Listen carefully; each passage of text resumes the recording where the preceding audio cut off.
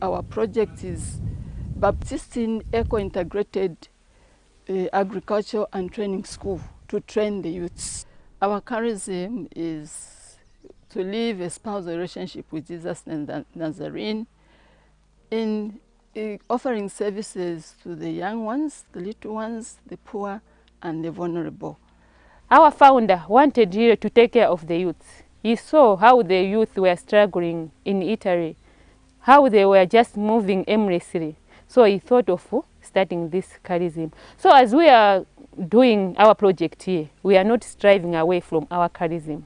You provide what under this condition, remember that there is some kind of what?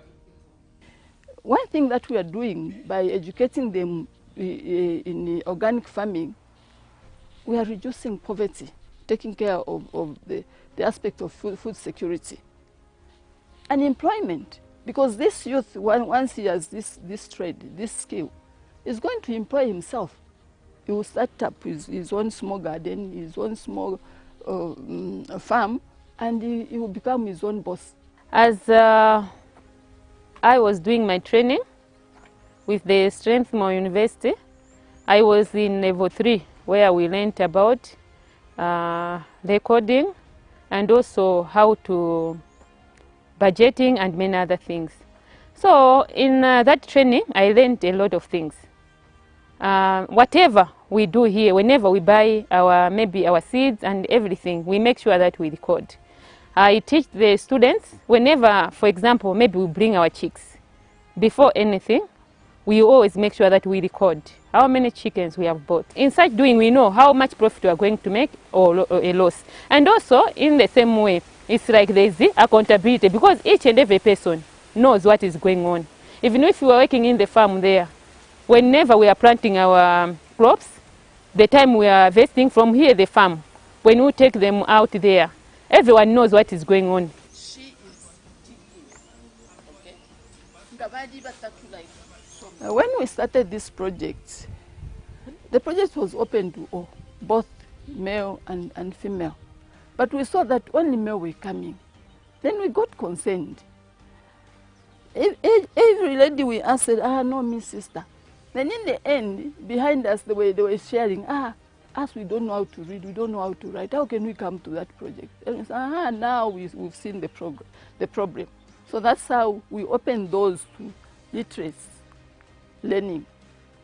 Young mothers who do not know how to read, who have never been to school, do not know how to write.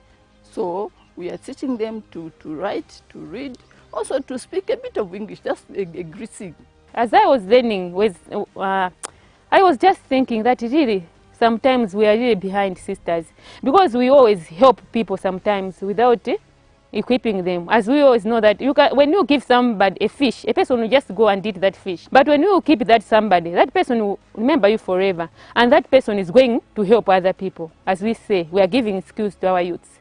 As they go there, they are going to help others. Even as we are giving, even as we should get something in our project. As we are taking care of our chicks, our pigs, we are getting something as we are helping people, so that we can continue sustaining ourselves. Because sometimes also we cannot just depend on people helping us. Of course, they are helping us now, but their aim is when we are independent, we will be able to stand and to do our own thing.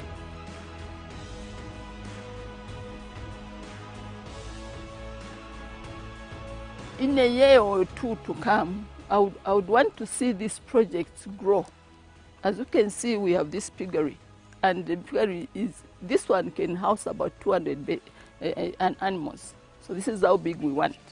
And we want to see that at least every month we'll be able to sell out at least 20 pigs. And also want to see that at least we train about, in a year, at least 20 well-groomed youths who knows what they are doing and what they want to achieve in their organic farming. Now, we want also to thank all these partners, Akweka, Strathmore, and Conrad, for the seed money. Because without that seed money, we wouldn't have been here. Without that seed money, with this drought, we would have folded our mats and go.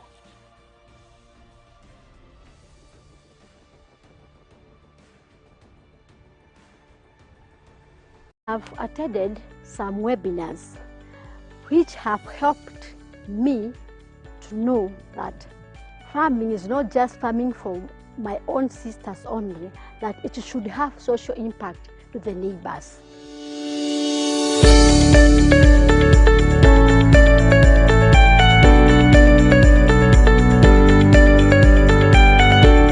Our charism is gift of love to God and humanity.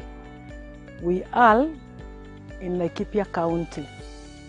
The cash crop around here is onions, and therefore that is the work that we are doing with the sister to sustain the congregation and at the same time to support the community around here, because through farming we empower them and they are able to sustain themselves and sustain their family members. For the sisters who went for training at Strathmore, we can see they received the skills, they were able to get the skills. The work that they are doing here in our farm, we can see the skills being utilized. I have attended some webinars which have helped me to know that farming is not just farming for my own sisters only, that it should have social impact to the neighbors, whereby that is what I'm doing now. That every time I'm planting, I involve them. They are the people who come to till the land, to weed for the onions, and more of that, I also teach them how to farm also in their farm. The knowledge that I acquired has really helped me to train those community members, because through that skills they have also gained. We have been creating job opportunity whereby we have more than 10 employees. We started by training them. We have been having ongoing training on alternative method, because on this area it's a semi-arid area where we have shortage of, have been having a problem of food. So we have been training them. We offered them a startup seed where we trained them on master stalling farming method. Then we trained them on how they can be coming as a group and form a self-help group. Through that self-help group, we have been trying to train them on how they can come as a group, contribute some little amount of money and buy water tank. So as for now, we have managed to buy 7 water tank where they used to cultivate at the yard, because they have a small scale farming where they plant like onions, cabbages, and they sell them.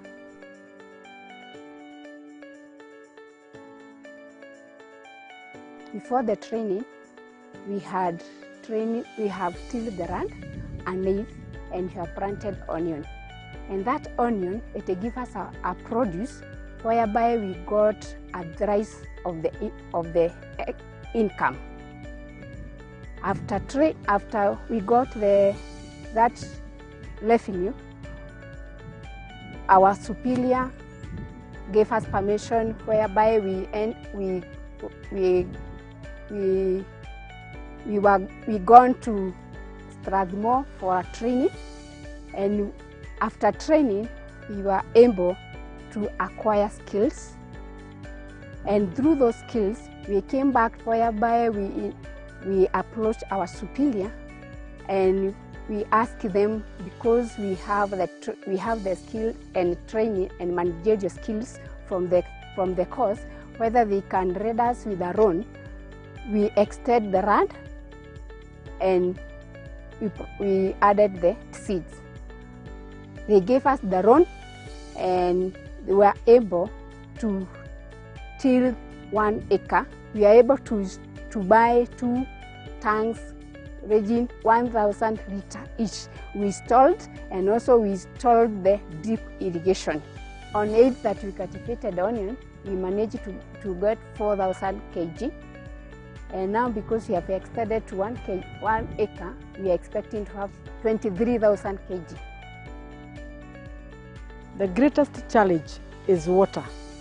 If only we can have water like a borehole, we shall be in a position now to make this farm more productive, and we support the people around here in a bigger way.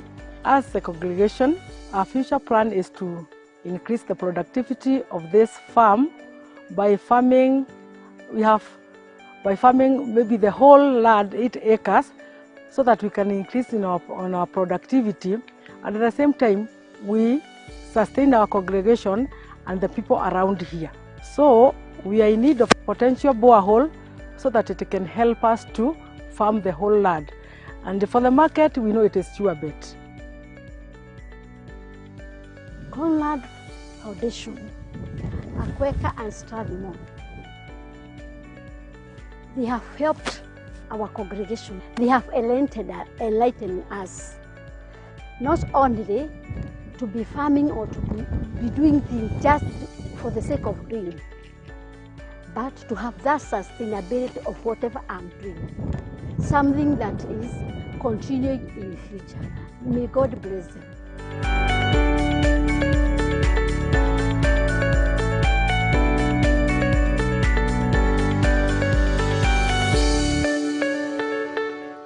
It was like a journey of first understanding myself, knowing myself, the potentialities I have, and also understanding the other person, the community members of which we live together. For sure, I would encourage others also to join, because with it, as I have mentioned, I have learned a lot.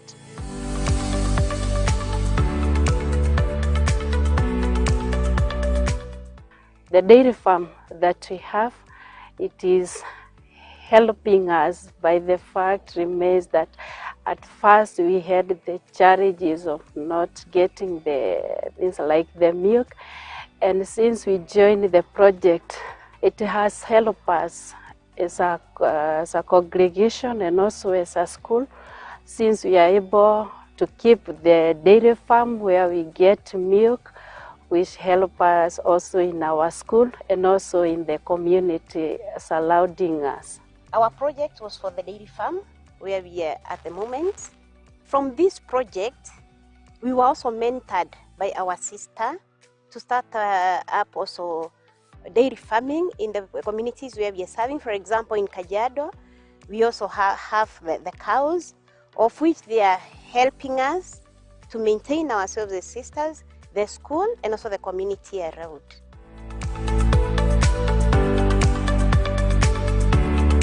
Before joining social enterprise project, we used to have 2 cows. Then after joining and also given the seed grant which we received, we are able to increase and to add other cows. With that, the production of the milk, it increased from 4 liters per day to 10 liters per day. For us in Kajiado, we do not have any cow. But after participating in this course, I got that passion. And I saw, instead of buying the milk, why not buy a cow, which will be cheaper? So we bought the first cow, and we started with 15 liters per day, of which we are selling at 80 shillings. But as we talk now, we have now increased the number. We have 4 cows. So we're able to get 20 liters per day. But we're looking forward to getting more because the demand is higher than the supply. So we are hoping by the end of the year we'll be able to increase the number of cows and get at least that liters per day. So with the knowledge I got, I was able to share and to mentor others about the cows, and through the passion that I have, they have also got interested with the cows we have, and therefore everybody feels that she is part of the project, and therefore we all have a responsibility. Plus, I was helped also to also benchmark other areas and other people who have the cows, so that we can see the weaknesses that we have and improve and also learn from other people. I never had all that passion that like now the project that we have for the dairy farming. But after learning the knowledge I have received, the skills that I have learned, it has helped me. And I can say that I have learned a lot. Having done the leadership and management of the social enterprise, I was happy that it was like a journey of first understanding myself, knowing myself, the potentialities I have, and also understanding the other person, the community members of which we live together, the school environment also. And in understanding all these personalities, then I'll be able to live with them, and I'll be able also to help them bring up what they may not have discovered or utilized so far. For sure, I would encourage others also to join, because with it, as I have mentioned, I have learned a lot. I would encourage that the sisters are offered more opportunities to go to Strathmore to be trained, for the journey begins there. I was given, it was 1 week, but the information I got, the knowledge I got was huge, and it is pushing me along my life. It is quite helpful. It helps a person to discover herself, what you can do, and even to discover what another person can do. Not only that, to open your mind. I used to ask the superior, we need provide this, provide that, we need money for this.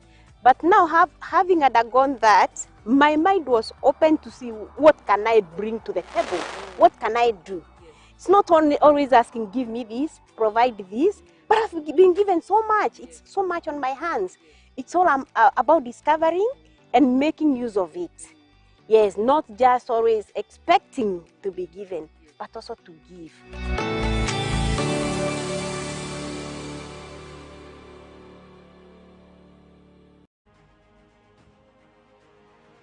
Since the sisters started the program, I must acknowledge that there have been a big change, especially in their management skills.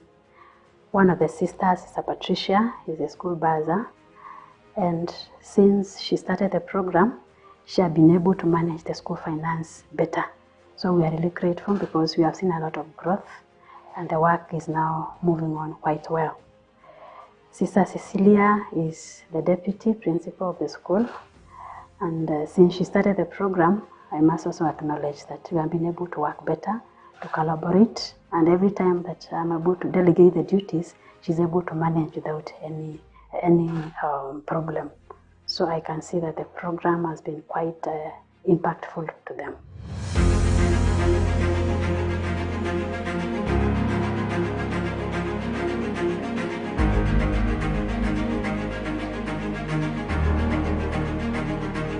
We are running a school, Teresa Nuzo Girls, which is run by the Daughters of the Sacred Heart as the managers of the school. This school is geared towards educating the girl child. So in the same as we assist these girls, then we have a project in school that we have started, Saidia Dada, that the students who are able to pay and they have some extra things, they can be able to contribute. And these are the basic needs that we assist the girls who don't have, so they are able to assist one another and they can be able to get their education as the others. Being a young school, I've said this is the 5th year of existence, it is not without challenges. The building that we have with the classrooms, they're the same classrooms that we are using for the classes. Then some of the classrooms being used as the dining hall, other classes being used as the dormitories. So with this challenge, we feel that we need to get a place for the students where they can be able to eat, have activities in school, and that challenge is the multi-purpose hall that we can use as a dining hall, and the same hall that we can also be able to hire it out for several activities, then that can help us. So the training that we have gotten from Strathmore and the Sisters Blended Value Project, we feel that it is helping us to look at the avenues that are available for us that we can be able to develop on this. We've also been able to look at our small garden that we have as a school. This garden actually provides vegetables for us, both for the Sisters Convent and also for the school. So through the training that we have gone through, it has also helped us now to see many other ways that we can impact on that small garden that we have. What inspired me more is about how we relate to the customers. And there's a notion ahead which I've been hearing, and sometimes it is very common that when we interact with the customers, we think that they are the one who need us. But from the classes, we are taught that we are all relating. I need the customers, they also need me. And also there was also another topic on personality, which was well presented and with a lot of interaction in the class. And I realized that knowing myself is the first step towards having a good relationship with the people I work with. Thirdly, I was also touched by the topic on mindset. That is how I think, how I reason. And I realized that is like the driving force. Sometimes the way I've set my mind will affect how I act. But from that class, I realized that when you have a will and you are focused, there's nothing which is impossible. Yeah, the Sisters Blended Value Project is very good, very helpful. It's a game changer. So the little that I knew now is being developed. In the state of upskilling the social enterprise that we learn. If some days back you asked me whether we are running an enterprise, because enterprise is treated as a business, I would have said no. Ours is a non-profit making institution. But today my language may be different. It's a social enterprise, but it's supposed to sustain itself. So I'm telling those sisters outside there that it is a cause worth taking. So given a chance, go for it. So I feel that I'm empowered, not just as a person, but as a congregation, and of course the entire body of sisters. So it is a cause worth taking. It has been a pleasure, and we really want to appreciate our organizers, their Quaker team. It's the sisters who really sat and saw that this is a cause worth taking to help the sisters upscale the projects that they are running. We want to appreciate their Quaker team, and we also want to thank the financiers of this, the Hilton Foundation. If it were not because of them, we can't be where we are, and we have really gained a lot. So we really appreciate Hilton Foundation for seeing it necessary to empower the sisters, and we want to appreciate the Strathmore team because we've had lecturers for different courses, and I just can't forget one who told us to remove that mindset. It was just wow.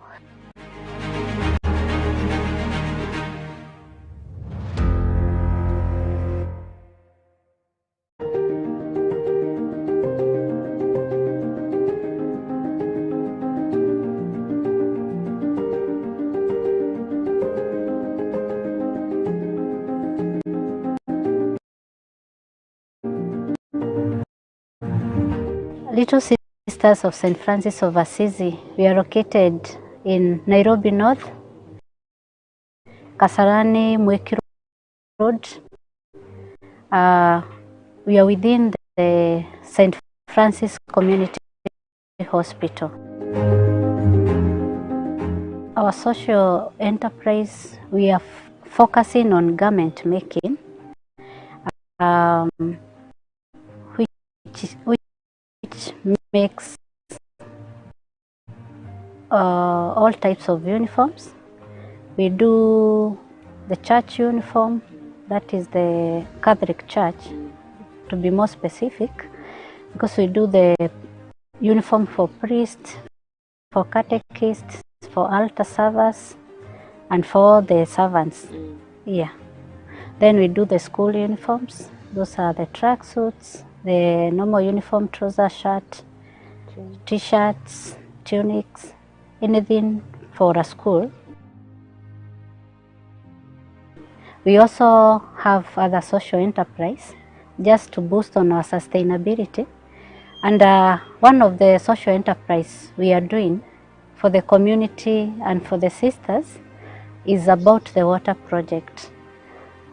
Having clean water for drinking in an urban area is one of the privileges that people really appreciate.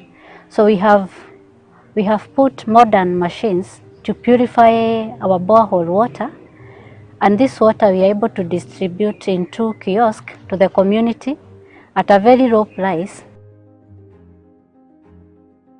Apart from the garments and water, we also now have poultry, and so far they are doing well. So in line with the 3 now enterprises, they are growing and we are aiming to go higher. So our target is in future to have like 1,000 chicks. I did social foundation of social entrepreneurship level 3, and mine I did it in Uganda, in Tebe, where I gained the experience and some skills on how to run an enterprise, and also how to communicate best so as to improve on the enterprises. I joined a Sisters Blended Value program doing foundations of social enterprises. We did it in Strathmore Business School in the year 2023. That's when we graduated in November 2023. In that program, we were taught about communication, management, record keeping, among others.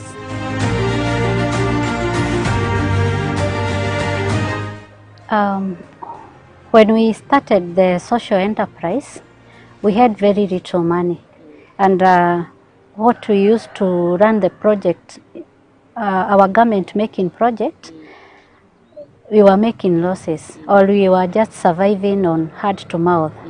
But after going to Strathmore and learning about record keeping, on saving, budgeting, even delegation, we were able to know that how we can be able to manage the social enterprise in a way that everything can run smoothly without much stress, and for making even our customers happy. We have seen improvement in our social enterprise in a way that today we can pay our salaries smoothly.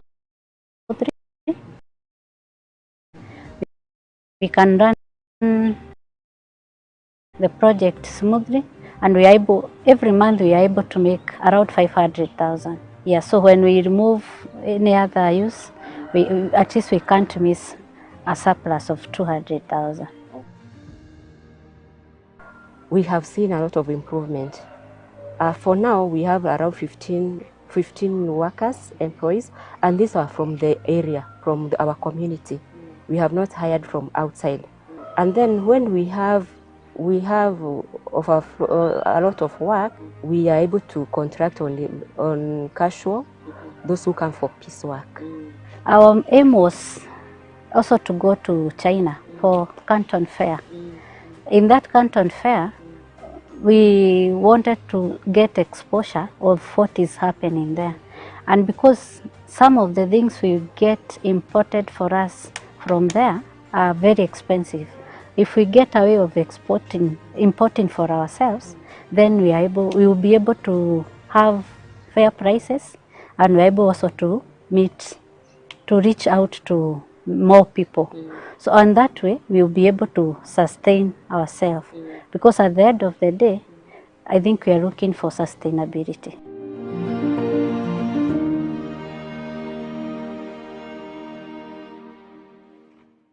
From the conferences and webinars, I've learned so many things. I've realized that projects can be done widely. I cannot only say this is the work for sisters and this is not work for sisters.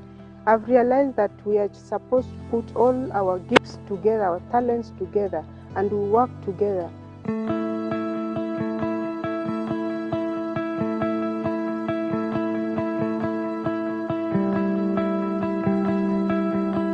Our charism came up in a very simple way. It's written, I'm the bread of life, which I can explain in a simple way that we come together, we live, we understand, we believe, and then after believing, we go out to preach. So it is we bring this Christ that we ourselves have experienced, we have known him to others.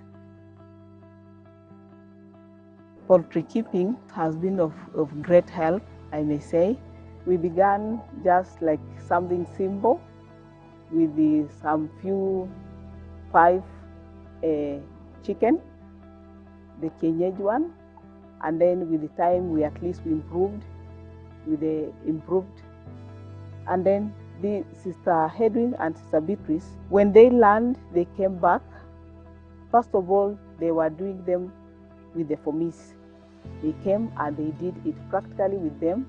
Before we attended the Sisters Blended Value Project, we used to keep our poultry and our cows without records, without seeing how much we have put and how much we have taken. But after attending the seminar, after attending the course, now we have a book, we keep records. We see how much we have put, how much we have taken out.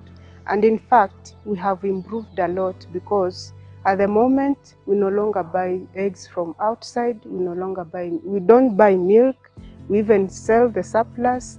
And we used to have 2 rooms for the chicken up, but after attending the seminar, we had to construct an extra room to the down farm. We want to have a plan even to add a bigger that we can even face them. We have different stages so that every time we are able to supply our customers. It has been of great help to the formation house, because from 5 chicks that we began with, there were just kienyeji, and then slowly by slowly we added. Recently we had a celebration, Silver Jubilee and Perpetual Vow of our sisters, and our formation house, that is St. Joseph Formation House Poultry Keeping, we managed to provide 60 chicken, which we got the income of that 6,000 Kenyan shillings, and that one is a great help for our formation house. Interacting with other sisters from other congregations has helped me and has enriched me so much. And the sisters, when they come to our side, we also teach them what we have that they have not yet learned. From our social enterprises, we have encountered some challenges, like where we are doing our poultry. It is small, it is a bit small, so if we believe that if we had a big land, we could even make our farming more better. But for the customers, we have people around, but then our product is not well enough. From the conferences and webinars, I've learned so many things. I've realized that projects can be done widely. I cannot only say this is the work for sisters and this is not work for sisters. I've realized that we are supposed to put all our gifts together, our talents together, and we work together. I attended the webinar on marketing and communication. And the skill I learned is about maintaining the quality of the products that we have, and to learn how to communicate. People no longer buy sympathy, people buy quality. And we need to maintain our quality as sisters. We need to maintain that trust that we have in market so that our products are excelling on market. Our project has created job for the community, because previously we had only the labor from the formation for maize, but after expanding on our poultry and our dairy farming, we had to employ one person on the farm to help us in case we are not around to look after the farm.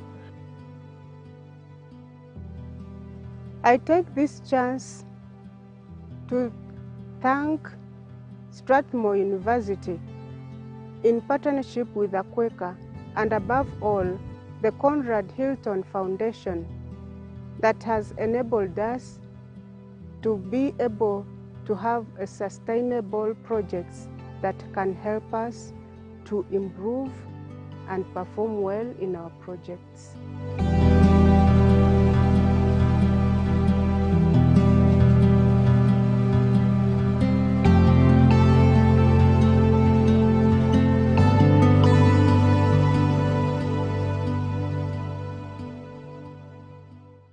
Nazareth Sisters of the Annunciation Congregation was founded in December 8, 1955 by the first Bishop of the Diocese of Meru, Right Reverend Lawrence Victor Bessone, a Consolata missionary. He founded the Congregation of the Nazareth Sisters to evangelize through social and religious ministries, particularly among women and children. Our social enterprise, that is dragon fruit farming, our main objective is sustainability of our congregation and sustainability of the society. The project of the dragon fruit that we decided, we as Nazareth Sisters, to begin is on the side of the social apostolate because of its effects to society. The dragon fruit itself is very rich in vitamins. It combats cancer, it promotes immunity, and the nutrients of the dragon fruit are very essential to human beings. We realize that in our country, Kenya, and especially in Meru, we are very much having so many cancer cases. And then we realize that we need to start farming the fruit, the dragon fruit, so that we can improve the nutritional value. And then we have a few cancer cases in Meru and in Kenya, finally.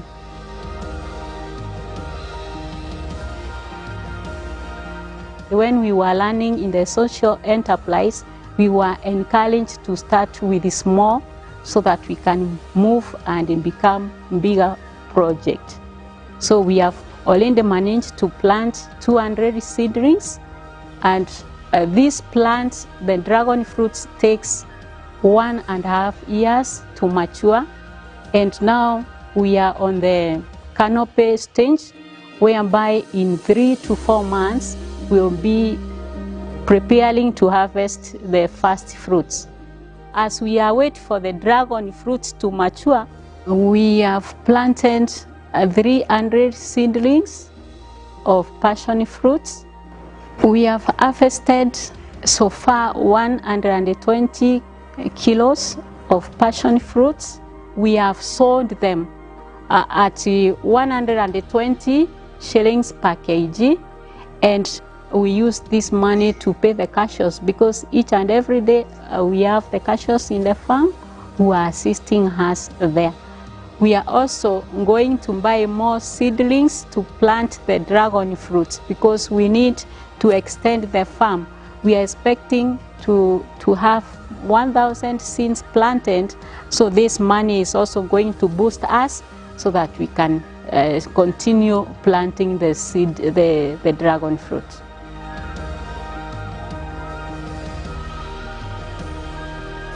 Before I joined the Strathmore Social Enterprise program, I didn't have much skills about the social enterprise and how to sustain it.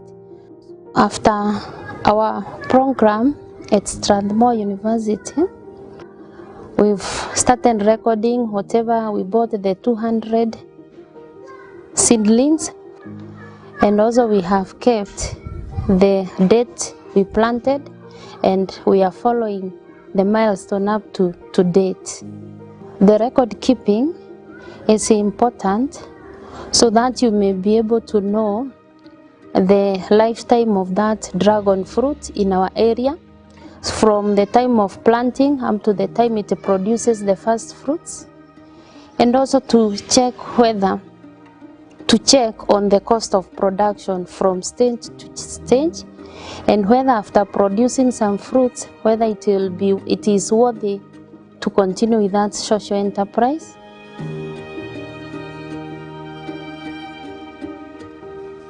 I'm bearing in mind that we have so many issues of cancer patients in Meru and in Kenya. Even our own sisters in our own congregation, they are going to benefit from this fruit. And also, after we sell the fruit, we are going to assist the sisters to buy and to pay the medical bills, which are very high. The other objective of our social enterprise is to create more jobs, especially to the youth and to the women.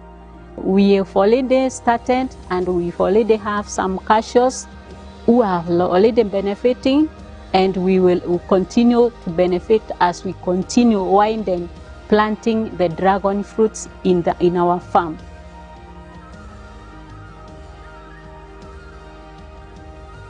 Right now in the farm we have a very great challenge because we are using a well with a very little water. We have been using the weed fan to pump the water. Once we pump this water, it finishes within 30 minutes. With the seed gland, we are going to benefit to have the solar panels, and these solar panels will assist us to pump the water from the well, and from the well we will have the water boosted to the tanks, and then from the tanks the water will flow to the farms where we are going to water the dragon fruits, to water the grapes, the passion fruits, and other fruits which we are going to grow. From there we'll also have the drip irrigation. Drip irrigation, it will make our work more easy because we'll just open the water and then the water will go to the farm. So that one will also assist us very much to make our work more easier and to have good fruit production.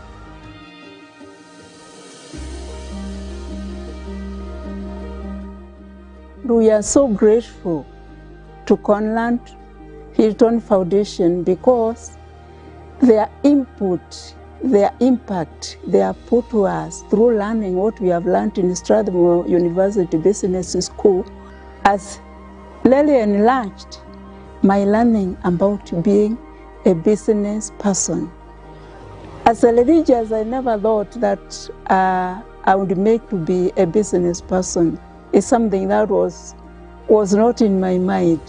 If I look where I was before coming to the Strathmore University and where I am now, I see that we are becoming better managers of our farms and of our social enterprise.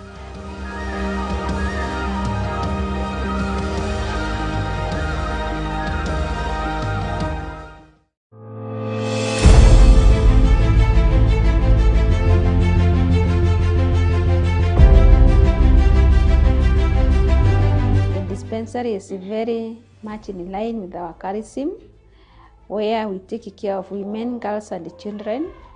And here we are working with the most marginalized, despite that there are many clinics and the health center next to us.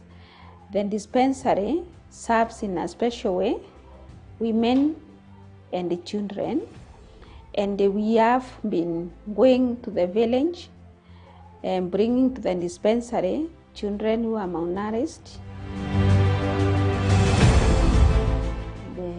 The Sisters Blended Value project has really helped me as a person, because I say again, even if I'm a nurse by training, it has really encouraged me even to be able to write that business plan that before me I only know about the medical, but about writing business plan, that one I couldn't. But with the course I was able to go through all the processes and come up with a business plan. Before we never had the lab registered, but due to empowerment from what I got from the training, that we were able to process and register our lab. The webinars has encouraged me to link with people, the patient, the people who can bring back the patients, who can help us continue retaining the patients, and even myself for the patients that I want them to come for follow-up. During our training with the coaching, I found that it was very helpful for me, that they were able to help me identify what was the problem, why the clients were not able to come to our facility. And I was able to recognize most of the things that were making us not to be known within the area, despite we have been here for many years. So for me, I find that it gave me an awakening within me to how to move out to the community and let them come to our facility. The machines that the seed grad was able to assist us. Like before, we could only use the strip for urine analyzer, but now we are using the urine analyzer machine to help us. And also there is the medical laboratory lamp that we usually assess the condition of the patient, so it is easier for me to have a good diagnosis for the patient. And also our patients, they are really appreciating the comfortable seat that SeedGrad assisted us at the waiting bay. Before they used to have benches, but now they feel that they are really in a hospital, not just somewhere else. The effort that we have made, also because of the knowledge that we gotten from Strathmore, we have improved a lot. So what we do with keeping it clean and the renovation, so even when the county government come for the supervision, they usually tell us that we are the best in the area. So after receiving the grant, we bought some machines that we didn't have before. So we were able to do some more investigations instead of sending the patients to other facilities of which we have been doing, but now we do them here, like the urine analyzer we are doing here, and we are very comfortable with that. So it helps us with the proper diagnosis of the patient. So with that, our income increased in the laboratory side and also in the medication, when we give the medication. And we find that before, like a month, we used to get even like 50,000 per month. At the moment, we are going even over 100,000 per month. From the increment of our revenue and from the increment of the patients in our facility, if we continue with that phase, we are able to reach out, at least without much of the support external, we are able to support our family, our facility, and then at the same time, we are able to support even sisters for more trainings and to bring also income to the sisters. What I can say to our donors, who is Hilton and Quaker and Strathmore University, we are very grateful to you for assisting us to have this seed grant, which has really helped us a milestone from where we were. May God bless you abundantly.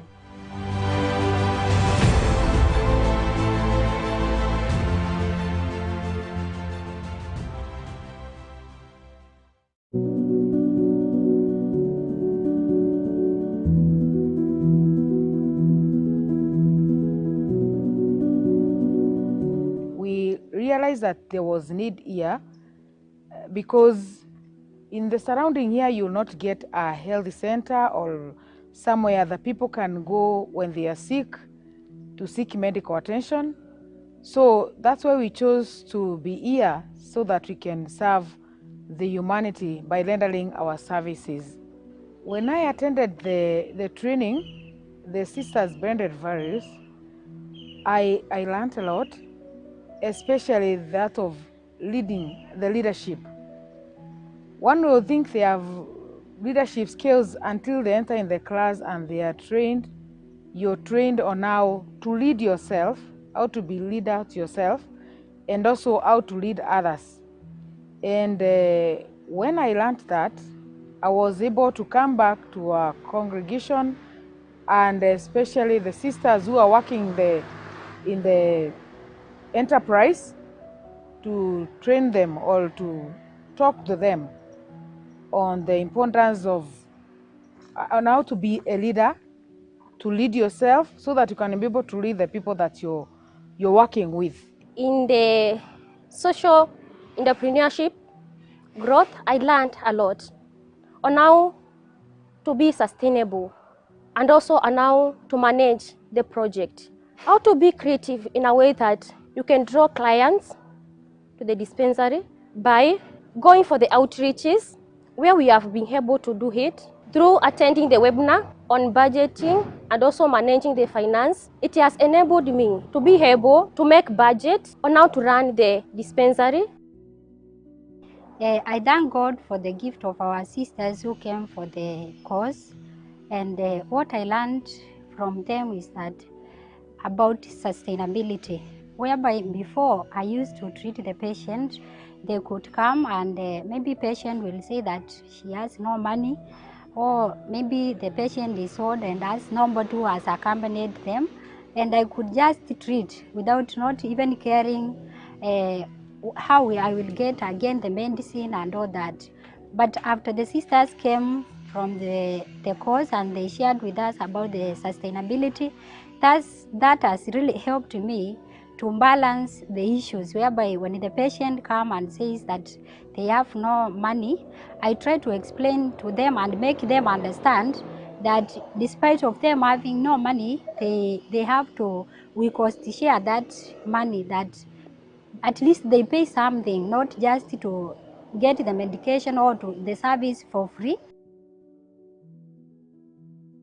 We were privileged to receive some grants from the Strathmore, and these grants have helped us to improve our enterprise. Previously, we used not to have a medication. We also didn't have some machines in the hospital, and even some chairs or where people could sit. So it has improved because also now that we have medication for the clients, we have seen the numbers increase.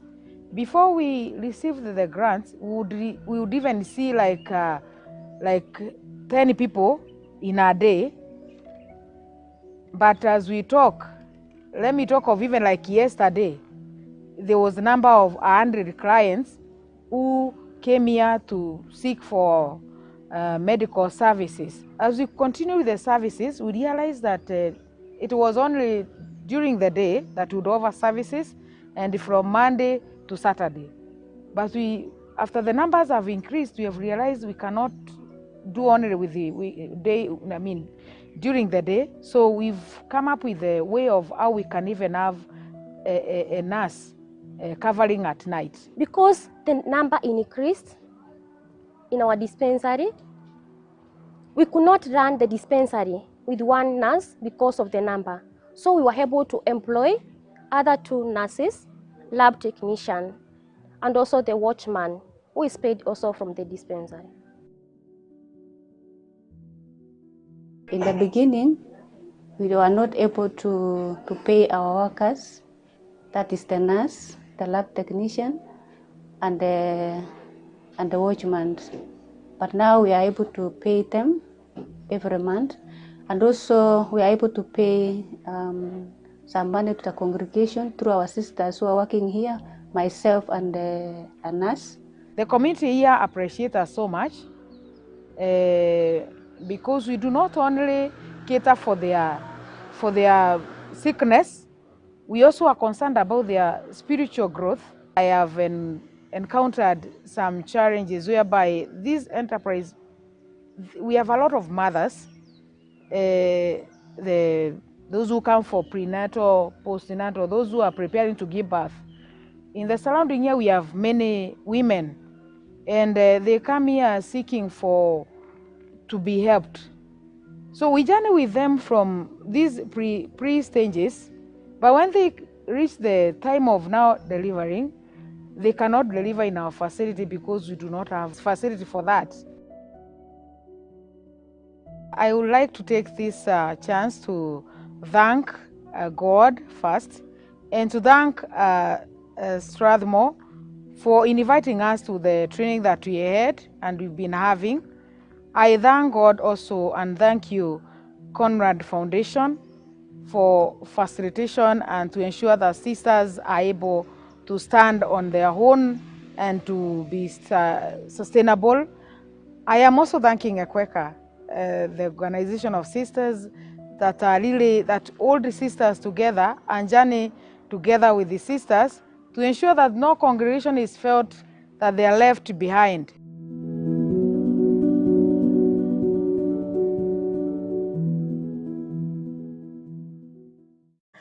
Francis Taylor Family Learning Center is a center that is started 2002 when the sisters came to Mwingi. They came and saw the need of the children on the street, and they decided to follow up where these children are coming from. And the process of following them, they came along their mothers, the mothers that were also in the slum. And some of them were prostitute women. And so they encouraged these women to be coming here, and they thought of giving these women some skills, the skills that would support them to bring up their children. And so the course that started at that time, it was dressmaking. And so 2011, the Polytechnic started officially. The institution continued adding other courses, which are hairdressing, food, beverage and production. And then we have ICT as a supportive course that is helping them also when they go out there, they have the knowledge of technology.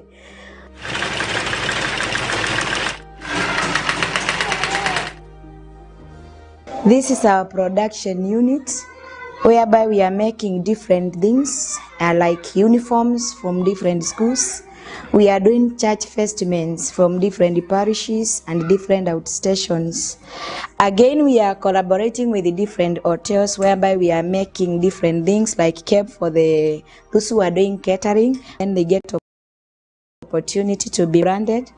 We have also have different schools advertising their graduation, and now we have been given chance to make the gowns for Sacred Heart Junior Secondary School.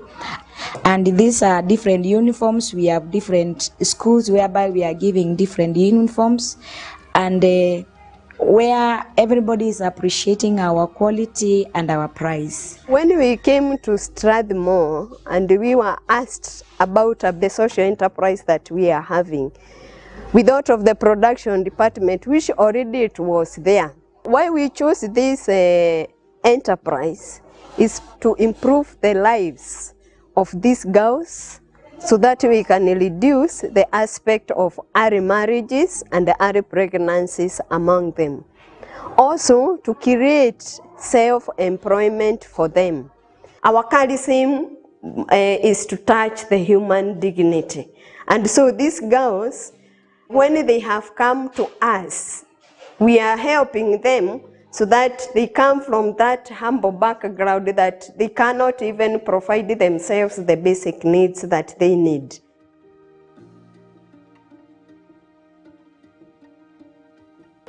Anytime anybody wears a garment that is well made, the self-esteem is raised. And so we felt some of our poor children who are still on the street, they have nobody to make garments for them. And so we felt when we are taking them to school and we make that nice uniform for them, we are raising the self-esteem for that child, and even when he or she is going to school, they are able to feel somebody loves and cares for them. So that is why we felt this would be the best social enterprise to continue spreading our charism as a institution. We have been able to learn and challenged when we were doing this course. I remember one facilitator who did a challenge us. You only have one school. Why not 5 schools? And that one have moved us out when it comes to the aspect of marketing. And so at the moment we have around 4 schools that we are able to offer this uniform. I think the income we were getting at the end of it all, it would be only 30,000, the income, which we were running at a loss. At the moment, with the other 4 schools, the income have really improved. Like for last year, we were able to see an income of 300,000. That's just approximate of that amount of money. But we can do more. The challenge we have is that aspect of the machines. We don't have machines for tracksuit, we don't have machines for a sweater. So the seed grant is coming to fill these gaps that we already have. That is acquiring of equipment, creating more job employment, and being able to buy materials at a cheaper price so that also we are not overwhelming our customers with the prices. So we are grateful already for this seed grant. We are looking forward to hear. You're waving at me and you're a kilometer away from me. Please come a little bit forward.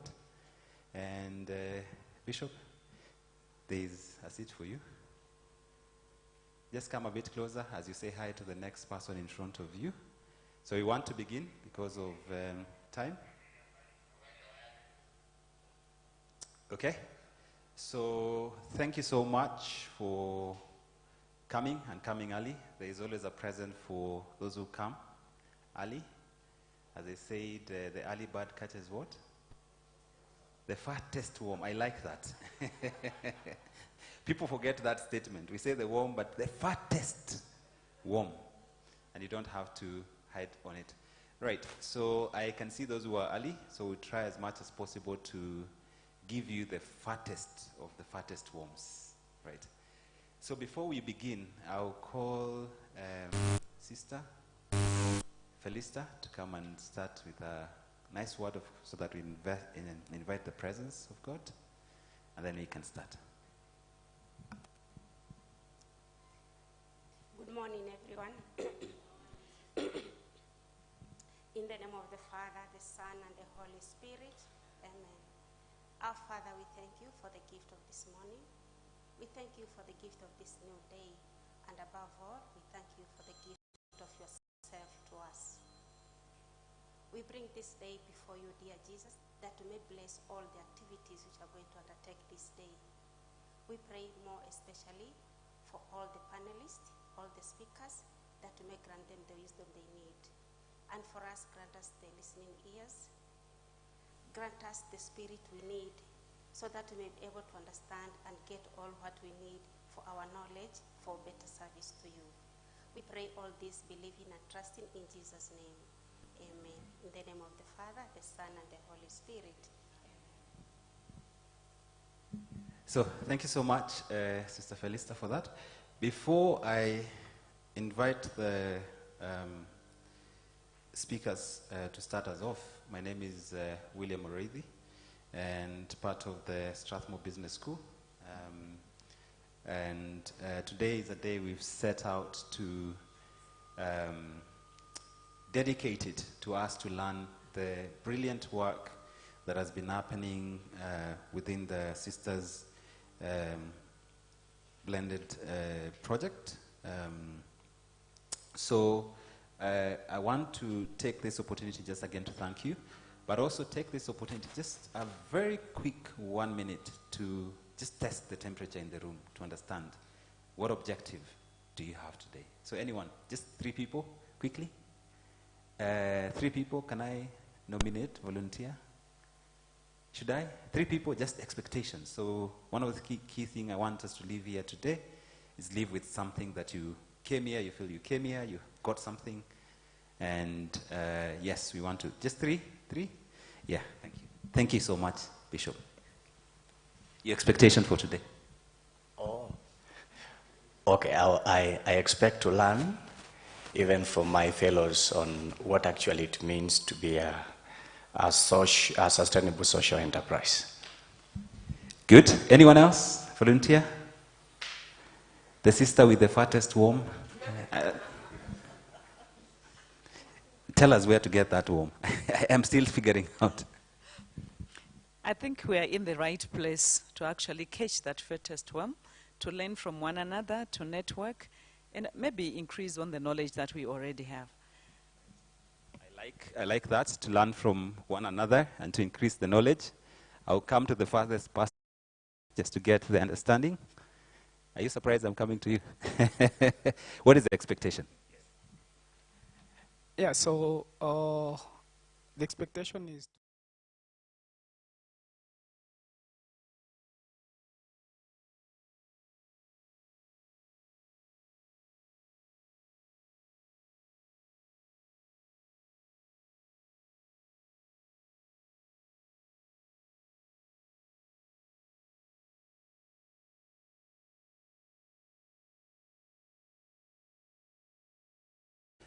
social enterprise, getting to share with each other. I know there's a lot of, I've seen the list, a lot of you are in social entrepreneurship. So I'll take this opportunity, and I hope that we have people online, so maybe we can take one and then I can invite.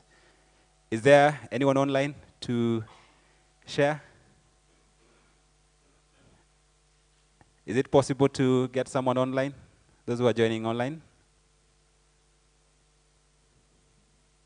Okay, maybe you can give them a chance to do that. So at this juncture, I would like to invite Dr. Madhuva to come and open us with a few remarks, and also to try and invite the next guest. And thank you so much for getting here early so that we could start off in good time. Thank you.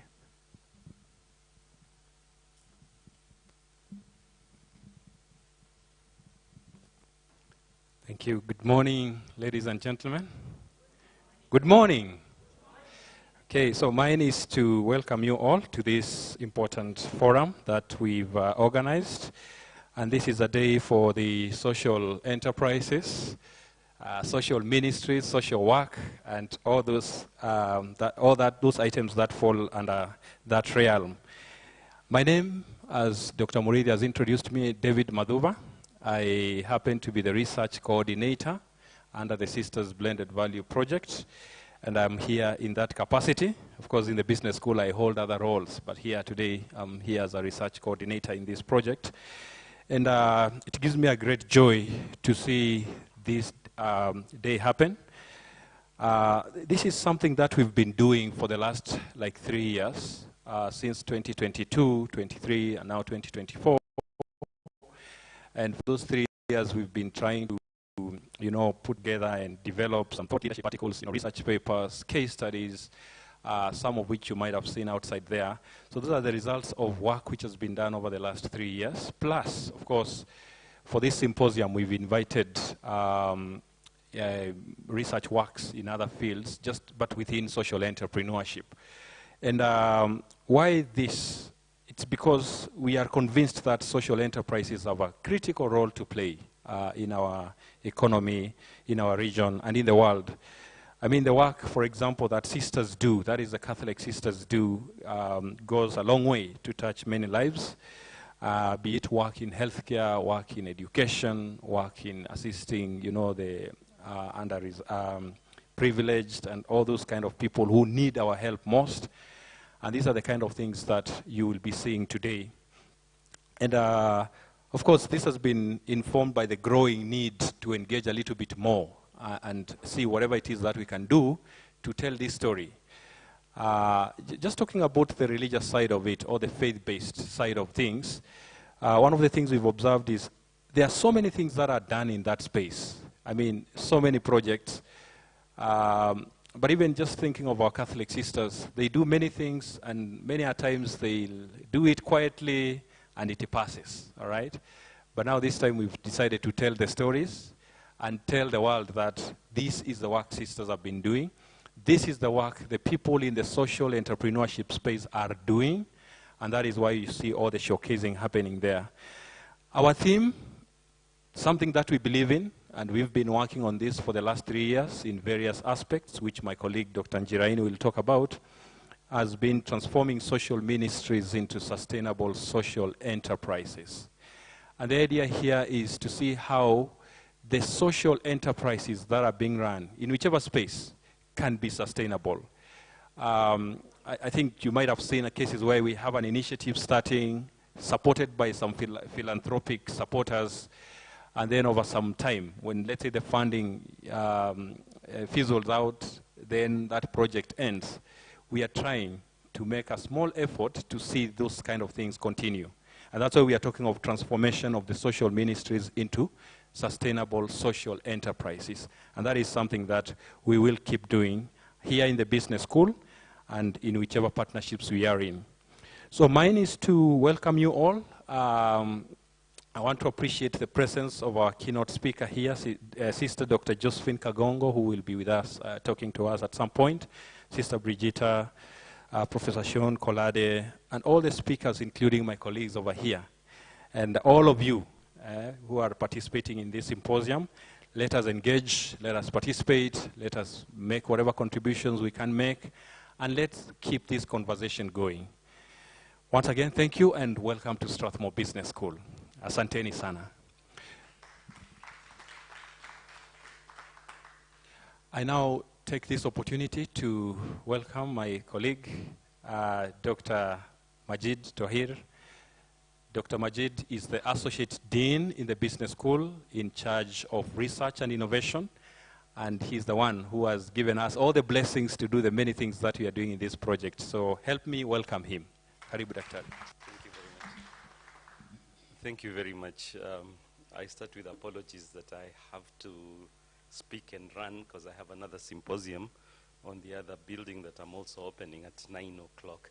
So I'd like to appreciate that you've allowed me to go earlier than scheduled. I'd like to recognize Sister Samba, Secretary General, Association of Consecrated Women in Eastern and Central Africa, Sister Dr. Josephine Kagongo, Chairperson, Association of Sisterhood in Kenya, and Center of Excellence of Research in Religious Life and Apostolate Africa, Professor is it Kolade or Colette?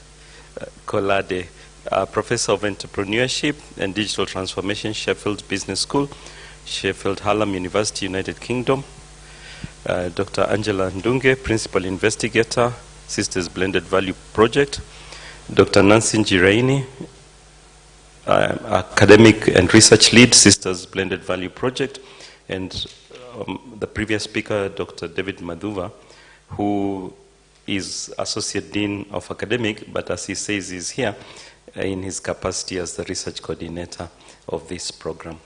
Ladies and gentlemen, Karibuni Strathmore. This particular symposium is very close to my heart because this is the essence of why Strathmore exists. If you look at why Strathmore exists, it's a vehicle of transformation.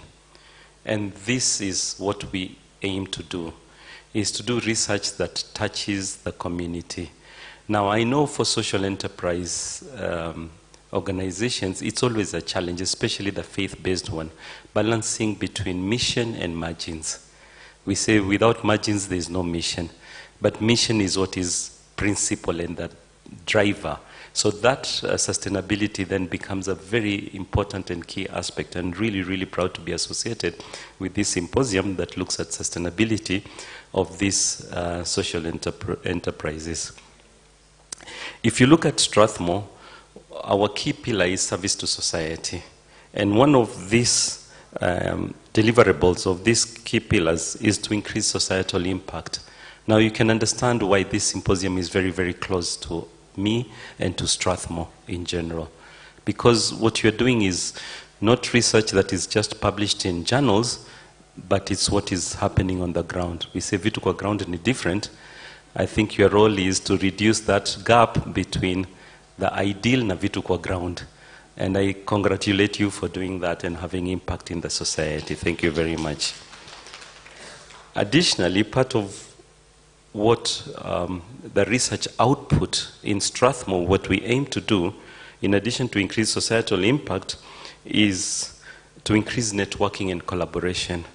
And I'm hoping that as you live here, you would have increased especially that networking and collaboration and partnership.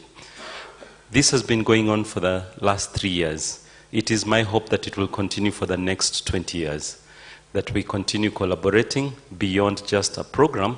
I think Dr. Madhuva has already alluded to this. The sustainability is not just in your entrepreneurship, but the sustainability of this relationship as well. As the politicians say, kwa hayo machache, please allow me to leave. Asanteni sana, and once again, welcome to Strathmore. Please continue the good work. Asante.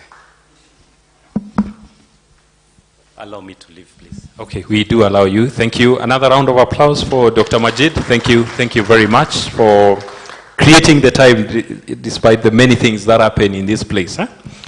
Okay, very good. Thank you. So I now want to welcome my colleague, Dr. Nancy Njiraini. Dr. Nancy Njiraini is a senior faculty member in the business school. Her field, which I know, and I have an idea, is in marketing, communications, and those kind of things. And I'm sure when she's doing research, those are the areas that she is focused on. But also a bit of coaching is with her. Dr. Njiraini is the academic lead in the Sisters Blended Value Project. I think she's one of the people who, you know, are at the very initial phases of the Sisters Blended Value Project, and we've seen it morph into what it is today. Help me welcome Dr. Njiraini to give us her remarks. Karibu sana. Welcome, Daktari. Help me welcome her.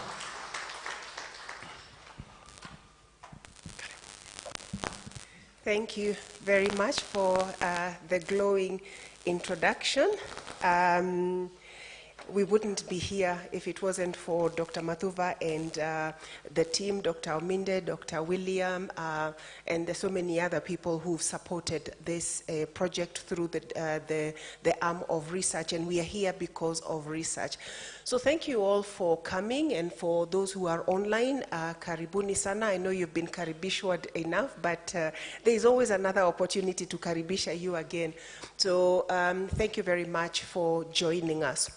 So the purpose of today is, as we have been told by Dr. Twahir, is to share with you about what is happening vitu kwa ground. I know sister is from Zimbabwe and sister is from Zambia, but you've been in Kenya long enough to know what we mean by vitu kwa ground. And people who are online, when we say vitu kwa ground, we mean reality of the practical things that are happening on the ground. It's not just talking about what we are writing about and the theories around that. So the purpose of this symposium is to share with you the amazing things that we are learning among sisters and among social enterprises that we encounter along the journey. So we've been told about the purpose of of Strathmore, the goal of Strathmore, and I acknowledge all the guests. I believe I'm among friends, so I'm not going to name names. I see our keynote speaker is here, our partner Kweka are here, and others. So I'm among friends, and so I'll not go through the technical protocol aspects, but I know you feel welcomed. So we've been told about the purpose of Strathmore as a university. Our goal is to transform society, and so this part of what we do is transforming society through different things that we do with Catholic sisters. And so I'll tell you a little bit about how we got into this journey as we look towards learning and engaging and sharpening each other. So this project started in 2021, and we were approached by Conrad Hilton Foundation, and they said they want to work with sisters. They've been working with sisters, but there's a particular aspect that they want us to look into to see how we can support them. So they asked us to do a baseline survey to try and understand what sisters are doing when it comes to income generating activities. And so we went out, and it was the height of COVID, the tail end, that of 2021, but we still couldn't travel. But we spent about 3-4 months talking to Catholic sisters and those who work with Catholic sisters to try and understand, what are you doing, what are your challenges, what are your successes, what are your lessons. And we focused on 3 countries, Kenya, Uganda, and Zambia. And then we wrote a report and some recommendations, and those are the recommendations that we are now implementing. So in that process, we found that Conrad Hilton was already partnering with the Miller Foundation and working with Akweka, and we'll hear more about Akweka in a little bit because the Secretary General is here. And Akweka is the Association of Consecrated Women in East and Central Africa. And they get together an association of 10 countries. And so they had been working a little bit with Akweka and university in the US, Miller Foundation, to try and support sisters in their journey of income generating activities. At the time, we were not calling them social enterprises. I think they had a different name. I think Sister Celestine would remind me. Social ministries, yes. And so what we recommended was that we try and expand this and see how sisters can begin to learn more about business for social impact. And this is what is known as social enterprise. And it's not just practiced by religious or faith organizations, it's practiced by anyone who has goals for impacting society in different ways. And so this fitted very well with what the Catholic sisters were doing. And so we began our journey, of course, funded by Conrad Hilton Foundation and with a strong partnership with Akweka. And so we started the journey in the beginning of 2022, and we focused on 4 pillars. So the 4 pillars were, and this is what we learned from our baseline survey. The first one was to build capacity. How are sisters going to transform their social ministry so that they can be income generating with the necessary skills? So what are those skills that they need? Financial skills, communication skills, and various other skills. So build their capacity around that. That was the first pillar, because sisters told us that they needed those skills. Then the second one was networks. How do we connect with other people who are doing social enterprises? So if sisters are chicken, if sisters are doing hostels, hospitality, if sisters are running schools, they know that there are other people who are doing that, not necessarily just for profit, but also some who are running them as social enterprises. Who are these people, and what lessons can they share with Catholic sisters? So the next pillar was collaborative networks and ways of engaging. So we've done this through conferences in the last year. We've done this through webinars where we engage with sisters online and we talk about a particular subject, and also a symposium such as this is an opportunity to engage with sisters as well as others who are outside of the religious, outside of sisters. So this is one of those aspects where we engage to open up the world of sisters so that they can meet and engage with others. So that was the second pillar. The third one is research, where we talk about knowledge gathering. So along the journey, we will and we have learned a lot of things. So what are we going to do with what we have learned? We are going to capture it. We are going to share it in different formats, not just research papers. We are an academic institution, so research papers goes without say. And then also stories. We tell stories in cases such as the ones you've seen the posters outside, where we tell a story and create or show the challenge that existed, and we challenge students in class to say, if you were this congregation, what would you have done? So we write cases for use in class. We write cases for storytelling so that we can tell you this congregation or this particular social enterprise started this way and went through these various stages. So cases for information and for just basic storytelling. We do a lot of videos, and you'll see from our website, we have a lot of stories where sisters tell their stories themselves, and you've seen some of the ones that we're showing before we started, and you'll see them during our breaks. We also write technical papers that can be used by policymakers if they are trying to come up with decisions to support social enterprises in general, and maybe even specifically for religious sisters. So we write those technical papers as well. So we try to collect all of this information and put it in a hub where this information can be accessed by not just the sisters we are touching, not just the sisters we are able to connect with, but any sister out there who might be interested in this type of project or experience anywhere in the world. And so we use social media to also talk about what we are doing so that we can draw attention to all the knowledge that we are putting together. So that is the third pillar, the knowledge hub, or we just refer to it as research, but sometimes research can give you the impression that is very technical. So there are different aspects to that. So it's a knowledge hub or knowledge center. So the fourth one is what we call an incubator or accelerator. So this is what we like to think of as our legacy, because we are talking about sustainability. Dr. Mathuva has alluded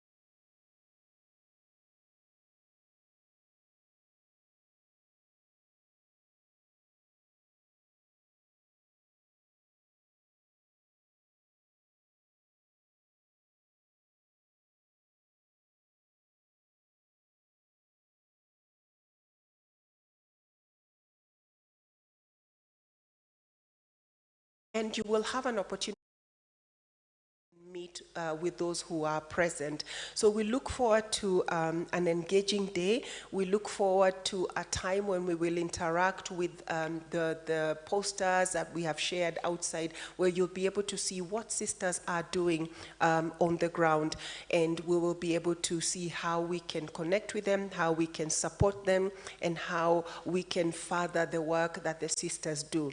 We have continuously said that sisters do so much, and I think my previous speakers have alluded to this. They don't talk about it. So we will show you how to talk about it. We will spread the word for you, and we hope that you'll also begin to not be shy about talking about what you're doing, because you're impacting a lot. You're doing the things that even governments can't do. You're going to the depths of where even the government does not know exist, or it does not pay attention to go into those spaces. So we are here to walk the journey with you as Strathmore, as SBVP, in partnership with Conrad Hilton and Quaker. And we look forward to the things that we shall discover along the journey. So we want to thank you very much, and we want to ask you to be open-minded, be ready to learn, be ready to enjoy, be ready to engage, and we shall have a wonderful day. So thank you so very much, each and every one of you, and let's have a good day. Thank you.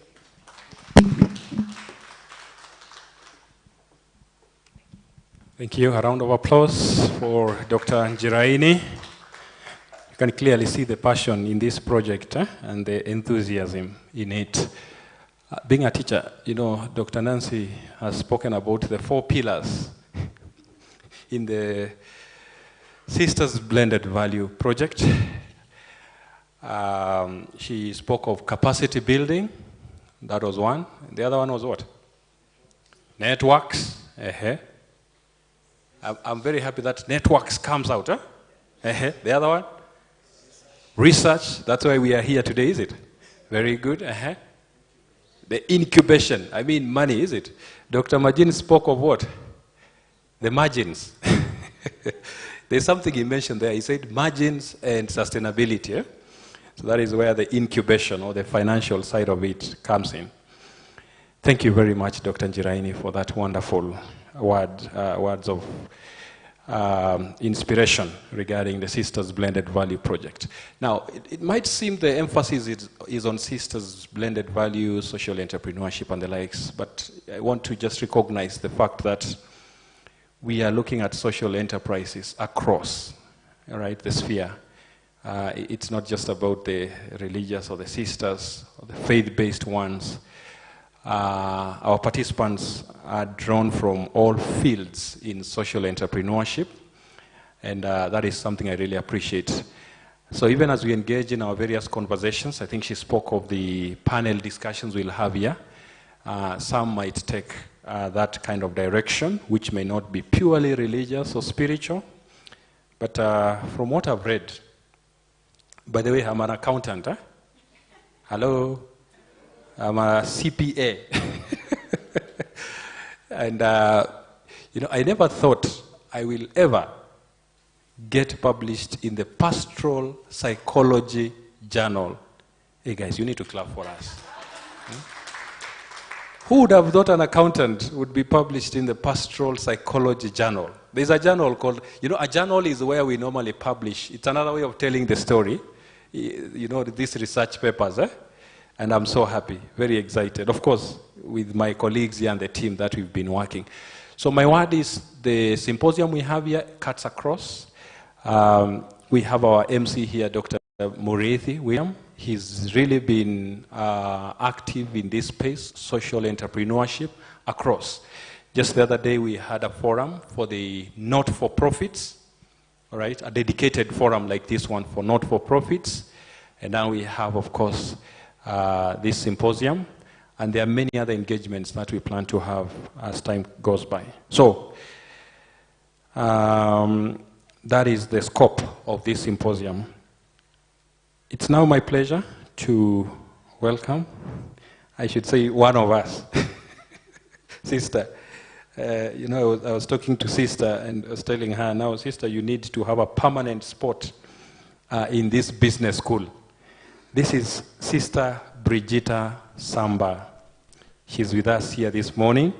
Sister Brigita Samba is the Secretary General, the Association of Consecrated Women in Eastern and Central Africa. The acronym, I think you will see it here, ACWECA. You see ACWECA there, all right? So we are really honored and privileged to have Sister Brigita Samba, the Secretary General, with us this morning. Thank you, Sister, for your continued support. Sister's been with us through and through. Wherever it is we're talking of Sisters Blended Value Project, I always see her there, be it Kenya, Tanzania, Uganda, Zambia, and I think everywhere, you know, just supporting this cause. Sister, welcome to give your remarks. Help me welcome Sister Brigita Samba.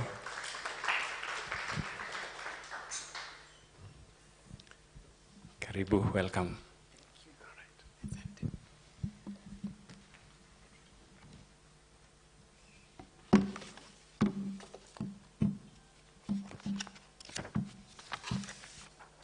Good morning, everyone. I think we are very good students, because we were able to remember the 4 pillars, and so soon we will graduate. But before the graduation, we have to go through the research. And once they are published here, then we can graduate. So thank you very much. I think I'm among colleagues, and for that reason, our presidents has been set by Dr. Nancy, so I'm not going to go through the protocols. I wish you a good morning. I bring you greetings from the Association of Consecrated Women in Eastern and Central Africa, ACWECA, which is an acronym, but it's also home to some 30,000 Catholic sisters spread across 10 countries, 10 English-speaking countries of Eritrea, Ethiopia, Kenya, Malawi, South Sudan, Uganda, Tanzania, Zambia, and Zimbabwe. 4 of these countries, that is Kenya, Zambia, Uganda, and Tanzania, are participants in the Sisters Blended Value Project, and the ACWECA project that is implemented in partnership with Strathmore Business School. This is a very transformative project, and Strathmore Business School is taking the lead in training, mentoring, coaching, and supporting the Catholic sisters in coming up with their social enterprises, and also with funding models that can help them in their ambitious journey of transforming what they have always done. That is social ministry. We hear they have always done social ministry, but now they want to transition into sustainable social enterprises. So a clap for the sisters for this ambitious dream. It is indeed an honor and a pleasure to be here today and to participate in this great regional social entrepreneurship research symposium. As you all know, our society today is in dire need for a different kind of engagement to ensure sustainable social development. That the theme of our symposium today is transforming social ministries into sustainable social enterprises speaks volumes about the desire to transform the way society operates while responding to the felt needs of the neediest of our society. And that's where we find the sisters. We've had in places even where you don't find government structures, the sisters are there trying to reach the marginalized in our society. I believe that social ministries are aimed at transforming society. But what does it mean to transform the social ministries themselves? As we interrogate the meaning of social ministry in respect to today's context, Let us envision with our speakers and panelists of the day how the transformation of social ministries would look like and what kind of impact would arise from the same. If social enterprises are businesses that use market-driven approaches to address unmet needs and or solve social or environmental problems, what this symposium is calling us to is to reflect together on strategies that can be applied in order to achieve this kind of transformation.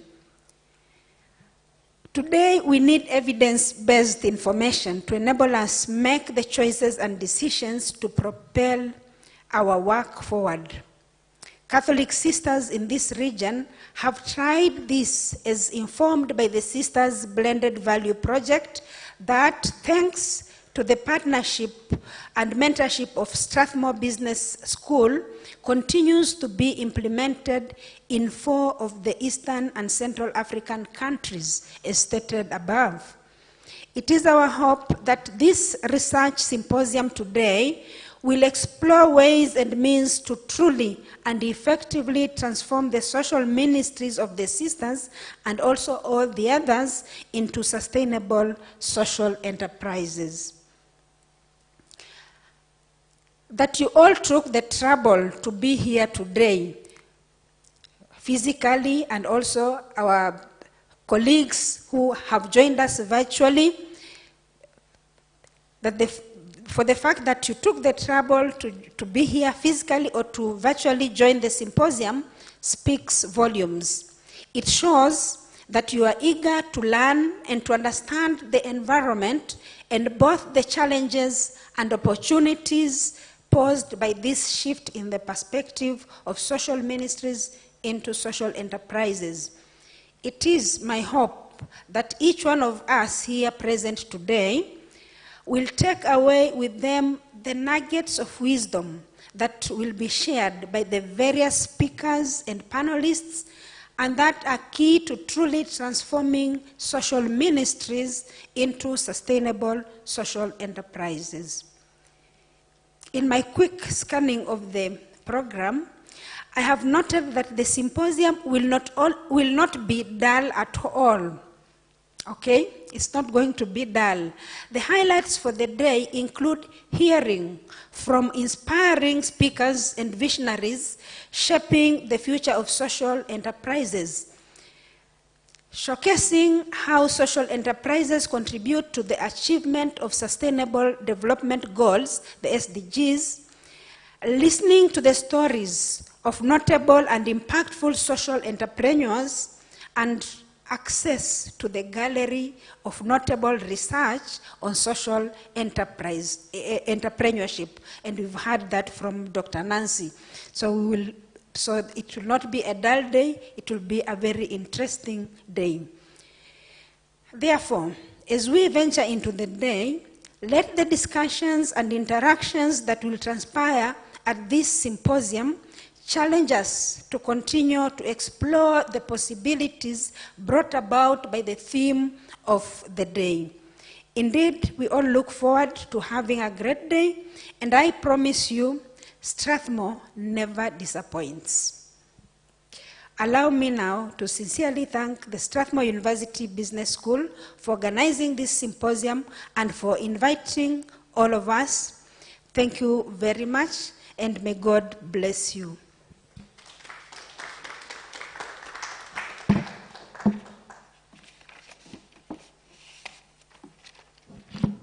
Thank you, Sister. Another round of applause for Sister Brigitta Samba. Thank you very much, Sister, for those words of wisdom and encouragement to us in furthering this cause. So Sister spoke of, in this symposium, we'll figure out the ways and means to truly transform the social projects, social ministries, social work into sustainable social enterprises. And I can confirm that the symposium will not be dull. Are we together? Yes. Very good. Thank you. Thank you very much, Sister, once again. Another round of applause for Sister. Thank you. We'll try. You know, she challenged us at Strathmore. Strathmore never. We'll try. Okay, very good. So it's now my pleasure to welcome our keynote speaker for the day. Our keynote speaker for today is Sister Dr. Josephine Kagongo, DSH. Sister Dr. Josephine Kagongo, I'll add Keino, is the chairperson, Association of Sisterhoods in Kenya, AOSK, and Center for Excellence of Research in Religious Life and Apostolate, Africa. Because today it's our day as researchers, we looked around, we scanned, and we settled on Sister. And you can clearly see why we settled on her. Heavily focused on research, which is our focus today. Sister holds a master's degree in education psychology from Kenyatta University, certificate in finance of Marywood University, certificate in spiritual accompaniment of Mwangaza Jesuit Spiritual Center, and a certificate in the practice of organizational leadership of Tangaza University. Before taking up leadership in a congregation, Sister Josephine worked as a teacher, a principal, a formator for many years. She is, as I said, currently the chairperson, Association of Sisterhoods of Kenya. And she is also the current provincial superior of the Daughters of the Sacred Heart, as well as a board member in the AQUECA. Now, when I say AQUECA, you now know what I mean. Eh? The Association of what? Consecrated Women in Eastern End. And she's a board member to a number of institutions. Now, Sister has a quote she loves, and I'll read it here. She'll confirm to us whether it's still the quote she has or it has changed, but I have it here. When the mind and heart resonate, and when it has the courage to pursue its inspirations, humanity is filled with awesome, endless perspectives and possibilities. Should I repeat? I think I should. Eh? I repeat. When the mind and heart resonate, and when it has the courage to pursue its inspirations, humanity is filled with awesome, endless perspective and what? Possibilities. So I think the message here is when you engage the mind and heart, everything is possible. That is Sister's quote here. She's very passionate, of course, as I said, in research, facilitating leadership workshops, and very importantly, of course, and speaking to our vocation, the spiritual accompaniment. Sister Dr. Josephine Kagongo is with us this morning, and it is now my humble duty to welcome her. Please help me welcome Sister Dr. Josephine Kagongo.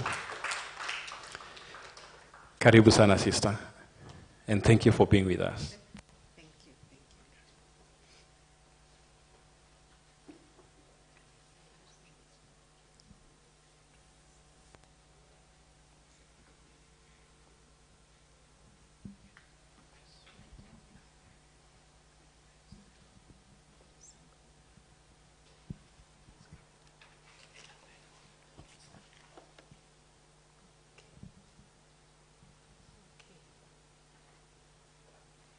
I was just going to say good morning, boys and girls.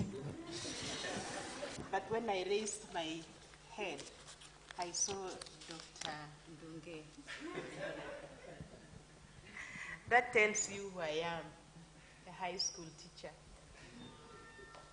Thank you so much. I think I'm not going to go through the protocol again. Precedence has been said by Dr. Njiraini, and I think humility takes the day. So I'm very much delighted to be here this morning. Strathmore has become a home, and I truly feel that I am among my own brothers and sisters. Today we are talking about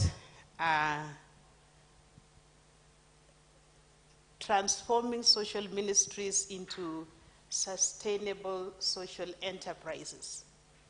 I must say that before I engaged with Strathmore, I didn't know anything much about transforming social ministries into social enterprises, but there is a lot that I have learned because of my engagement with Strathmore. So sustainability is a global conversation, and this you can see from the 17 SDGs adopted by UN members in 2015, which enumerate global goals with a focus on peace and prosperity for people and the planet. And sustainability is a core factor here. Pope Francis also speak about social justice. He is actually a hero in this aspect because he advocates a lot for respect for human life and care for creation, and this must be motivated by love. So the faith-based organizations, the Catholic Sisters inclusive, because I know that we are not only sisters here in this conference, we also have others from outside the world. I'm supposed to be moving this, if I can get technical support to move my slides. Okay, fine. That is okay. So the faith-based organizations, the Catholic Sisters Inclusive, have always engaged in social ministry in different sectors, such as education, which is seen as one of the traditional careers that sisters engage. We have healthcare, agriculture, to name but a few. But the sisters' involvement in social ministry is based on the social Catholic teachings, which upholds human dignity, among others. And actually, the faith-based organization comes second in the provision of these services. They come second to the government in the provision of these services. So it is already a demonstration of a concerted effort in scaling up development of the society. And it is also in line with SDGs, as I said earlier, and Kenya Vision 2030. So these are some of the social ministries that sisters have engaged in from a long time. But in the provision of these social ministries, the faith-based organizations, and in particular the sisters, have faced some challenges in the sense that most of them rely on donations and grants and volunteer support, which we know that can be very unstable or limited. And this also hinder consistency and scalability of services provided, as resources, if we rely on donations and grants, resources fluctuate, impacting the ability to address community needs sustainably. So social ministries done in this manner often lack consistent revenue streams to support long-term growth and program expansion. Consequently, the services are piecemeal and fail to address underlying systemic issues such as poverty or lack of access to education and jobs. So we register very, very minimal impact in the society. And sisters will bear with me, even the other people who spoke before me, that we've always had little impact here and there. We have duplicated some of these services, and we are not making greater impact in society. Now, in view of these enormous challenges, especially revenue streams, what is the way forward? And someone said that it's time to think outside the box. But today I say that it's not enough to think outside the box. Thinking is passive. So we need to get used to acting outside the box, because there should be evidence of any thinking going on inside the box. There should be evidence. As Sister said, we need evidence-based research to inform the decisions. So in a nutshell, what I'm trying to say here is that this regional conference organized by Strathmore School of Business is suggesting a paradigm shift that is getting used to acting outside the box by transforming social ministries into social enterprises in order to achieve a greater sustainability, accountability, and lasting change in the society. Accountability in the sense that we all have corporate responsibility to give back to the societies that we serve. So that is, as we offer our services in the societies, we prioritize social impact alongside a profit. And it is a way to transform our society today and bring about a lasting change. I have already spoken about the challenges that we go through, leading to piecemeal kind of changes. And when we operate in that manner, the society continues to stagnate. There is lack of transformation and all that. And so we are talking about, sorry that today I'm not able to coordinate well the slides, but I'll see how to manage this. Okay, so this conference is actually talking about how can we transform these social ministries into social enterprises. And as I noted earlier on, revenue streams is a key problem that sisters and maybe other faith-based organizations go through. One of the ways in which we could transform the social ministries into social enterprises is by engaging in partnerships. Engaging in partnerships. There should be something on partnerships. Where is this?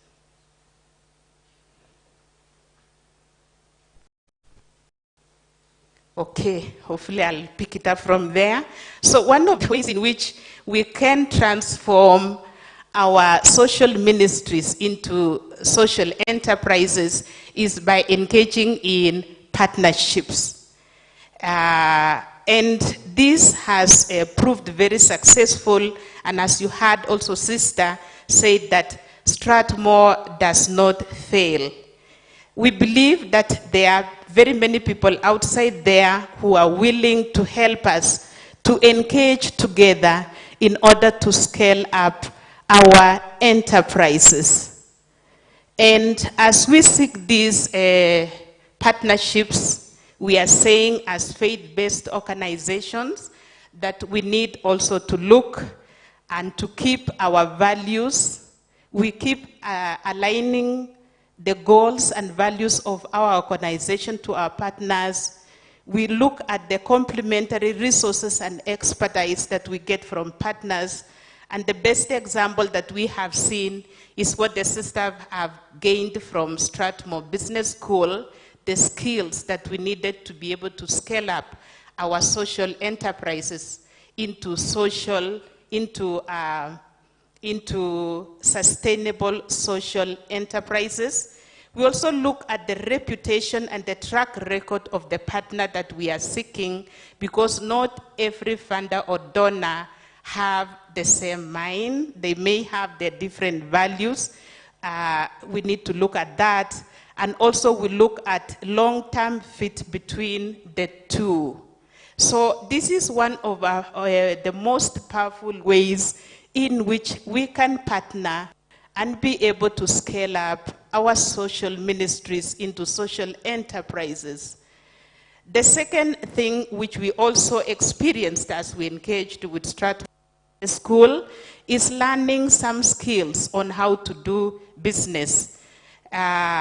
Going on just running social ministries really, as I said, cannot impact the society in a big way.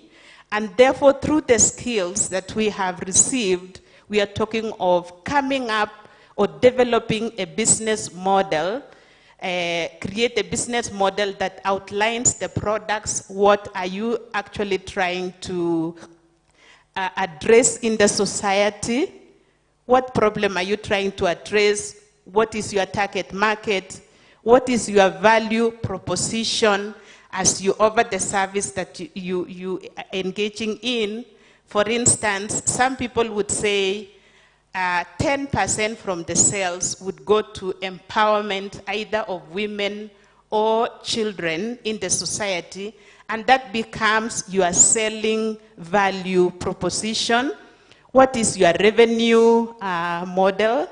What are the costs? What are your costs? And of course, what is your exit strategy?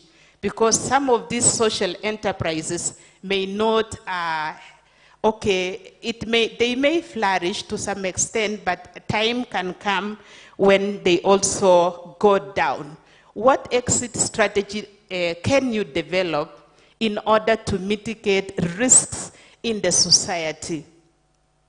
The third point is about diversifying the revenue streams, which means we need to explore various revenue streams such as a product sale, service provision, and many others.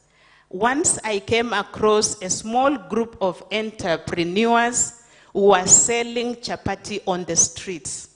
But at the same time, they also grew to start catering services in the society. So the small chapati stall on the street was supporting a larger business, and they were able to have, revenue from selling chapatis daily, but at the same time from offering catering services in the society. And that is what we mean in a small way to diversify our revenue streams.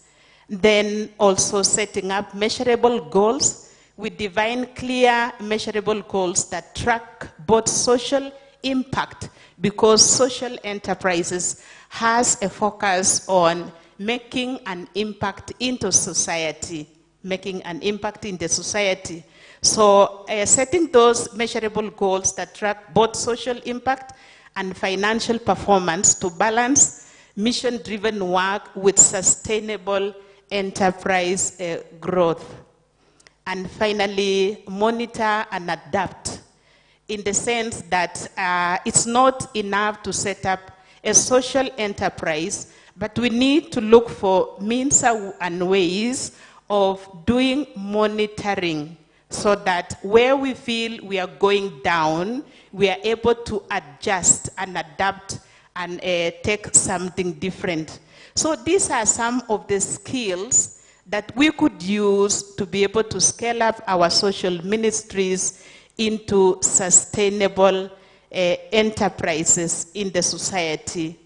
And I can attest that with this partnership between Akweka and Stratmore Business School, sisters have done a lot in the society because of the knowledge, the research that we talked about, the partnership, partnerships with other people, and they were able to come up with,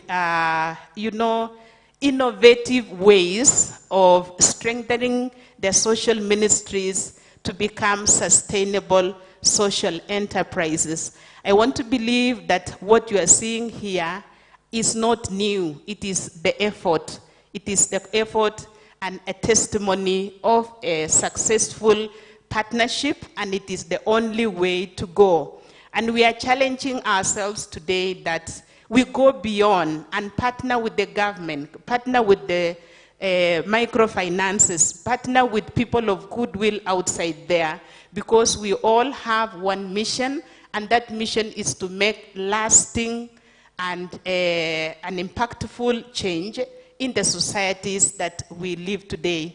As I was reflecting on this, I also felt that perhaps even for our partners outside, be it people maybe in the legal sector and such like things, that they could come on board, and as they offer services to the society, that they partner with us, with each other, so that together we can make a greater impact in the society that we are living in. So in conclusion, I can say that faith-based social enterprises, they have driven innovative solutions to social problems, thus leading to systemic changes and social transformation in our society.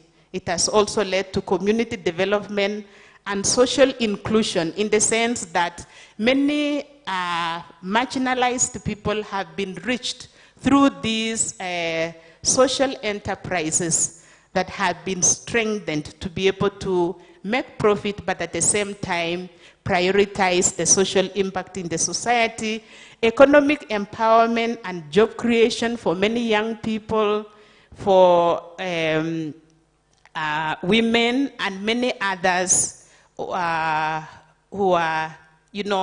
the humble people of our own society. It has also led to environmental sustainability, because the environment is our home and we need to take care of it. And with this, I say thank you.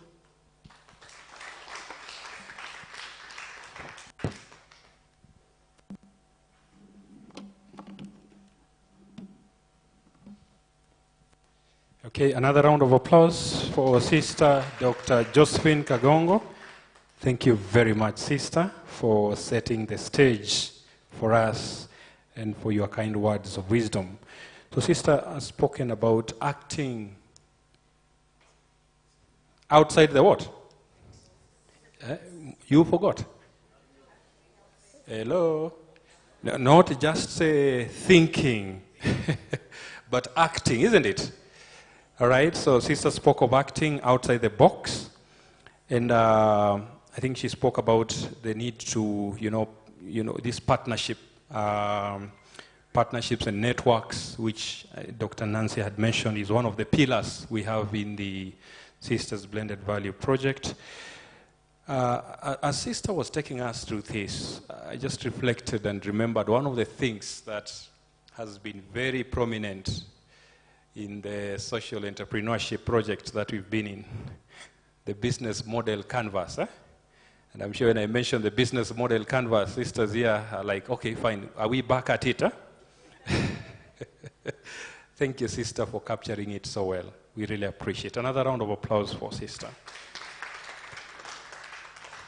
Okay, so thank you for your patience so far. I think we're doing well. So far, so good. To our online community, thank you for joining us. We really appreciate you being with us. We are now going to transition to the next part of our forum. But before we do that, I want to recognize the presence of the principal investigator in this project. She's here with us. Sister Josephine actually mentioned her.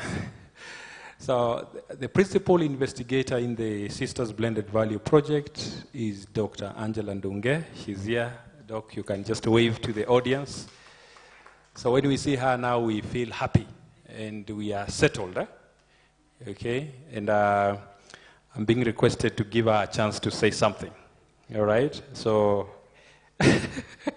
but anyway, she's saying she'll come in at the end. So thank you very much, Dr. Ndunge, for being with us. As I said, when we see you now, we are approved to be here and continue with what we are doing.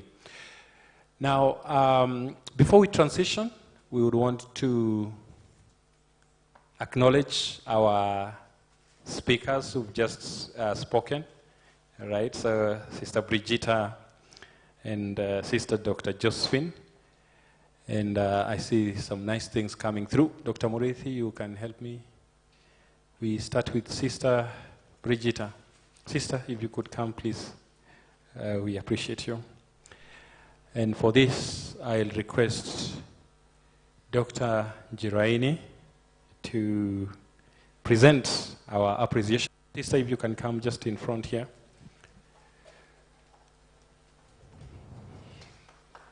Okay, so let's acknowledge them. Thank you, Sister. Thank you for your kind words. We really appreciate all the words of wisdom that you shared with us earlier in your remarks. Thank you very much. Asante. Thank you. Thank you. Thank you. Thank you. Thank you. Thank you. Okay. Thank you. Okay, yeah, you know we have to pause for these things, so all right, let's appreciate them. Thank you, thank you. Okay, then we have our keynote speaker so far. Of course, we have two keynote speakers for the day, but we have Sister Dr. Josephine. Sister, kindly, if you could join the podium over here for an appreciation from the team. And for this, I'll request Dr. Angela Ndunge to help us present this appreciation to Sister Josephine for your wonderful opening speech for this research symposium. And Sister, we look forward to partnering with you, produce those research papers. Right? Thank you very much. Let's appreciate Sister. Okay. Okay. Once again, the pause is critical, you know. All right. Okay, very good. Thank you, thank you. All right, asante sana. Beautiful. So I think we are trying to live to the expectation. Strathmore does not what? Yeah, we carry on. So now our next part is actually the panel sessions, the discussions that we have with our invited guests. All right, as I said, the speakers are drawn from across, all right, the social entrepreneurship space. Some of them will be joining us actually online because we opened this symposium to everyone around the globe. So you will have some of us joining us virtually. So whichever mode of engagement, I'm sure it will be quite interactive and engaging there. So for this, I'll invite and welcome my colleague, Dr. Diana Ominde. Dr. Ominde is one of our research faculty members in the Sisters Blended Value project. She's been working closely with myself and Dr. Murithi to produce some of the things that you're seeing and, of course, coordinate this forum. And she's here with us. Dr. Minde's area is in project management. Okay, she has a doctorate in that area. And more recently, we've converted her into social entrepreneurship. So anything project management in social entrepreneurship, she is the go-to person. So help me welcome Dr. Diana Ominde, who will be moderating the panel. Karibu sana, Daktari.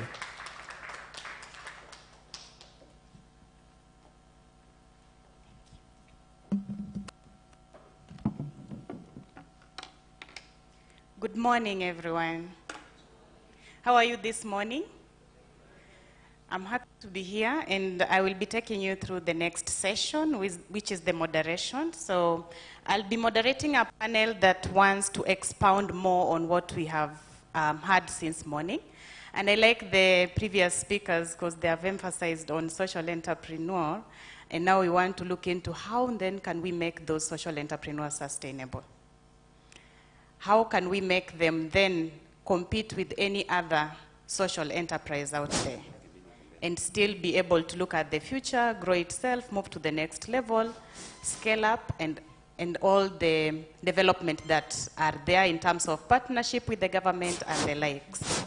So the discussion of the moderation this morning, which is our first panel, we will be talking about the role of social ministries in the sustainable development, and we have a rich panelists who are going to share their experiences and also help us with a lot of knowledge around how can we then improve our social enterprises moving forward.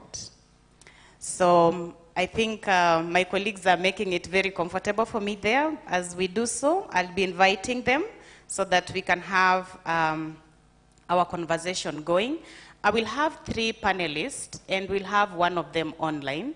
So I will be requesting Sister Juliana Ndunge. Is Sister Juliana Ndunge with us?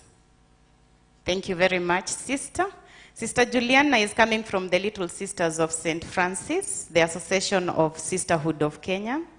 I think she's coming from the same congregation with our keynote speaker, Sister Josephine. The Association of Sisterhoods in Kenya. Yeah. So Sister Juliana, please welcome. You can take a seat. Thank you very much for joining us. Sister Juliana will be sharing quite a number of experiences in the social enterprise. She will be telling us more about herself and also speaking to how she has gone about to see some success stories and also engage other sisters in the social enterprise. So we'll be learning quite a lot from Sister. And then the next panelist who will be joining us for the discussion today is Dr. Maurice Abiero. So Dr. Maurice Abiero, welcome so much. Come in front here. Dr. Maurice Abiero is from the Innovative and Sustainable Investment for Development Results, the co-founder of The Insider. A lot of knowledge and nuggets we'll be getting from Dr. Abiero, and he will be sharing quite a lot on how we can be very sustainable in our social enterprises. And the last panelist I'm going to have in this given discussion is Dr. Dele Onsumankine. I think Dr. Dele will be online, and my team will help me bring Dr. Dele. Is he logged in?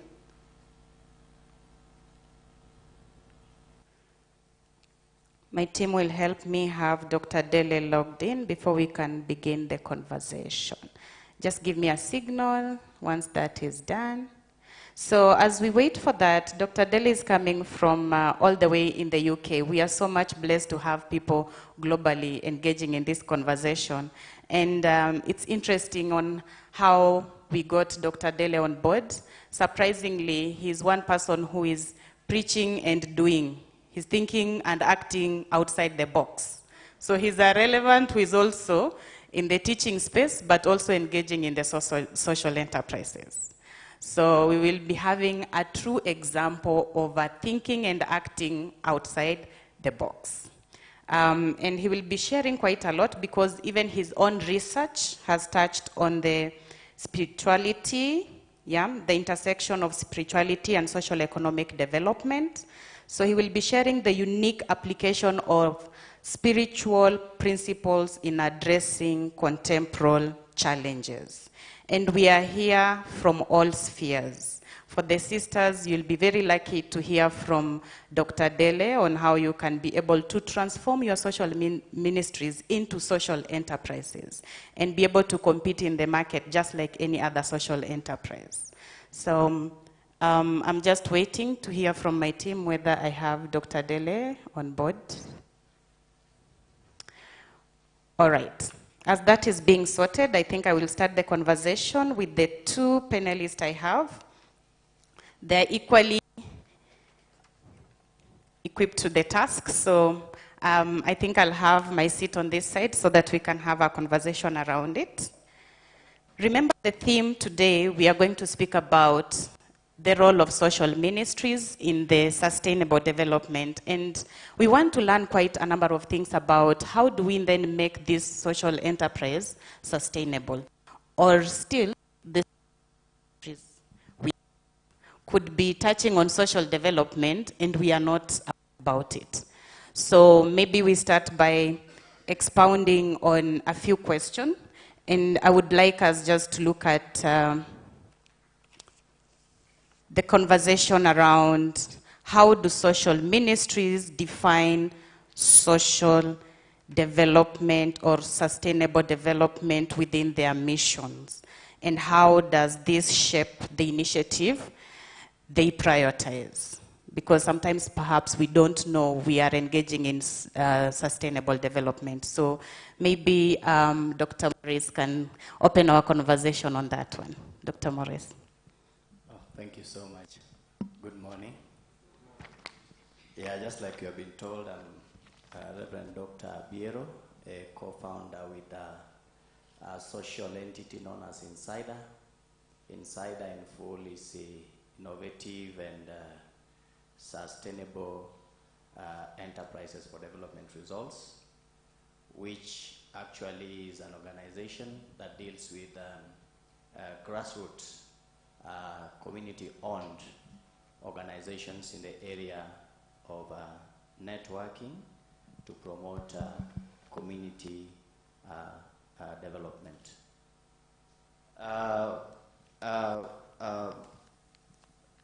To begin with, allow me to say that social ministries basically are those entities which are involved in the areas of charity and justice.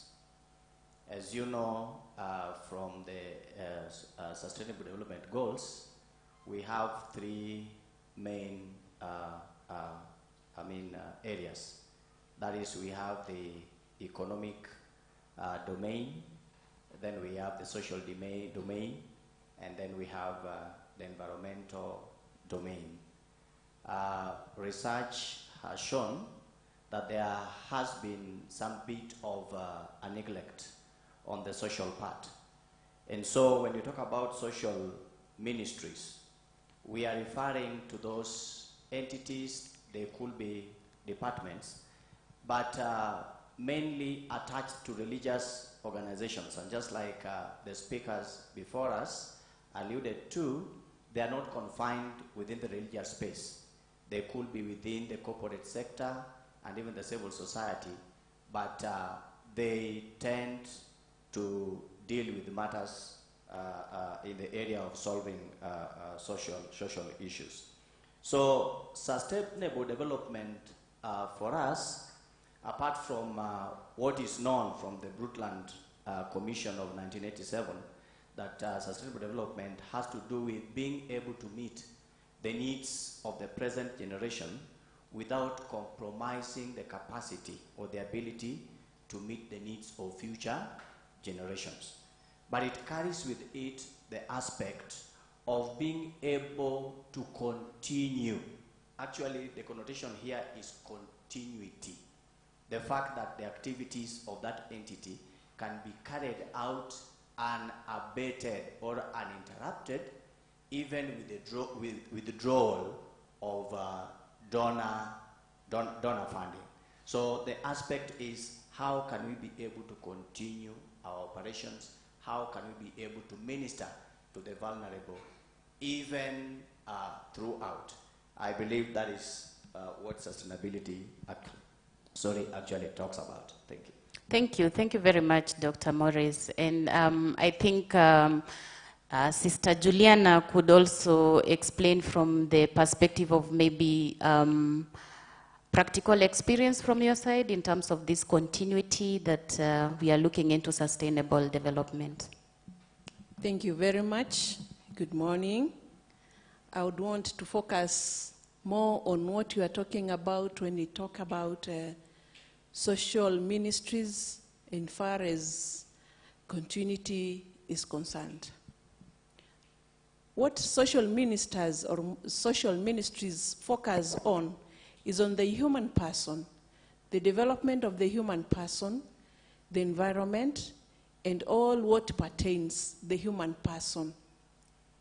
When we are talking about the projects or the activities which are being done towards uplifting the dignity of this person, we don't only look into what is to end at that moment, but we look into the future.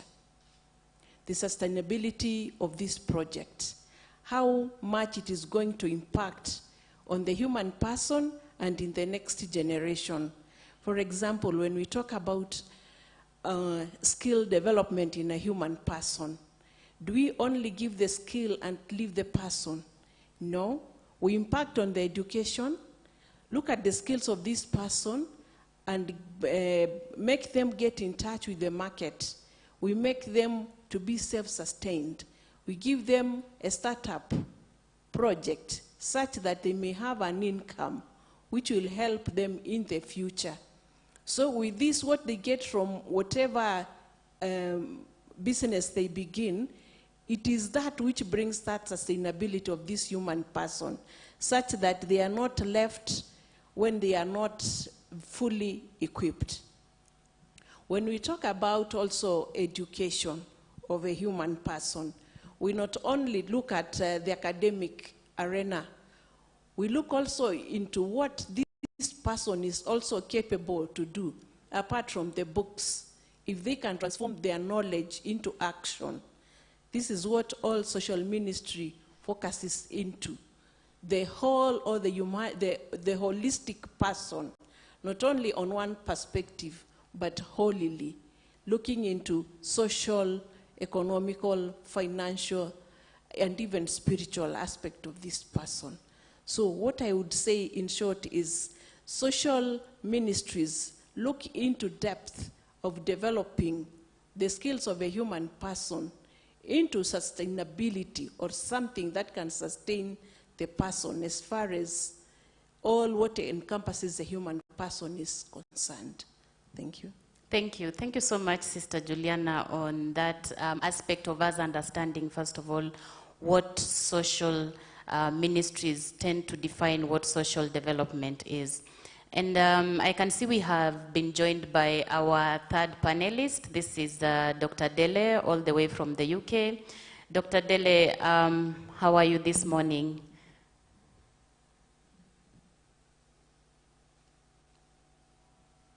I think Dr. Dele can hear me, but I can't hear him. Are you? Please unmute yourself.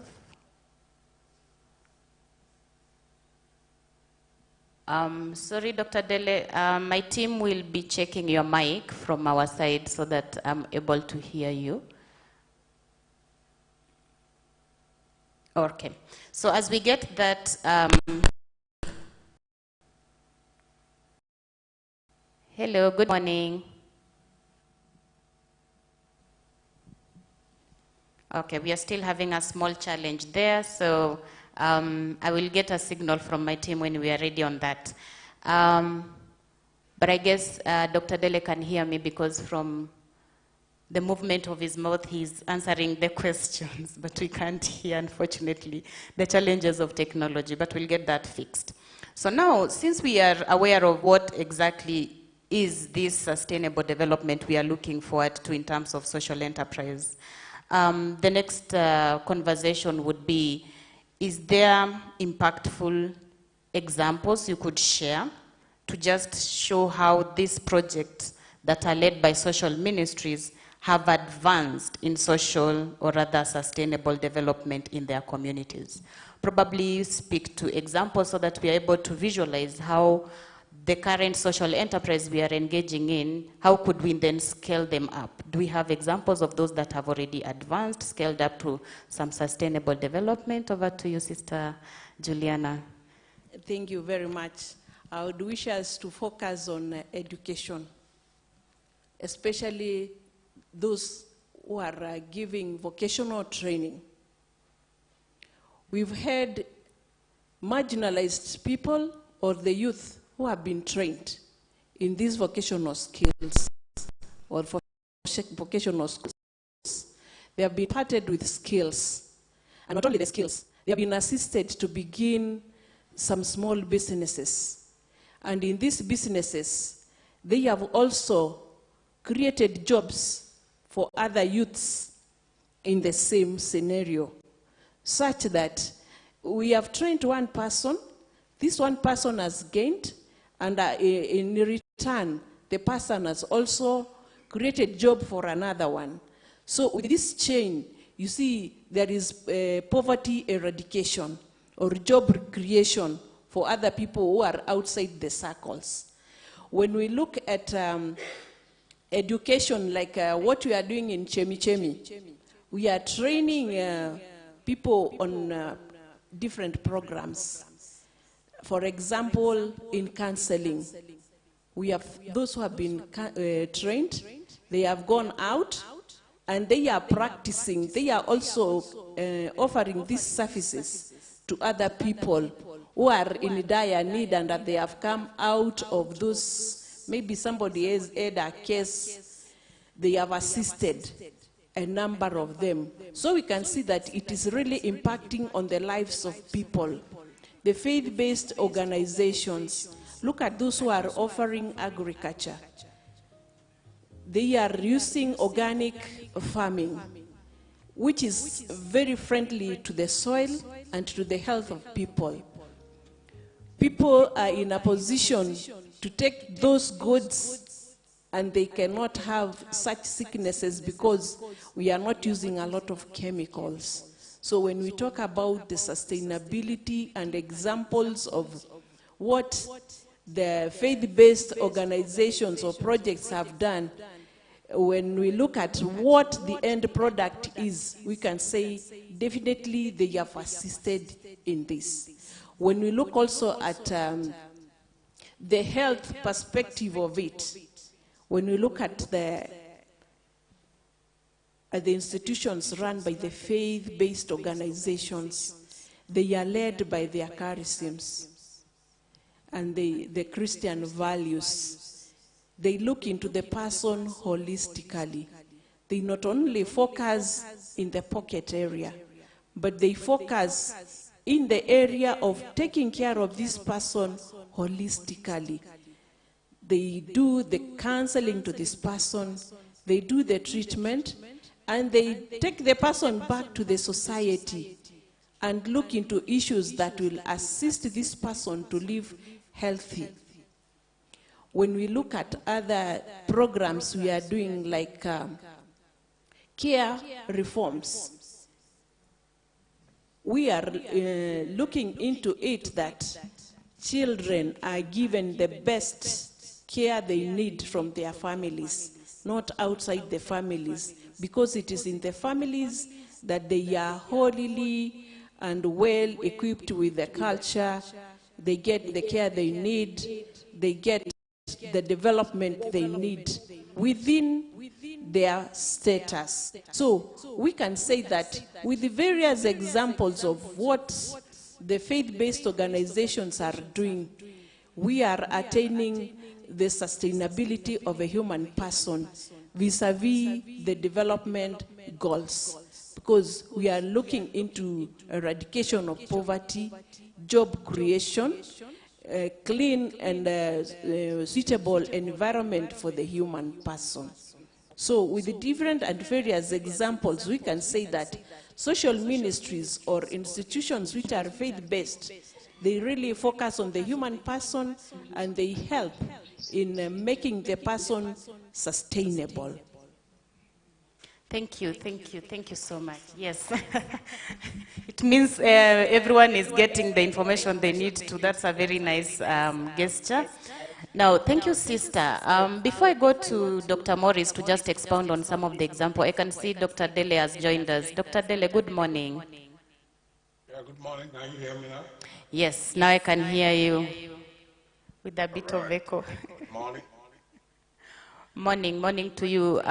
So in this morning, as we were waiting for you, we were having a conversation around the theme of discussion, the role of social ministries in sustainable development. And our panelists here, who are your colleagues, were just expounding more on what sustainability or rather sustainable development is and giving a bit of examples of success stories.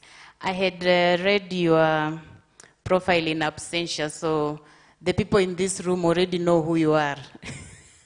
Probably you could speak to that and maybe join the conversation by just alluding a little bit on the sustainable development. Welcome. Okay, thank you very much. So sustainability is about meeting our current needs without compromising the ability of future generations to meet theirs.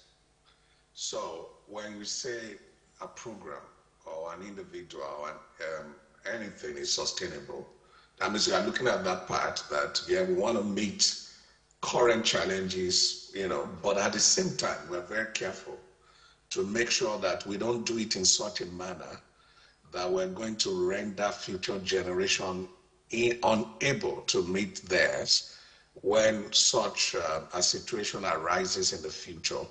And that is why often in the academia we look at it in what we call the triple bottom. We look at people, we look at planet, and we look at profit. So that means when it comes to anything you want to do with people, you must think sustainability. You don't want to do anything that eventually in the future it will be difficult for people to survive, to be difficult for people to get on. And of course, when we talk about the planet also, which is what we're all paying for now, talking about the greenhouse effect, talking about the global warming. That means in the past, people have done some things in the environment in such a manner now that is now making all of us to pay for it now. And that is why everyone is talking about going green, just to make sure that we don't do anything to the planet or to the environment that all of us are going to regret in the future. And of course, that we also look at that from the aspect of profit. So we want to be careful that whatever we are doing now is done in such a manner. So that's what we call the triple bottom when it comes to sustainability. So in a nutshell, so that we don't have to use academic English here, what we mean by sustainability is that whatever is being done now must be done with that mindset that we don't want to destroy the capability or ability in the future when we are not here, for those who will be here to still be able to carry on with whatever they want to do in their generation. So it's like being mindful in the current generation and making sure that whatever is being done now, you leave room for future generation to also be able to thrive. You don't want to take everything now, and in the future, there's nothing to take again. So that's basically the concept around sustainability. Now, talking about the role of social ministries, which is, of course, what my colleagues were talking about before I joined the conversation. Yeah, for instance, in Nigeria, my research, even though I live in the UK, is based on what is going on in Nigeria, especially within the spiritual side of things, because what I did was to research the role of spirituality as a capital form in driving the entrepreneurial process. I mean, this time specifically social entrepreneurship. So we're looking at how Nigerians mobilize their cognitive spirituality in addressing the social challenges in the environment. And talking about people, yes, there are many stories there. There are many things, because what we found out is that when people are at the edge of chaos, especially like some of the things we'll find in Africa, where there's poverty, where there's no food, there's no water, and of course, where the environment is also being challenged, what happens is that because people are spiritually inclined, they begin to tap into what we call their spiritual capital to solve this social problem. For instance, now talk about the environment. We've seen cases where, as a result of exploring various minerals in certain parts of Nigeria and the Niger Delta, like oil and gas, the environment is becoming threatened because farmers can no longer fish, and many things like that, because an oil spill can destroy everything a particular fishing community, what they've been doing over the years, so that as a result of oil being discovered in their backyard now, nobody can fish again. And what we've seen is that some of these highly spiritual people made up their mind to confront this situation. And because typically in Africa, you don't just have this social problem, you also have what we call voids and gaps on the part of the intervention of the government. That means some of the things government ought to do, you see that government, there's just that gap and void there. So individuals rise. And one of the things that form the basis of their rising to challenge this social disorder is that they feel they are spiritually anointed, they are spiritually called to do so. And that's an interesting thing we're beginning to see, or what I call the social, spirituality being considered as a social force to solve social problems. So there are many examples like that, like I said, especially in the area of environment, that is currently gaining global attention now as people formed, cooperatives among themselves to begin to talk to these oil companies, to begin to let them understand the effect of what they are doing on the sustainability scale, and to begin to get them to address some of these environmental pollution problems, and other than, using force, like, becoming militants and others that did not work in time past. So we're now beginning to see that individuals are beginning to arise, and they take the social problem and they they write their social missions and constitute themselves into a social force. And the basis of that is their spirituality. So I'd like to stop there for now. Thank you. Thank you so much, Dr. Dele, for expounding on those given challenges in the social ministry and reminding us the very important thing is that we have to put the planet and people before everything that we do, as much as we want to produce that which would maybe advance their livelihood, their education, giving them food on the table. We need to actually provide that which would put the future not at risk.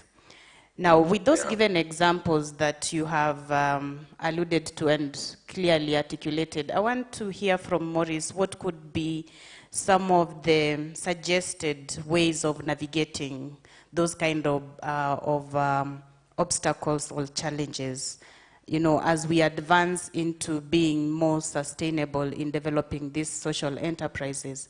Some of the challenges, as Dr. Dele has said, it's the greed of putting profit before everything else. We want to now sell more of what we are producing, and therefore we don't care about the individuals who are going to consume or how we are going about in terms of coming up with it. These given obstacles we have, what are some of the examples on how to overcome those kind of challenges? Yeah, thank you so much, Dr. Diana. Maybe before tackling that, allow me to touch a bit on the area of success stories and maybe yes, please. Examples. To begin with, I'm so much passionate about social ministries. Apart from being an ordained church minister and a theologian, I do a lot of work around research as a consultant, and therefore I participate in various kind of work evaluation, of various projects done by various, organizations. And so I was so much impressed when Dr. Josephine actually presented here, because in her presentation I could be able to see Caritas, I could be able to see Equity Bank when she was talking about collaborations. So when thinking about social ministries, what comes into mind, for example, is the ADS of the Anglican Church. We have Caritas of the Catholic Church. And just like we mentioned, we also have social ministries within corporate organizations. Earlier on, it was just being done on the basis of corporate social responsibilities. But nowadays, you realize that even corporates have come up with very serious departments. And we have people who are assigned those kind of departments so that they can be able to leverage on the various kind of social, networks in order to be able to minister, to people. So impact usually is being defined as long-term effects of a project on beneficiaries. But we can also look at it as the transformations or kind of change that actually takes place in the lives of people as a result of various kind of interventions done by social ministries. So I was looking at, for example, let's look at refugee programming. I've been privileged to have an opportunity to interact with some of these organizations and realize that, for example, in refugee programming, the main thing is to be able to ensure the reintegration of refugees into the host communities. And you realize that these people have come from a background where they are traumatized. They are also coming into a situation whereby they need to blend well with the host communities. So it means there has to be some kind of component of conflict, resolution. Yeah? And because without peace, without a favorable environment, you realize that people cannot even do business, leave alone even living in those kind of places. So when you talk about sustainability, Daktari, it's about, for example, how do we ensure that post the project, for example, if they are refugees, then they will continue to live in that community. That is one. Then number two, because one of the challenges, allow me to just hand them together. One of the challenges which are experienced by social ministries, if you can remember, even Dr. Joseph mentioned it, is the issue of financing. That you realize that most social ministries, they depend on grants, they depend on donations. And if you look at most of these social ministries, you realize they are attached to churches, they are attached to religious organizations. And it is these denominations, religious entities, that actually are the main supporters of these social ministries. So funding or financing actually is a key challenge. And one of the things that is being done, or one of the interventions, is to be able to ensure that the vulnerable or the beneficiaries are integrated into the formal financial system. A very good example is where you are dealing with the people, for example, you talk about the refugees, and they have issues even with opening of bank accounts. Yeah, they have issues even with accessing, formal credit from financial institutions. So therefore, this is where now the other innovative way of handling these challenges is through partnerships. You get, for example, Equity Bank. I am aware they have come up with ways of ensuring that, for example, refugees are able to be integrated into the formal system or banking system in a way that they don't have to go through that long process of having all those certifications or the credentials that they will require, yeah, for them to enter into the formal kind of system. The other issue that I would want to say is that there is adoption of climate smart technologies. You realize that when our colleague who is presenting online was talking about sustainability, then he came out very clearly to talk about matters of climate change. And as we continue, I know it is part of our questions, you realize that adoption of climate smart technologies, for example, in the area of agriculture, is one of those ways by which we can be able to handle the challenges that we face. The other aspect is culture, because social ministries and even theologians who are here will agree with me that even theology is practiced within a given, cultural context. So you realize that, for example, in our case as Insider, one of the success stories that I can mention is that we have been able to empower a good number of widows within our region. Apart from just giving certain kind of help in terms of food relief, we have been able to empower them. What my colleague was talking about, the issue of capacity building, yeah? So that they are able to do what is called kitchen gardening, so that they don't just depend on donations, from the entity or from others, but they can be able to become food secure. And by doing that, you realize that they can save on their finances, which they can be used actually also in other areas. Yeah, thank you. Thank you. Thank you so much, Dr. Morris, on tackling and giving examples on how we can go about overcoming those given challenges. I want to return this conversation to Sister Juliana, and I would like Sister Juliana to a little bit speak to how do social ministries engage with partnership. I know we had our keynote speakers speak to a lot of partnership, and Dr. Morris has alluded to that, but what are some of the examples of impactful partners that we could perhaps adopt from your experiences and your area of work? Maybe before I go to that, I'd wish to go back to the challenges. Okay. And how we are embracing it. Because the challenges are many. They are many. All right. But I would want to point out at the retrogressive cultures. Cultures which are deeply rooted into people. However much you would want to impact a change, you find that people would be tempted to go back into it. How are we getting into the roots of this? We are doing capacity building to the people and involving them in active participation on how to voice or to give their views on areas they'd want them to be heard. We are encouraging especially the women to come up in decision making.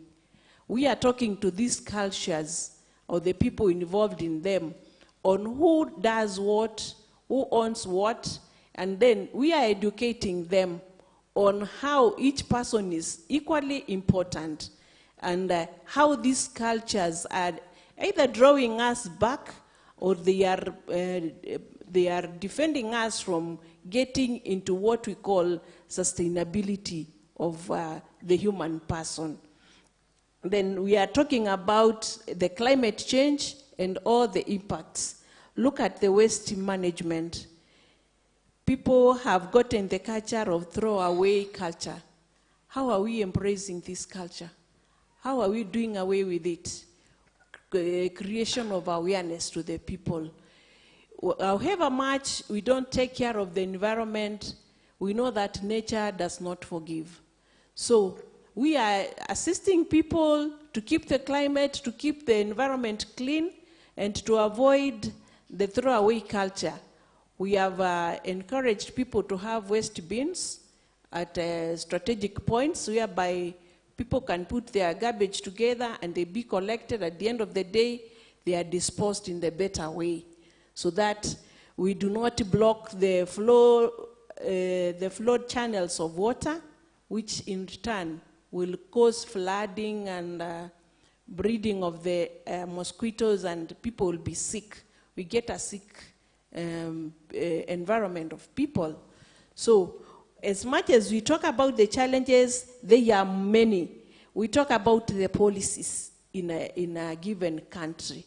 However much we'd want to do with our faith-based organizations or institutions, you find that there is what the government really wants them to be run. And you find that at the end of the day, the policies will impact much on what we want to do. Then the support also we get from the government. You find that most of the faith-based institutions, they don't get the grants or the funds from the government, which make it a bit impossible. And that's why we are saying that we go the partnership way. When we partner with the like-minded people, then we are in a position to move more. And also collaboration, learning from one another, benchmarking with other people what they are doing. It has assisted more on our institutions to get moving and to attain the sustainability part of it. Thank you. Thank you. Thank you so much, sister. I don't know how you feel where you are seated. For me, I think the knowledge is really richful in one way or the other. I just want to open the floor to the audience, whether they have one or two questions up to where we have reached the discussion. We can handle it. as you also bring for me Dr. Dele back on. So any question, any concern on the floor? Yes, there's a hand there.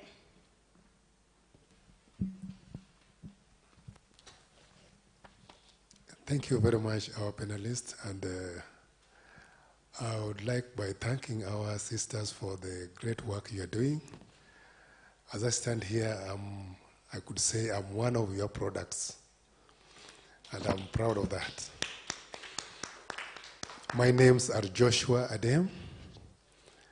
I'm in the health sector and also in the agricultural sector. I've heard from our speakers, you have a good model to be promoted. And my concern is just a small one. And this one I will just direct it to our brother, Dr. Abiero. You work very close with the community deeply. And I've seen that your model is it can be sustained. But what I've not heard from you is how you involve the what we call indigenous community knowledge on sustainability. What do I mean by this? I mean, before then, I could say that our grandparents, they used to be in a business like of selling the goods. Generally, we call it barter trade, which was sustainable. And you find if one of them was going down, not doing well, there was a way to sustain him so that he grows. So within your, you call it insider, how do you involve this indigenous knowledge so that with the local blended model to make them sustainable, even if they get some donors from somewhere in terms of loans and whatever, if the donor goes, how do you help them to continue in that line? That is my question to you, Dr. Abiro, and to our sister. Also, you have spoken of something here on organic farming. It is a good model. And generally, this is where also I have a lot of concern. Because for creating the wealth, the community needs also to be healthy.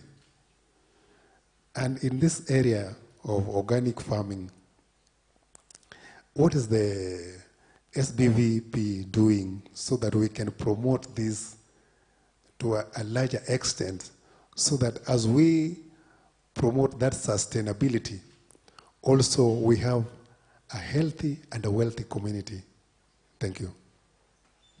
Thank you. Thank you very much for those two questions. Yes, I will allow you, Dr. Biro, to pick. Yeah, thank you, sir. In the first place, I would want to point out that this is my second time to attend a symposium or a conference organized by Strathmore, is it Business School? Yes. The first one was last year. And what actually brought Insider to the limelight was the adoption of local cassava varieties. Yeah? We planted about 5 acres of local cassava, and it became handy in enhancing food security of the people around that place, in the sense that due to unpredictable weather patterns brought about by climate change, so many people planted, yeah, the way they do, and their crops died. But they realized that the cassava was doing well. In fact, it made a whole canopy, and people got interested. So they came to ask, how can we, get these kind of varieties that we go and plant? So we took advantage of that opportunity to educate them, yeah? on not relying on the normal rain-fed agriculture, but to be able to adopt those kind of technologies, and in this case, use of those crops, traditional crops, which are drought resistant. And you see, when you talk about crops, allow me to use the word, they are localized. A given type of crop might do well in a given area, and it might not do well in another area. And therefore, through that, we began a conversation of finding out some of the crops which were grown earlier in that area, which actually did well. And we realized that people began even to grow even other vegetables which were otherwise neglected, yeah, because of the issue of modern farming methods and things like that. So we relied on indigenous knowledge. The other thing I want to point out is that you will agree with me that there have been a lot of cases of mental illnesses. There have been an increase of cases of mental illnesses. And if you look at even the latest report of the Intergovernmental Panel on Climate Change, IPCC, actually the 2024 report, yeah, the last one was 2014, you realize that climate change exacerbates, yeah, actually mental ill health kind of challenges. And these things, they find their way even into our families and even marriages. So because as a social ministry, we got concerned and we began certain kind of interventions, we refer to them as community marriage kind of initiatives, CMIs. And in fact, before I came here, I was just involved in one where we have a couple had some kind of issues, and we spent a whole day trying to resolve these kind of issues. They were young, yes. But part of what we have adopted is the use of what we call dual.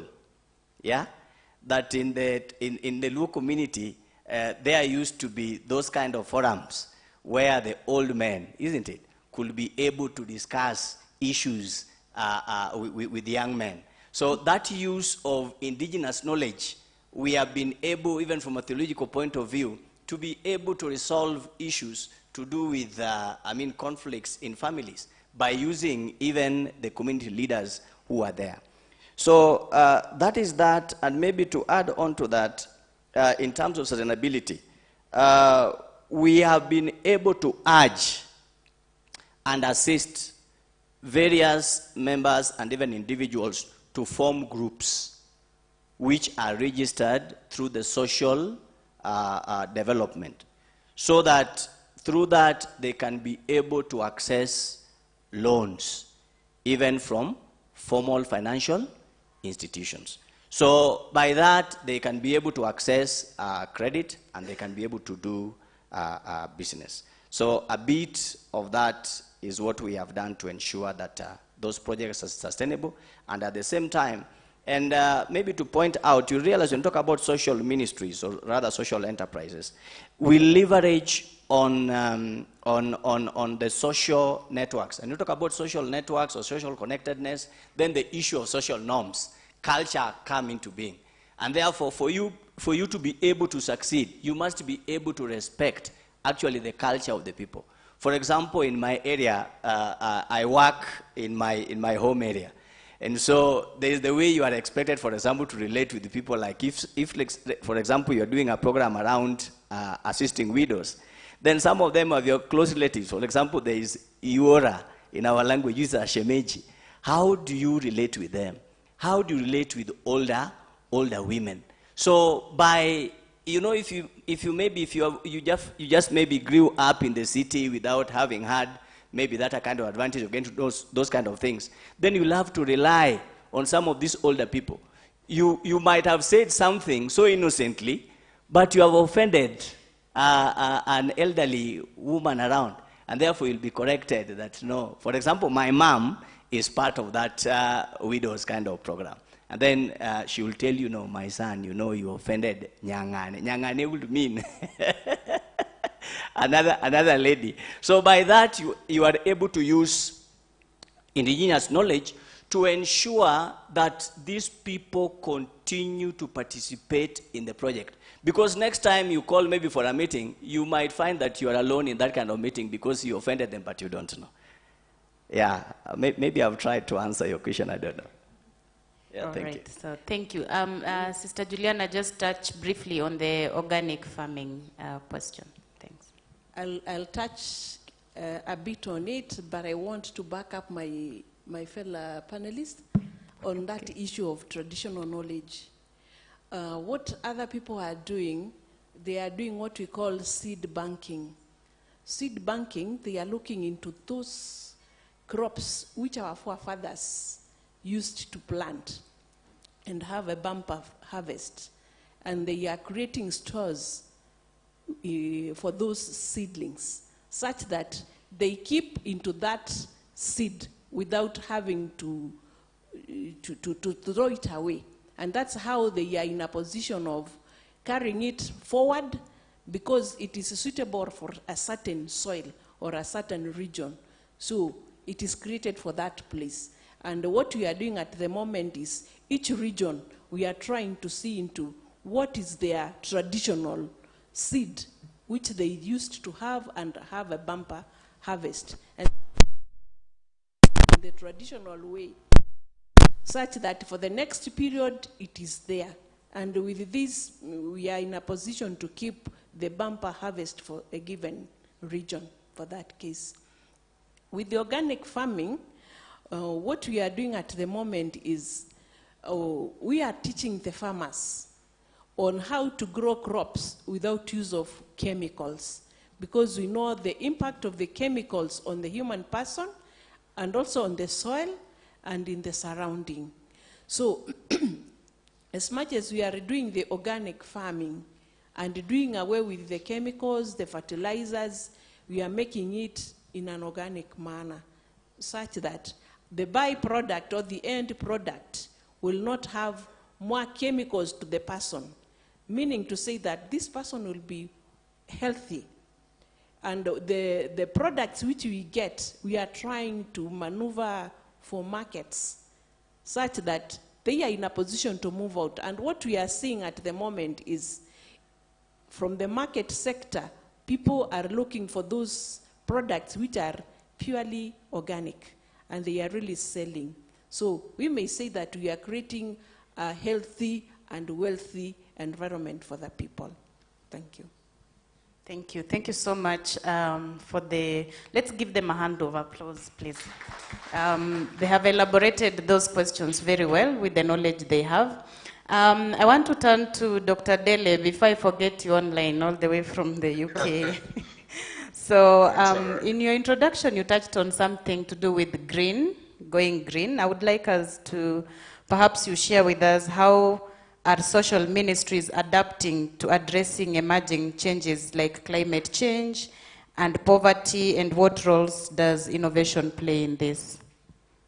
Okay, let me talk about poverty because unlike what I'm hearing on the panel, I think there's one aspect we're not touching, and that is what my research is all about. So I just want to bring that to bear, which is, in as much as we try to help people, so there are cases in the recent researches that we just did where you are bringing a solution to people. Let's talk about poverty now. I mean, I'm looking at, I would look at two interventions. So one of the interventions was to build eco-friendly houses. So one of our partners had developed this model in plastic economy of using plastic to build houses for people. And we thought that was something sustainable. We thought that was something good. But again, just like the other two speakers said, we were surprised. The houses were built, but the people refused to live in the houses for the simple reason that the houses were built from plastic. You can imagine how culture could, and I mean, you thought you were solving a problem, but you actually go in there, you are creating another problem. Just like the last speaker said about respect to elderly women and all that and all that. So we've seen a lot of that. That's one. Then imagine a case also, you are going into a village to give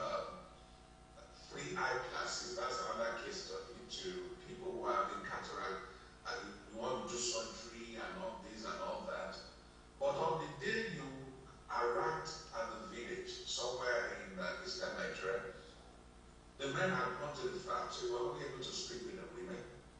And at the end of the day, the women were giving classes, medications, then they got back home in the evening to their husband, and the husband told them not to use it. For the simple reason that culturally, the man is the head of the home, so a woman cannot bring anything to the house that the man would accept. So imagine that, again, you talk about something social problem, but actually you are creating another problem because you are so at the end of the day, all the women threw away the glasses, threw away the medication. They didn't use it until such a time where we have to go back to talk to the village elders and to now try to explain. So he now told us, oh, what day did you guys come? Okay, we were there on the Thursday. He said, oh, that's the day men go to farm. So he said, when I come another time, make sure you come on Monday. The men will be around. And so imagine, by the time eventually a meeting was set up with the men, then they accepted the solution. And the women now came back again demanding for the classes and demanding for the medication. You can imagine. So this is another scenario that, which is not really what I'm hearing, is a resistance. Okay, there's another case whereby, I mean, one of our friends is involved in schooling, providing what we call mobile schooling to rural dwellers so that those who are not going to go to conventional schools can at least get their ones educated. And we have a case whereby even after you get to the school, you get to the village head wants you to give him some money before you can bring a solution. So they want to be bribed because they are used to the fact that people come to give them intervention. So there's also a problem of over-intervention, whereby our people rely perpetually on interventions, and whenever you come, they just see you as one of them. And in order for you to even bring about whatever you are bringing or you want to introduce to them, there are certain people within the community you must bribe financially before they can allow you to come in. So these scenarios and many of others have created a problem in some parts of Africa, especially in Nigeria, where you now have to spiritually fortify yourself. So, and that is, I'm coming to the aspect of spirituality now, where you now see that it is actually people who are spiritually in tune, who are enabled in some regards to solve social problems. So some of these villages and some of these things I've talked about is so bad that if you don't want to play it their way, if you don't want to bribe, if you don't want to, not only do they attack you, so we've seen cases where people were actually chased out of the village, no matter what you are trying to offer, they chase you away. Then the second part is where they attack you spiritually. I mean, most of us here are from Africa. I'm sure you understand what I mean by people being attacked spiritually. We've seen a case whereby, I mean, a particular group went into the village. What they do is to give sanitary pads to young ladies in the village who, whenever they are having their menstrual cycle, could not afford to buy sanitary pads. And by the time they went there, you can imagine a team of about 12 people, on getting to the village, everybody became sick. I mean, these were people that were fine before. So they told them that there's one juju man, there's one medicine man in that village that's actually making use of some of the menstrual rags these ladies use for rituals, you know, whatever that is. So when this intervention came and people were being given sanitary pad, he felt threatened. I mean, it affected something he was doing in the village spiritually. So, and as such, he actually attacked these people. So by the time they were going back now, they now had to do 7 days of fasting and prayer just to be able to solve a social problem. So we have a peculiar case now whereby people are now seeing that to even solve social problems, you must mobilize your spirituality. Because you go into some of this community thinking that it's actually a social problem. In the front end, some of the problems appear social. at the back end, there are very spiritual problems, wicked problems, that it will take one that is also spiritually fortified to be able to solve those social problems. So what many of the social entrepreneurs in Nigeria are beginning to realize, and that is what my research captured succinctly. So my PhD was about this. That was what I researched. They're now beginning to tell a story that is not, might not be suitable to some of the things we're seeing in the Western world, where they are now beginning to see that the back end of most of these social problems is actually spiritual.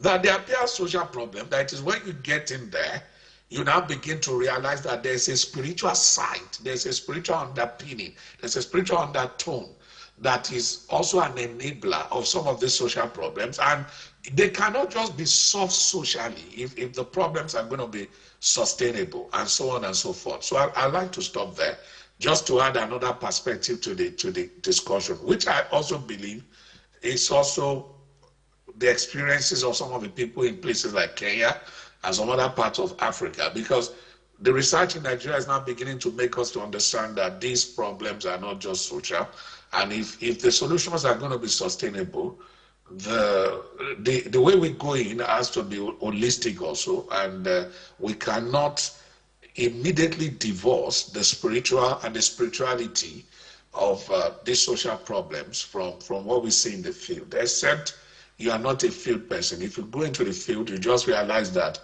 we always say in our interventions, you go in there, you think you are solving an educational problem. By the time you go in there, you realize that the problem is not education, and the problem is deeper. You go in there, you think you are solving health problem. By the time you go in, you realize that the problem is not really health problem. The problem is deeper than health problem. Like for instance, there was a case we were trying to intervene so that young ladies can go to school. We found out in that community, some of these young ladies, teenage ladies, are not going to school. So we now found out that the problem was not that they didn't want to go to school. Number one, there was a social stigma because, like I said, they did not have sanitary pads. So because of that, whenever they're in their cycle, they just remove themselves from school. And that would mean in a school of 50 students, in a class of 50 students, once some of the ladies are going through the same cycle, you could have as many as 25 of them just absent, but they won't tell the teacher where they're absent. Then we also found out that that is not even the main reason. So after you give the sanitary pad, you now found out that in that particular school, some of the teachers were sleeping with the girls. So you think you are solving a problem, you go in there, you give sanitary pad, they are not still coming, only for you to now go into counsel, to now realize that one of the reasons why some of them avoid the classrooms is because they were being sexually harassed. So like I said, you thought you were solving sanitary problem. By the time you go deeper, you now realize that some of these problems are wicked, hydra-headed monsters. That as you are solving one, another one is surfacing, and that is why most social entrepreneurs in Nigeria now who work on the field are now beginning to see that they need to turn to their cognitive spirituality, where they too are now spiritually involved with solving social problems. Yeah. Okay. So thank you so much, Dr. Dele, on expounding on some of these issues that for sure they are with us. I can assure you it's not only in Nigeria where we conflict in terms of cultural and behavior.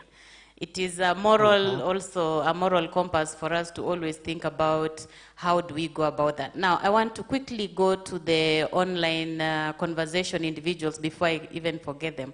I have a question here from Faith Nyakerario, and Faith is asking, I would like one of the speakers to tell us how food security could be achieved in communities that are arid and also have conflict, like Pokot and Turkana.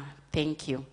I think I'll give this question to Dr. Morris, given that you spoke about the use of indigenous knowledge. So I'm thinking in these semi-arid areas, they need to think about what exactly to grow. So I will throw this question to you to just expound a little bit for Faith on how to understand that aspect. Over to you, Morris. Yeah, thank you so much. Thank God before becoming active in matters of spirituality, I was a high school teacher for about 11 years, and my subjects was chemistry and biology. So one of the things I can be able to remember is that plants are classified also depending on their habitats. So we have plants that actually are adapted to growing, for example, in arid and semi-arid lands or areas. They are referred to as xerophytes.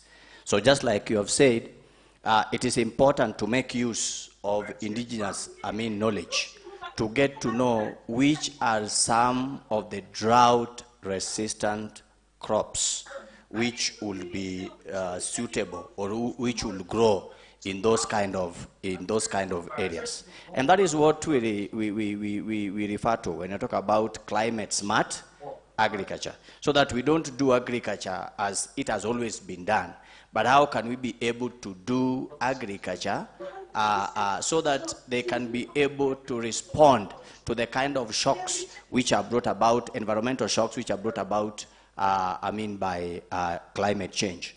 The other aspect that I will mention is when you talk about arid areas, the problem in arid areas actually is water. And therefore, the issue of partnerships and collaborations is quite important. That anybody who will want to do farming, for example, in such a given area, should be able to find out which are some of the entities, which are some of the organizations which actually fund interventions which have to do with the provision of water or irrigation, in such kind of areas. And the delegate, I believe, there was an aspect of Pokot and Turukana fight. Yes. Maybe you could speak to culture. Yeah, so that is a bit, speaks to culture, and then what comes out, conspicuously in that case is conflict, resolution. What kind of conflict resolution mechanisms can be adopted to ensure that actually people can do some other entrepreneurial activities. Because in that area, again, there's the issue of pastoralism or nomadic pastoralism, whereby people walk from place to place in search of pasture and things like that. That what brings conflicts, but there's also the aspect of culture that we are talking about. How can we be able to, using some kind of social norms, maybe approach, to be able to create some bit of awareness that we also have some other kind of activities that people can engage in, apart from the issue of nomadic pastoralism. And that one brings out the aspect of education. So I believe that education is key. Yeah, thank you. Yeah, knowledge is very important. We all agree that knowledge is very important. Now, I have a hand raised online. I think you can go ahead and give your question. This should be Chris. Chris, go ahead. Yeah, thank you very, very much. My name is Chris, attending from Kajiado County. I am a professional in social enterprise, business development, and governance. Thank you, Dr. I want to believe Dr. Ayodele, who I had a question to him that he has actually partly answered around spiritual fortification, spiritual capital. And Dr. Ayodele, just to give a comment, you speak like a very seasoned theologian, and thanks for the research work that you're doing. I think it's really serving to to suggest very plausible solutions to some of the problems we have in sub-Saharan Africa. So maybe just a quick question before I make the other comment that I had, Dr. the sisters and Dr. Josephine and Sister Samba had made. I think you could also share with us maybe one or more of the other models that you consider success models in Nigeria around spiritual capital and spiritual fortification. I think that is coming out very, very interesting for me. And finally, I think I must commend Strathmore Business School and the Strathmore fraternity. You are You have become a formidable champion in building such synergies across the ecosystem and pioneering models for transformative change. I think you could help, you continue to document success stories and models that you think can work to try and resolve the governance issues that we have in this country, and particularly as relates to the youthful batch that we have. You're talking about employment creation and also trying to come up with solutions to resolve the social challenges and crises that we currently have. I think Strathmore, I think not just Kenya, but I think the region is looking out to you for solutions, for benchmarking. And thank you very much. Keep doing the good that you're already doing. This is very, very commendable. Thank you, and over to you. Thank you. Okay, thank you very much. Okay, I thought he was asking me some question. Yes, he spoke to spiritual capital. Maybe if you could answer that question. Yes. Let me just briefly, say something on that. Thank you very much for the commendation. So yeah, there are stories around that. So like I said, I worked with over 40 social entrepreneurs in Nigeria, and what I found that, of course, I was, how do I put it now? I went for those who, over the years, have highlighted the fact that spirituality is part of what they do, and that, of course, it was a purposive selection of those we were working with, and we've worked with in the last 3 years. And the story is the same. I mean, they run the social enterprise like any other Christian ministry. I mean, it's like an evangelical intervention. As a matter of fact, many of them called it redemptive ministry because they've seen that it is very difficult for you to solve social problems without an integral part of the social problem, which in most cases is inherently spiritual. So what many of them do is to do exactly what pastors do, is to do exactly what imams do. So before they go into any community now, they spend time to pray. You could imagine, people want to solve social problems. They first of all go into a period of fasting and prayer because they now realize that what they're going to meet on ground is a kind of resistance that is not necessarily social or cultural in nature. But they are now beginning to find out that there's a spiritual side to it. So they take time to pray, they take time to fast. And what we also found out is that a lot of them, the model they use are drawn from scripture. I mean, they've been able to convert scripture into what you can call a social enterprise model that is formidable. So on one side, they're praying. On the other side, they are scripturizing. So they are using various scriptures, in the Bible as the basis of their social intervention, converting some of the scripture into blueprints that they now take out there, to solve some of the social problem. And I'll just give an example of one that it's one of those that is really, really making waves, all across Nigeria now. Basically, that's what they do. So they go into a village, they identify what problems are, they first of all send their spies. So they come back to the office, they take time to pray. Based on that, they look at the problem, they look at different aspects of this time's scripture, which is Bible that they use because they are Christians, and they're able to draw a roadmap from that. And they now go into the village or into the situation, wherever it is, to solve the social problem. And that's the model they've been using over the years, and it has worked for them. So, and again, finally, they use a principle so that it's not just all spiritual. They also use an academic principle that is called, I don't know how many of us can have time to search that, the theory of effectuation.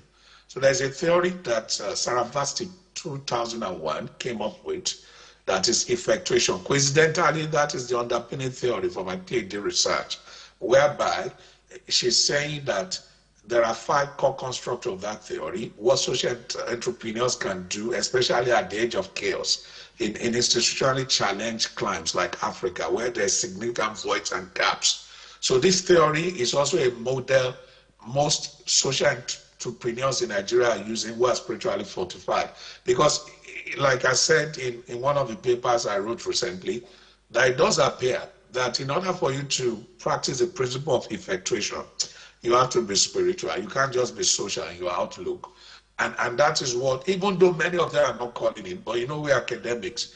We are looking at what they are doing vis-a-vis existing theory, and we're able to establish the fact that what they are doing is actually practicing the principle of effectuation on multiple fronts to just make sure. So not only are they, let me summarize, are they spiritually fortified in terms of fasting and prayer, they also run models drawn out of scripture. They also effectuate. So that means they don't just go in there with their naked or raw spirituality. They're also subject matter experts. So you have people in Nigeria who do, let's say, agriculture now, or healthcare, or female child. If they don't cite their spirituality at all, and they are talking in international conferences, you will see that they are experts in the subject matter. That's the principle of effectuation. So it's not that they just go out there or they are praying in tongues, or they are fasting, or they are just quoting scripture. You won't even see any of those. They are eating. So what you see in the forefront is their expertise. They are expert. Some of them, if you ask them to talk about agriculture, about in arid region, they will give you scientific facts and figures, because they've been able to educate the enthusiasm in such a manner that they know the relevant,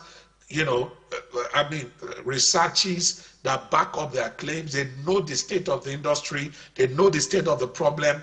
So by the time they are talking, they talk as subject matter experts, not spiritual people.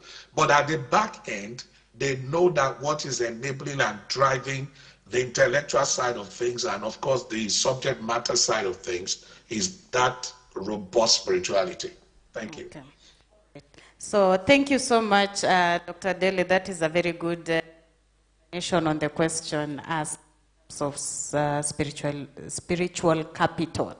And you've given good examples of the model from the spiritual perspective and also from the academic perspective.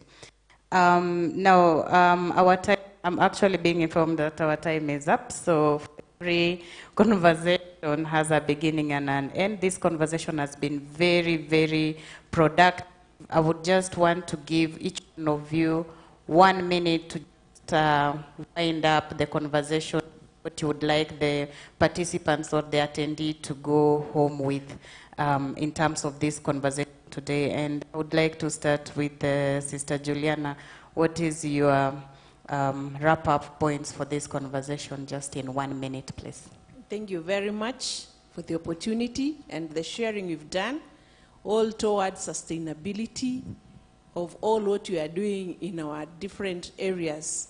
What I would tell you people and myself is all what we are doing is good, but doing it better is the best.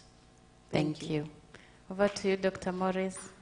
Yeah, thank you so much. I would want to say that the role of social ministries in enhancing sustainable development is becoming of paramount importance, and therefore there is need for us to ensure that we are able to strengthen the social ministries within our reach. And I would want to say something that we didn't actually mention. There's this issue of the Data Protection Act, I believe of 2019, if I'm not wrong. We should pick up on this, I believe, even as an academic institution, and we see how we can do some bit of advocacy around it. Because there has been a challenge of whereby you realize we have social ministries duplicating, various kind of programs because of those restrictions around that act that prohibit the sharing of information without the consent of the other person. So you realize that you might be supporting a given group of people in a given kind of intervention, and it is being done by other people, and that results into wastage of resources. Let's think about that moving forward. Thank you, and God bless you. Thank you. Thank you. Thank you so much. Dr. Adele, your closing remarks, please. Thank you very much. Let me also thank you for having me. Sincerely, it's been a very wonderful time here this morning. Even though it's early in the morning here in the UK, we had to wake up at 7 a.m. to be able to join. But it's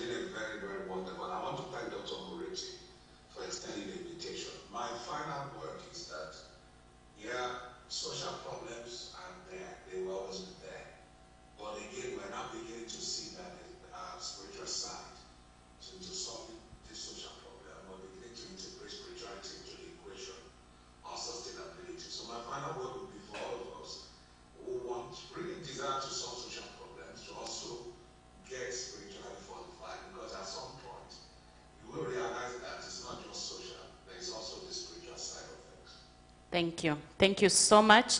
And I would really like to thank you as well on behalf of the attendees here, Dr. Adele. Thank you so much for logging in, and we want to wish you a good day ahead. Thank you so much for the rest of the panelists here with me. I would like to thank you for your time and, of course, sharing your knowledge with us, and we're very grateful. I will hand over this conversation back to MC to give us the way forward. All right, can we give them a hand of applause, please? They've done a fantastic work unpacking what is social ministry. And now, I hope you've learned, before you tackle a social problem, please be spiritually fortified. I've learned that today, right? So as we appreciate them, let's appreciate them. We have a culture of giving nice gifts. So, Dr. Njiraini, please, if you can do us. So, sister, we are giving you a very nice gift for the wonderful work that you've done today. So thank you so much. Maybe we can have a quick photo. I always say we have to report that we gave the gift, so we take an evidence. That is what I normally do. We have to report to someone that we gave a gift. So thank you so much. Wonderful. Thank you so much, sister. And then for the gentleman, good. Keep on planting what? Keep on planting? Cassava. Traditional cassava. All right, indigenous. All right.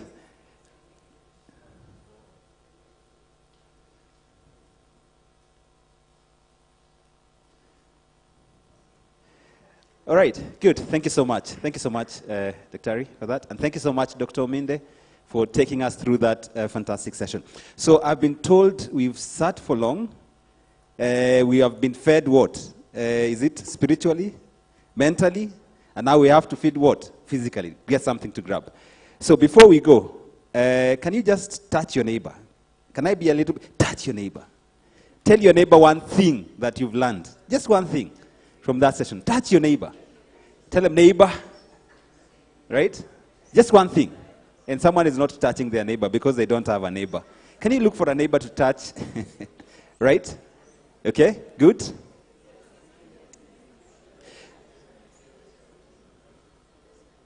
Even those who are online, please reach out, touch someone, message someone, interact with someone, tell them what you've learned.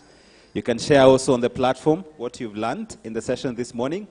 We said Strathmore, we don't disappoint.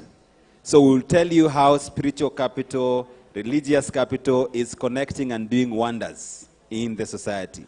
So after the break, we'll come back to very insightful presentations of some of the work that has been done. I want to make this announcement. I did not do it earlier. We have the gentlemen washrooms on the left. So if you come out, you want to go to the washrooms, go on the left. And then we have the women one on the right. And then if you want to also do some exercise, go up and down. If you go up this side, you find the men's. And you go up this side, you find the women. So we alternate that way so that you do a bit of exercise up and down. Our tea and snacks is going to be here. Now, I have an afternoon session where I'm going to ask questions. How many of you want gifts? How many of you want gifts? So we have some nice information posters there. I will ask a very good questions from those. So take keen interest. I gave some people some clues in the morning. So we'll give a bit of gifts in the afternoon. So interact with those. You can see what some of the work they're doing. Those cases are also available online in the Strathmore Africa Case Center for free. So you'll be able also to take them a little bit and learn what the sisters are doing, the faith-based organizations. And some of the practices, as you can see in the panel as well, we have a mix, and we have a fantastic session in the afternoon as well, just to see how sustainable social enterprises can be built. All right? So now that you've touched your neighbor, all right, I want to do one exercise, a question. Let's find who is the oldest person in the room, but we do it outside. And who is the youngest person in the room? You'll tell us. I'm not going to say.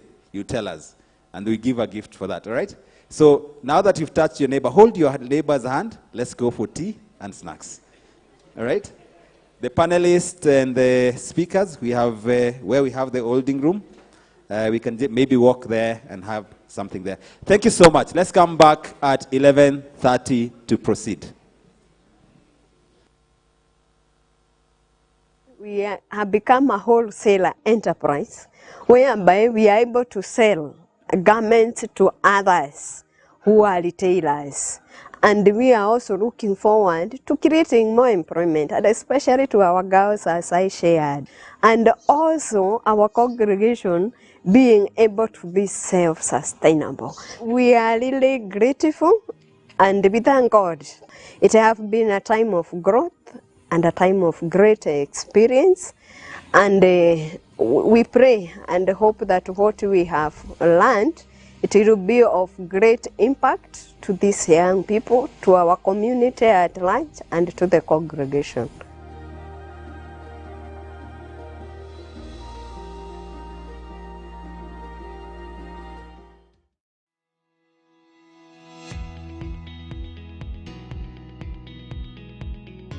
My congregation was started in the year 1989, and it is quite indigenous. It was started in the Catholic Diocese of Murang'a.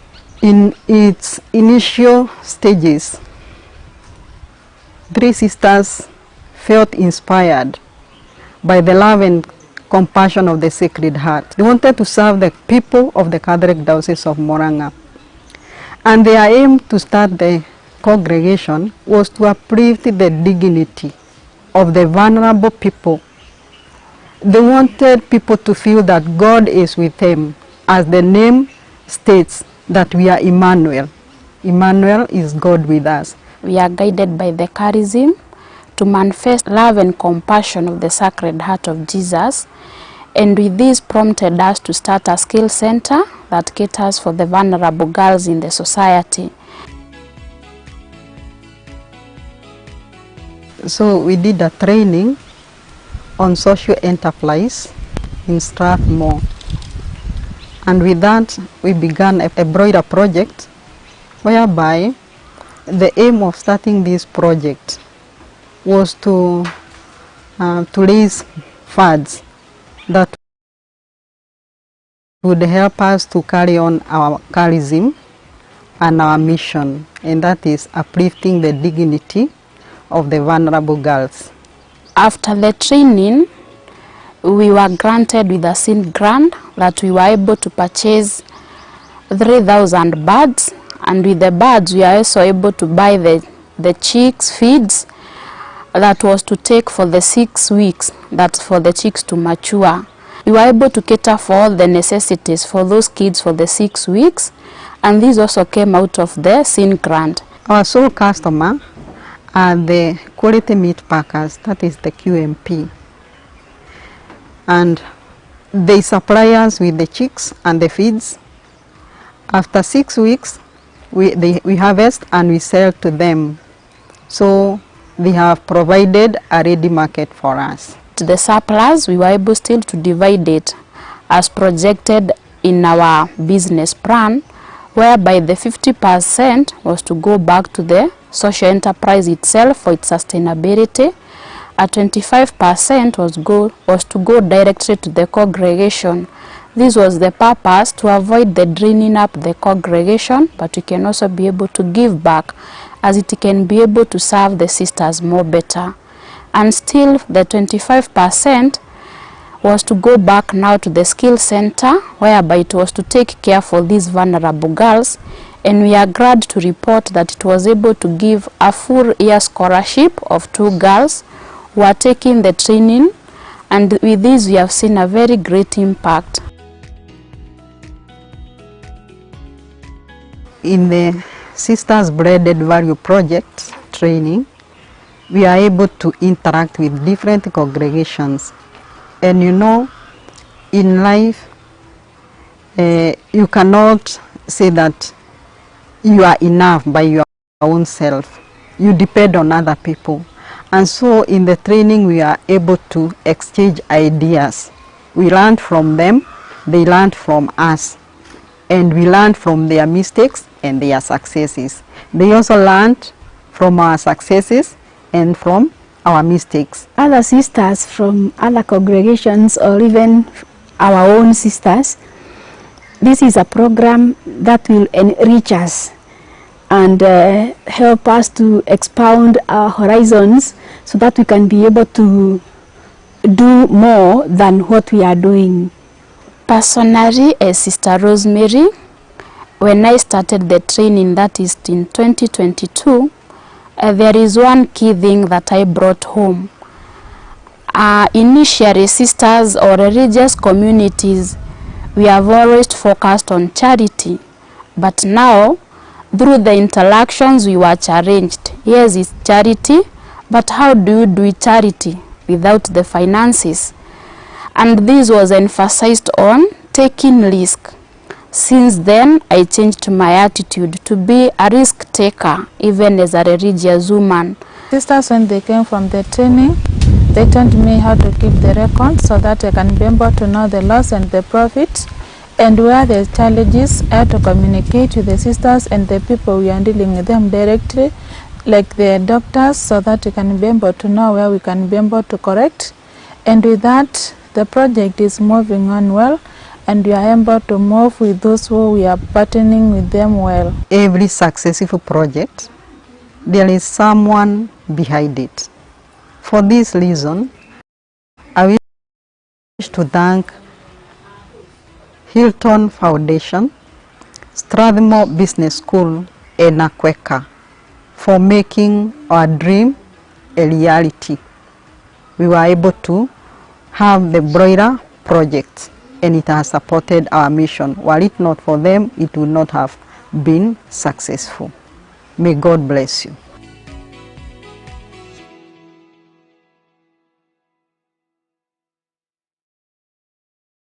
Before we received the seed grant, we were very we were in the very low stage. But with that seed grant, we were able to purchase some equipments and expand in the slaughterhouse and the store. It brings us a new life, new energy to our Holy Angels farm.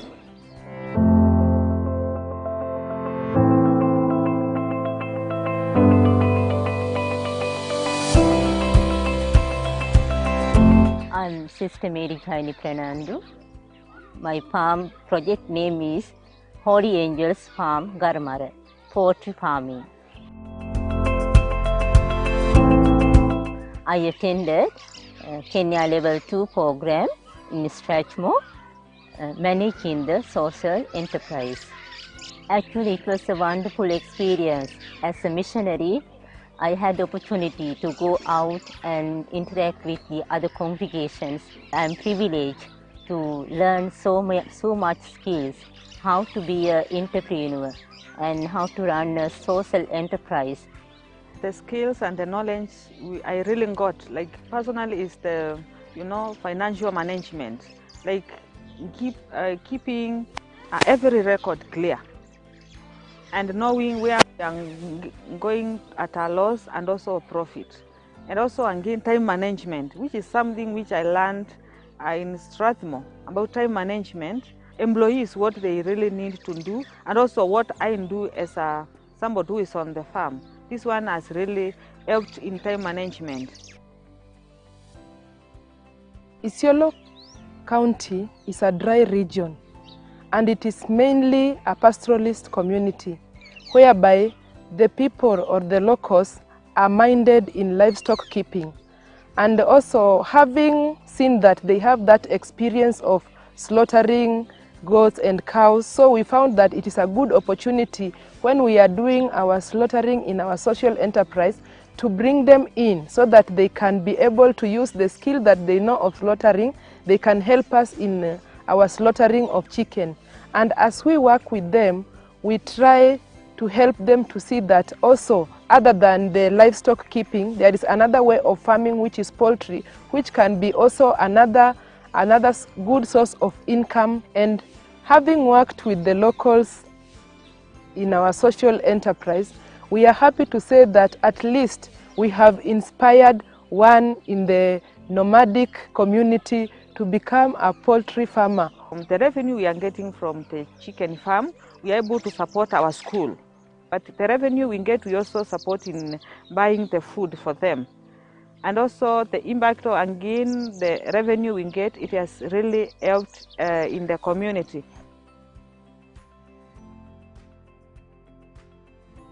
We are very happy and we are very grateful that we received the seed grant fund. That was a very much great help for us, because before we received the seed grant, we were very we were in the very low stage. But with that seed grant, we were able to purchase some equipments and expand in the slaughterhouse and the store. It brings us a new life, new energy to our Holy Angels farm. After the seed grant received, we have seen the number of the increase in the birds and the products and the duration that we keep the birds. It really within 1 month we are able to clear up the batch and to go to venture into another batch. So it brings income. We received a big demand from the 1 week. From the hotels, we were asked to bring the 860 chicken every week. In the town, Isiolo town, so much hotels like 19 Coins, 280 Club, Agnes Supermarket, and not only the Isiolo diocese, we moved forward to the Archer's Fort, then this side town. So Umoja Supermarket, almost every week they are buying like 100 chicken. Social enterprise, when we began, we went with the 300 birds. Now we have gone to 700. From the beginning, the 300 birds were keeping like 3 months. But now, at the moment, every month we clear 300 birds. Within 1 year, we are able to clear up 12 batches. So it brings revenue to the social enterprise. The revenue growth, it was like 50% from the beginning, but now it has gone to 90%. As the congregation, as the Sisters of the Holy Angels, we are very much grateful for the Stretchmore University, ACPECA and Heaton Foundation for the great help that you do for the humanity, especially through the Sisters Blended Value Project.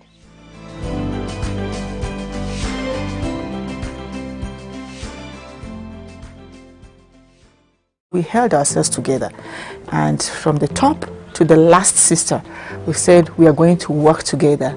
And hence, if we tell you that 3 months we have finished this building, it's just a miracle. It's not even a dream come true, it's a miracle.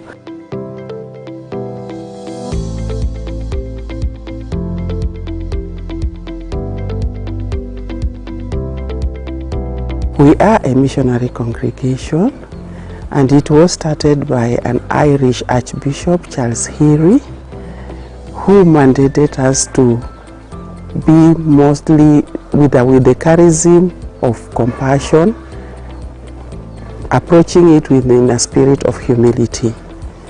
And with this, he mandated us to mostly to be taking care of young girls, educating them in Christian values, moral values, preparing them for marriage so that we can have a good society.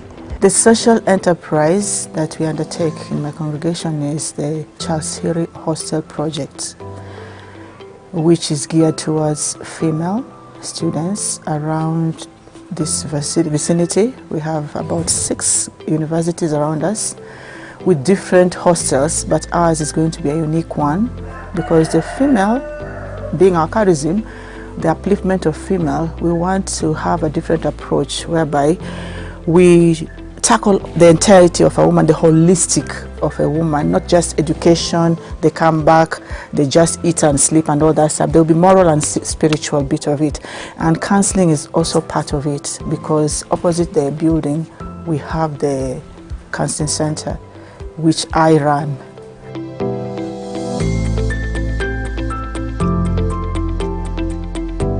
after pitching our social enterprise, we were able to get 1.1 million, and we have used that amount of money to purchase beds, mattresses, and pillowcases. The seed grant also helped us to get some the cost we have incurred in the first initial stage of our project, that is the structural engineer cost, the NEMA, the drawings like the model. The seed grant facilitated that. We had planned to have 2 phases containing 120 rooms, whereby some rooms are shared, others are single. And up to now, our project is in the first phase. We have come up with the first, second, and the third floor, and we hope to complete this first phase by December. Come January 2025, the students will be inside the hostel. Being a social enterprise, the first thing we are focusing on is sustainability of our congregation.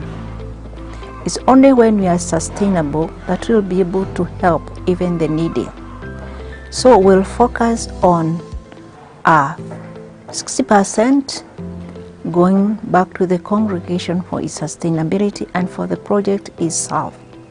It's only when the project is sustainable we can also be able to support other vulnerable girls. Like 15% of it will go to the community, the society.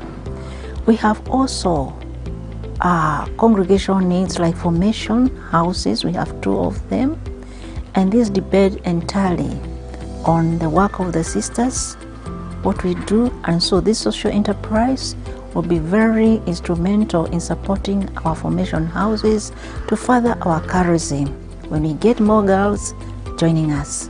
I must appreciate the opportunity I was given. There were so many lessons to really learn from the program. Number one, that I learned to be courageous.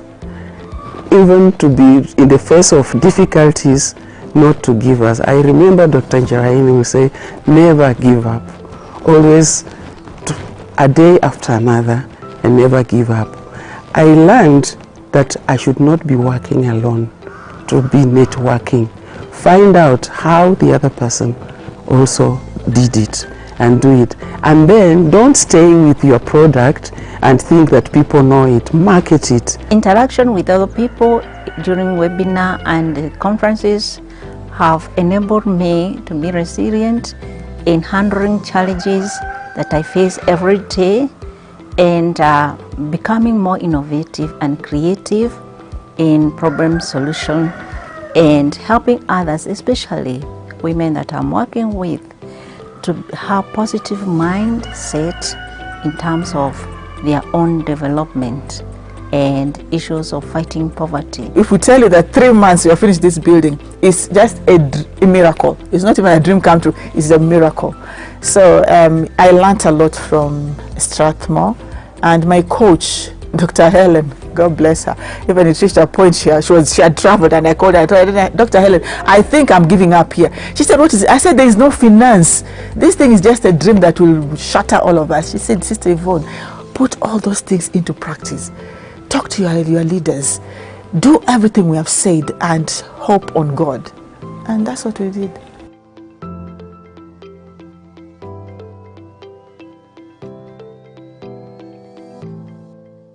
SBV program, it has helped us to focus and to orient ourselves. For instance, when we say that we are converting our charities now to social ministries, have we lost the charism?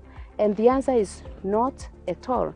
But as superiors, as leaders of the congregation, we must have a vision beyond what we can see today. Now that today we have donors and maybe diminishing donors, tomorrow when they are not there, are we able to see where we want to see our congregations and we start planning for it?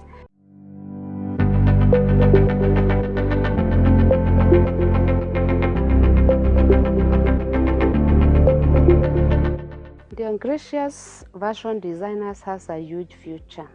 They started just simply as one sewing machine, which initially was making repairs. Because previously we got our garments as a congregation from Poland, habits were shipped. So we moved from that point to the point that we could make our own habits here, like the one I have is made here. Then we moved from that point to producing the small items that people who are interested, they came, they asked, can you offer this? And we did, but it was still in very low scale. Today we have orders from one institution to another. So we see that we are capable of upscaling that, and it will be able to produce surplus. And we believe that we'll be in leaps and bounds. I appreciate the first of all, self-awareness, the energy colors that were told there, that I'm able to know who I am, and I'm also able to understand who are the members in my team, who are the members in my community, and who are these other people that you are partnering with, so that the strengths of my personality can contribute to the greater development of the enterprise and the congregation, as well as awareness of the personal weaknesses that may be impediments. Additionally, one of those which I most appreciated was awareness that the charities that we do, the activities that we've been carrying as sisters up to this moment, can actually be made self-sustaining, and we are seeing the ripple effect of that. In the beginning, I didn't have passion for the business. And what I knew is that in the congregation, we do a lot of charitable works, and we give back to the congregation. But from the moment I attended the program at Strathmore, I learned a lot. I gained knowledge on business ethics, how to learn social enterprises, transforming it from charitable work to sustainable social enterprise. What we learned there on the record keeping helped us to put our finances in the proper shape, and also on doing the value addition. It doesn't just do the same kind of product. It helped us to diversify our products, and with this diversification, it has helped us to incorporate more staff members to help us in meeting the demands of our customers. Another learning was on the stakeholder management. This was again for me an area which I've really appreciated, because traditionally we are known that the convents, sometimes we have existed like the ivory towers, closing everybody out and closing ourselves in. But now I know we have partners right in front of our door. The skills that we have learned has helped us to retain our customers and also to get new customers, because we have been able to interact with our customers to know exactly what they need, and we have also been able to be in the competitive market where we give the products, the quality product that our customers need, and on time. I've liked the webinars on fundraising, and it gave me the gist of the many things that we can do to fundraise, including how to write the projects, how to identify good partners, donors, and also how to make the projects capable of fundraising within themselves. This social enterprise has increased with we started with like 10%, and now we've gone up to 40%. So I can say that we are not going at loss. From what we make and sell, we can see the growth in our social enterprise. We are happy that we can be able to create consistent jobs, because at least 4 of those you have made, they are on full-time jobs. Sometimes there are those we are giving the piecework. The SBV program, it has helped us to focus.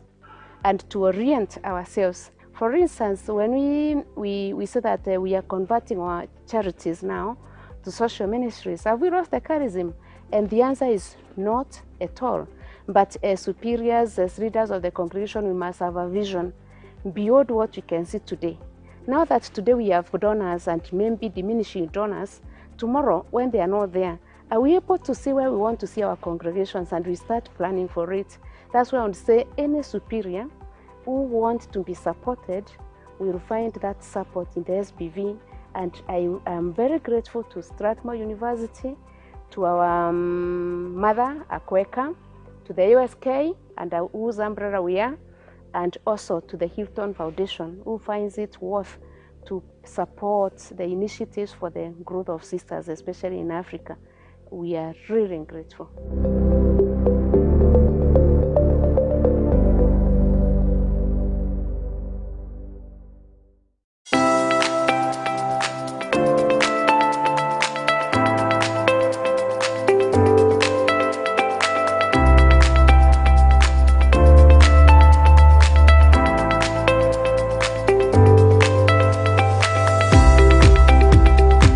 The social enterprise that we have started in Gashoka is very much in line with our charisma, because in the area the main challenge is Mira, and the children very often drop off from school. They do not complete their education attracted by the Mira. So we try through this social enterprise to offer them an holistic formation to have a good Christian and good citizen for the society of tomorrow. The impact of this social enterprise is for us positive and great, because though we have just started to develop our social enterprise, we can already see some differences within the local community. For sure, when we were starting the school, we had 2 teachers, 1 cook, 1 driver, and 1 just cleaner. But now currently we have allowed 13 staffs, teaching and non-teaching staffs, that they have really helped us. Through the course we have attended, we gained the knowledge of financial analysis, how to come out budgeting, prioritizing, and then be able to know whether we are making profit or loss. Thanks even to the skills that we have got concerning communication, we have really tried to create that kind of atmosphere within our staff, our employees. We tried to implement some things that we came to know, myself and the other 2 sisters who attended the level 2 and the level 3 of the course, to involve the sisters of that community where the social enterprise is, and especially the superior of that community. From the webinars, from the conferences that we have attended, it has been of a great help, whereby we have been able to listen to other people, to hear how they handle the challenges that they encounter in their projects, and we have been able to gain more knowledge on how to carry out our program effectively. Allow me to look at the number of children enrolled, that it has really shoot up, thanks to even the good name that the school has, and we are trying to build. So we have a good number of children. Although we have reached only grade 3, the number is over 200 pupils. And these pupils, as I said, we try to give them an holistic formation. We were given the seed grants, and we were really, it came the right moment that we are need for the furnitures, for the class, of currently is grade 3, the furniture. Also administration block, we also purchased some. So it helped the children to be able to be comfortable in the class. Then administration, the parents, where they usually wait, as they wait to be attended. So we managed to buy the furniture. So that money, it really helped us. Our social enterprise is situated in a land of 46 acres. And in the land, there are more than 2,000 mature mango trees. So for us, the future plan, in a special way, it is upscale our agriculture project, our farm, in order to get resources not only for the social enterprise, but for the whole congregation. It can really become an income-generating project to support our communities, especially those communities that are in very, very arid area. To my fellow superiors, I really encourage you to send your sisters or you yourself to attend those courses so that our mission as religious women in our apostolate can be really of impact, of meaning for the society of today. I want to express my gratitude to Sister Blended Value Project, together with the Strathmore University, Akweka, and Conrad Hilton Foundation for the opportunity given us. And we really ask to continue to give us this opportunity in order to equip our sisters to bring fruit in their apostolate.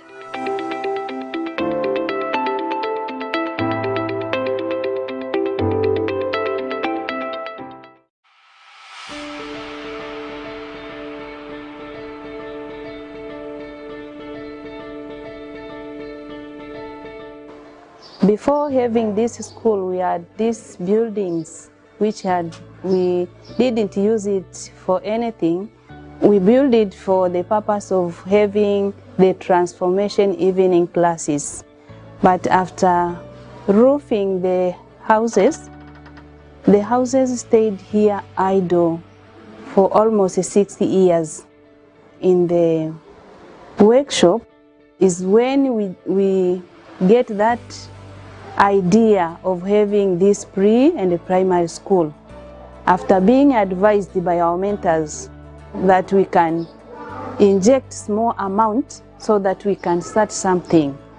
So we started with 9 children, January this year. Up to June, we ended having 20.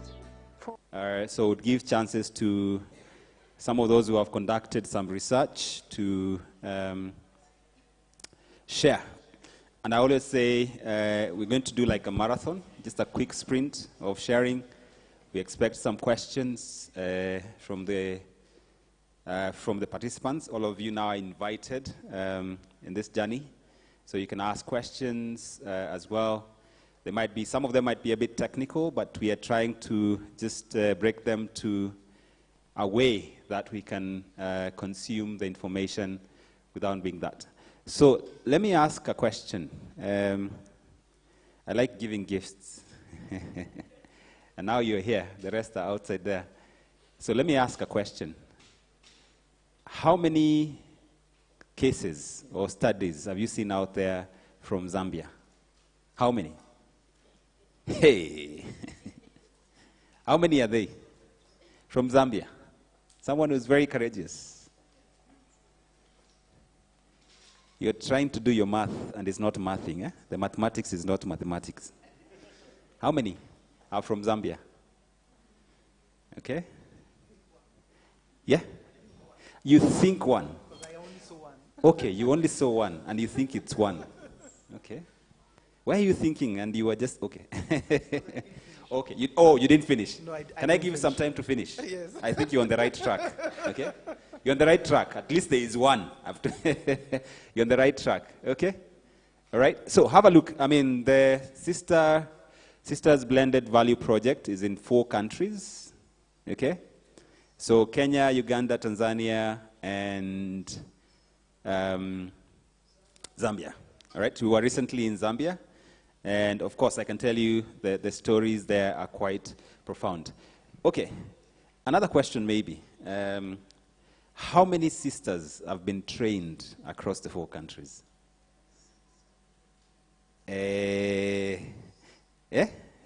How many? Albert, you had that leakage. Okay, I was testing to see whether there's people who are, okay, all right. 692, all right. How many congregations?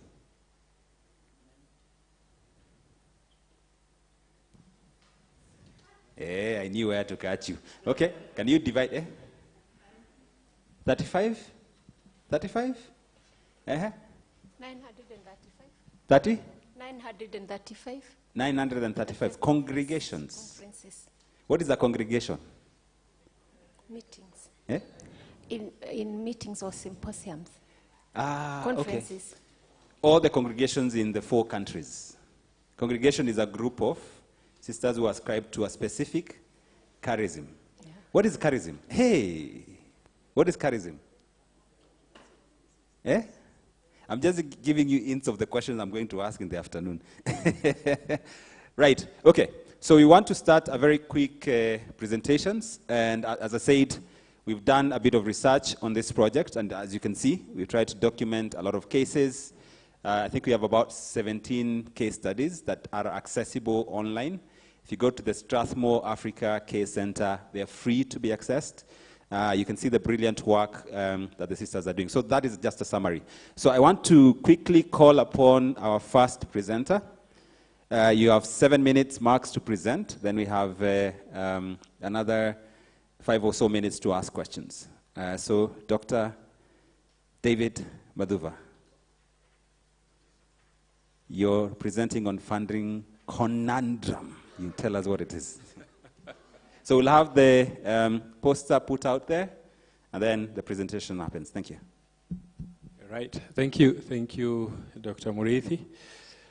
So the first one we have is on the funding conundrum. This is to do with some of the discussions we had earlier, the challenges that sisters or the funding of these social enterprises run by sisters have been facing. I'm just waiting for the poster. So I won't take much of the time. It's a 1-page poster, and it is titled The Funding Conundrum Towards a Sustainable and Acceptable Funding Model for Social Enterprises Run by the Catholic Sisters or Catholic Nuns. This work is actually, being prepared for submission to a journal, but I felt it good to share it with you before it goes to the journal for maybe feedback and comments. So what led us to this is because of the challenges that were shared earlier this morning, and it's just to do with the funding of the social ministries, social work the sisters run. We appreciate that some of these projects sisters run are income generating and others are purely philanthropic. And that mix is always important because of the need to further the social mission, what they call the reason for their existence. You have a blend of the for-profit and the not-for-profit. And we've seen social enterprises seeking funding from all sorts of places, majority of which has been donor funding. And that's why we talk of things like direct aid and grants provided by either the government and philanthropic establishments. Just like in this Sisters Blended Value Project, we've seen like 61 congregations. Now this time is congregations. We've seen 61 congregations get some seed grant funding, and that is a grant, all right? So you can see when you talk of grants, the grants can come in different forms. But you realize this funding, a seed grant is very small. Whatever we can get maybe from the government may not fund an entire project which might be costing millions of, you know, shillings or several dollars. And that's why this challenge of funding still continues. And the reason why it keeps persisting is because of the nature of the social enterprises. Of course, they have the social dimension. There is the economic dimension of it, because at some point, of course, there has to be some financial implication of the operations, be it bringing money or spending. That has to come in. But then now, when it comes to the sisters, there is also the spiritual dimension, which we can never forget, because again, there is a vocation behind what they are doing. So if we could scroll up. Okay, I just wish there's a way I could do this. Eh? So now, different funders often come with different motives. And what I'm trying to say here is, depending on who is funding us, they have different expectations. Like, for example, if it's purely a donor or a funding partner, then these people might be interested in the societal impact, okay? But now, if you bring somebody like an investor, you know, these are venture capitalists. Who else do you know? The people who might want to partner with us to run some of these projects. You know, like I remember we have a congregation which wanted to have a hostel set up, all right? And in one of the meetings, of course, fundraising endeavors, was this private investor who wanted to get into a contract with the sisters, all right? And then now get to fund the project and have some return and a bit of ownership. Definitely, if you look at the structuring of sisters projects, when it comes to ownership, now that's a different story, yeah? So again, that couldn't work. So investors are looking for returns, and they'll do all sorts of things to make sure that they are covered, and that's why the contracts come in. Debt providers, I mean, this thing of borrowing, you know, I know we've floated this severally to sisters, and I'm happy when Sister Dr. Josephine was presenting, I saw Equity Bank there, all right? You know, when you say Equity Bank, you see a loan, isn't it? Now the question is, are sisters going for bank loans to fund their projects? Now, that again is a bit of a discussion there, because when you get debt, you will be closely assessed as to your financial viability and the cash flows that you're generating. And the question we're asking is, who are we dealing with here? It's a social enterprise, all right?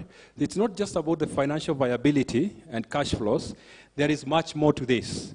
But you can see clearly, if you're getting debt, that will be looked at.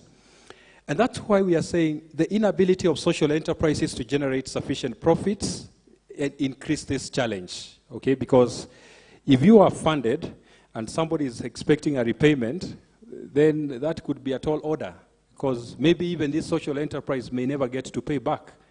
So if you are driven by getting paid back, then that becomes a challenge. Now then, we get to the exercise of fundraising. And I'm sure if I was to ask the sisters and all the social enterprise founders and people who run social enterprises here, they'll always tell you the intrigues of fundraising, all right? It's quite a time-consuming endeavor. It is energy-consuming. And there are many what? Hits and misses. I mean, like I have another congregation here. As we speak, they are fundraising for a hospital. They want this hospital of theirs to transform from level 4, in our definition, to level 5, okay, the next level. But they are looking for 50 million Kenya shillings. It's actually one of the stories we've told out there. And in my conversation with them, they were talking of having submitted 5 funding proposals to different funders, you know, the likes of Mishio. I think they've reached out to Caritas at some point. And none of them has responded yet, all right? So there's a lot of hope with fundraising. But alongside that, there's a lot of activity they are engaging in. And you can see it takes a lot of time. And at times you need to bring in experts maybe in this area to advise you on how you can pitch. And that is one of the things I think the Blended Value Project was doing. Now, I think I talked about this thing of religiosity, which introduces a third dimension. And that makes the situation very interesting, all right, in the case of social enterprises run by sisters. So the objective of the study is just to check what the Catholic sisters look for when seeking sustainable financing sources for their social enterprises. We've put together just some key insights here from the literature review, just looking at areas where funding has been looked at in social enterprises. And I'll just say something very small about this, because the study is pegged on what we call the financial life cycle theory. The financial life cycle theory is that theory which explains how funding evolves as social enterprises mature. Remember, we have the startup, or the ones at incubation, right? Then they pick up, they start growing, maturity and all that. And as they evolve, you know, the funding sources change. Like, for example, the seed grant is maybe at ideation, when you have the idea and you need to have it, you know, looked at closely. But then now once you've established the enterprise properly, then now the funding, you start even looking for different funding sources. Huh? So that's a life cycle theory. And the life cycle theory doesn't just happen on its own. Within the social enterprise or the social project, there are resources that are required there, right? You need people, you need the intellectual, you know, engagement there, and all those things, which are very critical, and that speaks to the resource dependence theory, which is combined with the financial life cycle. But then now, it's not just about resources. As an organization, are you able to do that which you're saying you'll do? Like, for example, if you're running a healthcare facility, do you have the capability to do it? All right? And I've seen, like, for example, the case of sisters, they do it very well. You'll find at the very top, the people driving that are already in the healthcare sector. And that speaks a lot in terms of success of these kind of projects. Huh? Then, I think in section 3, if we could go to section 3, the methodology, I think. So just before I go to methodology, what you'll see on this diagram here, it's just to look at the things that have to be considered when we are seeking financing in a social enterprise. We have to look at regulatory consideration, the assessors, the people who might come to do monitoring evaluation later. We have to think of the funding providers. There are many other stakeholders, and all this speaks to the governance, all right? At times, let's say you're fundraising, you're looking for a lot of money. One of the projects we have around is a project, the sisters are looking for 110 million Kenya shillings. Now, that's a lot of money. And for anyone to maybe think of advancing, let's say 10% of that, they usually might want to study the governance structure, because if you're giving 10 million, you want to make sure that that money is spent properly. Accountability is there and everything. So, and that's why we have governance here and things like compliance, performance, you know, improvements and all that. And of course, checking on how you're executing that project. Then down here, there's a diagram which just talks about the life cycle theory. If you could go up. Yeah, so what we're seeing here is just the life cycle theory in application. I remember sharing these insights in a webinar where we were looking at, if you are just starting, the micro-sized, the funding sources are things like the seed grants, the subsidies. You look for people called angel investors, people who are maybe philanthropic and they want to support you. But as you grow, the financing sources kind of morph or they change. You might start thinking of some bit of debt, repairable finance, impact financing, all right, and the likes. And then even as you grow now, and I think I saw Sister Josephine even talking of exit. You know, by exit doesn't mean you cease from operating. Exit could also mean handing over to the next set of people who are interested in furthering your cause, right? It's a way of exiting. So this is the life cycle theory, just illustrating how the funding sources, including some funding sources that we've utilized over time, like crowdfunding. You've seen people just coming together. They set up a platform where people can make small contributions, $10, 20 euros, you know, and the likes. And that counts to the pool, and it could help further your cause. Now, in terms of methodology, which is section 3, if the team can take us to just down. Yeah, so on the side here. So the study is based on a comprehensive review of self-administered questionnaire responses. We had issued this to 35 congregations. 35 are the congregations, But now these congregations have 125 sisters there, and the sisters are drawn from the 4 countries that we've been looking at in Kenya, Uganda, Tanzania, and Zambia. We followed this with some interviews just to get in-depth information as to what the numbers are telling us. And then we did some cross-tabulation, you know, the things we do in research. Now let's go to the findings in brief. And the findings, I think, are somewhere down here. Okay, so here. So as I said, this is still work in progress, but what we are seeing here is there are like 8 key considerations that are coming up when setting up the funding for social enterprises by sisters. And one of them is something that is to do with customization and alignment of the financing source. What does this mean? It's just that appreciation of the nature of the social enterprise that is to be funded. Because the moment you don't appreciate that, then even the funding might be misaligned, okay?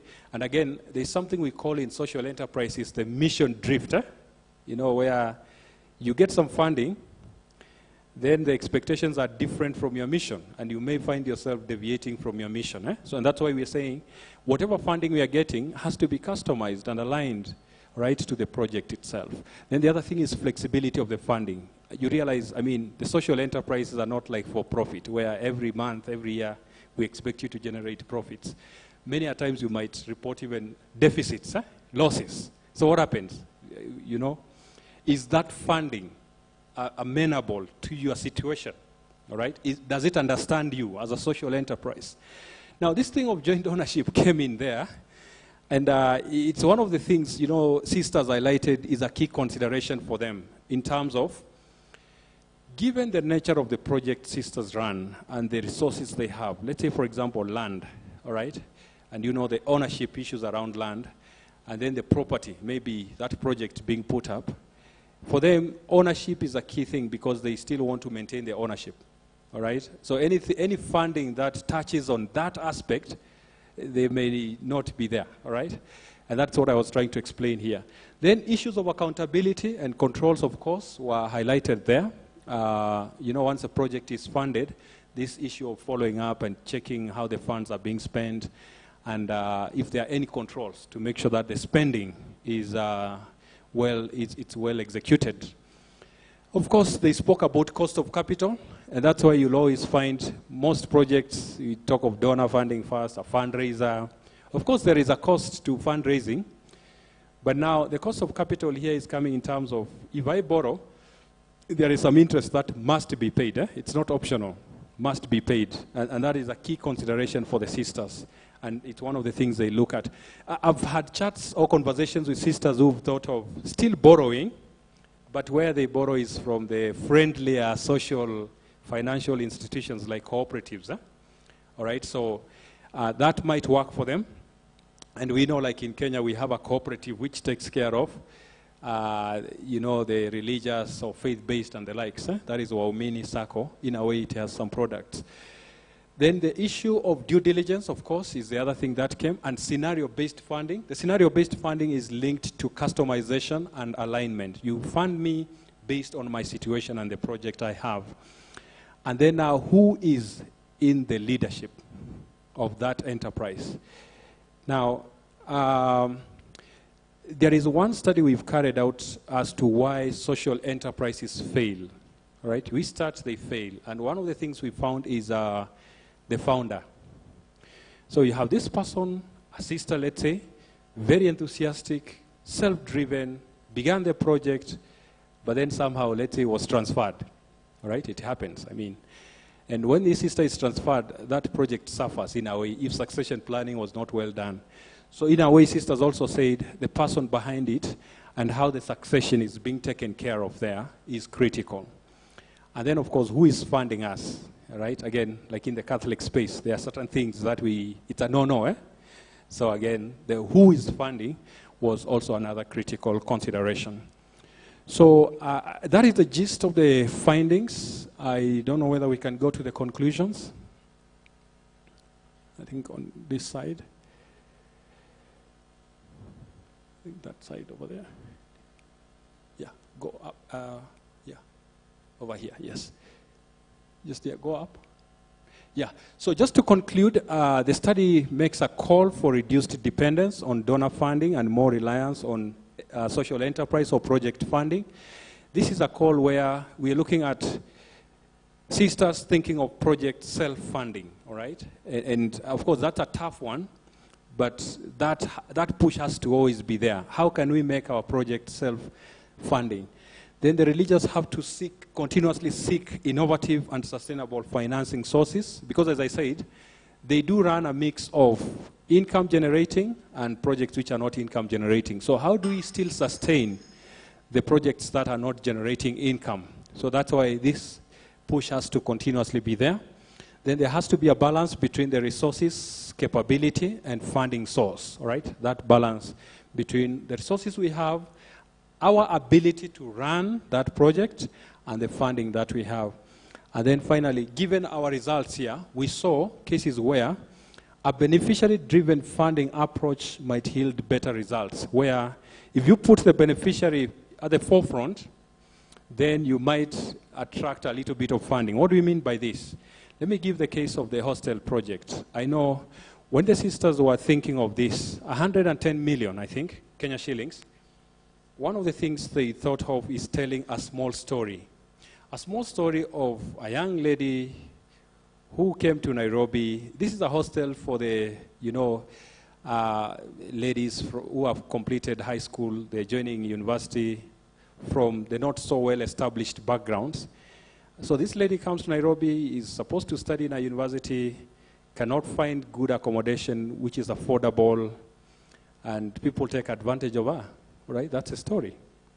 So sisters thought of putting that story there as part of the fundraising strategy to attract some funding. And I think, in a way, it attracted quite a number of people who could identify with this young lady coming from the village to Nairobi or to town and cannot find affordable accommodation. That is the beneficiary, all right? And if you pitch it that way, in a way, it could yield better results. And that's what we are saying there in our conclusion. That's what I have. Thank you.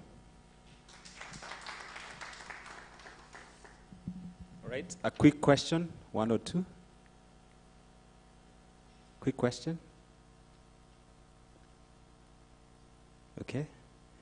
He's saying there is none. And oh, there's a question there. I was going to say this. Dr. Madhuva, you taught the class and they did not understand anything. So at least there's a question. All right, go for it. Mine is just a small question from our speaker.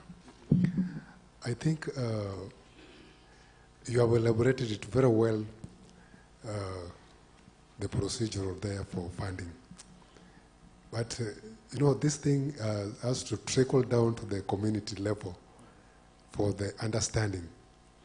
Now, mine is just to ask you, can you just bring it in the layman's knowledge, what it means, conundrum? Thank you. Okay, thank you. Conundrum is just paradox. Here we are, we have so much funding around, but as social enterprises, we are still struggling to get this funding. Yet there's a lot of money, by the way. Yeah? There's a lot. You agree with me? Yeah, there's a lot of money in your phones, whatever, Fuliza and all those things. Eh? But we are not getting this money. It's a paradox. So the study is just trying to study why do we still have this paradox when we still have a lot of money, and we are saying there's something we can do. There's a way we can look at it a little bit more. Eh? So the conundrum is just the paradox. They call it's something we do not seem to understand.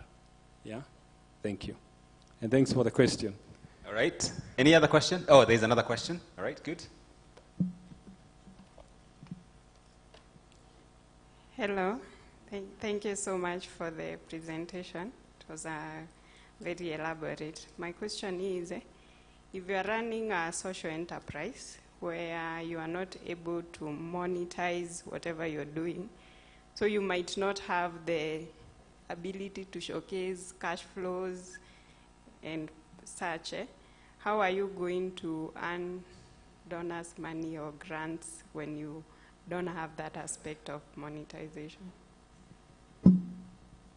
Right, thank you for the question. I think this is where the mind and heart comes in. In my presentation, I just spoke of a story. So sisters they want to put up a hostel project. Of course, there are numbers and all that which might come. But I was thinking just away from the building, the money, the project which you can see, I want to believe this story they told, it's a story. It's a story which was told in different forms. There is the written one, and there is the emotive one. You know, this is how you can tell the story in an emotive way. Eh? You've seen like what Equity Bank does with Wings to Fly. You listen to those stories, you're like, okay, I know there's MasterCard behind this thing, but you feel like even donating something. Eh? So there's a way you can still drive the agenda without numbers. Bring in the mind, the heart, the emotional part. Yeah, and that, of course, requires a bit of skill and creativity. Eh? Yeah, so it can happen. It can happen. And, okay. My name is Mr. Patrick Kimiti, Community Environmental Network. I want to ask the question on project ownership. Well, when this project starts, by, the founders are, through the sisterhood, they are supposed to be surrendered to the community at some time. And I think that explains what you meant on exit.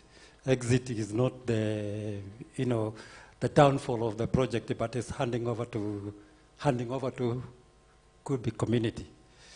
How long does it take? And are the sisterhood, are they really willing to let this go? Because at that time maybe they are profit generating and they are self-sustaining. At what time is it supposed to be handed over to the public? Or how do you align the public so that at least the public have also the control of these projects? Because they are supposed to be meant for them. I feel like giving Sister Josephine here to help me with this one. It's a tough one, eh? But anyway, maybe, Sister, you could help me, is it? I don't know. The ownership I was referring to here is where there's a funder coming on board, and for them to fund that project, they want some ownership. That is the ownership I was talking about here, but I'll still respond to what you said. So from our research, the ownership is that the funder is coming to give some funding. I gave an example of 10 million, all right? It's like 10%.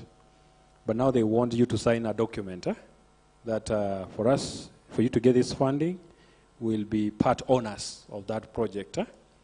Now, as I said, for the Sisters project, it's a different conversation altogether because of the ownership.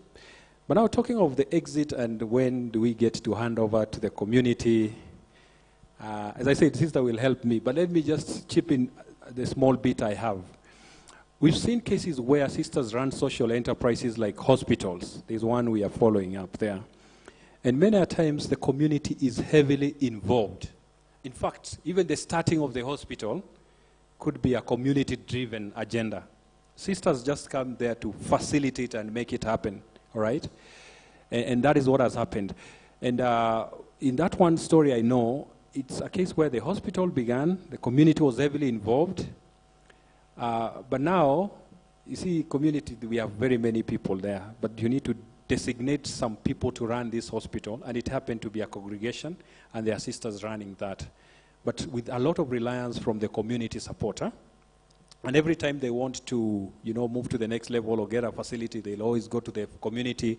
They want an ICU, they go to the community, and there's a reason for the ICU to be put up and all that. And but not forgetting, the hospital is legally registered, all right? And it is registered under who? Okay, so of course it's under sisters because they're the ones taking charge, the management. They take responsibility of anything that happens. But because of this heavy community engagement, at some point the community felt like this is our hospital. So when we come, we should even be treated for free. Hello?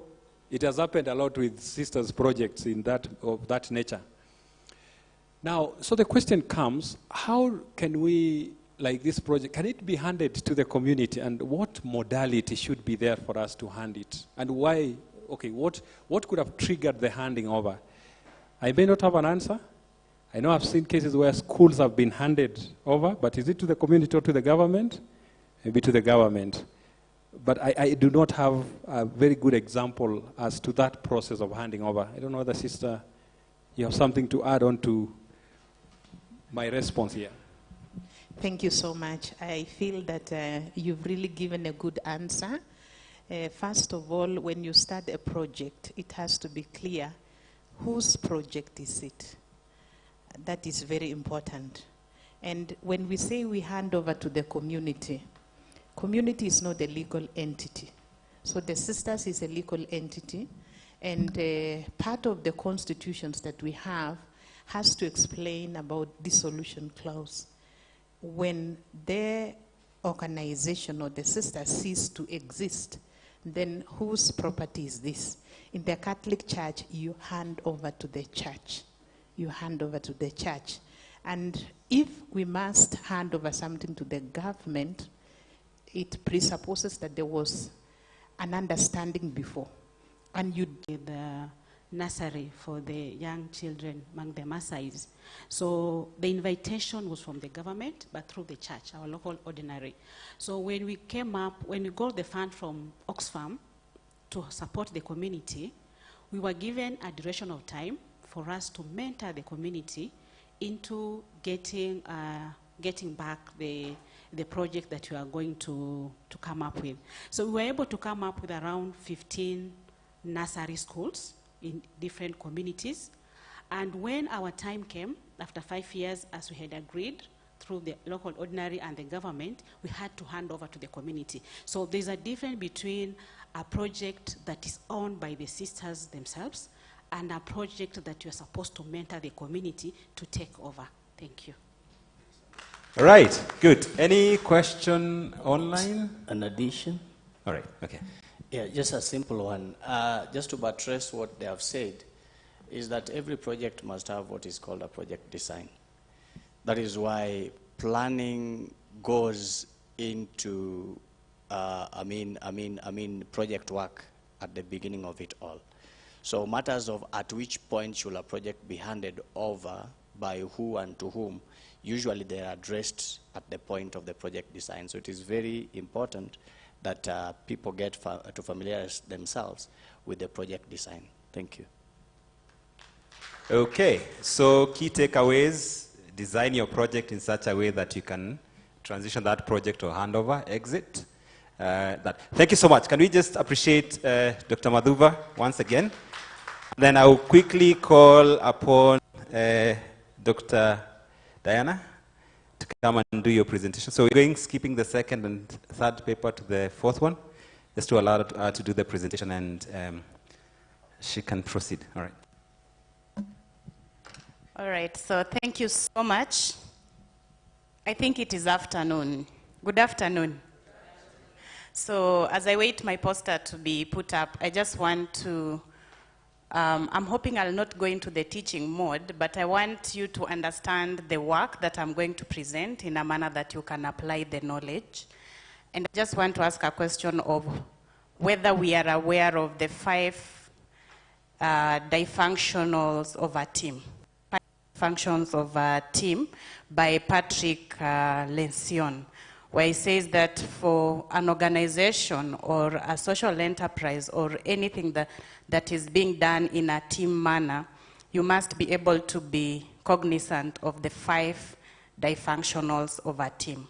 And the first one in his conversation is trust. Trust is the foundation of everything, in that if I don't trust you in the team where we are working with you, I'm likely not to commit or give you the responsibility to do whatever it is, because I have no trust in you. And the reason why I will not trust you, it could be from a point of competence, but it also could be from a point of integrity. And then the next level is the conflict. And usually, the way we are designed as human beings, we run away from conflict. But Patrick says conflict is very healthy, because it is from the conflict that we get the creativity. So it is you to allow your team to engage in conflict. And I can only engage in conflict with you if I trust you, meaning I can freely disagree or agree to disagree with what your opinion is.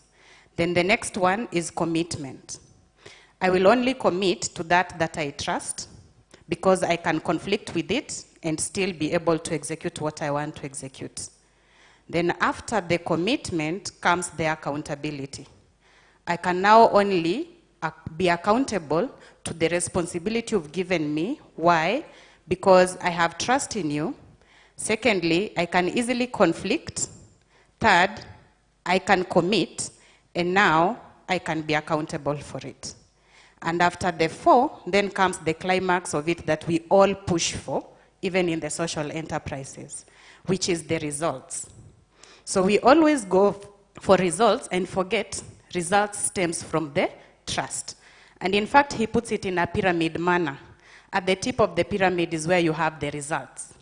So most of the time you'll find that in a team, you are pushing for results, but the reason why you are not getting results is not because you don't have competent people, it's just because they don't trust you, and most importantly, the conflict aspect of it is not embraced. So your team is never creative at all.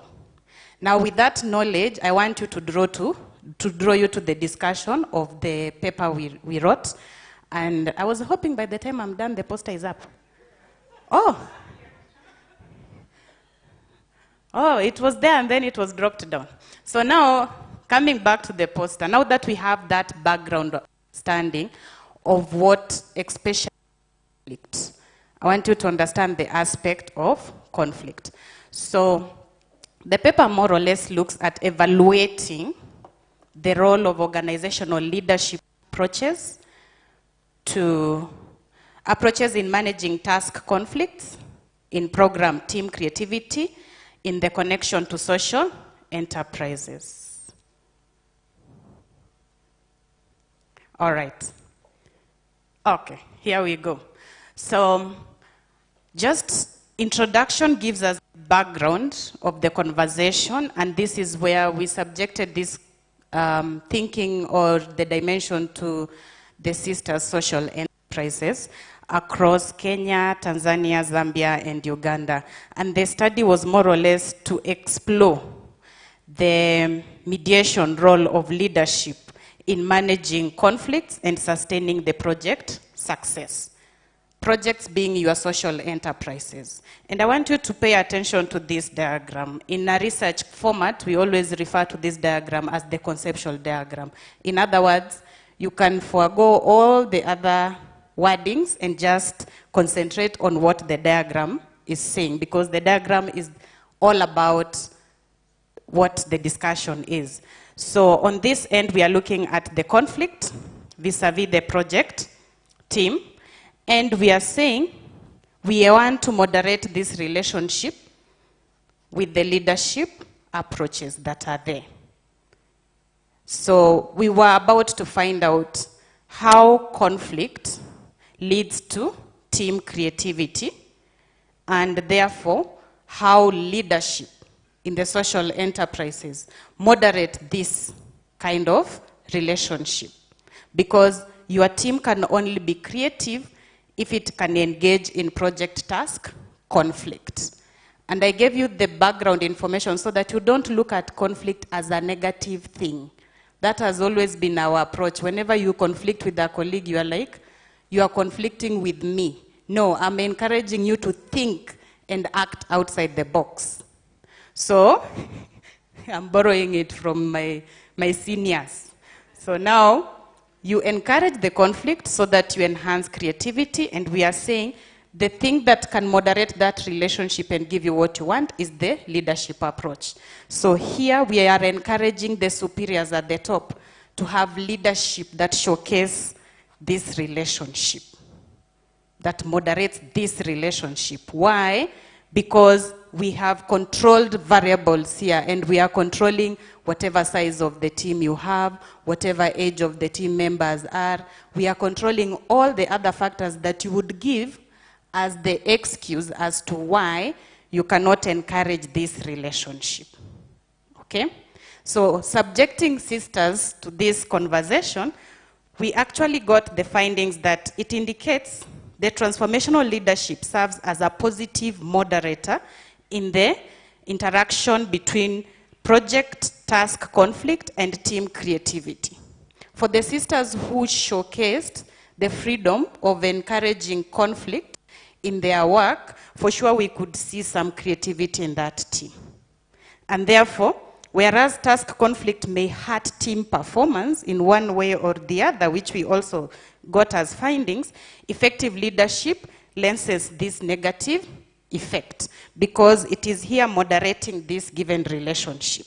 So we are not saying that it is so smooth directly giving you the good creativity, but it will also hurt your team in one way or the other in terms of performance. For example, if you are a leader who is a result-oriented, chances are you have to always have the sixth sense that you don't put result before the well-being of your people, because you are result-oriented, and what happens, you'll do anything to get that result. It's just who you are, it's personality, it's okay, but having it at the back of your mind that the team can hurt in one way or the other, then you will be able to foster that leadership in a very effective way. So it needs to lessen that effect and also create an environment where the creativity can take place and help the team or the social enterprise to flourish to the next level. Now, just scroll up. Of course, the methodology, what I have said, we were focusing on the Tanzania, Zambia, Uganda, and Kenya sisters. I don't want to bog you down with the statistics here. This is just to verify that the conceptual relationship is actually significant. So this is a regression. And before the regression, we did what we call the confirmatory factor analysis, just to get to confirm the factors, whether they are significant enough for us to run the regression and then agree to that. But I want to actually draw you to the conclusion on the recommendation where it says, as much as this study highlights the role of project task conflict in enhancing the team creativity and advancing the project objectives, which now it is in our community, we need to acknowledge that traditionally we viewed conflicts to be negative, but then we need to agree that it can optimize our outcome, and if well managed, it can give a team focused, and the managing here we are saying through transformational leadership that is very essential because it will mediate that given conflict and creativities. Now, managers should adapt that leadership approach to benefit from conflicts and foster creativity and improve the project results. Now, of course, every research comes with further or recommendation on what should be done. So as much as this gave us that, there was some limitation on focusing on the team. So we are saying maybe someone can also look into individual level leadership, because the sisters who gave us their feedback were more or less managing a group of sisters who are running the social enterprise. How about we look at it from an individual perspective? So the future research could explore diverse conflict types and individual focused leadership to fulfill understanding their effects and their team creativity. So this is all about this journal paper. It is out there on the post as well. You can read more about it. And I welcome any question at this point. Right. Okay, let's give a clap. Now you know, I have a question to ask there. The five? The dysfunction? Okay. I will remind you later. Right. Anyone with a quick question? Okay, good. And now you know conflict is not bad, eh? You don't run away from conflict. Okay? Thank you very much. I'm sorry for monopolizing the hall today. But that is my nature. So, Madam Ominde. Yes. Okay, oh, good. I've learned something from you today, that conflicts are good. Thank you. So I will encourage conflicts. So Please do. So that I grow. But also, now coming back to that, I've specialized in health. In health also we talk of cholesterols. We say that sometimes too much cholesterol is bad. But also in the same, we say that we have good cholesterols and bad ones. Mm-hmm. So my question to you, do you mean there are some areas of conflicts which are good in our lives to entertain as we do our business, as we interact with the communities, and which are they, so that we don't just take it generally that conflicts are good. Like in the cholesterols, we have bad and good ones. So where are we in there? Thank you. Thank you very much. And I like that comparison. I like the cholesterol comparison because a little bit knowledge about the healthcare is where we've been fed that mentality of cholesterol is bad, but it's very, very essential for your health and your well-being. It's just that in higher quantity, then it becomes bad. Now, coming back to your question on the conflict. When you're looking at it from a leadership perspective, you are looking at what kind of conflict is this? Because the conflict that Patrick Lesion is speaking to is the conflict within the team environment, meaning conflict regarding our work. The conflict I've referred here is the task conflict. Conflict regarding the roles and responsibilities assigned to us. The conflict that is towards how we can make the social enterprises better.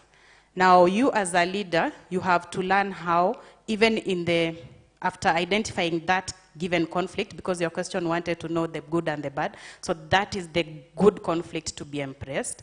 The bad conflict is where you just pick a conflict with your colleague that has no connection to work.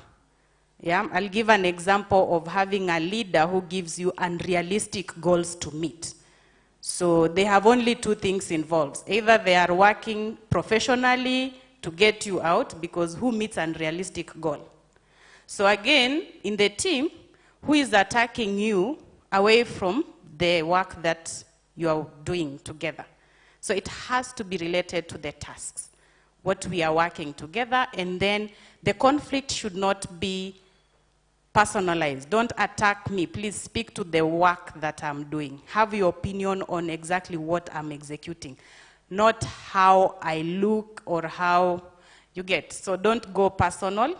Don't say, you make this work look this way because you are just like that. This is who you are. No, now you are going away from what exactly the conflict should be. It should be the conflict on this activity is likely to interfere with mine. So we are now having that conversation, and how well, or even your leadership style, you know, when you give the directive, this is what is going to compromise. We are supposed to finish 1 or 3 things as planned, but we are likely not to do because your decision has come to delay everything. So that kind of conflict, when you allow that kind of conversation and those kind of disagreements, it actually makes everyone to be very creative. Because if you don't tell me how my decision delayed everything, I might not be able to think outside the box anymore. I would think, actually, that's how best I can deliver. Okay? I don't know whether I have perfect. Thank you very much. All right, maybe one more quick question. If we can get one online as well. One quick one. Okay, I see one. Quick one, and then we progress. All right, thank you. Good afternoon. My name is Kelvin Lilan from Kenswood Organization. My question would be directed to our conceptual note, where you are giving us a diagram showing the team on one side, a conflict on the other, or creativity on the other side, and management intervening. And I therefore ask myself, at what point do managers or leaders therefore become part of the team, and at what point do they delink themselves from the team? That would be my first question. The second question I have is, as we encourage conflict, I see it having also 2 end goals. One of them being, it's possible that the team may feel a sense of learned hopelessness, where they don't know, how do I continue approaching this leader if we had conflict? And on the other side, the leaders feeling that the team is trying to insubordinate or have a coup and therefore affect their leadership and therefore the attainment of the goals. How do we find a balance for that? Thank you very much. So I'll start with the one, and they are connected. Yeah, so my answer will connect the two. The first one, where you say, at what point do you let the team run as a leader and, you know, put a stop and let them be? The answer is at no point. You have to run that leadership to the end. Your team will always emulate what you are doing. You are their role model. So what happens when you are a leader, and it comes even in the not only in the social enterprises, but even where we work as ourselves here. So a leader, you have to be fully present to actually walk the talk. So even when there are conflict, a good leader stays in the conflict. You have to be conflicted until you find a solution in that given conflict. Because your leadership is shown through how resilient you can get when things are not, if we are not making headways, how resilient are you? Because when you withdraw as a leader, when there's conflict and you withdraw, the communication you are giving your team is we are headed nowhere. So the thinking itself stops. Creativity stops happening. But if you are there, what happens to you, the people you are leading is, even boss ako hapa. Kwa hivyo, there is nowhere we are going. We have to think conflict until we get a solution. Now, there is difference between leading through and then being a leader. Again, I would draw you to a conversation about effective leadership. There you will learn levels of leadership. I'll just speak to the first one that we get. When you are given the leadership in the role of being, let's say, the superior sister, that's our role. We will start by, first of all, respecting you by the mere fact that you are our superior. It is upon you as the superior to go beyond that role and now move from the position leadership and start to go to the productive leadership. Now you are going up the leadership levels. At the production leadership, I'm more or less looking at you as a superior. Are you able to do exactly that which you are asking me to do? In other words, do you have a result? I'm now going to follow you, and you'll hear people say, we like superior so-and-so because she delivers.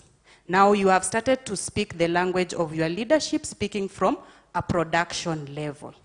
Then you move it to the personalized level. You've seen people say, I did well under the leadership of so-and-so, meaning you developed individuals. You are very intentional to hold their hand and develop them. So you as a leader, you also have to grow in your levels. Yeah? There are quite a number of levels up to the self-actualization level. But most of the time, if you walk away from the conflict, then just know you've remained at the position level of leadership. All you can showcase is the title of being a superior or a leader. And that won't last for long. Okay, thank you. Okay, I am tempted to continue, but I'll stop it there. Let's give quite a loud of applause. I saw some online comments, but I don't think there's a question. All right, good. Now, another point of learning. First, we started with funding conundrum. All right. Now, we've talked about task conflict and leadership. All right. Is that a highlighted question? The conflict resolution may lead to conformity. How do leaders remain authentic if conforming is not an option? Daktari, I feel like I should have you answer the one more question. Right? So they're asking, the conflict resolution may lead to conformity. How do leaders remain authentic if conformity is not an option?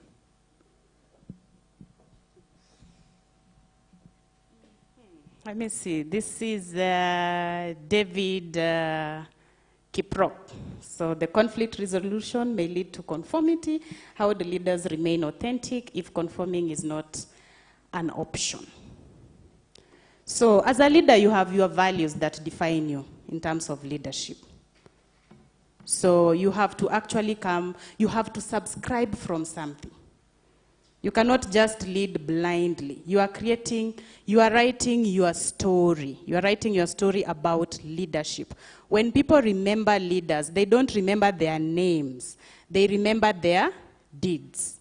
So at a point where you have no option but to conform, the answer is as good as what you have in your mind right now.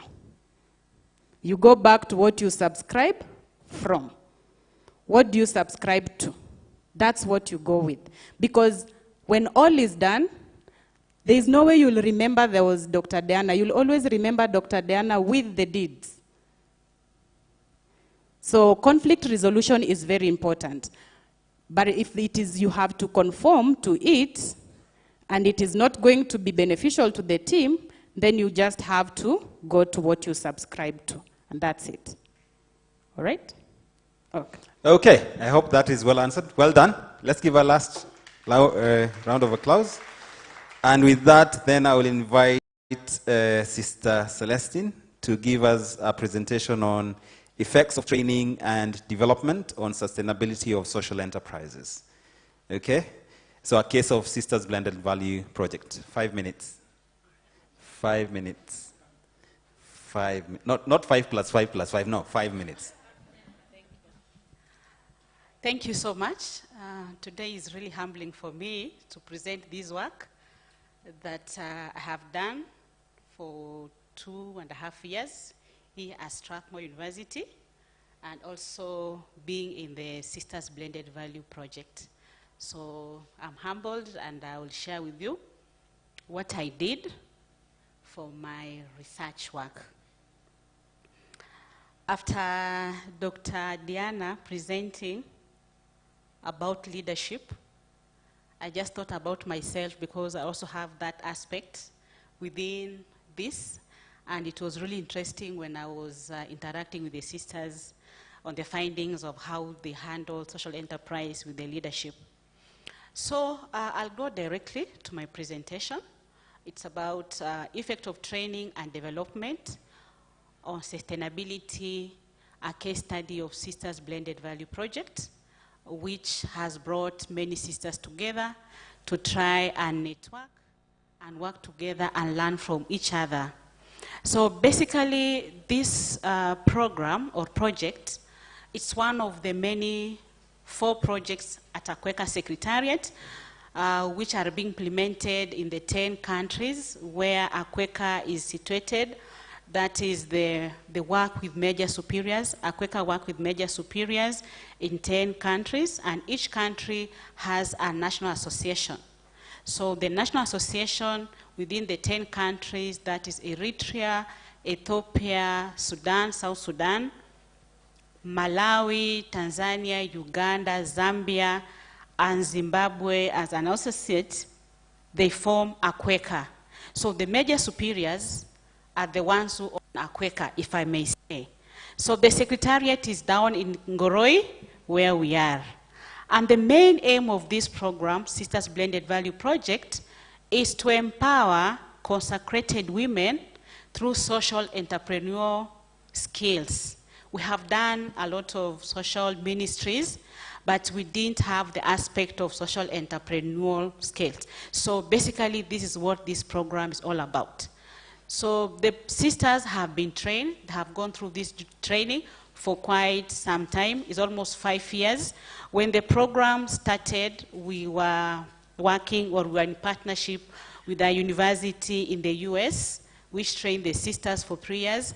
And then the second cohort is when we got into partnership with Strathmore University, and they're the ones who are helping the sisters at the moment, building the capacity of the sisters. So I had curiosity that for the past 5 years, this program has been in existence. What is really happening? Are we really giving what the sisters need, or we are talking our own language? So that's really what triggered me to go into this. So transforming the ministries into sustainable social enterprise by blending our charisms. Each congregation has its own charism, and they have different activities that we are doing. But now that we have social ministries, we just need to see on how do we transform them to be sustainable. Some of the congregations, they have been there for more than even 100 years, but we are still struggling, looking for donor funding. We have resources, but you still don't know how to use the resources that we are having. And especially when we had the COVID, The COVID really hit most of the sisters, and because we work mostly in our own social enterprises, or the private ones. So when we had the lockdown, it was really a mess in most of our convents. We didn't know what to do. So when this program came up, it triggered that, what can we do? Or how do we, in case tomorrow wake up and have another COVID in a different way, God forbid, what shall we do? So basically that is what this program is all about. Maybe scroll up a bit. So I dwelt with only 3 aspects which I addressed in my research: capacity building, leadership development, and entrepreneurial skills in a model of understanding sustainability in social enterprises. So the capacity building that I saw, sisters have got skills, they have been trained, they're now excited and they feel comfortable running the social enterprises that have been entrusted to them by their superiors. Sometimes because of the way we go through our formation, Sister Josephine is here, when they are giving us appointments, they might not look on what I have done. They will see like, okay, you are able to be a good teacher, kindly help us in that school.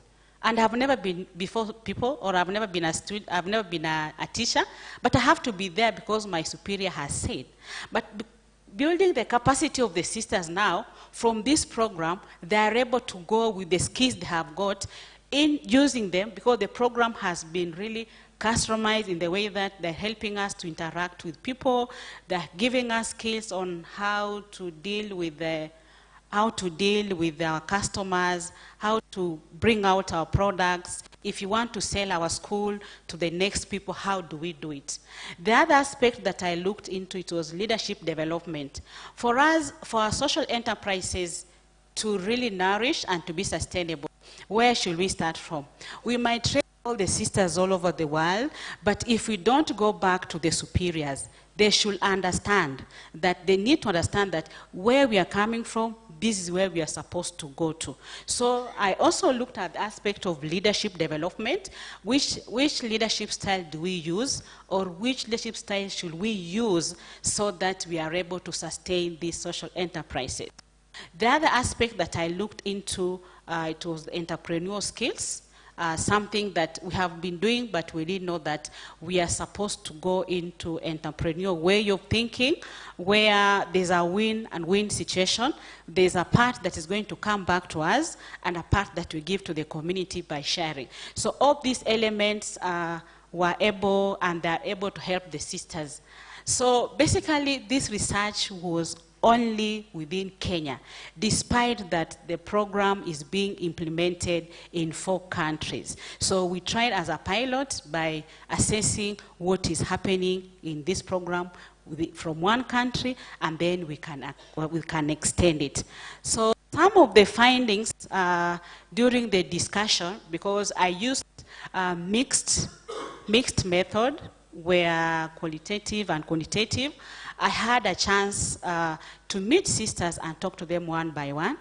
The way they were expressing the skills, the way they were explaining and showing what they need so that they are able to come up from it. It was really interesting, and I feel that this program is really an eye-opener. An eye-opener for the religious congregation, not only in a Quaker region, but it can also be extended to other regions which would really love to embrace this. But what we always tell the sisters is, whatever social enterprise you get engaged in, it has to be within the charism of your congregation, so that you don't go and the community might forget that this is exactly what you're supposed to do. So the findings were very interesting. In that the sisters really appreciate the program, and it's really an insightful program for the sisters. It's really an inciting program from the sisters. Sisters were able to express that, let us continue empowering ourselves so that we are able to take care of ourselves at the time that we come and join other people elsewhere. So we had some limitations. Some sisters were not able to say exactly what they are going through during orientation and when they are managing these programs among themselves. All in all, Sisters Blended Value Project, the effects, it's really seen, and we can really see the success stories outside. So our recommendation, or my recommendation, is we still need to continue supporting the sisters, building their capacity. Let us also empower our superiors to understand the aspect of social entrepreneurship, because it's not going outside the church, it's within the church. And also, let us help each and every person to grow within this spirit of social entrepreneurship. Thank you so much. Right, great. Thank you so much for that presentation. Questions? One at the back. Okay, we can start with that one as we prepare another one. So you've had capacity building training is essential for the sisters as well, for anyone who is going to social enterprises. Yes. Good afternoon. Good afternoon. I'm Jilo Buke from Isiolo, Northern Vision. So I was asking about the entire program, because we are talking about religion. Is it restricted to Christianity? Thank you. The program, it was designed for the sisters. The sisters are the ones who work. So within the community where you are, there might be sisters, because they're the ones to come and empower you people. So they empower each and every person. We don't give discrimination when it comes to giving skills and sharing skills. Yeah. Okay, another question? Is there a question online as well as we wait? Any other question? Okay, all right. Thank you. Thank you so much. Let's give a loud of applause. Now, I didn't get your name again. Sorry, could you just repeat your name? My name's Jilo Buke Said. Okay, Jilo. Let's start with that conversation. How many of us here are spiritual? Let me see. How many of us are spiritual? Define spiritual. Okay. That is an academic speaking. How many of us are religious? Okay, very good question. So what does spirituality mean? What does religion mean? I will introduce my next presentation, which is looking at spiritual, religious capital, and blended social value creation. We've looked at this in the Catholic Sisters. But just to answer that question, Jilo, we are here presenting about what we've done among the Catholic Sisters, but this is also very relevant to other religions. Why? The definition of religion is what is practiced within a community of faith, okay, in an organized way. So if you go to Mass, that is, you're practicing within an organized organization or group of faith. Spirituality speaks more to the individual. So it's my individual relationship with a higher being. Okay? So it's more so of what I do as an individual that influences my perspective, my horizon, what I do, my behavior. Okay? So I'm waiting for that paper to come up. In this paper, we looked at sisters are a congregation. So there's what you practice within your congregation. The prayers, the mass, what you do. And also we looked at the individual themselves. Does it affect the notion of what they see as value and how they use their social enterprises to create that value? And blended value comes from the concept of both economic. We've talked about economic value. We have to create some sort of revenue, money, to support our programs. We talk about social value, the impact that the projects have in the community. We talk about the environmental, what we can draw from the environment that we live in, natural environment resources and all that. However, we added another variable to it, and we talked about, what about the stakeholders? Are we able, as social enterprises, to make sure that we are targeting the right stakeholders to support us, the community we deal with, the community we work with, the leadership of that place, whether it's the local chiefs, the DCs, wherever, the leadership in that community, okay? The individuals who partake the services or the users to draw value from what they do to inform the work that we're doing. So these guys have decided I'm presenting without a poster. Okay. I will see myself. So the interesting bit we try to look at is, what is the effect of the spiritual and religious capital on blended value creation? So we looked at, is there any differences when I say I am spiritual as an individual, all right? I have a relationship, personal relationship with my higher being, which is God in most cases. And also, the influence that comes within my congregation. Does it make a difference? That I know we are sisters, we have a congregation. And I'll also bring that spiritual fortification, and we now understand why it's important. Even if I don't belong particularly to any faith, practicing any faith. You've heard about people who meditate. Anyone who meditates? They seek that higher connection. So it might not necessarily be God, okay? There is a higher spiritual connection that they are looking for. So that will also be extended to those kind of people. So we try to look at, what are these effects? Is there a connection between spiritual, and I've defined it, and also religious capital? And spiritual, again, is individual. It answers the question, why? Why am I being? What is my being? What is making me... what is why? The question of why. Why am I doing what I do? Why do I wake up to go and pray? Right? As an individual. Again, not as a congregation. However, religious, more inclined to what we do. Okay? As a congregation. All right? So, speaks to the what question. The other one speaks to the why question. All right? So, interestingly, if you can go scroll up, we found, and that's the model we're looking at, those two, and of course there's going to be a correlation between what an individual believes in and what influences that community. Go up. So how we answered that question, we sent out questionnaires. Again, that question was answered very well by Dr. Madhuva. There are about 35 congregations, okay? So about 690-something sisters. We were able to target about 300, I think, levels 1 and 2 of the training that did the questionnaire. Go up a little bit.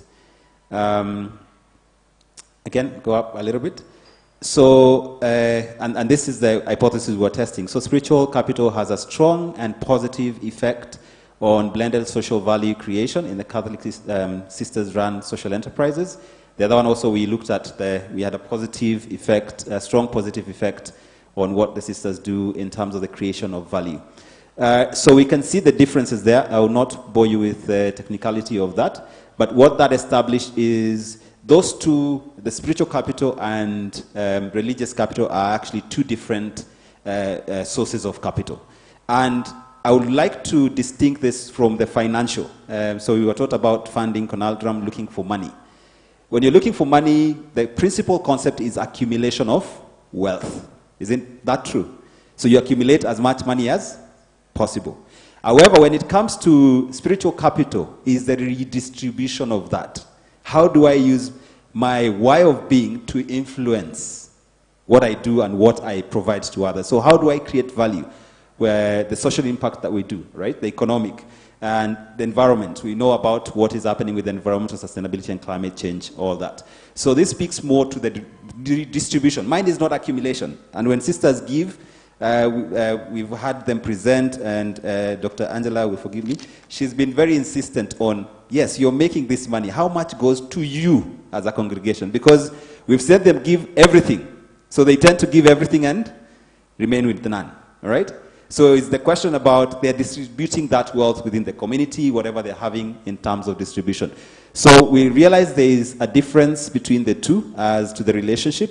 So the spiritual individual capital is as a more stronger, slightly more stronger positive relationship. So when sisters are practicing their own faith in their own individuality, would have more stronger as opposed to just us being as sisters, all right, in a congregational way of practice. Could you just go a little bit higher? And then again, this applies to not only the Catholic sisters or the Christianity, it also goes to the others as well. So I would like to acknowledge this, of course. One of the limitations is that this is done within the Catholic sisters. As researchers, we have to test this across board to generalize that information. So hopefully we can work with other faiths to be able to reach out as many as possible. The other thing, of course, this is limited again to a few congregations. We need to test this widely. It was done in the 4 countries. There's a lot more, and the context matters as well. So we might go somewhere else and probably find that this do not apply. But my conclusion is, as I conclude the study, is to say that we established that spiritual capital had a positive association or relationship with blended social value creation. And I've said blended is all about the economic, social, environmental, and also the stakeholder engagement, and also religiosity, so the creation mostly via religiosity, morality, spiritual transcendence, and also sanctity of life, which is the belief that life is more important, and also the aspect of competence and not altruism and creativity components. And there's also very similarity between religious capital as well, as you saw, but we believe that spiritual capital is more stronger than what they will say we practice as a community. So I would like to end there and open up to questions. Okay? Or, all right, good. Thank you, thank you, thank you. I took the moment first just so that you understand where you are. Are you religious or are you, okay, all right. Any questions? Even online as well? Okay, all right, okay. I was going to say I taught something that people never understood. I could have repeated it again and again, but we have a question. My name is Patrick Kimiti from Community and Environmental Network. Mine is just a small question. When you mentioned that in your research, you have only started with the Catholic sisters. Now, I wonder, this project that they're doing, are they only meant for the Catholic congregations, or they are also spread to the other people of faith? Can you clarify that, please? Okay. Dr. I'm not going to attempt to answer that question, but yes. Yes, we have started because it's a specially funded project by Conrad Hilton Foundation. However, as they say, this body of knowledge is supposed to go beyond the project. So this is the first step of disseminating what we have found. And as he said, in terms of the future, in terms of sustainability, is if this model works with these particular religious sisters, it can be replicated in other faith-based social enterprises. So for now, this is a study that or rather studies that has been done specific to the project. Of course, this research symposium is open to the public, where now we are sharing the different findings that we have had, with the hope in the long term it will cut across all faith-based social enterprises. So yes, for starting, Sisters Blended Value is not even for Catholic priests. It's just for the it's for the sisters, empowering the women, and we look forward. I think Dr. Moredi here is heading and championing a research center that is going to now disseminate and expand the research to other facets and to other spiritualities. I hope I've answered your question. The why, yeah? Yeah, thank you. Thank you. Yes, yes, Dilo. So we are expanding this beyond what we are showcasing. First, let me appreciate your acknowledgement of expanding it to other diverse religious spheres. Secondly, why while we were taking tea, I was able to go through the posters outside there, and I realized that the sisters are working somewhere around Isiolo. And I would request how we could network with them. Okay. Good. So there is Sisters of the Holy Angels. I did that case on chicken. So they started with 300. Now I can tell you they are 600, and they are looking to 10,000. So I will make sure that you go and visit them, buy a few chicken from them as you support the initiative, but also see how you can network with them. And, okay, I was going to say with that networking aspect, we can go and network over lunch, but he has decided. He's the one who is stopping between me and you at lunch, okay? Okay, yes, thank you for these opportunities. My name is Andre Malilo. I came from Kakupa refugee camp. I'm a Congolese, but currently in Kenya. So my question is that I have seen that sorry? No? Yes, I can talk. So, samahani kidogo. Okay. Ongea Kiswahili basi. Okay, good. So, nimeona viongozi wetu wanafanya vizuri katika dini, ambapo pia mimi ni kiongozi ambaye nasimamia wamama, ambapo na empower women through sustainable agriculture practices and climate change in our areas. As you can see, Kakuma has challenges in terms of climate. So I would ask that if, my question is based on partnership, because most of the challenge that we face there is funding. So I'm empowering women, but I'm looking up on how we can partners and also to get some fund to empower those women in our areas. Thank you.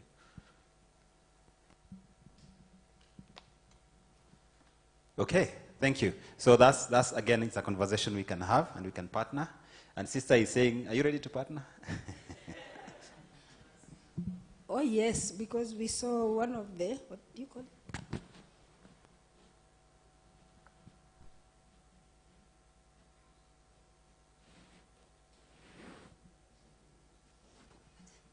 Yes, because one of the aspects that we promote is partnership.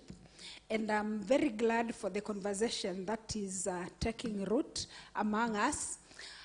Because first, just a mention before I go into that conversation, a mention of my appreciation of integrating spirituality, religiosity with the work we do.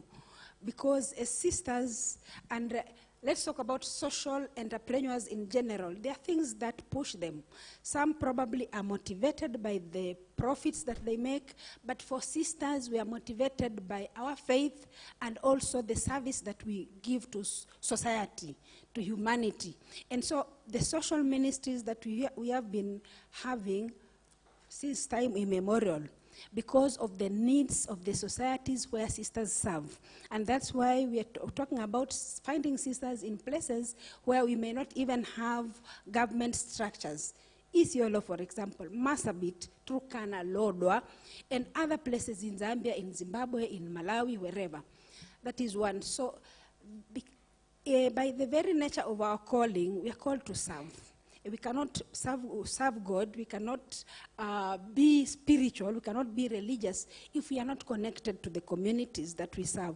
And so that pushes us to offer services. And sometimes we go to places and we realize the people have needs. You cannot preach to hungry people. You cannot preach to dying mothers and children where there is no hospital. And these social ministries come because of the need of that place. And that is how the Sisters Blended Value Project was born. So that the ministries that the sisters have been carrying out forever can be transformed so that they don't just end up as charity, because many times you do a lot of charity. a lot of charity, and sometimes you have nothing extra to give. You give of your time, you give of your energy, you give of your skills. No funding, because we are talking about sisters. One of the challenges we are seeing here is funding. Sisters in a school, they look up to you as savior, and you don't have the money, and the society does not understand.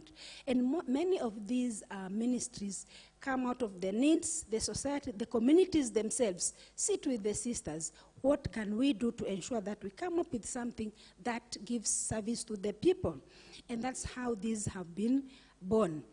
And now, the networking aspect comes in, because at the moment there are so many other maybe individuals doing the same kinds of work the sisters are doing, faith organizations, corporate organizations, and because we are looking at the society, how do we partner, building those partnerships that we were looking at, how do we partner, how do we network?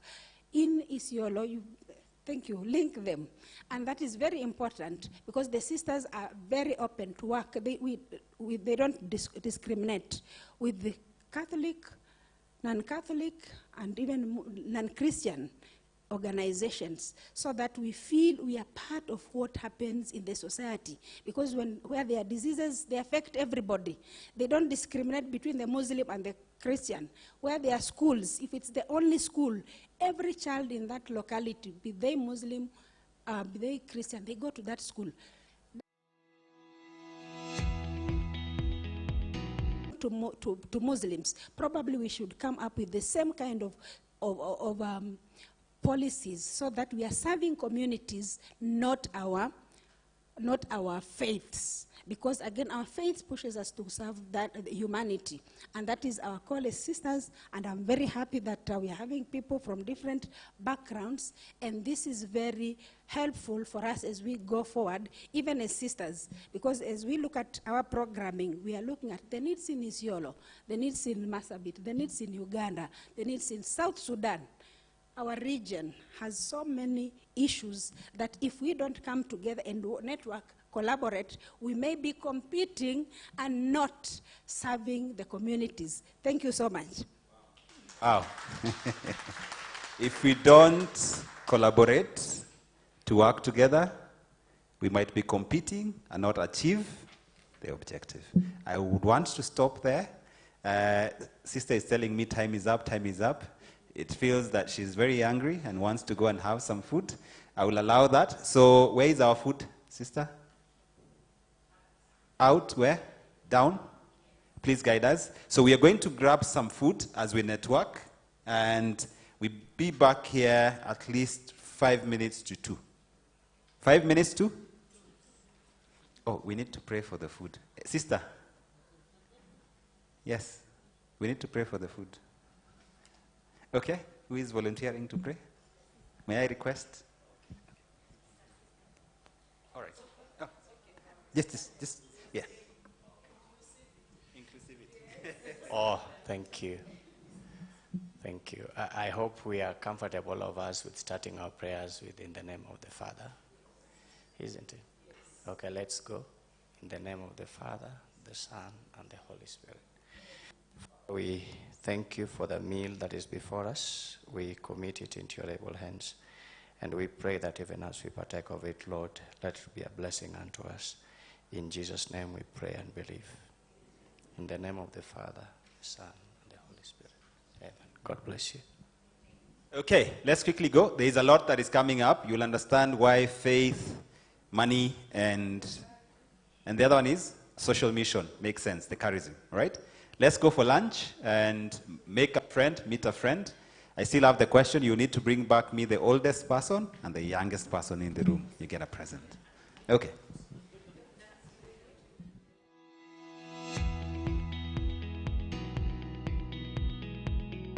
My congregation was started in the year 1989, and it is quite indigenous. It was started in the Catholic Diocese of Murang'a. In its initial stages, 3 sisters felt inspired by the love and compassion of the Sacred Heart. They wanted to serve the people of the Catholic Diocese of Murang'a. And they are aimed to start the congregation was to uplift the dignity of the vulnerable people. They wanted people to feel that God is with them, as the name states that we are Emmanuel.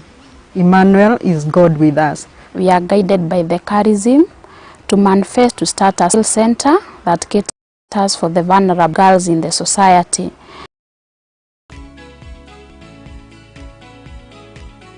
So we did a training on social enterprise in Strathmore. And with that, we began a broader project whereby the aim of starting this project was to raise funds that would help us to carry on our charism and our mission, and that is uplifting the dignity of the vulnerable girls. After the training, we were granted with a seed grant that we were able to purchase 3,000 birds, and with the birds we are also able to buy the chicks feeds that was to take for the 6 weeks, that's for the chicks to mature. We were able to cater for all the necessities for those kids for the 6 weeks, and this also came out of the seed grant. Our sole customer are the quality meat packers, that is the QMP. And they supply us with the chicks and the feeds. 6 weeks they harvest and we sell to them. So as projected in our business plan itself for its sustainability, a 25% was to go directly to the congregation. This was the purpose, to avoid the draining up the congregation, but we can also be able to give back, as it can be able to serve the sisters more better. And still the 25% was to go back now to the skill center, whereby it was to take care for these vulnerable girls, and we are glad to report that it was able to give a full year scholarship of 2 girls who are taking the training, and with this we have seen a very great impact. In the Sisters Blended Value Project training, we are able to interact with different congregations. And you know, in life, you cannot say that you are enough by your own self. You depend on other people. And so in the training, we are able to exchange ideas. We learned from them, they learned from us. And we learned from their mistakes and their successes. They also learned from our successes and from our mistakes. Other sisters from other congregations, or even our own sisters, this is a program that will enrich us and help us to expound our horizons so that we can be able to do more than what we are doing. Personally, as Sister Rosemary, when I started the training, that is in 2022, there is one key thing that I brought home. Initially, sisters or religious communities, we have always focused on charity, but now, through the interactions, we were challenged. Yes, it's charity, but how do you do charity without the finances? And this was emphasized on taking risk. Since then, I changed my attitude to be a risk taker, even as a religious woman.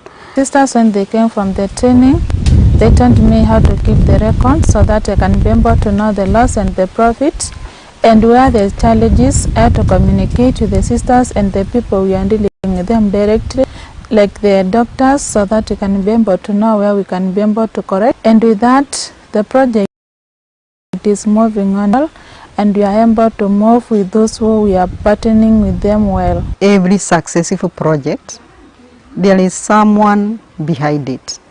For this reason, I wish to thank Hilton Foundation, Strathmore Business School, and Akweka for making our dream reality.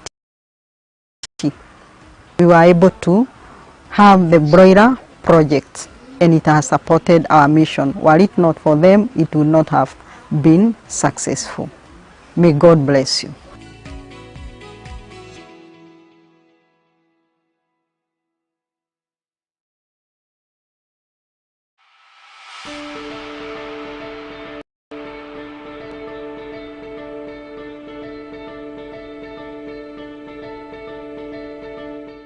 congregation is Missionary Sisters of the Precious Blood. We are founded in South Africa in the year 1885 by Abbot Francis Fana, who was our founder. And later on, he was helped by Mother Paula, who was our co-foundress. The aim of starting our congregation was to raise educate women, to be better women and to have better families. Our charism as Missionary Sisters of the Precious Blood is to give glory to God through the pastoral mystery. That's life, suffering and death of Jesus. Our social enterprise is St. Thomas Kilakala Health Center. We chose this social enterprise for this program because that is what our charism calls us to. We bring life and we live that pastoral mystery as we attend to the patients who come in our facility. We have grown from a maternity home to a dispensary, and in the year 2014 we became a health center. We experienced a lot of mortality in this locality because of the traditional and cultural beliefs and the way of traditional midwife practices, and also using herbs to the expectant mothers. Many women were coming with complications during delivery. Many women would die as well as the infants. Because of this reason, we were enlightened to start or establish an operation theater where we would handle those complicated deliveries in our facility. Because if they would come with such complications, we would refer them to our nearest referral hospital, but some of them would lose their lives on the way. Per month, in the outpatient department, we see about 1,500 patients, and the number of mothers that we attend per month, normal deliveries, they are over 70 to 80. And the C-section is from 45 to 50.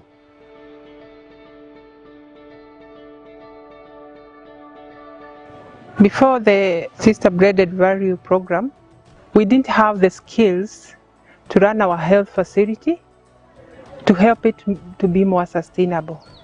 But after this program, we had a mind shift of running it in a more sustainable way and impacting the society in a bigger way. Our sisters taking the part in that program, it helped to understand that we are not the only ones who are having problems. And number two, that we have to work hard in order to achieve. Our congregation participated in Social Enterprise Growth Program, in which we were given opportunity to pitch our business plan, which we did successfully. And later we were awarded with some seed grant. From the seed grant, we were able to purchase 25 hospital beds with their mattresses, 25 bedside lockers, and we were able also to repaint and buy the screens or the curtains for privacy of the patients. Many prefer to come here because also in the referral hospital, the patients are many and they are overcrowded.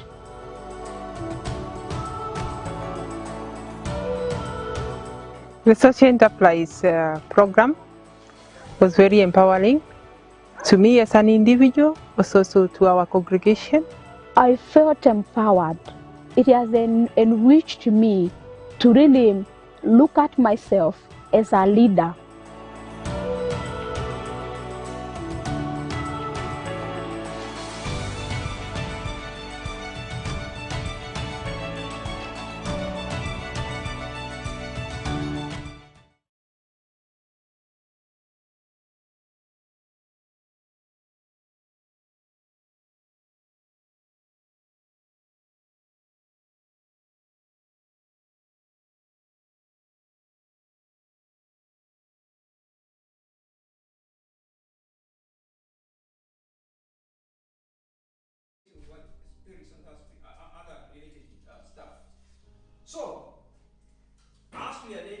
our project is Baptistine Eco-Integrated Agriculture and Training School to train the youths.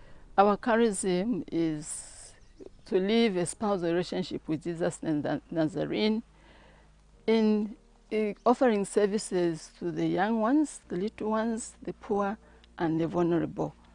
Our founder wanted really to take care of the youth. He saw how the youth were struggling in Italy, how they were just moving aimlessly. So he thought of starting this charism. So as we are doing our project here, we are not striving away from our charism. You provide water. Under this condition, you find that there is some kind of water.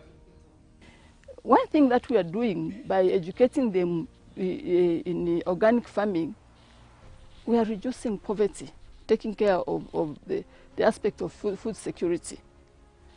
And employment, because this youth, once he has this trade, this skill, is going to employ himself.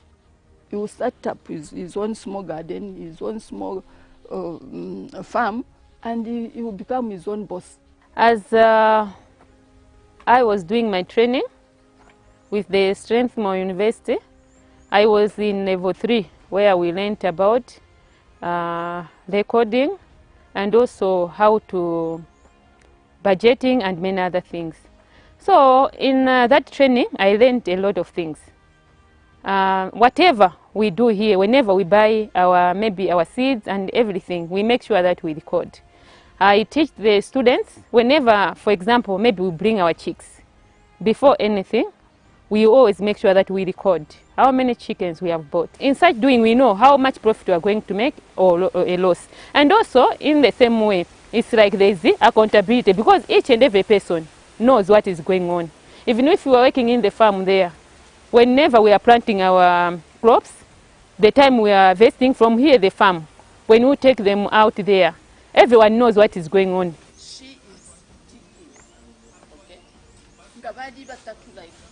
When we started this project, the project was open to all, both male and female. But we saw that only male were coming. Then we got concerned. Every lady we asked said, no, me sister. Then in the end, behind us, they were sharing, us we don't know how to read, we don't know how to write. How can we come to that project? And we said, now we've seen the problem. So that's how we opened doors to literacy learning. Young mothers who do not know how to read, who have never been to school, do not know how to write. So we are teaching them to write, to read, also to speak a bit of English, just a greeting. As I was learning, I was just thinking that really, sometimes we are really behind sisters, because we always help people sometimes without equipping them. As we always know that when you give somebody a fish, a person will just go and eat that fish. But when you keep that somebody, that person will remember you forever. And that person is going to help other people. As we say, we are giving skills to our youths. As they go there, they are going to help others. Even as we are giving, even as we should get something in our project. As we are taking care of our chicks, our pigs, we are getting something as we are helping people, so that we can continue to sustain ourselves. Because sometimes also we cannot just depend on people helping us. Of course, they are helping us now, but their aim is when we are independent, we will be able to stand and to do our own thing.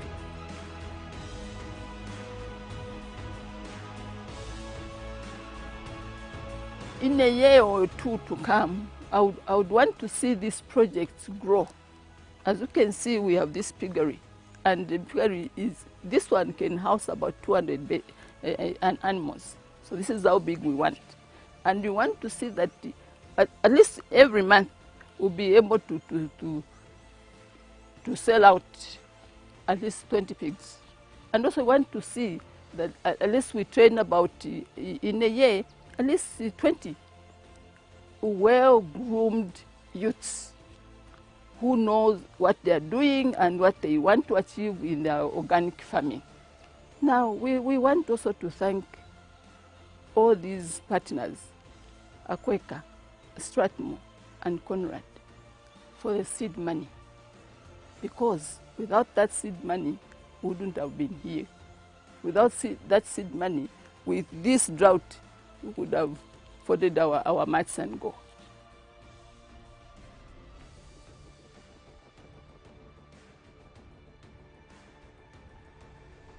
I've attended some webinars which have helped me to know that farming is not just farming for my own sisters only, that it should have social impact to the neighbors.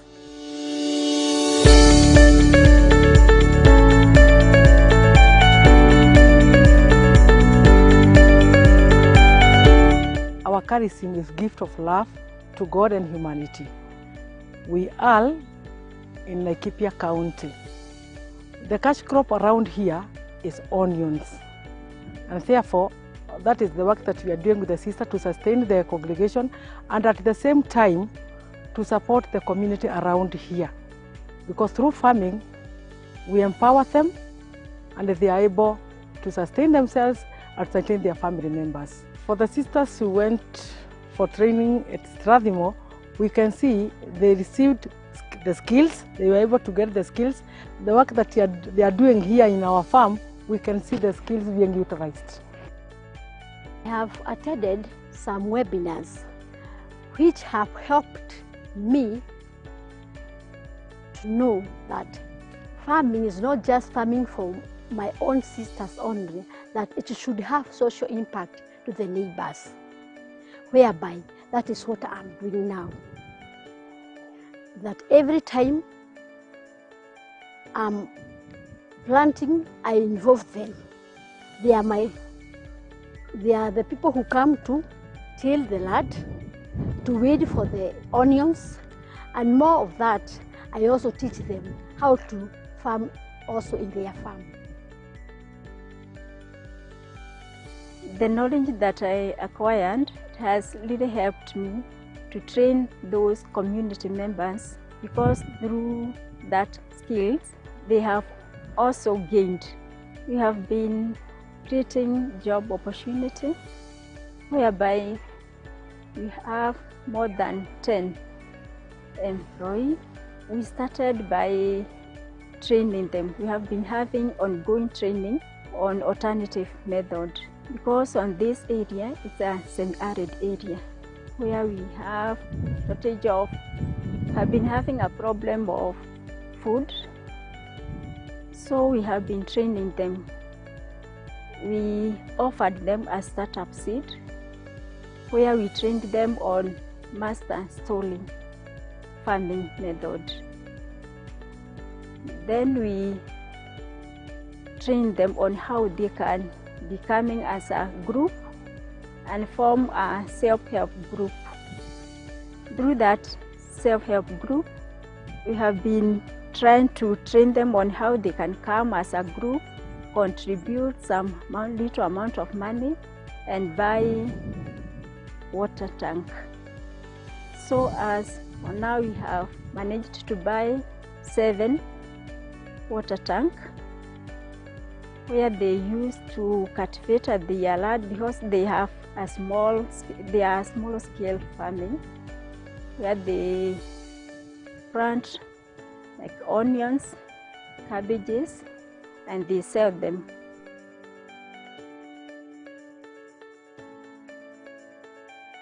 Before the training, we have tilled the land and maize, and we have planted onion.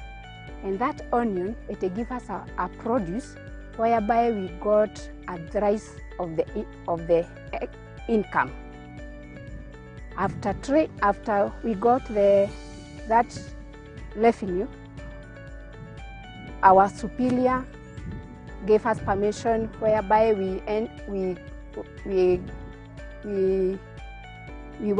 gone to Strathmore for a training, and after training we were able to acquire skills, and through those skills we came back whereby we approached our superior and we asked them, because we have the skill and training and managerial skills from the course, whether they can rate us with a loan.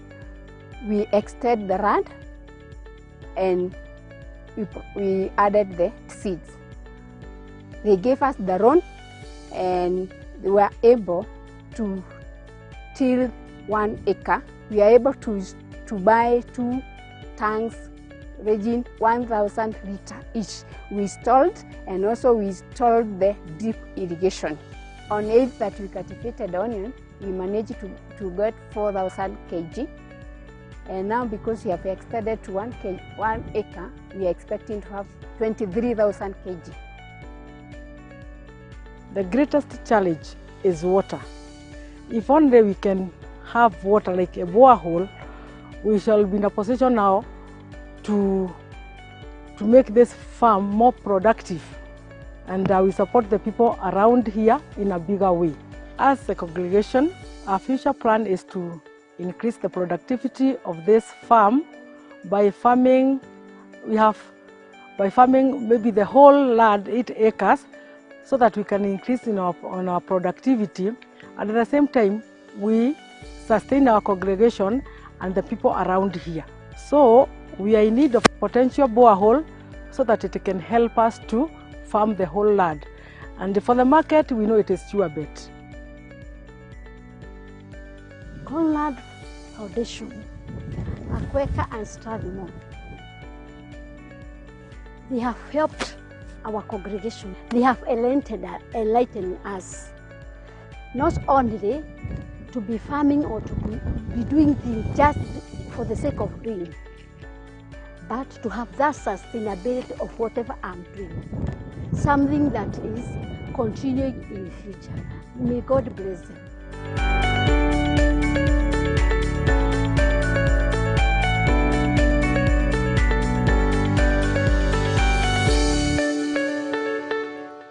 It was like a journey of first understanding myself, knowing myself, the potentialities I have, and also understanding the other person, the community members of which we live together. For sure, I would encourage others also to join, because with it, as I have mentioned, I have learned a lot.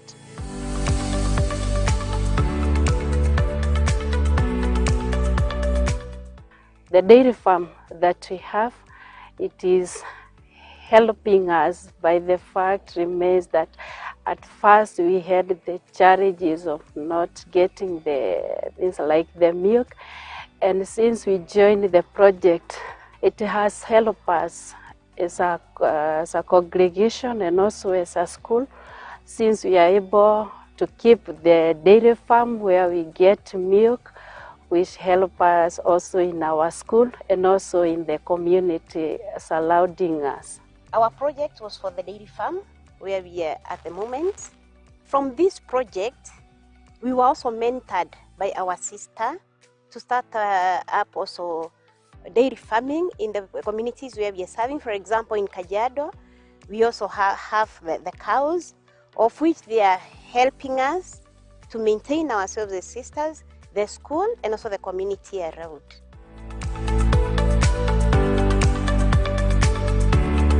Before joining social enterprise project, we used to have 2 cows.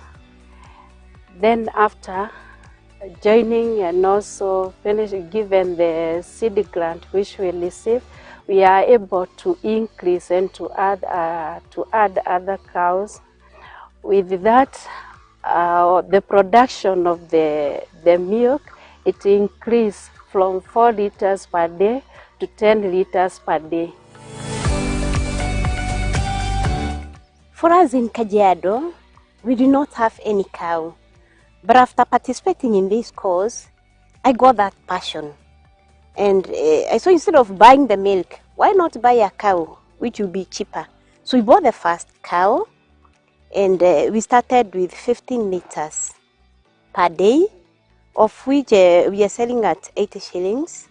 But as we talk now, we have now increased the number. We have 4 cows. So we're able to get 20 liters per day. But we're looking forward to getting more because the demand is higher than the supply. So we are hoping by the end of the year we'll be able to increase the number of cows and get at least that liters per day.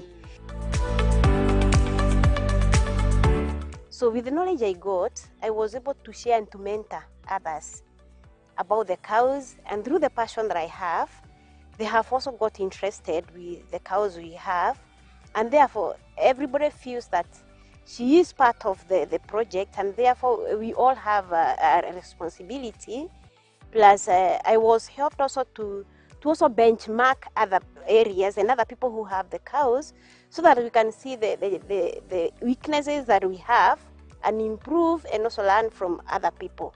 I never had all that passion that like now the project that we have for the dairy farming. But after learning the knowledge I have received, the skills that I have learned, it has helped me. And I can say that I have learned a lot. Having done the leadership and management of the social enterprise, I was happy that it was like a journey of first understanding myself, knowing myself, the potentialities I have, and also understanding the other person, the community members of which we live together, the school environment also. And in understanding all these personalities, then I'll be able to live with them, and I'll be able also to help them bring up what they may not have discovered or utilized so far. For sure, I would encourage others also to join, because with it, as I have mentioned, I have learned a lot. I would encourage that the sisters are offered more opportunities to go to Strathmore to be trained, for the journey begins there.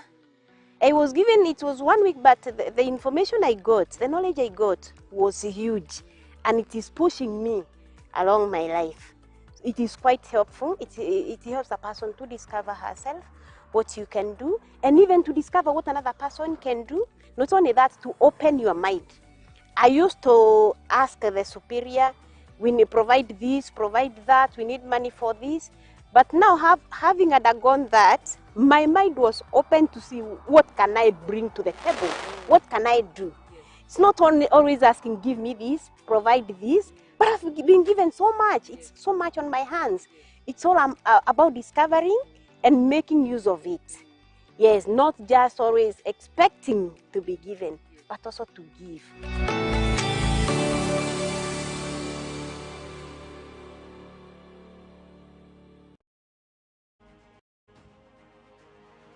Since the sisters started the program, I must acknowledge that there have been a big change, especially in their management skills. One of the sisters is Patricia, is a school buzzer, and since she started the program, she has been able to manage the school finance better. So we are really grateful, because we have seen a lot of growth, and the work is now moving on quite well. Sister Cecilia is the deputy principal of the school, and since she started the program, I must also acknowledge that we have been able to work better.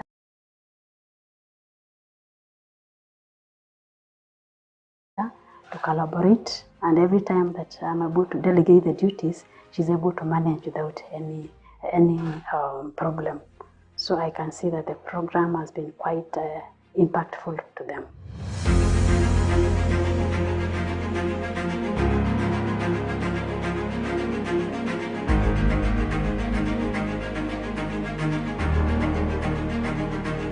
We are running a school, Teresa Nuzo Girls, which is run by the Daughters of the Sacred Heart as the managers of the school.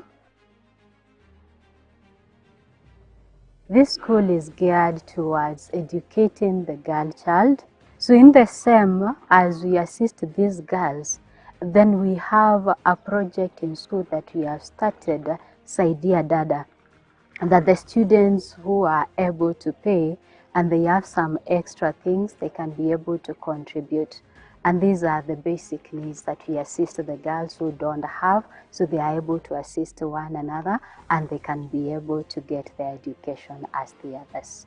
Being a young school, I've said this is the 5th year of existence, it is not without challenges. The building that we have with the classrooms, they're the same classrooms that we are using for the classes. Then some of the classrooms being used as the dining hall, other classes being used as the dormitories. So with this challenge, we feel that we need to get a place for the students where they can be able to eat, have activities in school, and that challenge is the multi-purpose hall that we can use as a dining hall, and the same hall that we can also be able to hire it out for several activities, then that can help us. So the training that we have gotten from Strathmore and the Sisters Blended Value Project, we feel that it is helping us to look at the avenues that are available for us that we can be able to develop on this. We've also been able to look at our small garden that we have as a school. This garden actually provides vegetables for us, both for the Sisters Convent and also for the school. So through the training that we have gone through, it has also helped us now to see many other ways that we can impact on that small garden that we have. What inspired me more is about how we relate to the customers. And there's a notion ahead which I've been hearing, and sometimes it is very common that when we interact with the customers, we think that they are the one who need us. But from the classes, we are taught that we are all relating. I need the customers, they also need me. And also there was also another topic on personality, which was well presented and with a lot of interaction in the class. And I realized that knowing myself is the first step towards having a good relationship with the people I work with. Thirdly, I was also touched by the topic on mindset. That is how I think, how I reason. And I realized that that is like the drive before. Sometimes the way I've set my mind will affect how I act.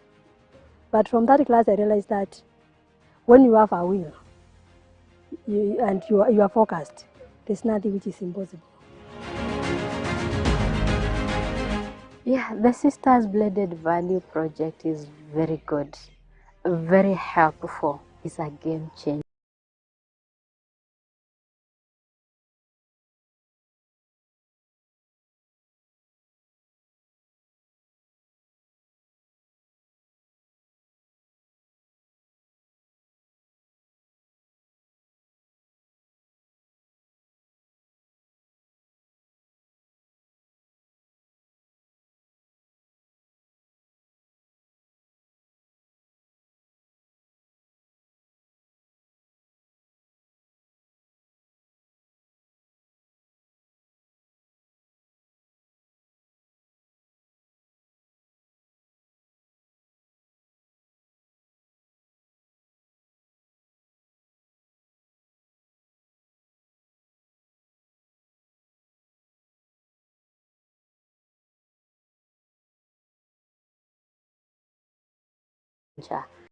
So the little that I knew now is being developed in the state of upskilling the social enterprise that we learn.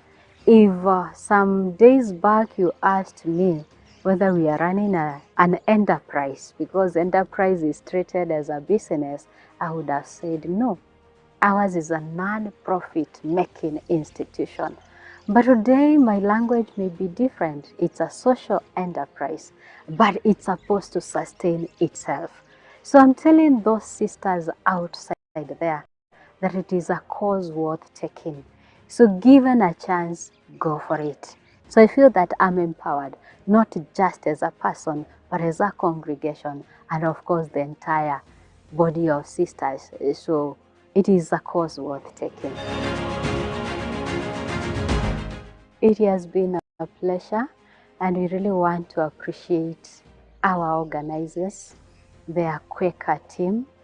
It's the sisters who really sat and saw that this is a cause worth taking to help the sisters upscale the projects that they are running.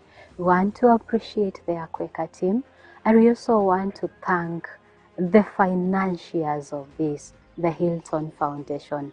If it were not because of them, we can't be where we are, and we have really gained a lot. So we really appreciate Hilton Foundation for seeing it necessary to empower the sisters, and we want to appreciate the Strathmore team because we've had lecturers for different courses. And I just can't forget one who told us to remove that mindset. It was just wow.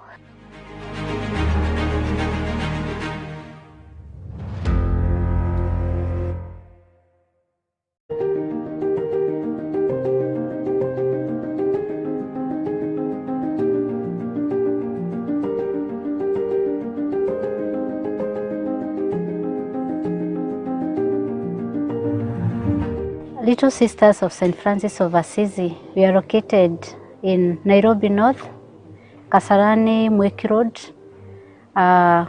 We are within the St. Francis Community Hospital. Our social enterprise, we are focusing on garment making, which makes all types of uniforms. We do the church uniform, that is the Catholic Church, to be more specific, because we do the uniform for priests, for catechists, for altar servers, and for the servants. Yeah. Then we do the school uniforms. Those are the tracksuits, the normal uniform, trouser, shirt, t-shirts, tunics, anything for a school. We also have other social enterprise just to boost on our sustainability. And one of the social enterprise we are doing for the community and for the sisters is about the water project. Having clean water for drinking in an urban area is one of the privileges that people really appreciate. So we have put modern machines to purify our borehole water, and this water we are able to distribute into kiosks to the community at a very low price.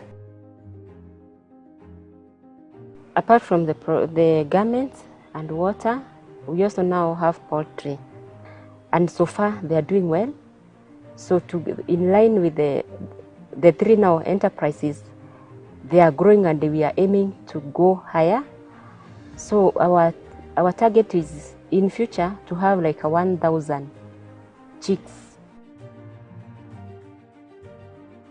I did social foundation of social entrepreneurship level 3, and mine I did it in Uganda, in Tebe, where I gained the experience and some skills on how to run an enterprise, and also how to communicate best so as to improve on the enterprises.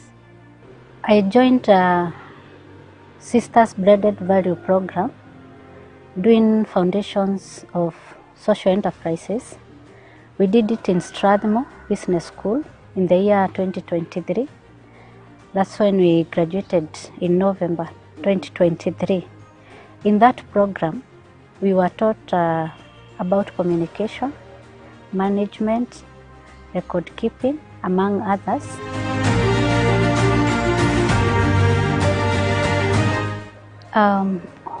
When we started the social enterprise, we had very little money, and what we used to run the project, our garment making project, we were making losses, or we were just surviving on hand to mouth. But after going to Strathmore and learning about record keeping, on saving, budgeting, even delegation, we were able to know that how we can be able to manage the social enterprise in a way that everything can run smoothly without much stress, and for making even our customers happy. We have seen improvement in our social enterprise in a way that today we can pay our salaries smoothly, we can run the project smoothly, and we are able, every month we are able to make around 500,000. Yeah, so when we remove any other use, at least we can't miss a surplus of 200,000. We have seen a lot of improvement. For now, we have around 15 workers, employees, and these are from the area, from our community. We have not hired from outside.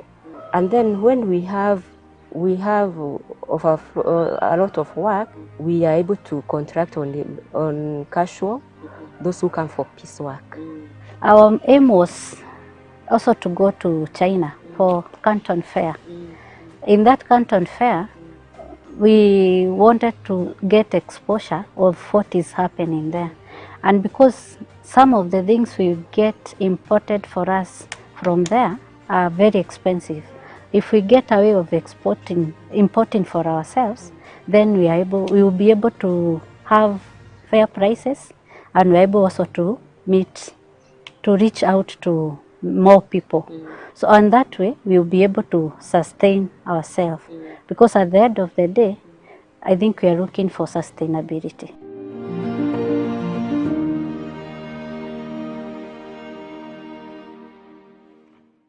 From the conferences and webinars, I've learned so many things. I've realized that projects can be done widely. I cannot only say this is the work for sisters and this is not work for sisters. I've realized that we are supposed to put all our gifts together, our talents together, and we work together.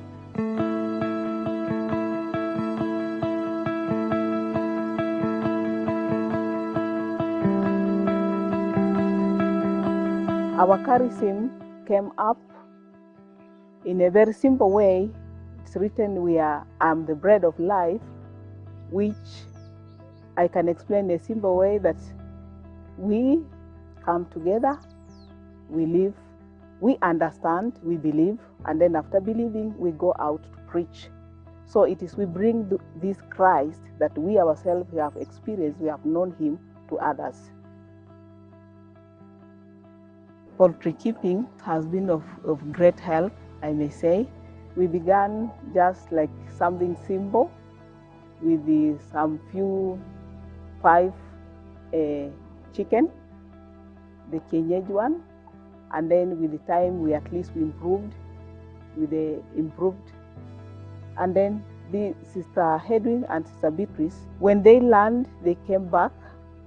First of all, they were doing them with the FOMIS. They came and they did it practically with them.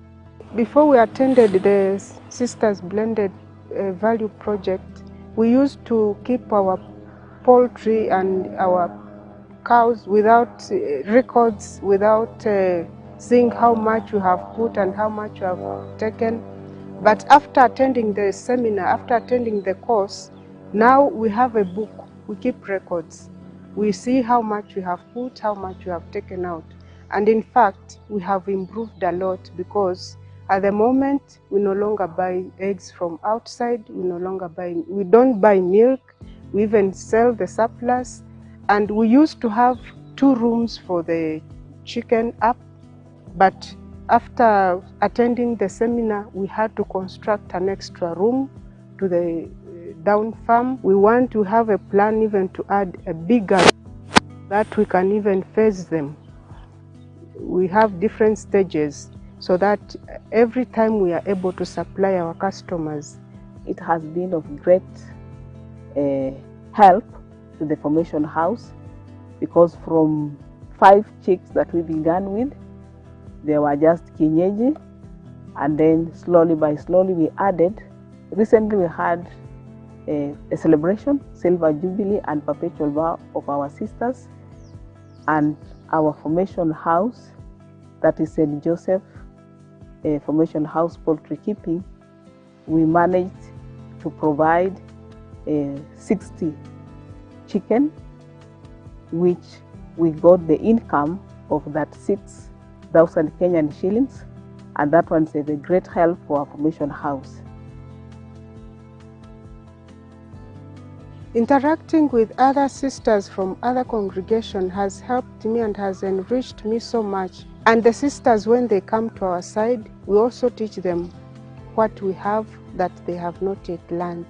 From our social enterprises, we have encountered some challenges, like where we are doing our poultry. It is small, it is a bit small, so if we believe that if we had a big land, we could even make our farming more better. but for the customers, we have people around, but then our product is not well enough. From the conferences and webinars, I've learned so many things. I've realized that projects can be done widely. I cannot only say this is the work for sisters and this is not work for sisters. I've realized that we are supposed to put all our gifts together, our talents together, and we work together. I attended the webinar on marketing and communication, and the skill I learned is about maintaining the quality of the products that we have, and to learn how to communicate. People no longer buy sympathy, people buy quality, and we need to maintain our quality as sisters. We need to maintain that trust that we have in market so that our products are excelling on market. Our project has created job for the community, because previously we had only the labor from the formation for maize, but after expanding on our poultry and our dairy farming, we had to employ one person on the farm to help us in case we are not around to look after the farm. I take this chance to thank Strathmore University in partnership with the Quaker, and above all, the Conrad Hilton Foundation, that has enabled us to be able to have a sustainable projects that can help us to improve and perform well in our projects.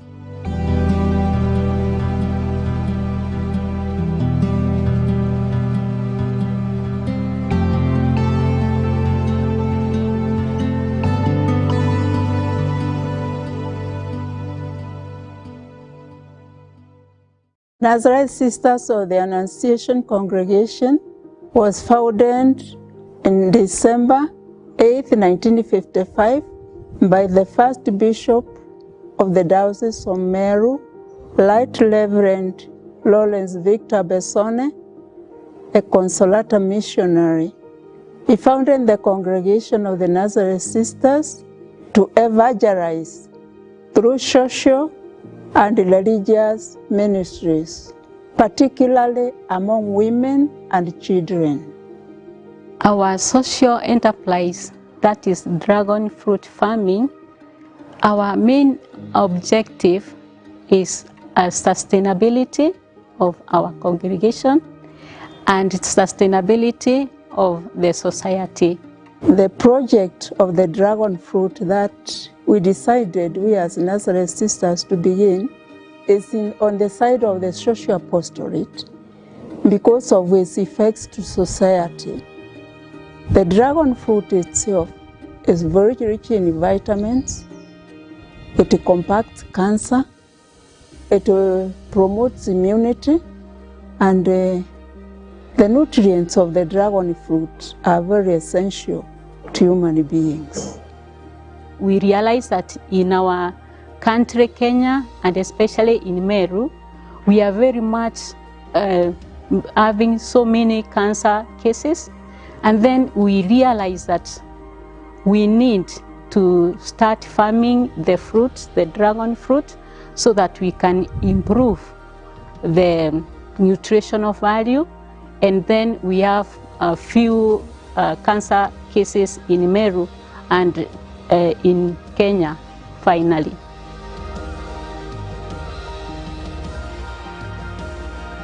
When we were learning in the social enterprise, we were encouraged to start with small so that we can move and become bigger project. So we have already managed to plant 200 seedlings, and these plants, the dragon fruits, takes 1.5 years to mature, and now we are on the canopy stage, whereby in 3 to 4 months we'll be preparing to harvest the first fruits. As we await for the dragon fruits to mature, we have planted 300 seedlings of passion fruits. We have harvested so far 120 kilos of passion fruits. We have sold them at 120 shillings per kg, and we use this money to pay the cashiers, because each and every day we have the cashiers in the farm who are assisting us there. We are also going to buy more seedlings to plant the dragon fruit, because we need to extend the farm. We are expecting to have 1,000 seeds planted, so this money is also going to boost us so that we can continue planting the dragon fruit.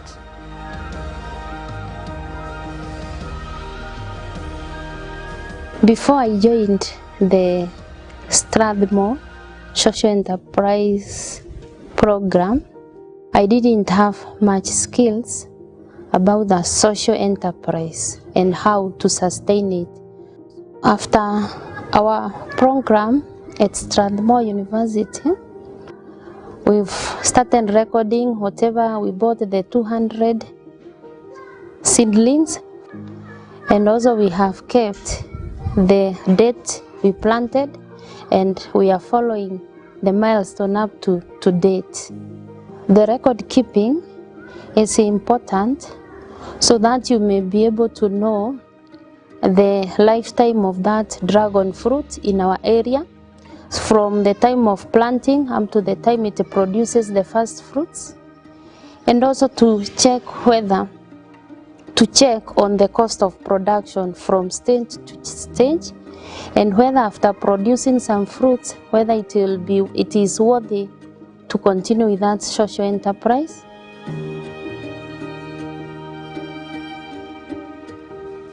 Bearing in mind that we have so many issues of cancer patients in Meru and in Kenya, even our own sisters in our own congregation, they are going to benefit from this fruit. And also, after we sell the fruit, we are going to assist the sisters to buy and to pay the medical bills, which are very high. The other objective of our social enterprise is to create more jobs, especially to the youth and to the women. We have already started, and we already have some cashiers who are already benefiting, and we will continue to benefit as we continue winding planting the dragon fruits in our farm.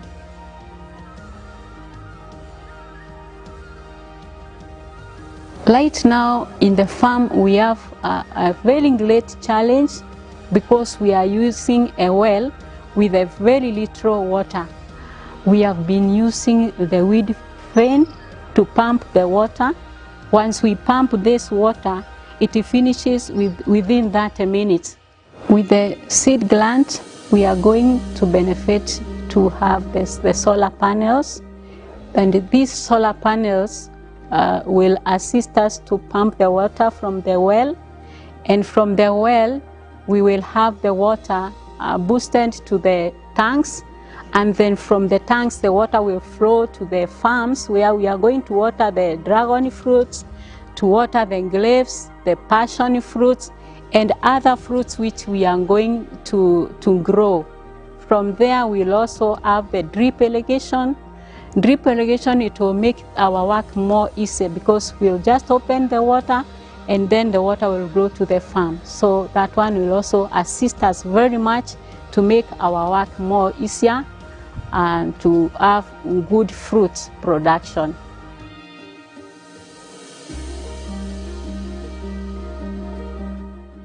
We are so grateful to Conland Hilton Foundation, because their input, their impact they have put to us through learning what we have learned in Strathmore University Business School has really enlarged my learning about being a business person.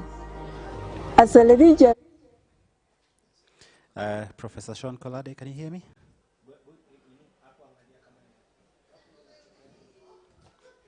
Prof. Kolade, can you hear me? Great, fantastic. So we are just coming in. Apologies for the delay, but we are coming in and then we'll start in a few. All right, so sorry, we're just showing a bit of a video on the project and then we'll come back and then I'm just going to the stage and then I'll call you up to come and give the talk.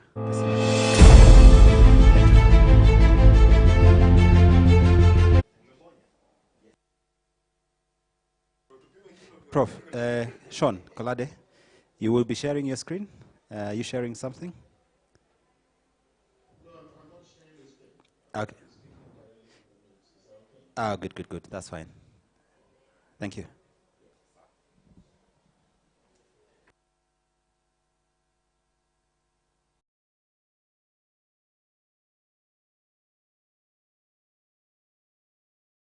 And we have been going to the village and bringing to the dispensary children who are malnourished.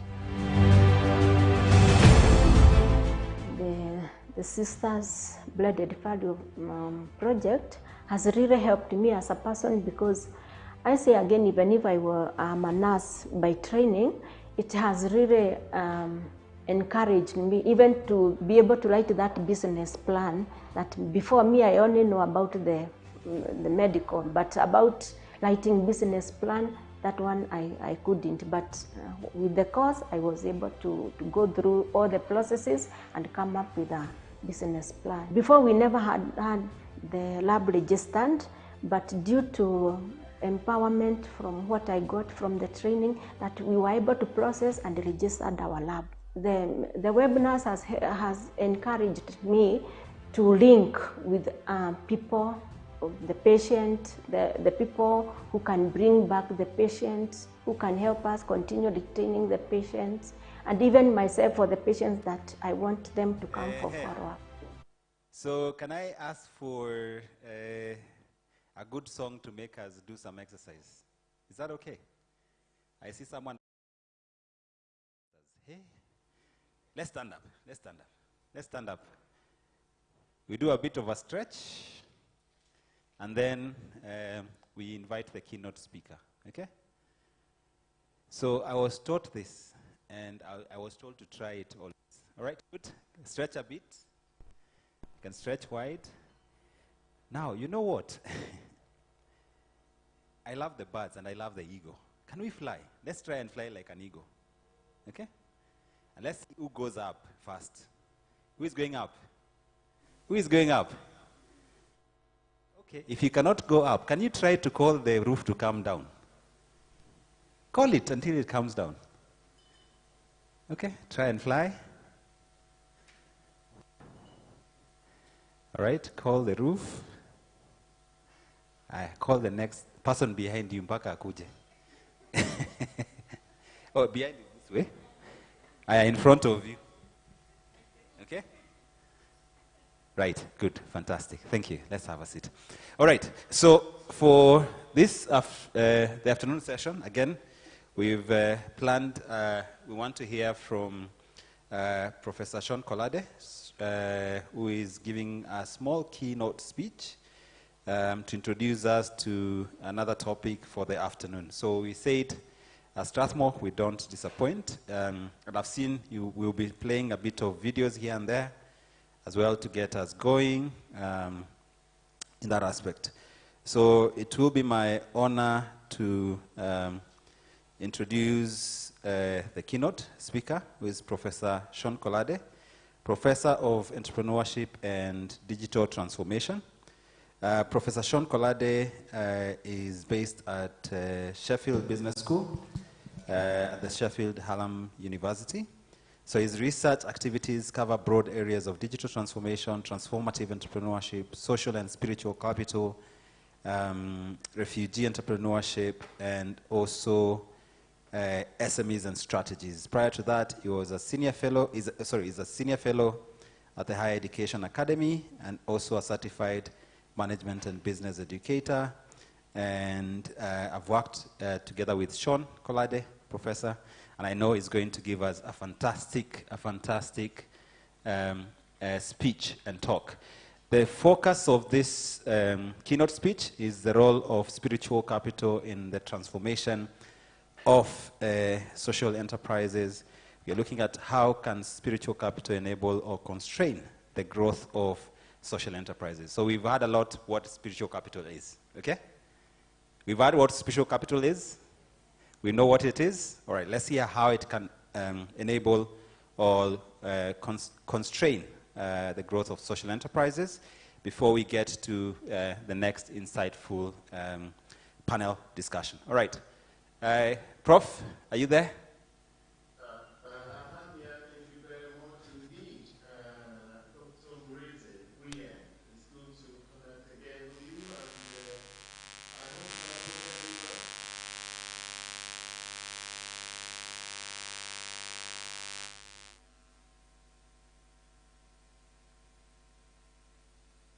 Yes, we can hear you. Go ahead. Oh, yes. So you can hear me. Thank you very much indeed. Can I first begin actually by saying a big thank you for inviting me, but also a big well done to the organizing team for this really excellent, fantastic conference. I've seen your correspondence and the way everything is set out is really, really impressive. So really well done for that. Yes, so I've been asked to speak on the topic of the role of spiritual capital in the transformation of social enterprises.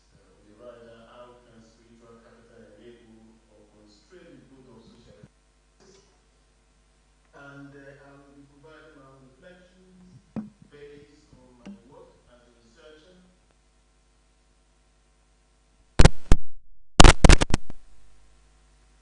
African continent and beyond.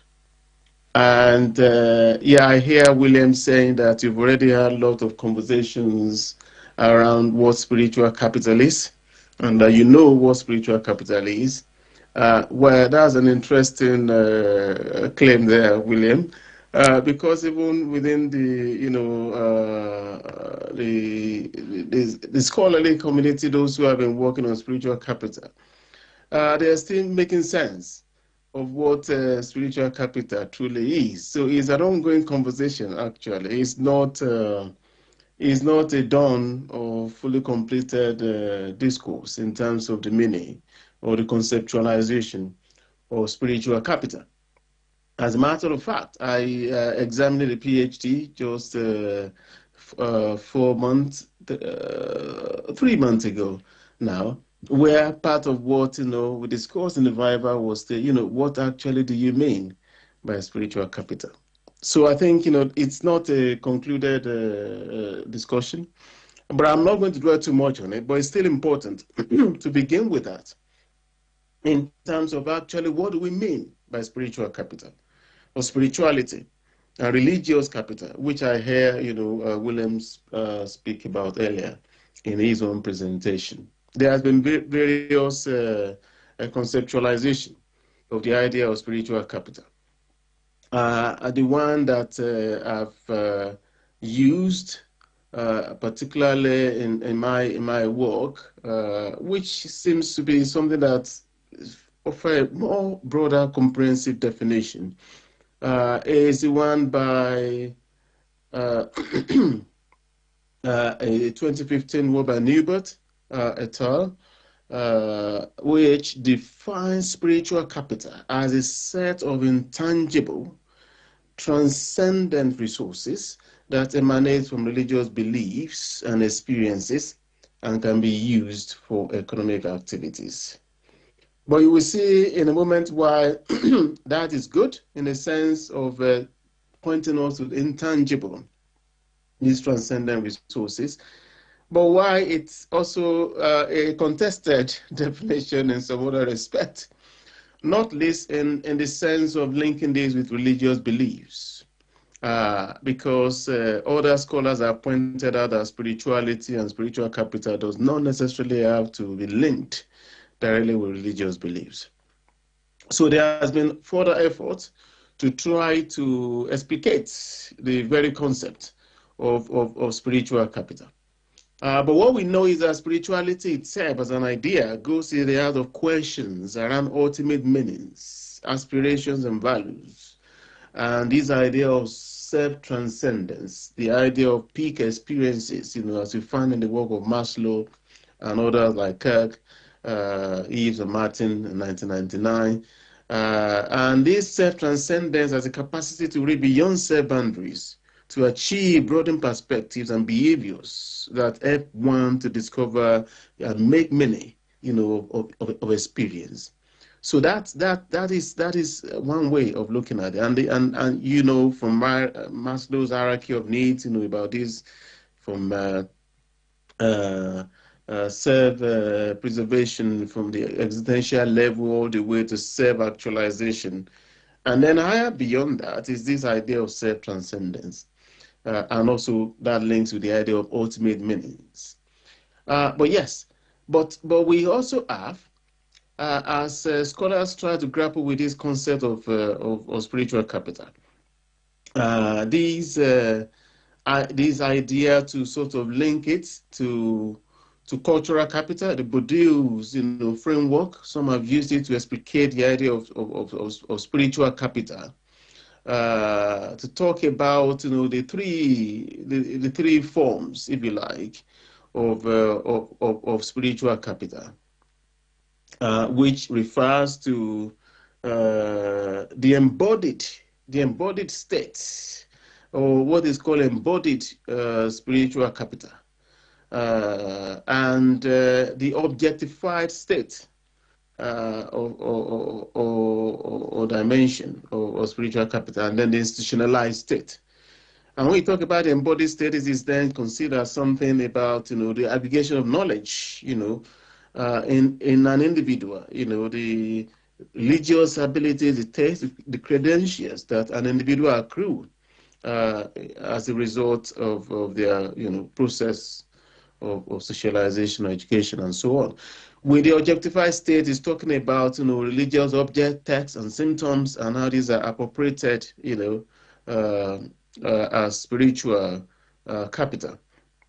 And then the institutionalized state, or the institutional state, is where you talk about the power of religious organizations to legitimize religious artifacts and goods, and authorize its production and sustain its demand.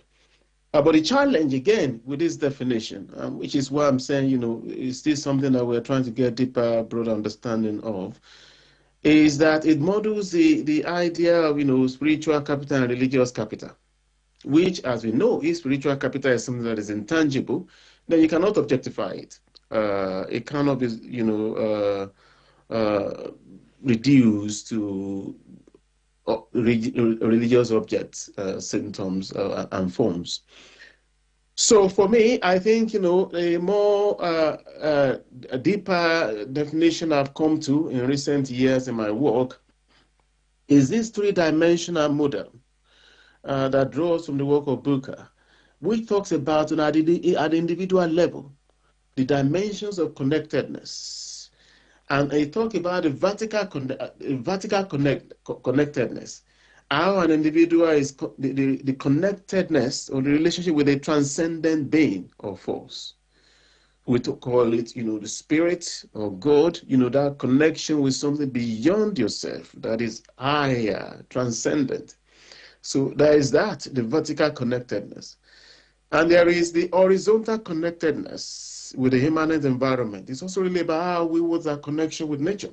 How do we connect, with the environment around us, the physical environment, but also, in fact, the social environment. So the horizontal level of connectedness. And finally, the depth level of connectedness, which speaks to the connection of the individual with their self, that harmony, that inner calm and peace, and self-awareness, that harmony with the self, the connectedness with the self. So if we take all of that together at the individual level, so spiritual capital can be understood as an aggregation of these intangible resources that accrue to an individual as a resource or as a source of their vertical, horizontal, and depth connectedness.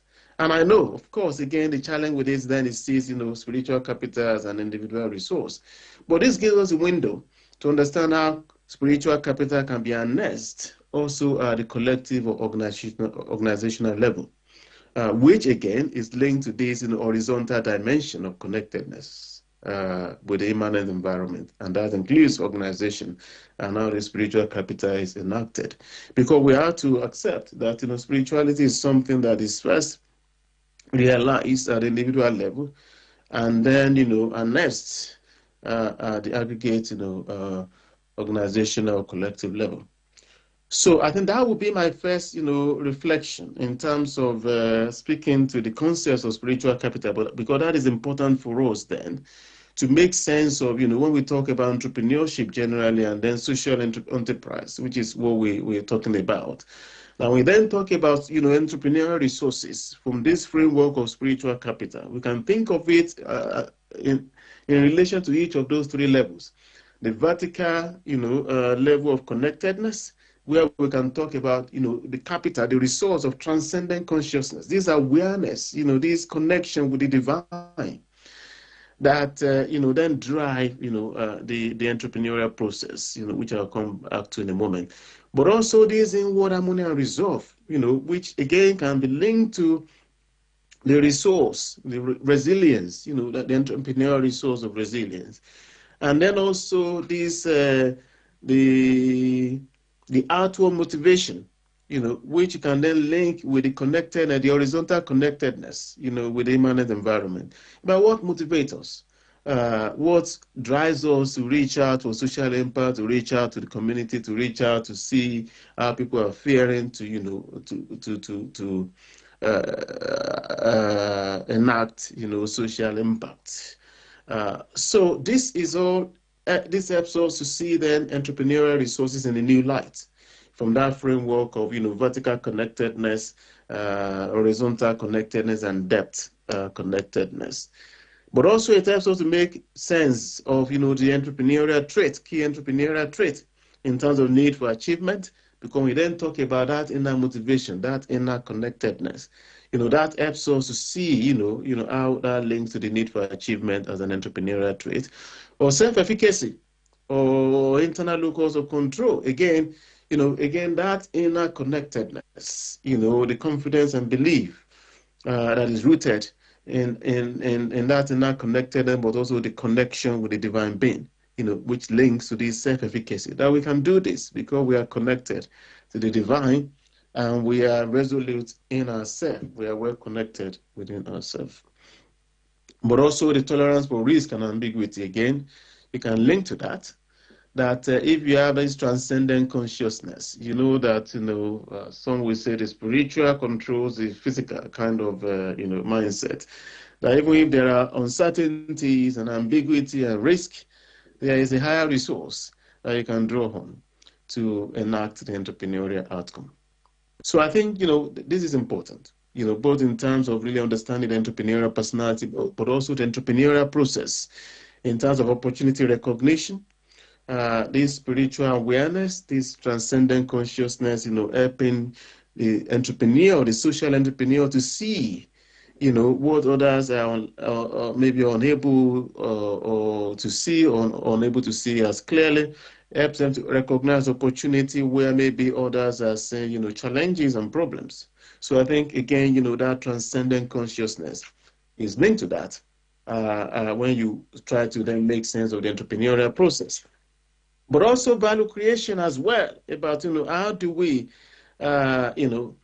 this idea that, you identify opportunity and you create value. Again, the spiritual capital encouraging that, the process of, social and economic value creation, and how you then capture value also.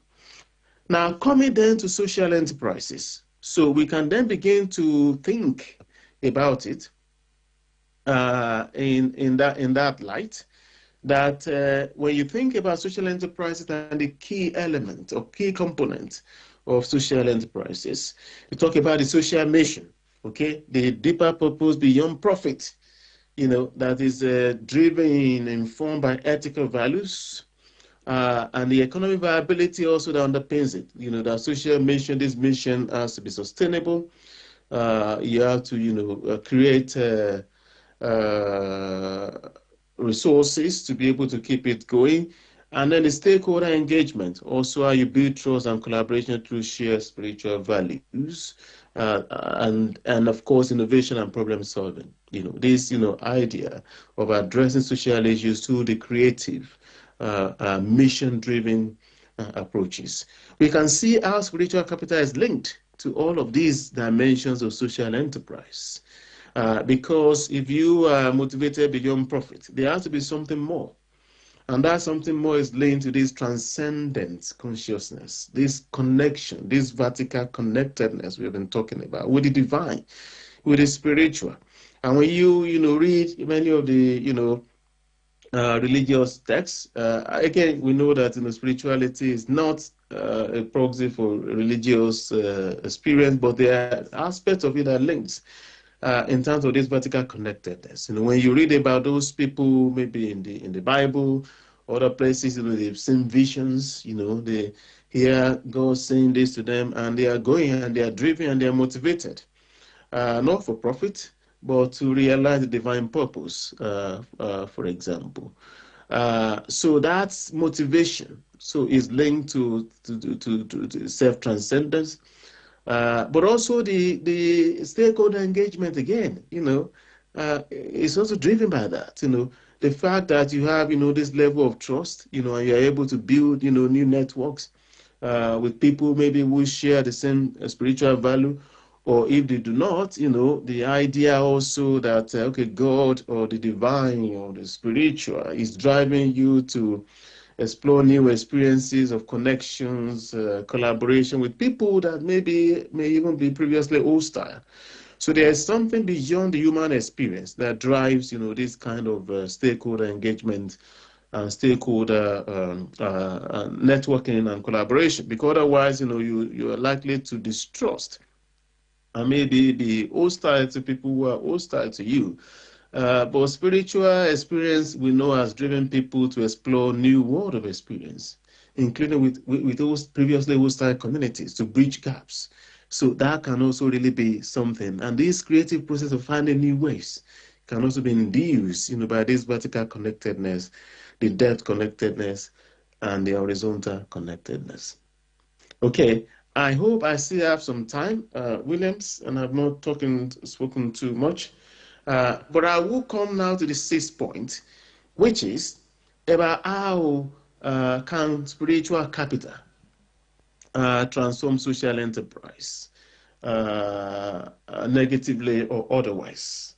I think we've already set out the link between spiritual capital and the enactment of social enterprises, but also we know, and I'm sure you've had discussion earlier today about social capital. There's always a relationship, whether you think it's positive or negative, between spiritual capital and social capital. And all these different forms of capital are always interacting with one another, but especially spiritual capital and social capital. So I just want to offer some reflections about how potentially spiritual capital, we shouldn't assume, always has a salutary effect on social enterprises. It can also potentially have, negative impact that social entrepreneurs need to be aware of in order to contain it and in order to redirect, to channel, that energy, that resource towards positive, impact and transformational impact on social enterprises. Okay, one form, when you think about social capital, we think about, three dimensions or three forms of it, if I may call it that: the bonding social capital, the bridging social capital, and linking social capital, which I assume you all know about already. So when you then think about spiritual capital, it is possible for spiritual capital to increase or overly increase bonding social capital to the point where it intensifies in-group biases, where people who share the same kind of spiritual beliefs or religious affiliation come closer and closer and closer together, so it can strengthen close-knit communities. Whether you talk about religious groups or people who, share this particular kind of spiritual practices. But then it can then limit openness and inclusivity. It can marginalize, those who are outside the core group, or exclude those who are outside the core group, because, of the very fact that it intensifies bonding social capital. So that is something that spiritual entrepreneurs or social entrepreneurs need to be aware of. That that is a possibility, and I ask those who are social entrepreneurs or in the whole to reflect on: do you think you gravitate more towards those who belong to your religious community, or in terms of your services, do you think maybe they tend to be the beneficiaries tend to be those who belong to your community? That is always a possibility. It doesn't have to be, of course. And by the same token, so spiritual capital can also deplete bridging social capital. That is, we talk about in-group bias that can be fostered through heightened bonding social capital, but it can also foster out-group prejudice, where spiritual capital can reduce connectivity across diverse groups through this depletion of bridging social capital, and can therefore potentially hinder broader collaborations and also stifle cross-communal alliances, which in the end are really crucial for social enterprise growth. If you want to grow the social enterprise, you also need to be bridging between communities. You need to be connecting across diverse groups, both in terms in terms of ethnicity, in terms of religious affiliations and experiences, and so on. So this is important. And finally, so spiritual capital can constrain social enterprises to negative linking social capital as well. So it can inadvertently or wittingly encourage nepotism within hierarchies, where, for example, shared beliefs or affiliations influence decision making, where, for example, those who are in power or in government, social entrepreneurs connect with those who belong to their religious community, or find it difficult to connect with those who are not of their religious community because of this negative linking social capital, especially if you go out explicitly in terms of proclaiming your religious and spiritual values. So that can, lead to unfair advantages or disadvantages which undermine meritocracy and trust. So those are my immediate thoughts and reflections. I hope I've been speaking within the time allowed. I'm not sure whether, there's time for questions and answers.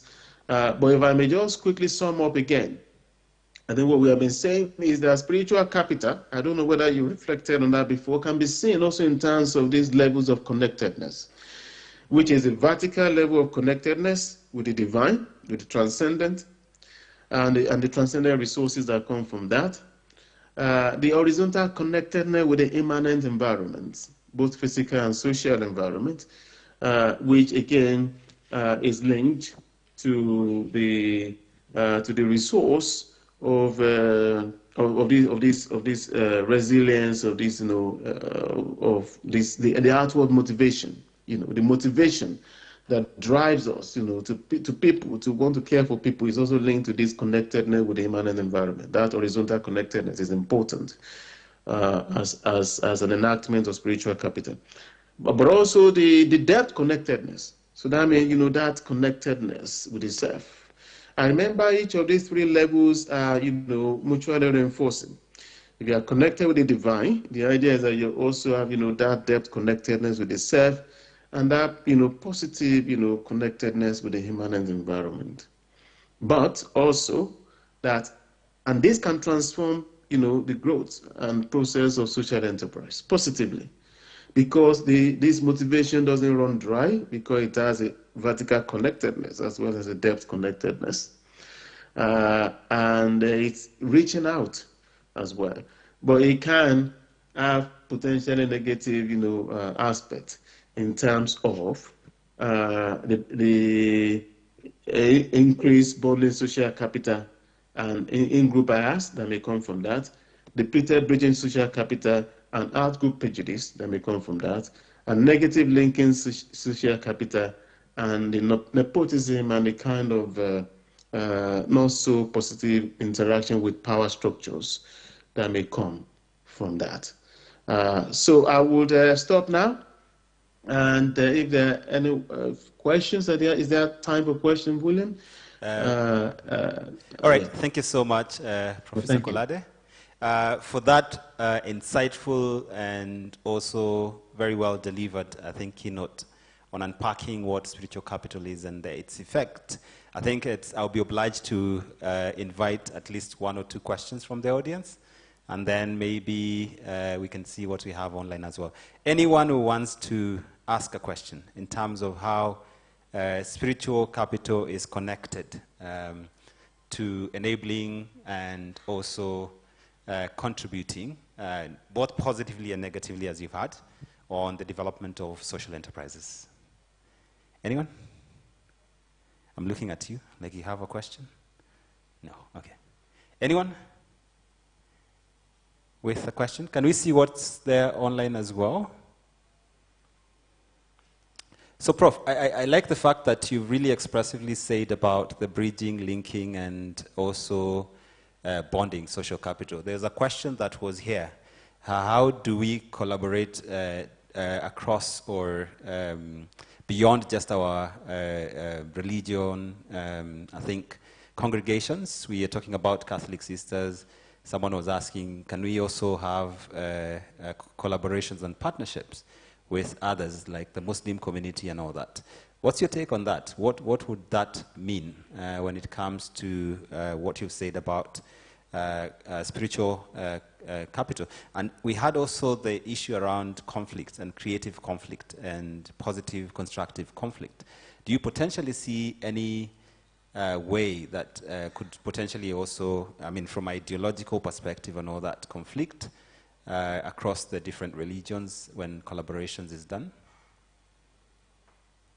Well, yes. I mean, so thank you very much, William, for that question. I mean, I also reflected on that in terms of talking, reimagining or thinking, taking a different framework to looking at spiritual capital in terms of this, connectedness, this horizontal connectedness with the immanent environment. I think, that is where it comes about how does spirituality enable a different view of the other. I mean, so who may share different religious beliefs or different spiritual beliefs or different in other ways. I think that is the question, really. So there is room for collaboration in terms of how we, of course, understand difference, but also find commonalities, of interests, of motivations, of objectives. And for example, we find, Muslim groups, for example, who are actively involved in reaching out to refugee communities, to use that example. And I will imagine that there are Christian organizations who are doing the same, who are reaching out. So when you find, activities or objectives in which interests are aligned, you can develop collaboration based on shared interest, while at the same time understanding and respecting, different, beliefs and different practices. I think it's really about, focusing on interests and outcomes, and then using that to drive, collaboration. I think that would be my brief response to that. Sorry, your second question was, or the second aspect of the question, William, was, can you please repeat it? Yeah, so I just asking whether there is potential conflict that can arise based on the different ideological perspective, but I think you've answered in terms of the collaboration should be at the shared interest. as opposed to yes, focusing absolutely. on So yeah, the I think differences. to mitigate conflict is about also having clarity of understanding of different beliefs and different practices, so that the collaboration is focused on shared interest. And as long as that is bounded and defined, it will be more positive, collaboration, and could even lead to shared understanding, because at the end of the day, I think we want respect between communities. Respect doesn't mean a blurring of differences, but understanding of differences and accepting the right of people to have different views. So, and I think when you are able to collaborate on shared interests, it's only going to more likely lead to respect. And you don't have to accept people's beliefs in order to respect them. But when you work together, I think there is room to build respect and trust, while also accepting and understanding differences. Okay, thank you. Any one question? All right, good. Can we also appreciate? Yeah. Somebody has raised a question on the online chat. Okay, all right, go ahead. If you don't mind, I can speak briefly to that. Yes. Which says how the challenges arising from spiritual capital can be mitigated. Oh, yes. So I think I've spoken to this, Joyce. How can this be mitigated without injuring religious beliefs? Yes, I think that is always a challenge when you have people that have different, beliefs. But I think, if the collaboration is built around, outcomes, shared outcomes and shared interests, you're able to avoid injury to religious beliefs. It will always be there. But if the framework is clearly developed, I think you are more likely to be able to avoid this kind of tension arising from different religious beliefs. Okay, thank you so much, Professor Kolade, for delivering that insightful again and well thought keynote. So we want to do an appreciation the African way. So I'm going to request my participants to just stand up. Let's stand up, appreciate this. We're going to do it. You remember when you went to school and your mathematics teacher said you will not go far? Did you remember that? Where are you? They said you cannot make it to university. Where are you? Where are you? SBS, where? In a university. And you can see professor is talking. Can you go back and tell them you made it? But we need to confirm whether you are there mathematically or not. So I want us to do something called factorio in appreciation, and I wish you can see this, Professor. So we are going to do factorios. I can see some people preparing their hands. Others are wondering, what is factorio? Are we going back to mathematics again? So we are going to do factorios, and factorios for us is clapping. We do, how many claps do we give, Professor? 5.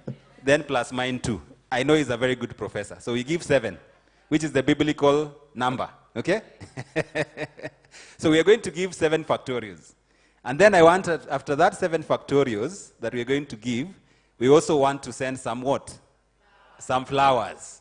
But that flowers, please, DJ, you remember that song? We want to nyunyizia Professor some flowers.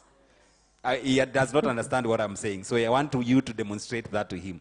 Okay? So we are going to, after the 7 factorial, we nyunyizia Professor some flowers. Okay? Right. Who is going to start? And I want to see those who were sleeping when he was talking. I saw you. All right. So factorials means 1, 2, 3, 4, 5, 6, 7. And then the next one you go 6. 5. Who was your mathematics teacher? 6. And then you come 5. And then 2. 1, 2. Professor, I hope you are sitting in your office in Sheffield. Is that where you're sitting? Okay, we cannot hear. So I want you to clap in such a way that those claps will hear. You will hear them from where he's sitting, okay? All right? So I want to see smoke come from those hands. You remember? Okay. Can you prepare? We do a trial. Okay, let's do a trial. The first one, all right? Let's go. Please, don't look at me. All right? 1, 2, 3.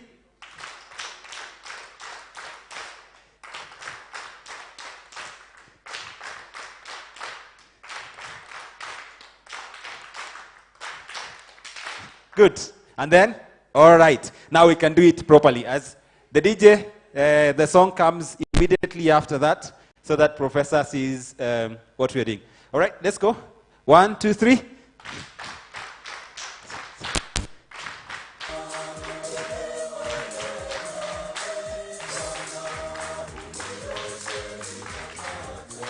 Someone was looking at me when I...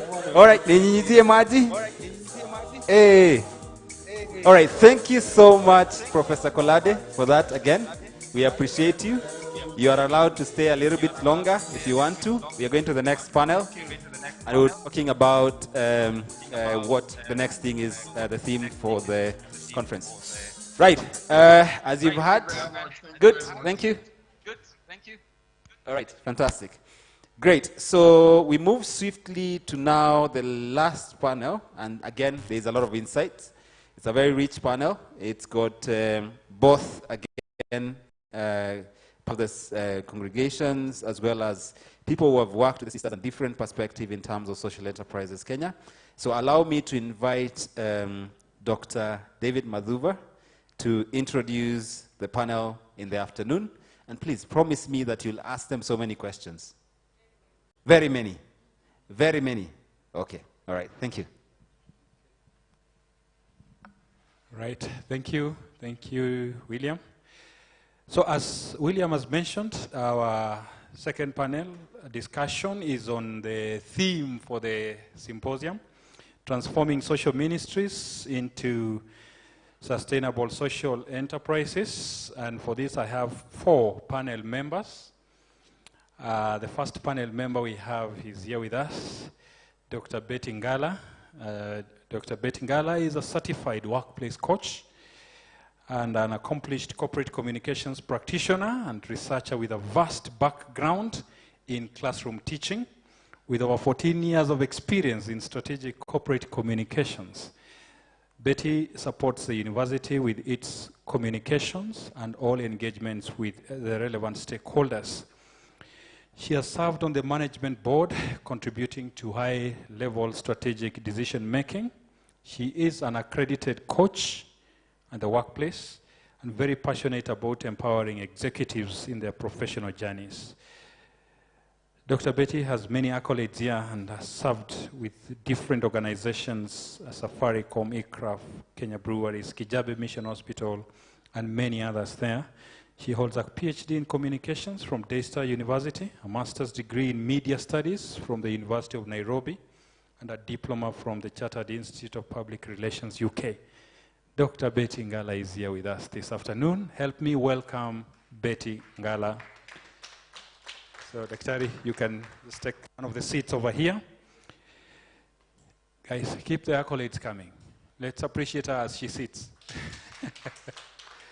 Thank you. Thank you. My next panelist is someone who had presented her paper earlier on here. It's Sister Celestine Nasiali. Sister Nasiali is a dedicated steward leader and strategic entrepreneur with extensive experience in project coordination. As you're aware, she is with Akweka. Now we know what is Akweka, isn't it? But Sister has also been with us here pursuing an MBA, which she just completed. And she has proven track in managing both large and small-scale initiatives with particular focus on community initiatives, development. She has demonstrated exceptional leadership in addressing social accountability issues and ensuring projects meet their objectives within the scope, time, and budget. So even as we discuss matters of transforming ministries into sustainable social enterprises, Sister Celestine has seen it all.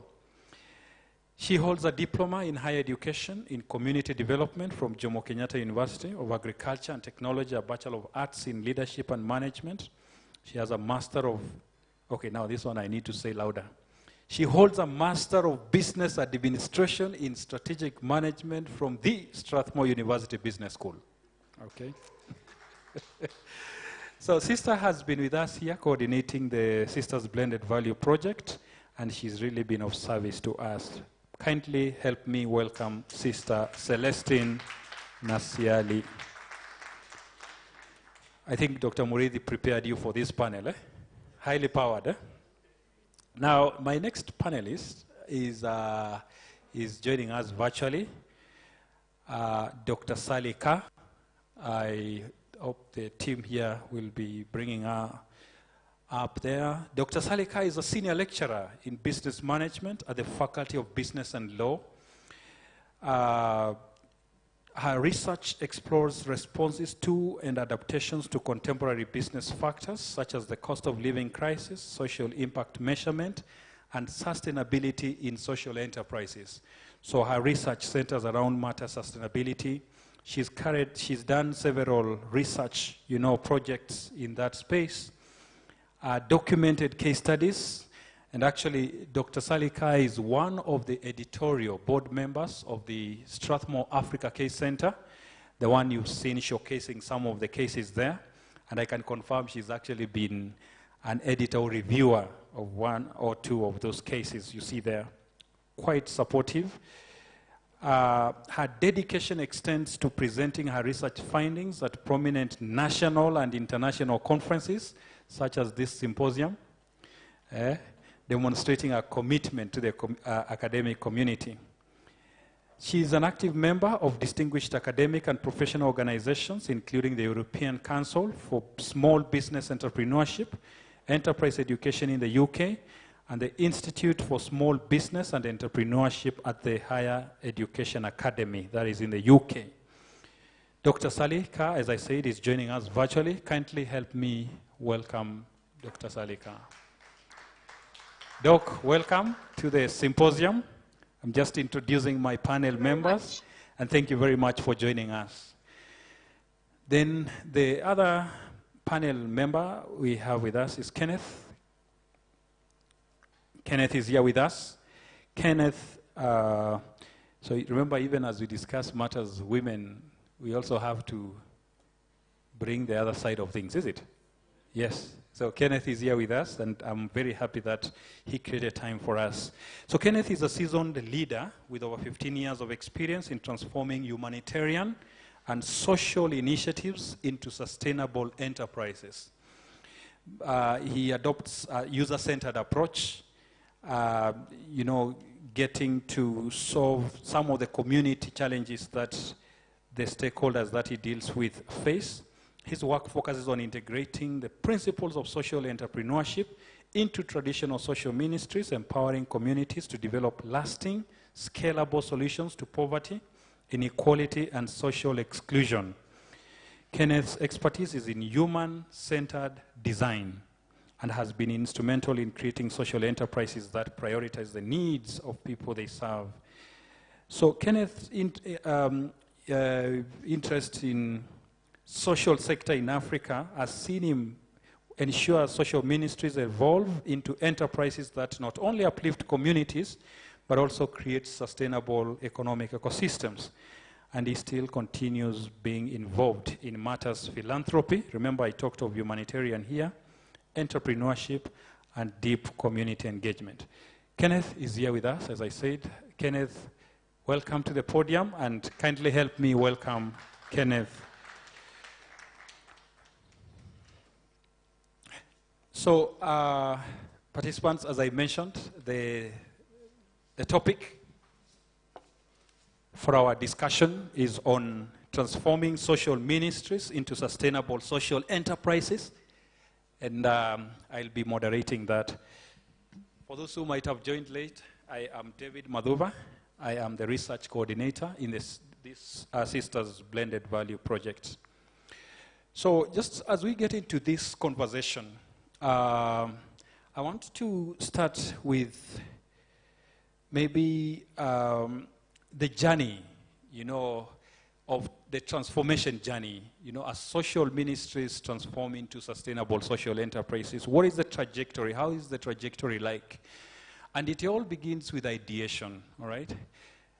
somebody is passionate about something, or somebody has already seen a gap, a problem, a need somewhere, and there comes the idea, or somebody just experiences something that they feel like they need to create a solution to.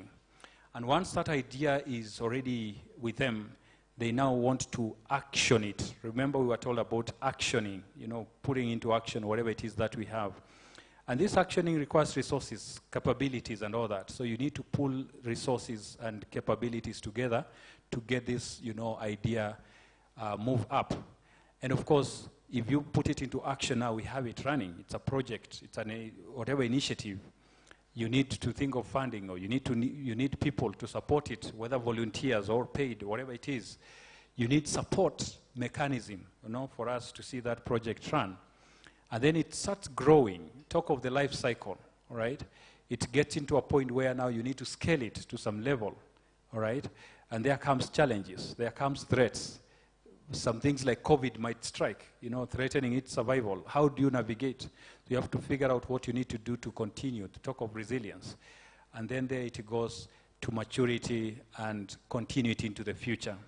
That is the journey that I'll be engaging my panel here on, basically that process and what goes into it. And to begin us, I want to start with Dr. Betty Ngala here, just to share with us, what are some of the key ingredients that go into this transformation journey?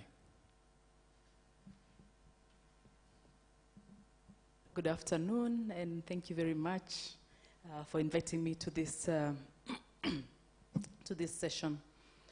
I've been a coach on the program, and I've interacted with a number of congregations. And what I found with some congregations, the congregations were of different kinds. Some were very well established, have been in existence for a number of years.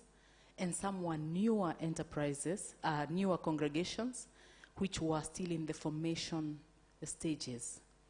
And therefore, because you find that the congregations were at different levels of their growth and establishment, you would find that indeed even their enterprises more or less would fall under that kind of, I would say, continuum.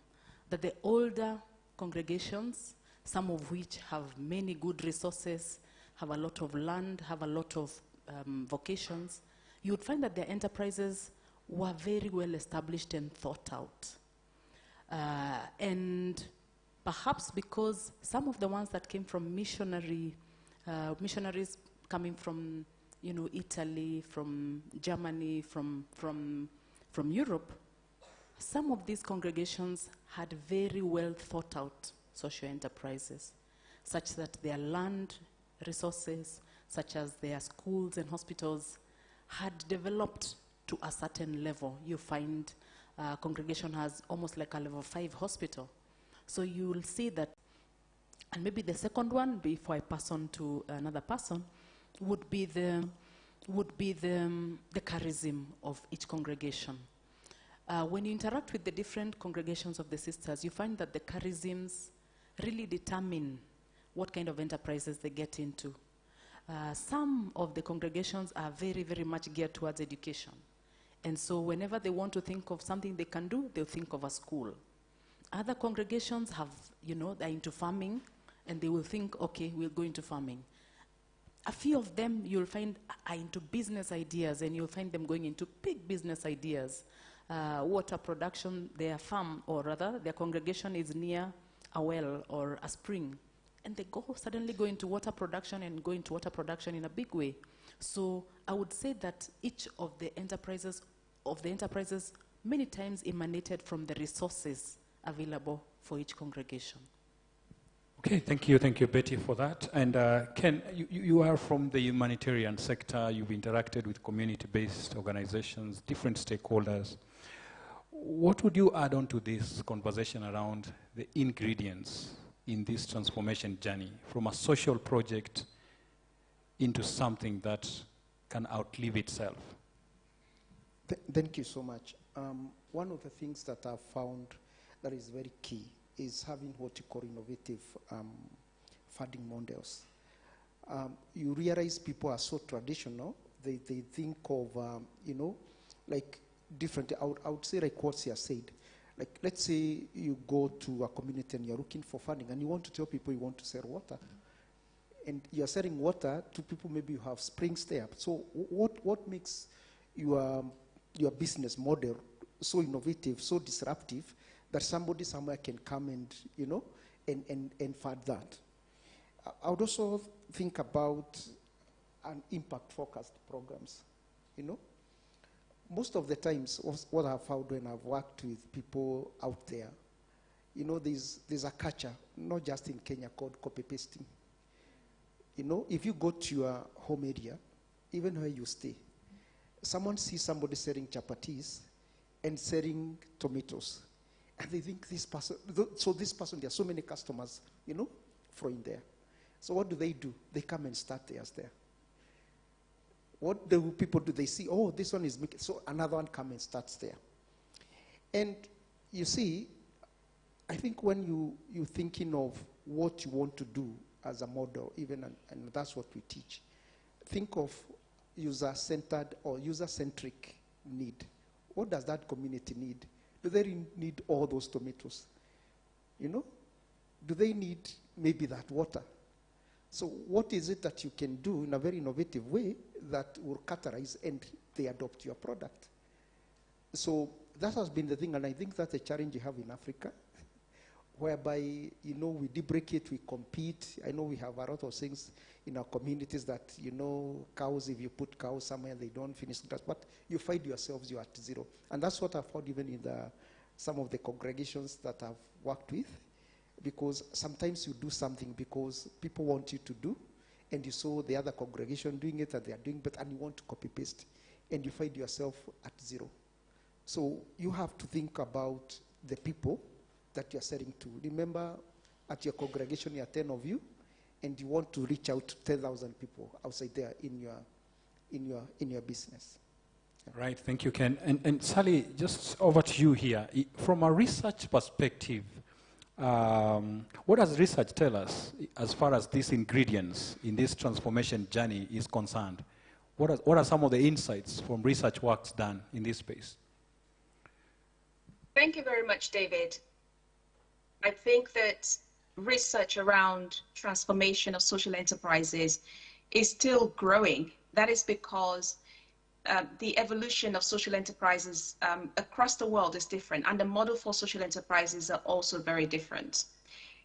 Essentially, the transformation of a social enterprise in the case of a social ministry, is very different from what the social enterprise development usually undertakes. So I just want to take a step back on what it means to transform an existing organization, usually a charitable organization, into a social enterprise.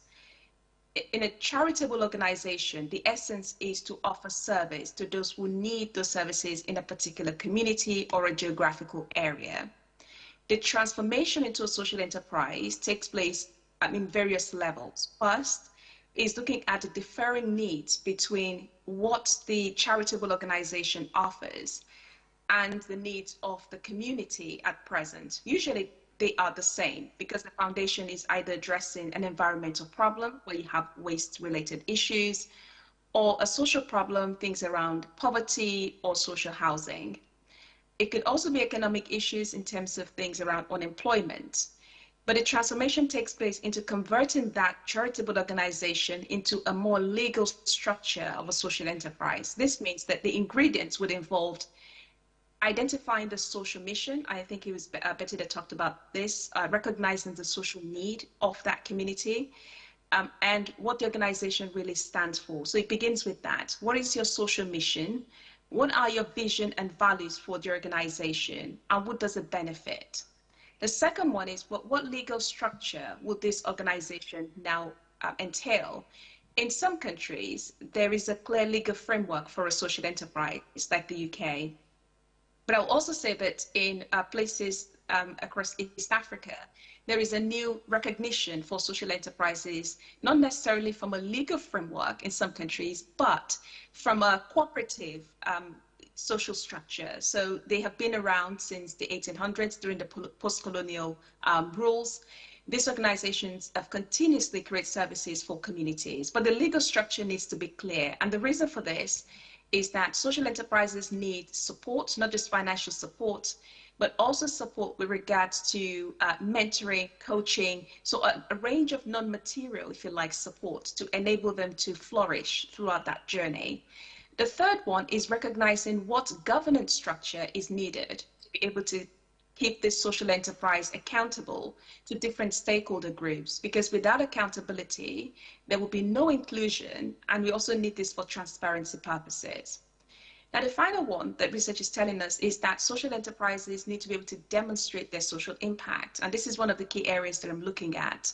In fact, attending the Social Enterprise World Forum last week, the conversation has moved from not just capturing your social impact, but recognizing how you manage your social impact data, who you report the impact data to, and what type of data you report. So these are some of the levels of factors considered during the transformation phase. In addition to that, some of the papers that have been published this year, if you look at works from Comunda, for example, in terms of its transformation, there are things around the employee well-being, because there's so much focus about communities and what we do outside of the organization. But what about the people inside of the organization? What about the volunteers? That's a different conversation about volunteer well-being and so on. There's lots of research now developing in that area.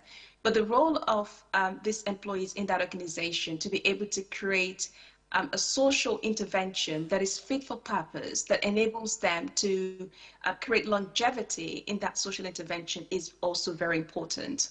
So these are some of the factors, and I think that some of the other speakers have highlighted the idea of social mission, but I hope that tells you a little bit more on the transformative side.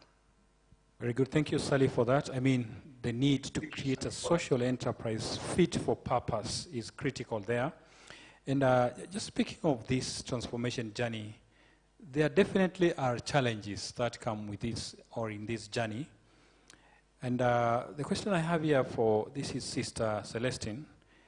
Having been in this space, you've also witnessed social ministries, you know, struggling to transform into social enterprises. What would you say are some of the challenges or opportunities they face? And of course, while trying to remain true to their mission? Thank you.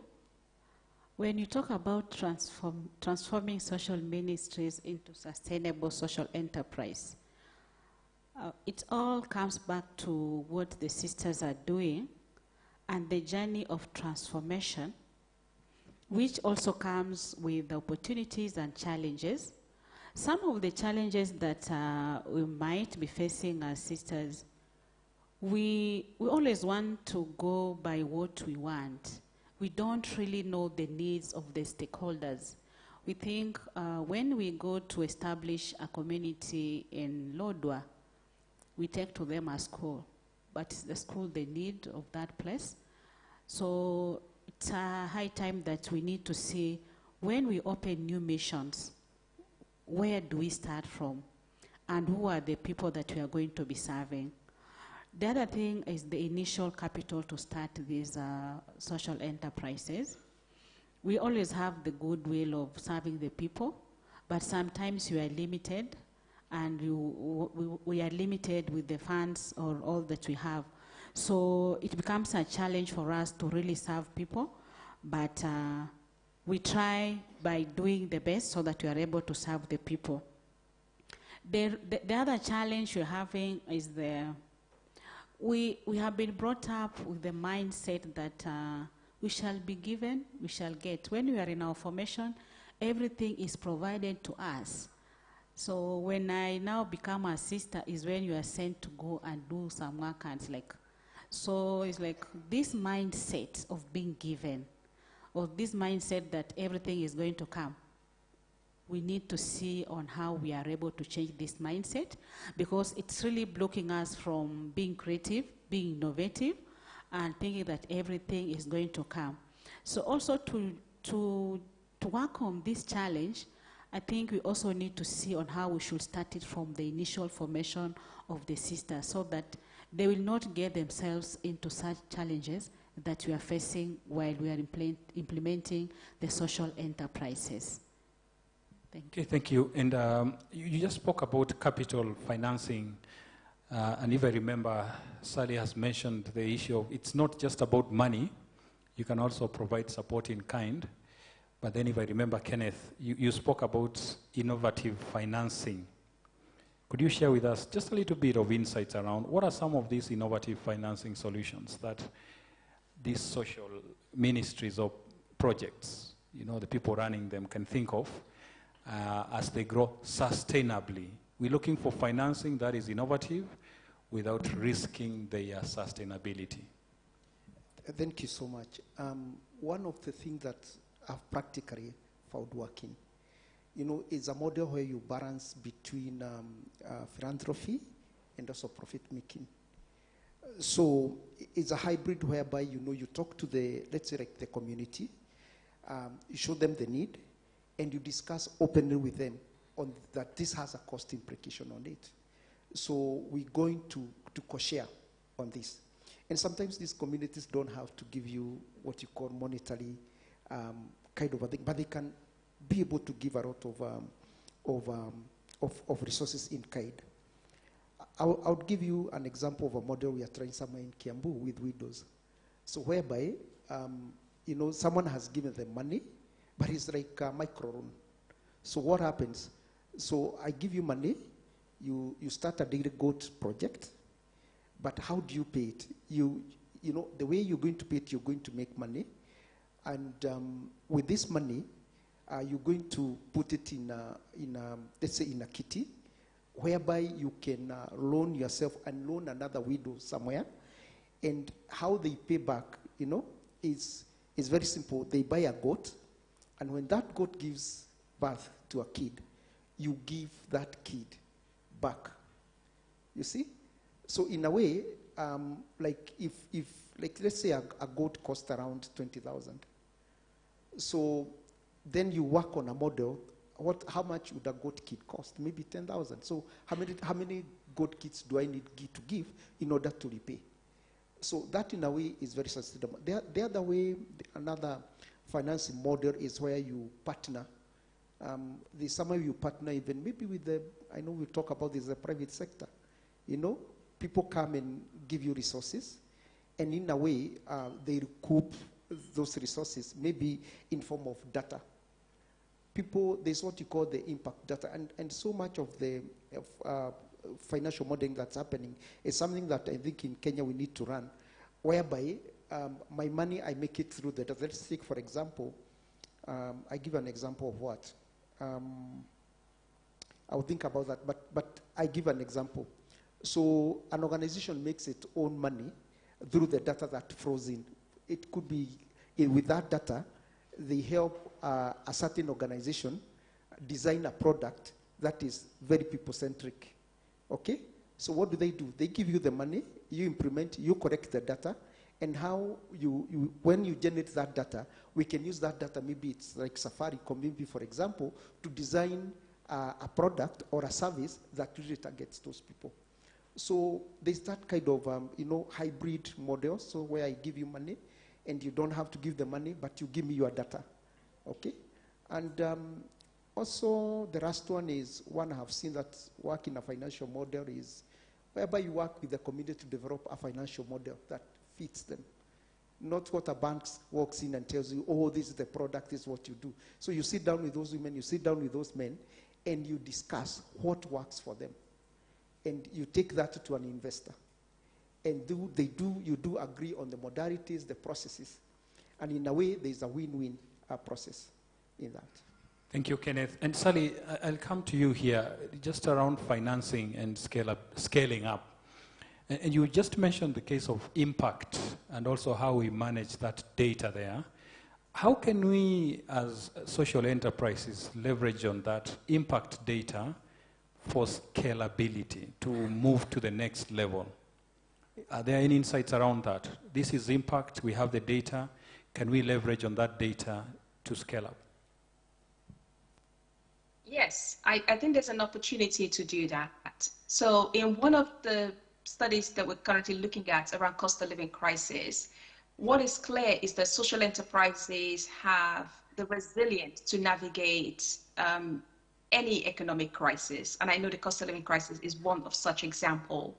There are other examples around the inflation and also the recession 2008, certainly here in the UK, and the global economic failures where social enterprises emerged as saviors of people who faced unemployment and economic disparities at a massive level. Answer your question directly. Is there a way social enterprises can use impact data to leverage on their revenue? Yes, they can do that. But the question is, what is the impact data for? The impact data really is to demonstrate the changes, the positive or negative, because impact is not just positive. It could be a negative change, or when I say negative change, I'm talking about a realization that maybe an intervention does not quite fit that community, and therefore you need to change. That in itself is a signaling of identifying a change that requires needs to be created. So for impact data, this can be used when you write your impact reports. You can use it to apply for funding. You can use it as part of a procurement to be able to access capital. In some cases, social enterprises have used the impact data as a form to attract other investors. It could be private investors, or to be able to partner with companies in the private sector. Having said that, this poses a number of challenges because from my previous work, social enterprises struggle with capturing their impact. They struggle for two reasons. One, they are not sure what matrix they need to use to measure impact.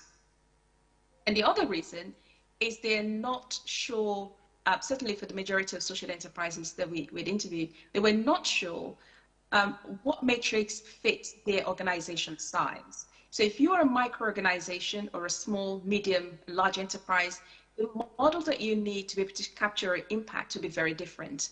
The social return on investment framework is a system that is used to capture impact. That captures both quantitative as well as qualitative data. But you do need to have significant amount of revenue to be able to purchase that kind of software. So I think for companies is to recognize what expertise do we have right now, capabilities to enable us capture our impact. If we don't have the right expertise to capture impact, who can we partner with to be able to capture impact? I think some organizations are looking beyond their organization and sector. They are partnering with knowledge centers at university because they're a part of a university that are willing to work with social enterprises. And I think the Sister Blended Valley is a good case to see how universities are working with practitioners to be able to create this type of social change. So there are challenges with regards to impact data, but the point that I want to make here is you can use the impact data to tell a story of what change your organization is making, and with that, what sort of investment you need to be able to continue with that work, and more importantly, to provide the evidence that without your intervention, the consequences of these economic or social issues would continue to prevail and could be a generational one. Thank you, Sally, for that. And just circling back to the challenges and opportunities, Betty, this is something to do with the people who support these social enterprises. We talked of resources. You know, at times when you talk of resources, you think of money, but it's not just about money. There's a lot that goes into this, and we need support by people, the employees, and other stakeholders. What are your insights in terms of how these should be managed to achieve the desired result, speaking to sustainability? Thank you. Maybe first I would pick up from the mindset that Sister Celestine spoke of, that sometimes the sisters have come from the mindset of being provided for. And in the current times now, it is no longer being provided for, rather than the organizations have to provide for themselves and ensure that their congregations are growing, and therefore they can provide for their own formation. So that mindset means that then the congregation is not just a getting, it has to produce. And that has to be changed from a very, I don't know, maybe big level. Maybe from the governance perspective, first of all. Whereas many congregations have been used to being governed, I interacted with a number of congregations where they were now having their own chapter, and therefore they were planning their own resources, were planning their own formation, with very little reference to the mother, congregations out there. So there, I could say there was a bit of a self-governance coming up in many of the provinces in Kenya, in Uganda, in Tanzania. So already when you start to self-govern, then you need to plan for your own people, for your own resources, for your own expansion. So you will start to think from that high level of governance. Then after you think from a governance perspective, you will think of the people. Of course, then now, if you're going to self-govern, you'll need to think of your own training. And this training is no longer just from a formation perspective, which should be spiritual, but training that has to do with leadership and managing the resources of the congregation. So I did have different conversations with sisters who are now I'm the lead, now I'm the head, now I'm the chief bazaar of my province. I have to think a bit more global. Before I was used to just receiving, now I'm the one making these decisions. So I would say that the mindset was first coming from, now we are self-governing. So once you start to think like that, then you think a little bit higher and you think about the training that comes to do with managing resources and managing enterprises. And maybe the second one that could add on to this is when you're changing your mindset, there can be, and I did find some experiences where there was a bit of conflict, internal conflict with some of the leaders where they're thinking, what do I do with extra money? And my charism has to do with giving. Because if all the extra resources that we make, we are going to give, how will we self-sustain this organization?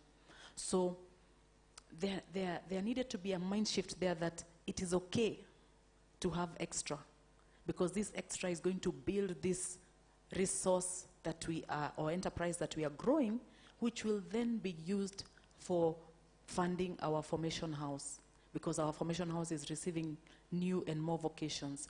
So everything that you receive, you learn to keep.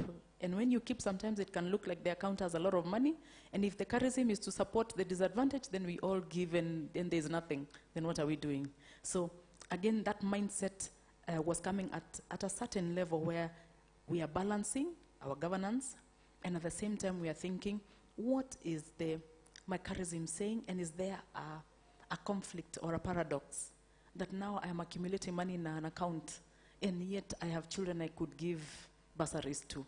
So I would say that in terms of thinking of people, congregations now have to start thinking like that. What's our tomorrow like? What's our tomorrow like? And can we keep money in an account, knowing that we need to support, a formation of another 20 sisters who are coming next year? Yet I have an immediate need right now of children in school who need a bursary. So I found that there was quite a bit of conflict there, and sisters were grappling with it, but I think they're starting to think, okay, I need to be self-sustaining now because I don't have any donor coming, yeah? I don't have any donor coming. Okay, I can leave there. All right, thank you, Betty, for that. I see the passion when you are responding to that. Thank you very much. And actually, that reminds me of what Sister said here. Action without the box, eh? I mean, you have to think. The donor funding is gone. It's no longer coming as it used to come. What do we do? Do we close shop? And thank you for those insights. And my next question is, it's still on resources and these enablers as we speak of this transformation journey. Remember, we're looking at this transformation from a social project, social work, to something sustainable. And I want to open this to all my panel members here. What is the role of technology in all this, if any? This is an open check.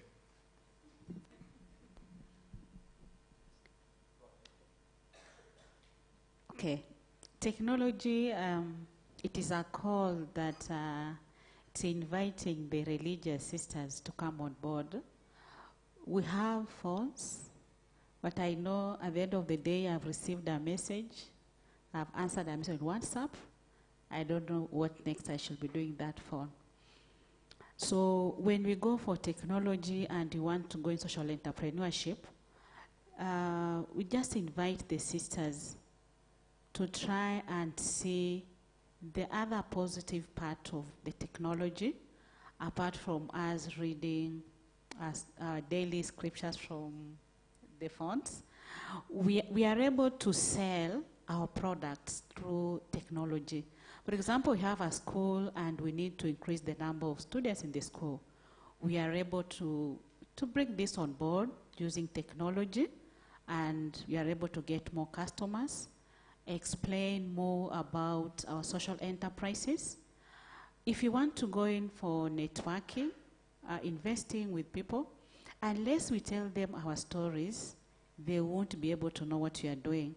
But technology is there to facilitate us get to people, expand our minds, and share ideas on what we want to do. The other aspect with technology, it can also help us to be efficient when we are running our social enterprises, like putting our records in place, doing our budgets, and monitoring the expenses or whatever we are having. Sometimes you are given money by the donors, and just because we are not able to have the right documentation, the right track on how to give a report, this becomes a challenge. But because of the technology is going to facilitate us so that we are able to be on track with our partners and to give the best when running our social enterprises. So this is what I could say. Thank you. Ken? I wanted to touch on something very practical that you have done. I think people have put it that these data correction tools are very costly. I'll give you an example of something we have done. I don't know if anyone of you knows of Salesforce. And do you know Salesforce has got free licenses that they give to non-profits? It's a license that would cost $8,000, but they give, and we have helped quite a number of institutions get this. You know, you help them apply, and the institution now invests in the customization of that. Right now we are testing something very interesting with some people, whereby we are working with a group in a slum, one of the marginalized slum. I don't know that you know there's a very marginalized slum in Nairobi called Kahawa Soweto, where 80% is Changa, is the income generation there. And there's a group that is doing a lot of innovative work. So they have worked there and they don't have impact. They would say technology, you know, data. Donors would come and ask them, where is your data? Where is your impact? And we started something very simple. We started with something the Google form. And you know, with the Google form, there's a way you customize it. As the data, you correct simple data, you can be able to get dashboards and all that. You know? And that's a very simple tool that you don't pay for. For the Salesforce, you know, we told, like now, we have looked at the SDGs and all that, you know, aligning a very innovative way, customization. And let me tell you now, with that, within a month, those guys were able to get them like 4 million shillings for capacity development. Somebody saw and said, wow, I'm interested in this data. So all what I would want to tell people is don't fear technology. You know, there are so many open source there. Like I can tell you, like Salesforce, it's very costly, but they give free licenses. So far, I think I've helped 10 get those licenses, and now we are doing customization. I would also say, like when you talk about the digital platforms and for outreach and service delivery, let's say like WhatsApp. It has what you call the business, you know, the WhatsApp. And you know, you can customize something called a chatbot there, whereby you can so much work on it with an expert. It's a free platform, and it can be able to be correcting data, and then you can link it to your Salesforce, you can link it to their Google form and all that. But what I found with majority of the people I've been working with, I think we are so, we don't want to invest in the expertise of that somebody who helps you. We want so much free things, you know? And I think when you want free things, you say you are doing work for God. You forgot that that person who is coming to help you is also a God creation that also needs to feed his children, take his children to school. And that is something that I would say that what I've encouraged institution is invest and do not fear to invest. When you invest, there's always something that comes out. So if you are being given a free license for $10,000, that's 1 point something million that you do not have. And maybe somebody charges you 300,000 to come and customize, and that brings you over hundreds of millions maybe during your business. So that's the best we can use. So let's talk to people outside there. So technology, and there are very interesting way that you can use technology, and there are free sources and some of these big companies that are giving free tools and data correction tools. You just need to talk to the right person. All right, thank you. I think at this point now I'll open it to the audience for any questions. Remember, the focus has been on the transformation from social ministries into sustainable social enterprises. Do you have any questions? Or something to add on to the conversation? We have one over there. Hi, my name is Stephen Mokoro. My question is looking at technology, and yeah, we appreciate the work that the social ministries are doing, but really I don't see like they think scale. Every time you see initiatives coming up, they are mostly thought around serving a very small community. And if anything, if they are to go to another area, and then it's another team or a whole other duplication of effort. So how might social ministries adopt technology from early on and think scale? Okay, thank you very much. Sally, I don't know whether you could take that. It's talking of the, I would call it short-terminism, where you establish something, close it, I mean, move on to the next thing, or, duplicate, this copy-paste mentality. And that leads us to having so many establishments, start, exit, and all that. And he's also asking, how can we also leverage on technology to ensure that these establishments are there for the longer? Yes, I think that's a brilliant question. Thank you for asking. Technology can be used for many different things. I think in the case of social enterprises, it can be used from an operational point of view to be operationally effective in what the organization is trying to achieve. So I talked about the social return on investment before. This is a tool by Social Enterprise Value. And for social enterprises who cannot afford to get such license, they can start to use tools, for example, from Microsoft to start to develop their own social impact model.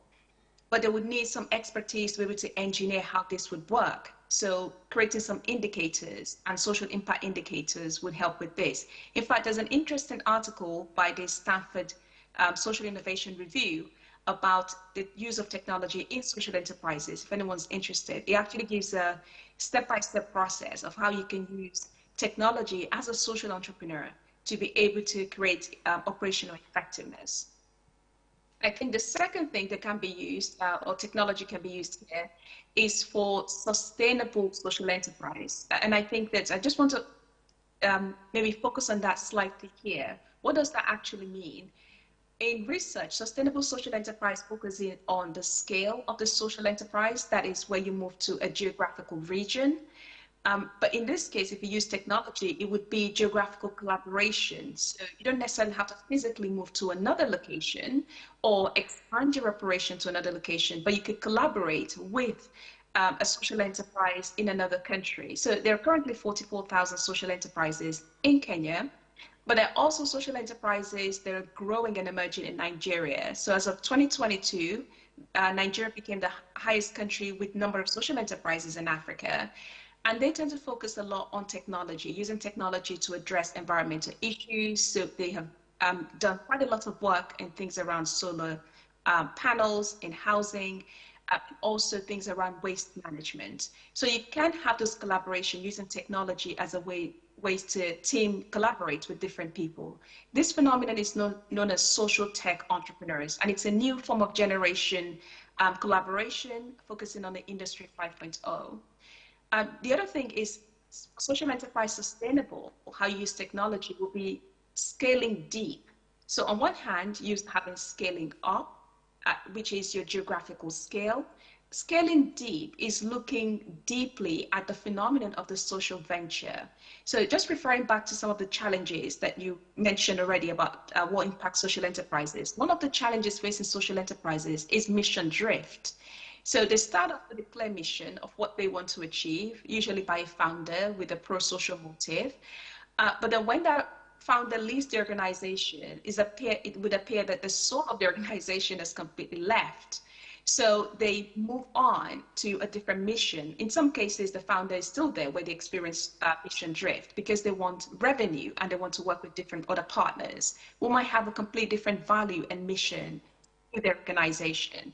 Scaling deep is trying to be more self-aware, is focusing on micro-community, is focusing on the needs of your service users, but also looking internally about how you progress as an organization. It's a level of consciousness that is needed, and technology can enable that through sense making. But I think the first thing is to think about what do I need technology for, and then what kind of technology do I need? Is it for scale up or is it to scale deep?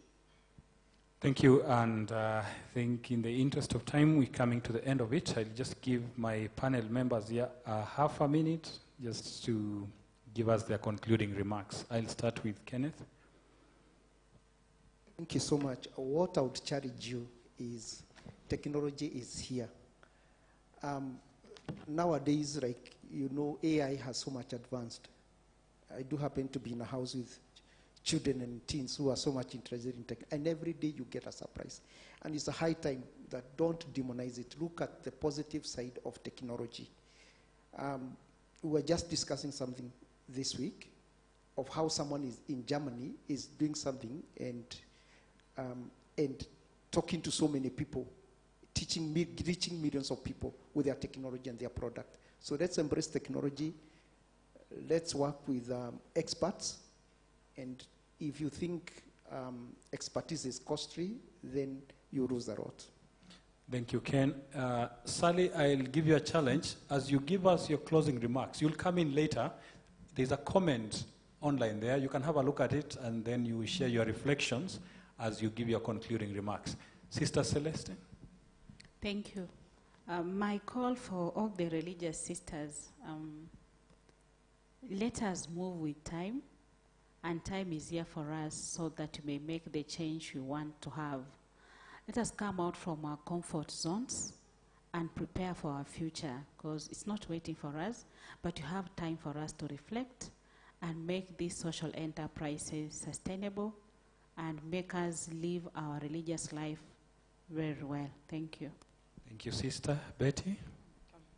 Maybe I can close from my marketing and communication background finally and say, for the longest time, sometimes you find sisters not marketing themselves or marketing their products and services well. And that has been a big hindrance, because when they are not able to price well, when they are not able to increase awareness of what it is that they have, these services, these goods will not go. So for us to scale, for us to increase sales, for us to increase services, we must tell our story. Marketing and communication channels have increased a lot. Let us make good use of them. And we are the ones. It is our turn to export sisters back the other side. Therefore, we have to have self-sustaining congregations here with enough people in the formation houses who then we can send out to the rest of the world. Thank you. Thank you, Betty. That's music to my ears, telling the story, all right? And that speaks to what we are doing in the Strathmore Africa Case Center, telling the stories. But she spoke of very many other channels. Let's leverage on them. Thank you very much, Betty. Sally, your concluding remarks? Yes.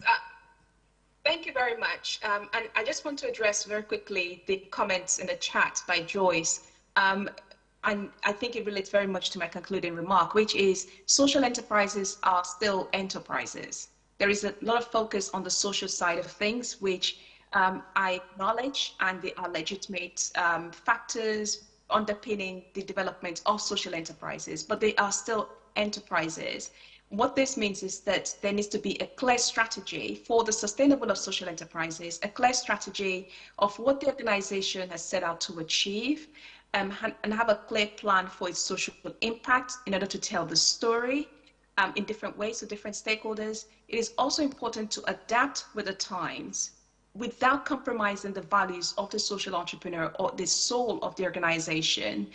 For sustainable social enterprises, they have to also consider the governance structures in place and think about the people that enable the nurturing of this organization, both inside of the organization and the micro communities that they serve. And that's how I'd like to end the session. Thank you very much for the invitation to be here. Thank you very much, my panel.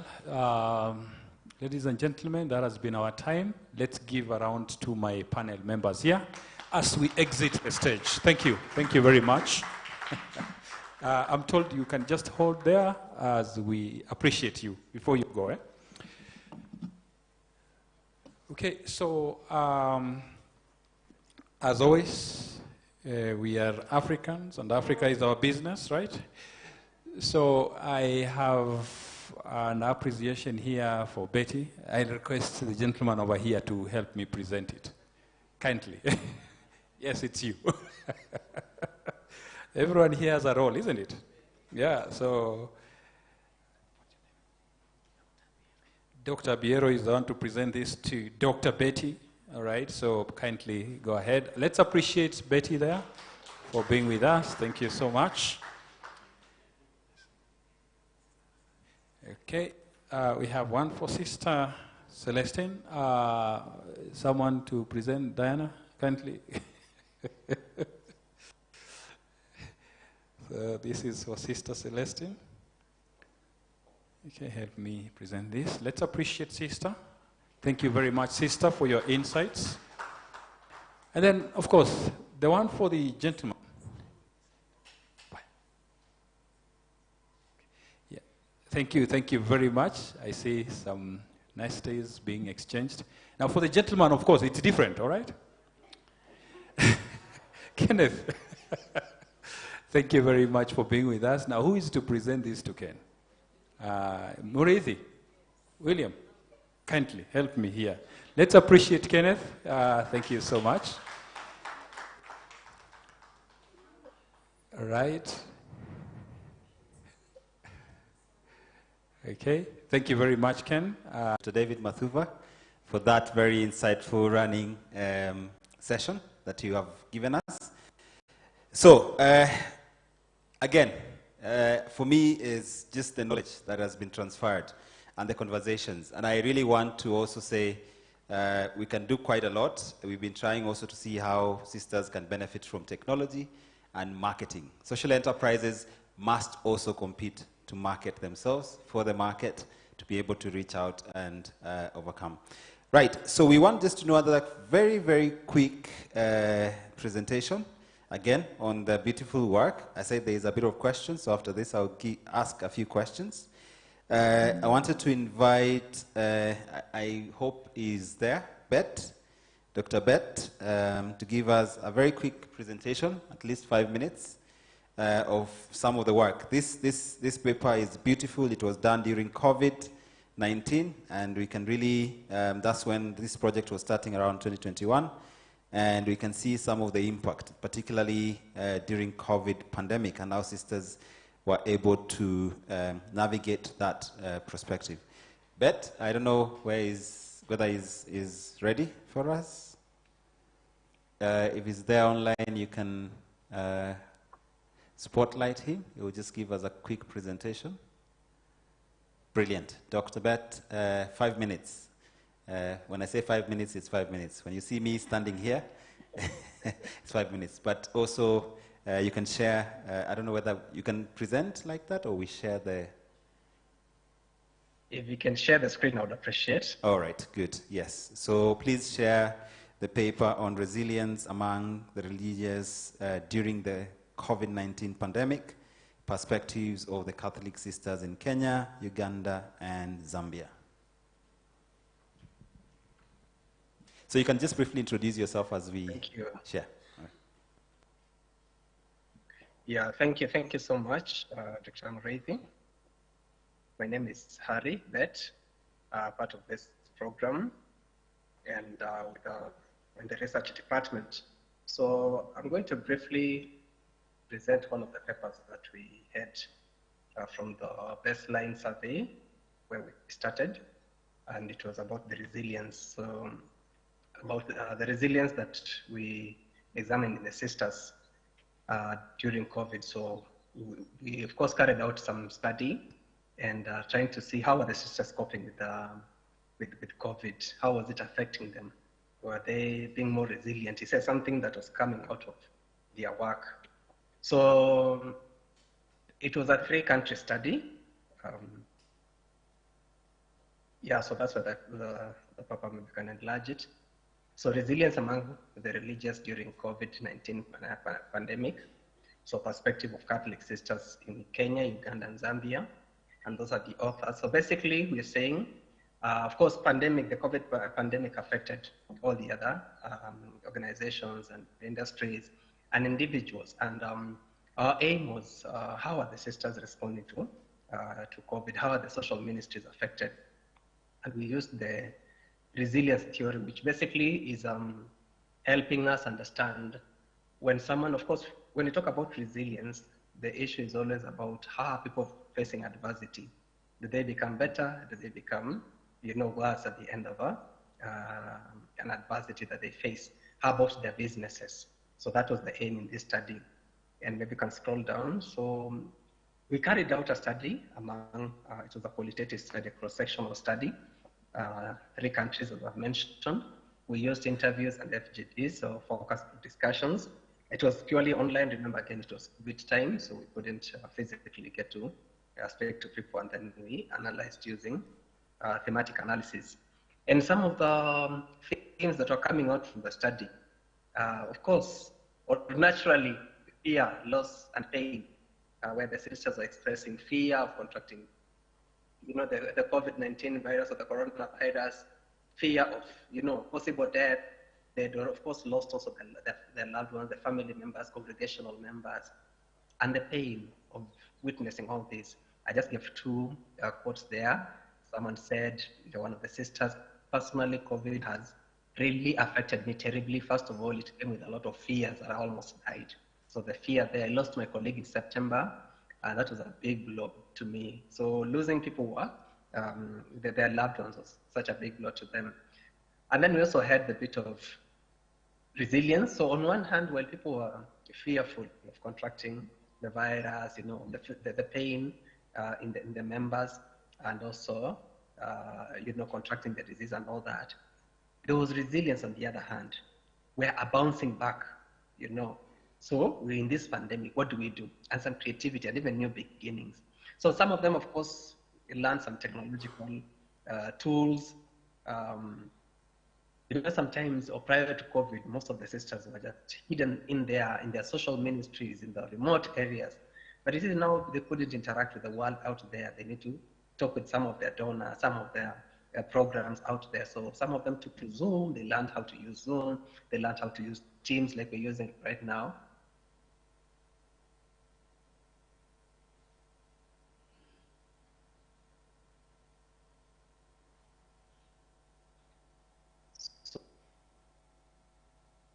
They couldn't physically have students, then they went to online. And then spirituality and reflection. It was a moment of reflecting, So I have all these 6 months lockdown. What do I do?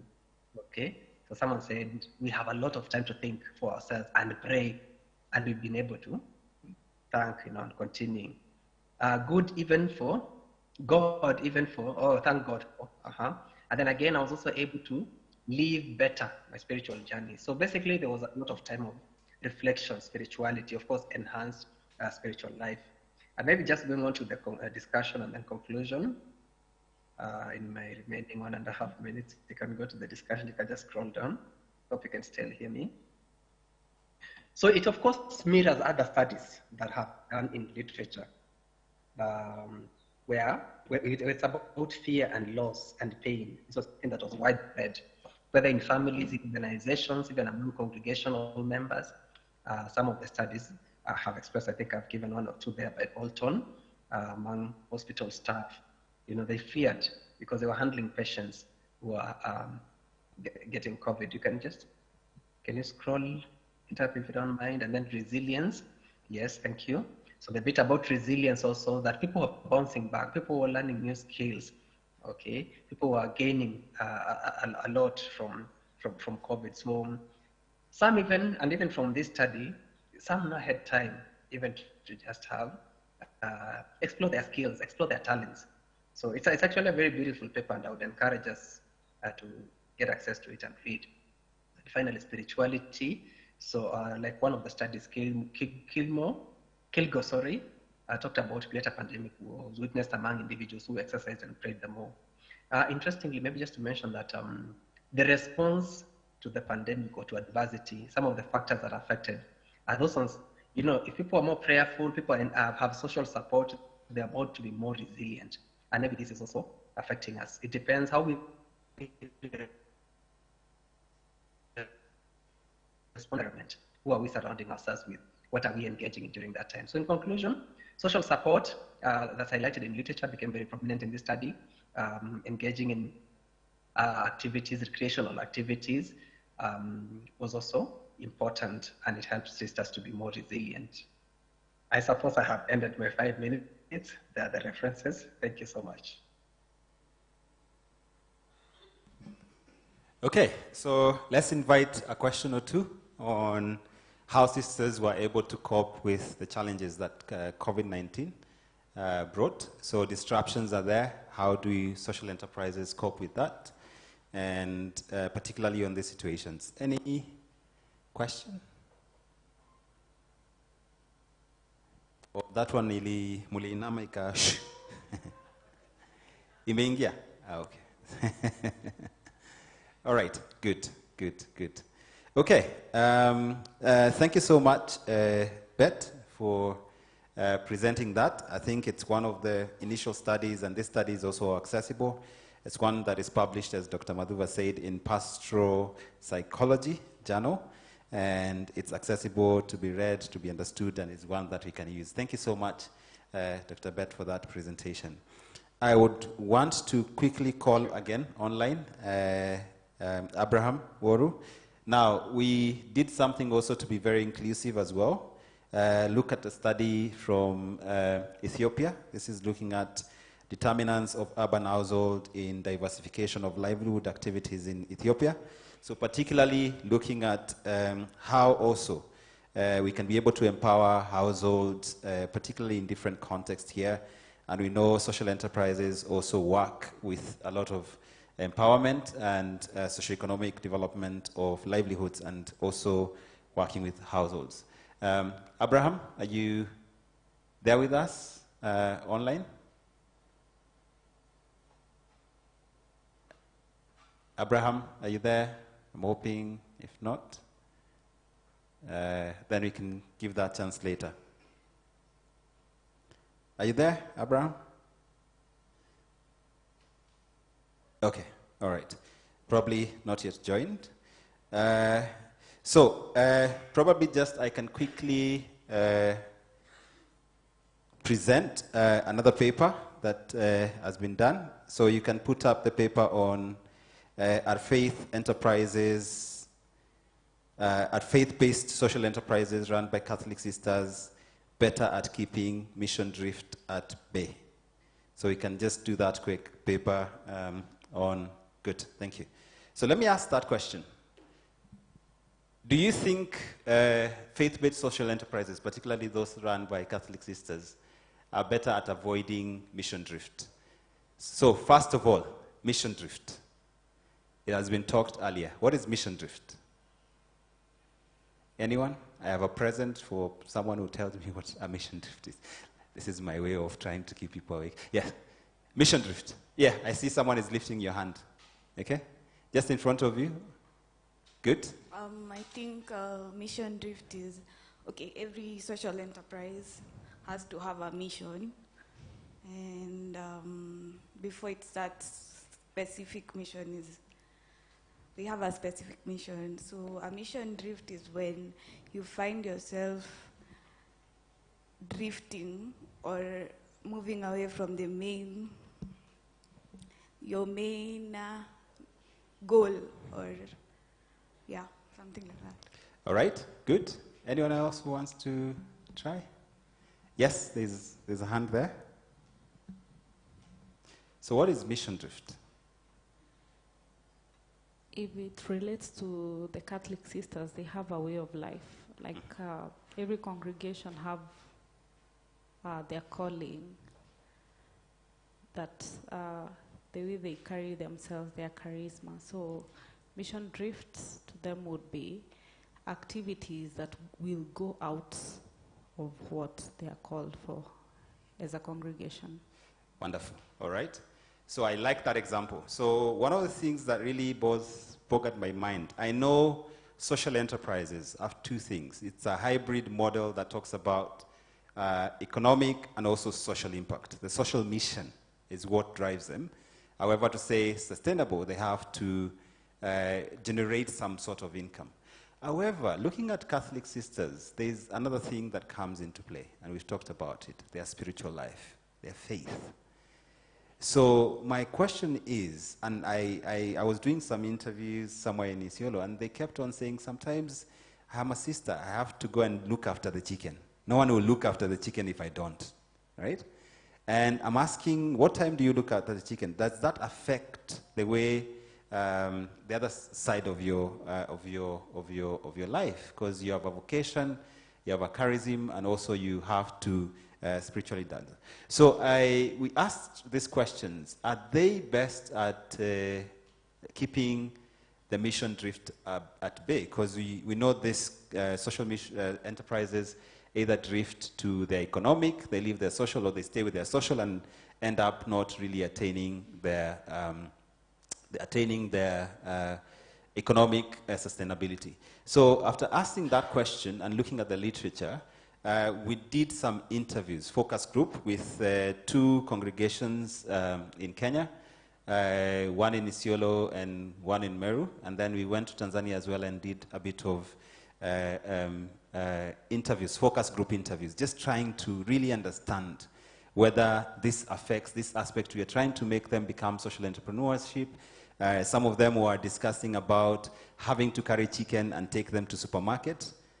And someone asked me to call them, sister, where are the chickens today? I'm like, that's the first thing they think. Sister, where are the chickens today, right? And now it's not, sister, can you come and pray for us, okay? So it was very interesting dynamics coming out. So this sister was saying she had to do marketing for the chicken because she realized if they keep them in the fridge, they get spoiled. They cannot continue feeding them because it takes away it's costly to feed chickens. You have to slaughter them and you have to sell them. Could you just go down a little bit? So after the focus group, I think we had a number of about 20-something respondents with the 3 focus groups. So one of the findings was very clear, and I would like to read this quote that is here. So I say, I think with presence of some clear procedures, we have been able to maintain a balance between commercial pursuits and social and spiritual pursuits. I can say we are well within the mission, which is one of the responses to that. So we look at how faith-based enterprises can avoid that mission drift. So what emerged from this is that with some sort of like training and understanding of where the buck stops, because previously they would just go and run their social enterprises, which is their social ministries, without having to think about how that affects the social enterprises. So they said with a bit of structure, I am able to balance between my 3 kind of missions for this, which is one of them pursue spiritual pursuits. The other one is commercial, which is the economic, as also as the social impact. Could you go again a little bit down? So the other thing is, we ask ourselves then, what are some of the appropriate strategies that we can use generally on social enterprises to be able to achieve this balance? So one of the primary strategy is to check the governance. So we realize sisters actually have a very good governance when it comes to the way they run their things. So we've heard about the sister, superior, and all that. So there's a structured way in terms of how they organize themselves. And most of these congregations, you find that they are sisters dedicated to the project as well. Not everyone. So they know specifically that there are sisters who are working for the project, and there are sisters who are dedicated for that. So one of the key things that came from this, if you have a structure, but also a governance form of organization, then you're able to overcome. So this translates also to all other social enterprises. If you want not to deviate from your mission and your vision as a social enterprise, most of them, again, you remain small, you don't have a structure. So the best way they were able to do that was to have a clear governance structure. You know, the Mother Superior, they have the person in charge of the finances, where they go to, they're the people who are running the actual project, and this helped them a lot to really stay focused and not have a mission drift. So we concluded with about 3 conclusions, and one of them is, of course, governance, brings every stakeholders on board. The other one is about this transformational leadership. We've talked about a lot about transformational leadership, which is particularly faced by servant leadership. And last one is about delegation. And this became very clear. Some sisters were delegated work to do with the projects, and this helped them to stay afloat and also maintain that target of what they were doing. So simply, again, our faith-based organization run by Catholic sisters better at avoiding mission drift? To some extent, we could say yes. I mean, of course, the limitation of this is that this is a qualitative study, might not be generalizable across board. All other congregations with that, or other religious organizations or faith-based organizations. But what came out of this is that there's a possibility that because of their organization, their governance structures, and also their ability to delegate amongst the structures they have with the people focused on the project, they might be able entirely to avoid drifting from their calling, which is charism, and pursuing economic pursuits, and also their spiritual life with that. So I'll conclude with that and invite any questions that might arise. So if you want to avoid mission drift, of course, create the kind of governance structures that you need. Ensure that you delegate so people stay focused with what they are doing in the different aspects. But also servant leadership at the end of it. You know why you're doing it and for what reason and the impact that you want to create. Okay. Any question? Yes? So my question is about, there is something we say that we are going with the signs of the time. Yeah. Can you say something about that with the mission drift? Because if we are responding to the signs of the time, we might look like we are having a mission drift. Okay.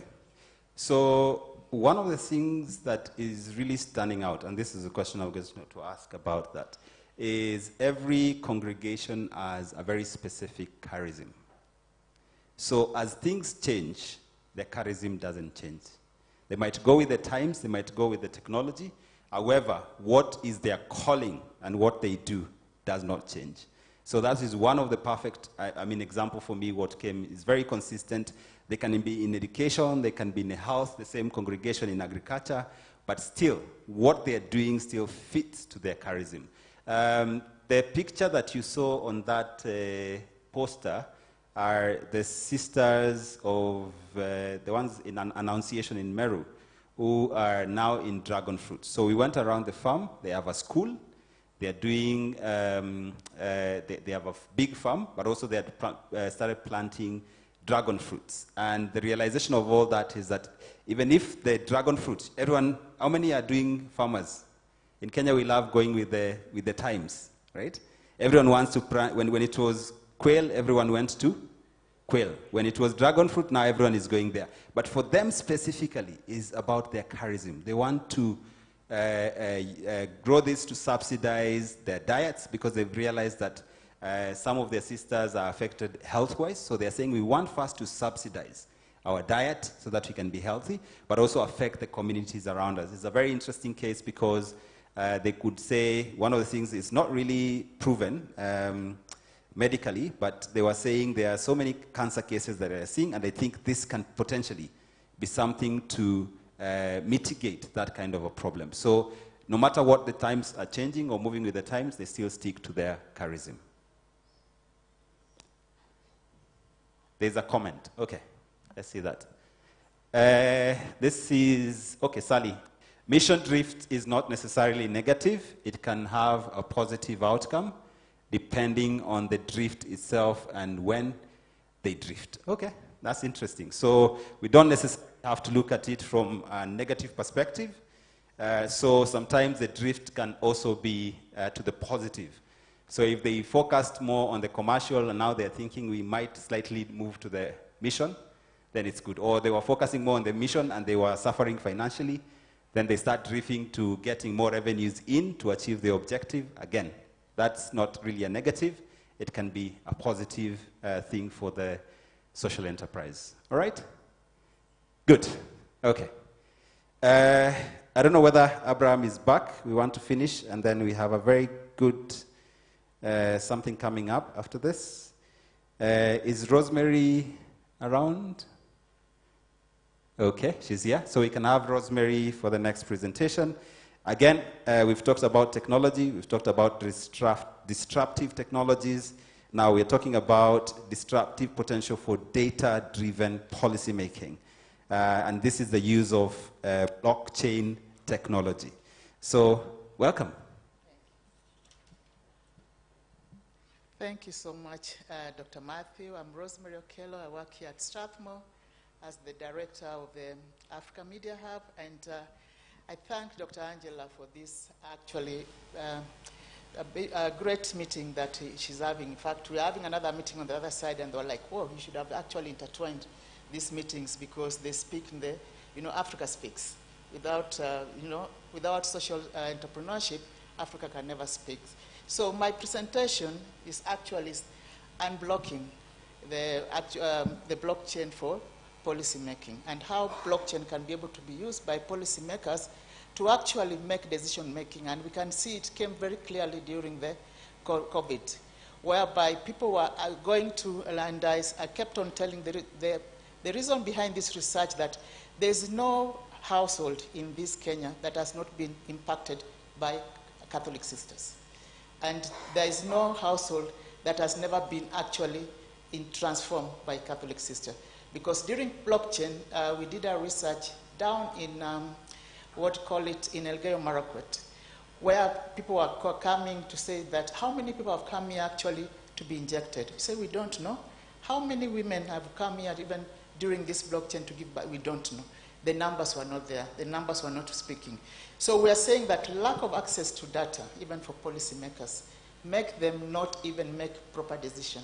And lack of policymakers even to citizens, because the citizen was saying, if you empower us and we know this information by data, we'll be able actually to become part of the transformative system that you need to. So why the research?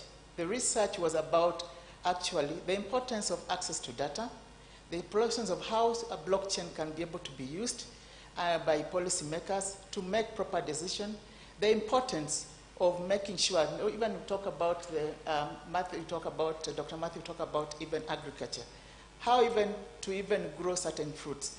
Again, same citizen data was lacking, and there was nothing like even the, training them. So we're saying for social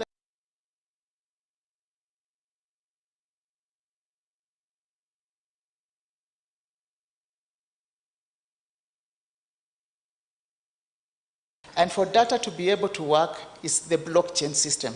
There is a ledger that is being used.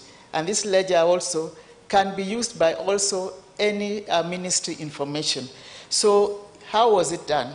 We did, it was qualitative actually research, that's what numbers were coming, but also quantitative, analyzing it from those who have already reported. And this again was transformed also within the national system when we said how many people here have actually know how, who has been affected and who has impacted. Again, we don't know. So data is key. Data is critical. And data forms the future of social entrepreneurship. So certain things that were a key summary of this research, I can just do it, sorry. Just give me a few minutes.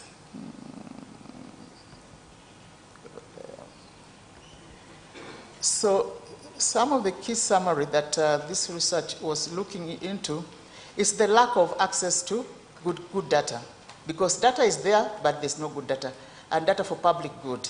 Because I can ask that if data is going to inform SDG Goal 3, or that is the SDG on health, how again are we going to ensure that everyone get it? The other area that we looked into, the status of how data is collected. Is citizen data considered reliable? Or is it we need to have data from those who are scholarly drive? And people are driving that social entrepreneurship will actually enforce the citizen data to be used as a key entry point for decision makers.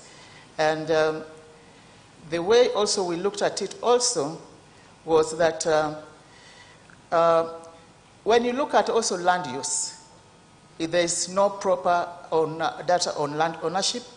The World Food Program also did not have proper data. And also the blockchain itself actually being used innovatively lacks way in how to use this data to empower the ordinary citizen. Way forward, there's need to professionalize the supply-demand side. And the supply-demand side, we mean the citizen side. And the citizen side means that they have to be empowered. That Wanjiko, our previous president was saying, unless Wanjiko knows the information, unless Wanjiko knows it, then you cannot transform a household.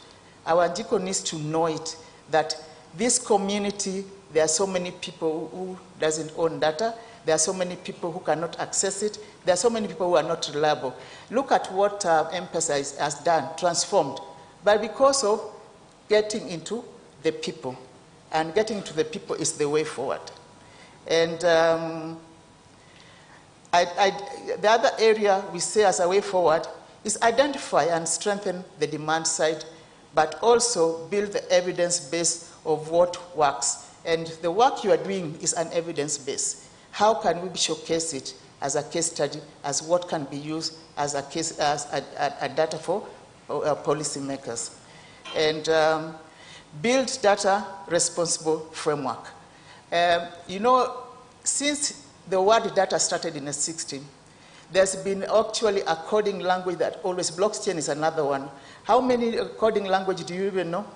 There are so many. So that framework that can work for social entrepreneurship needs to come from the system and from the people, like everyone who is seated here. So in conclusion, I'm saying that the future of policymaker, even for your work that you're doing in social entrepreneurship, will be built on big data. And big data is not scholarly from Strathmore, it's not scholarly from household or policymakers, it's from the citizen.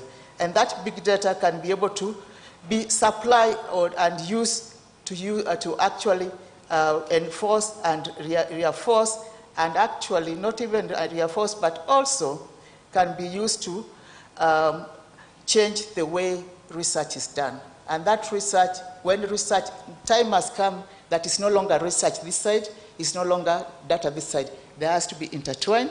They have to be actually used collectively. Data needs to be a tool that is used on a single basis, single day, by researchers to actually make practical work, applicable to ordinary person. Thank you.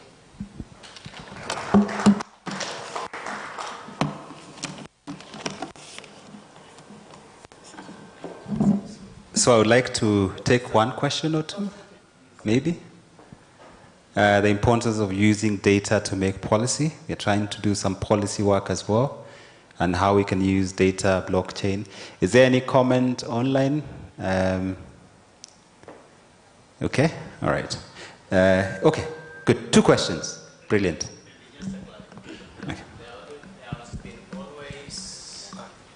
Thank you. Maybe just a bit of clarification. There's always been this kind of mix-up when you talk about blockchain and cryptocurrency. Will you please maybe comment on it? Blockchain is a ledger that is used to collect data, and that ledger can be used collectively Cryptocurrency is actually a coding. So blockchain is the system in which that data is being supplied and entered into and can be used by ordinary person. That's why we used blockchain. Hi. Yeah. Data is currently it's currently now a multi-billion-dollar business. What are some of the challenges that you went through when you were doing the project, and how did you bypass the challenges? The challenges is actually having the data to be noticed as a key entry point. The challenge is also the usage of that data. The challenge also is how data is stored, because you have seen how data security now is a key thing.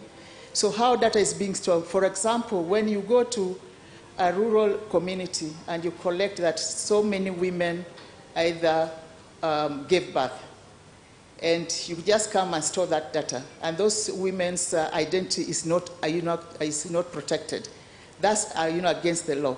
The challenge is actually linking the law and practicability, as well as also linking how this data can be usable for the ordinary person for their use, for their gain.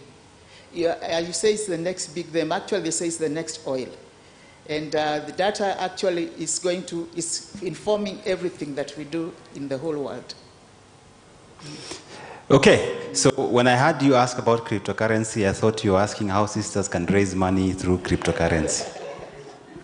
And I was going to give a challenge to Dr. Madhuva to explain to us whether in the funding conundrum there was cryptocurrency engaged in that. Thank you so much, Rosemary. Can we appreciate her with the clap for doing a wonderful work? Now, we are getting to the end of it. So I would like to ask the team to prepare one video. I think we can do Precious Blood Sisters of Tanzania, one of the St. Thomas Kilakala Hospital. So I think it's a brilliant case to have a look at how the sisters have integrated to have a health center that is one of the best. Actually, it's supposed to be a dispensary, but it was given a higher level status because of the work they've been able to do in creating a maternity that is able to address some cultural and traditional challenges of mothers giving birth at home, at the health center, and they have one of the modern, I think, health facilities. As you prepare that, probably, who are the top 3 who consider themselves as, should I say old or wise? Wise. Okay, I've been advised politically. Let me see your hand. Those who believe they're the wisest in the room. Here. Okay, I'll ask a question very soon. Do you have the video? I'm preparing you a question. Do you have the video?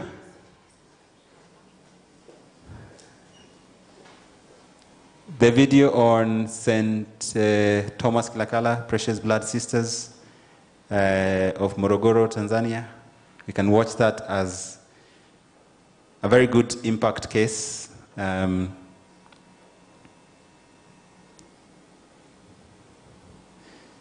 right, as we wait for that, maybe you... Good sound? It's disappeared again. Okay, tap your neighbor, ask what have you gained, and ask them this question for me. Which Catholic congregation is producing sunflower oil, manufacturing? I want to see you guess that. Is manufacturing sunflower oil. Very organic.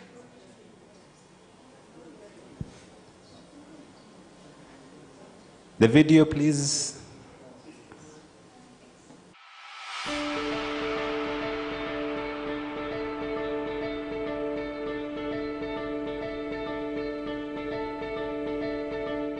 Our congregation is Missionary Sisters of the Precious Blood. We are founded in South Africa in the year 1885 by Abbot Francis Fana, who was our founder.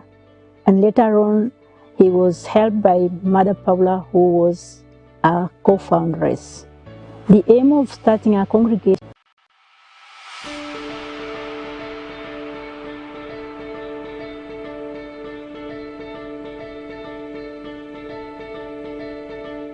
Our congregation is Missionary Sisters of the Precious Blood. We are founded in South Africa in the year 1885 by Abbot Francis Fana, who was our founder. And later on, he was helped by Mother Paula, who was our co-foundress. The aim of starting our congregation was to raise educate women, to be better women and to have better families. Our charism as Missionary Sisters of the Precious Blood is to give glory to God through the pastoral mystery. That's life, suffering, and death of Jesus. Our social enterprise is St. Thomas Kilakala Health Center. We chose this social enterprise for this program because that is what our charism calls us to. We bring life and we live that pastoral ministry as we attend to the patients who come in our facility. We have grown from a maternity home to a dispensary, and in the year 2014 we became a health center. We experienced a lot of mortality in this locality because of the traditional and cultural beliefs and the way of traditional midwife practices, and also using herbs to the expectant mothers. Many women were coming with complications during delivery. Many women would die as well as the infants. Because of this reason, we were enlightened to start or establish an operation theater where we would handle those complicated deliveries in our facility. Because if they would come with such complications, we would refer them to our nearest referral hospital, but some of them would lose their lives on the way. Per month, in the outpatient department, we see about 1,500 patients, and the number of mothers that we attend per month, normal deliveries, they are over 70 to 80. And the C-section is from 45 to 50.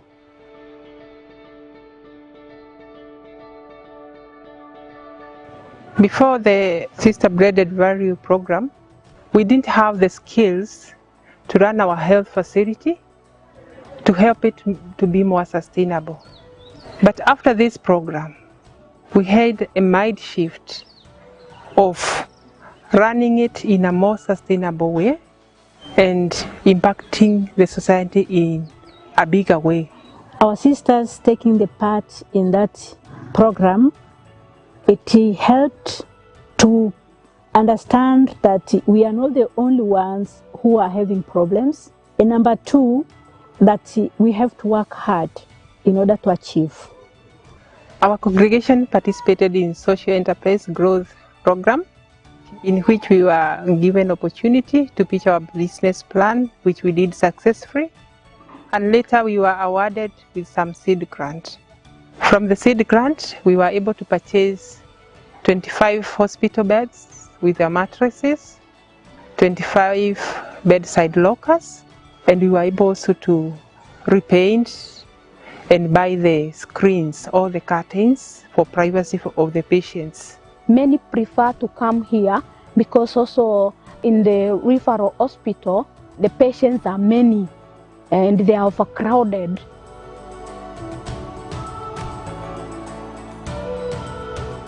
The Social Enterprise program was very empowering to me as an individual, but also to our congregation. I felt empowered. It has enriched me to really look at myself as a leader.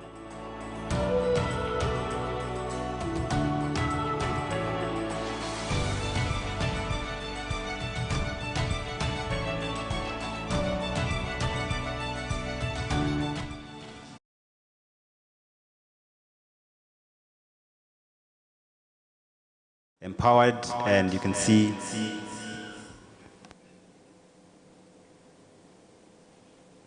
And you can see what the work we've done with SBVP in terms of capacity development and all that. Just to mention the numbers again, capacity development of about 690 sisters who have been trained.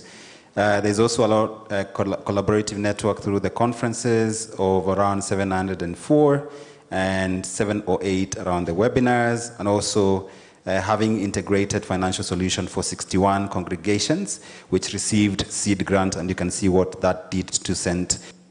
Kilakala. And then of course the work in terms of the researchers in producing the outputs, all right? And all we can say is we are grateful, of course, for the team that has been able to do that. And I want now to finally invite Dr. David Madhuva to take us through the highlight for everything that we've been doing.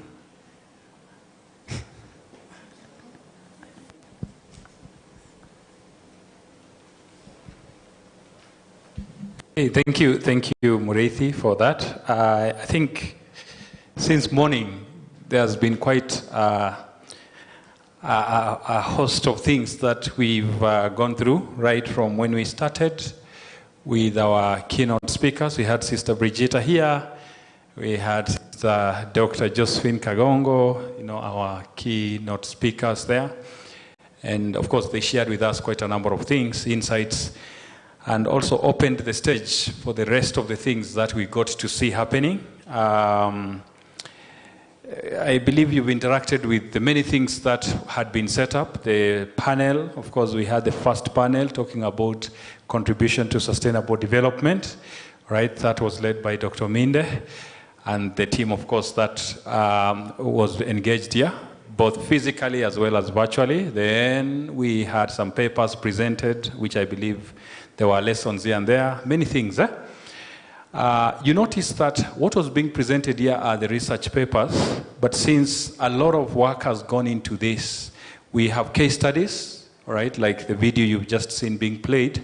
So this is a case study in a video format, but then of course we have some posters outside there, which I'm sure you might have gone around checking and getting to see the many other case studies that have been written. In total, we have 17 case studies written on work done by sisters, and those are just a few, the few we could do. Then we had another panel this afternoon, which I moderated, and we had very nice conversations around the transformation journey from social ministries into sustainable social enterprises. And then now we've concluded with some other research paper presentations here, and I'm really grateful for your resilience through and through. To our online team, of course, I'm also very grateful for being there and being with us and the contributions. I could see very many comments running through the platform, and we are very grateful for that too. So in a way, that kind of summarizes, and you can see it was a blend, virtual, physical, and then of course we had the posters out, and these still be around there in case you haven't gone around all of them. They'll still be available for you to have a look through. Now, to summarize this, of course, one of the initiatives we have is to put all the stories that we have in a book, all right? And that is the next phase we are getting into. But for me, that's just a summary of the highlight. And thanks, of course, for your participation, the many contributions you've made. I could see some even very tough questions coming through, and very insightful comments, and I was very happy with the way we could see the engagement happening both ways. The presenters we had here, yourselves as the participants, including those who joined us online. So thank you very much, and I don't know what Mureithi has in plan for us in the next part. I think there is something that he has for us coming up.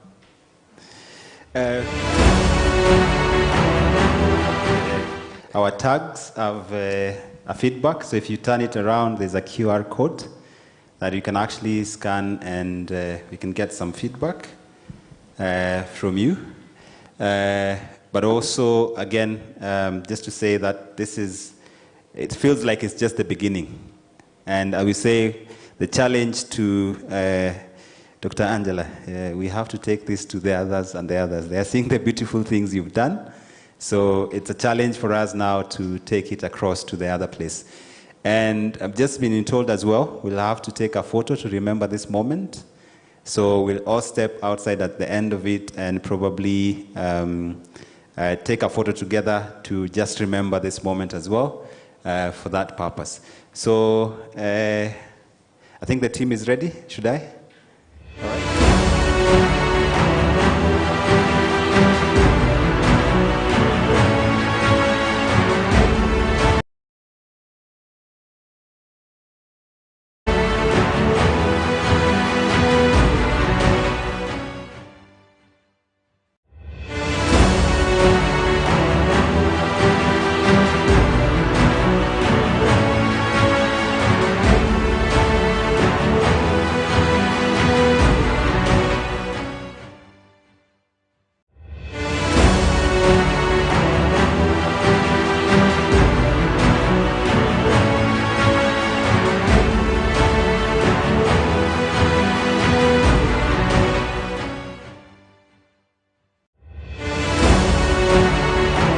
That's a tester. So when we invite you to come and see the real thing, you should be able to come back. Is that okay? Is that okay? Is that okay? Good, fantastic. So I've been told I cannot close without Dr. Angela saying something. Yes, so you can just come and then after you, I think you'll take us to the next stage. Closing. Thank you, Dr. Moreithi. I know now it's that time where they say ETC, end of thinking capacity, right? So I'll keep my closing remarks short with just a great appreciation for the chairs. I think in such forums they are called chairs, the organizers, right? And I want them to stand up so that we honor them and we appreciate them. Dr. Diana Ominde, I start with the lady. Dr. Madhuva and Dr. William, please come to the front so that we can, and Sister Pamela. Where is Sister Pamela? Yes, please come so that they see the people who've been behind this great event. It's the first time we are having a forum to share research. Most of the times we've called you, it's either a practitioner event, networking event. So this is the first time we are having a research-focused event where we are sharing knowledge. We are getting to see what they never get seen. These are the people who work quietly. And if you've been following SBVP, you see the noisemakers who are the faculty, the coaches. We are the ones who are usually seen, but they work quietly. So all this work has been going on for 3 years. And we are really proud of this team. Can we all appreciate them? Because I think they've done an amazing job. So thank you, team. Slow, steady, but sure. And we are really grateful for the great work you have done. Of course, there's a larger SBVP team, as well as in Strathmore and in Akweka, represented here by Sister Helen, who's busy taking the videos. I think she can wave. She'll make sure all your contributions are in the social media. And we also have Sister Celestine from Akweka. I think today we have seen her in action. Most of the time she wants to hide behind, but today she has come forward. So we are really proud of all of you, and we are really grateful. And also for you who have come today, this is the first time we are hosting this event. Please disturb Dr. William Moreithi to make sure that it does not end here, but we continue, because, you know, they say if you want to hide money from an African, where do you keep the money? In a book. We want to change that narrative, Cindy. So we do great things, we document them, and we come to share ideas about these great things and to share knowledge so that we don't become part of that stereotype, or we don't enforce that stereotype. Let the new ideas about social entrepreneurship, about faith-based social entrepreneurship come from us. And those who are thinking about PhDs or masters, and I always get students saying, we don't know what to research. Can you see these supervisors? PhD, and there's another one sitting here, very quietly, Dr. Nancy, who is also part of this team. Maybe she can wave. Just feel free for those who are interested in academia and researching these areas. We want to encourage more people, and we want to see more papers next time on the topic. So asanteni, you can have a seat. And yes, as we continue to just journey on the aspect of transforming social ministries, I think we've made a few promises here. We'll have another event like this. We will see, once we test this model, can it be replicated to other types of social enterprises, to other regions, and everybody's contribution here is really appreciated. I think at the end, whether you're a religious, whether you're a lay person, the core of this is we are looking to transform Africa. That is also core to Strathmore's mission, which is our continent is not devoid of challenges. But you know, we can all wail in complaints, in sadness.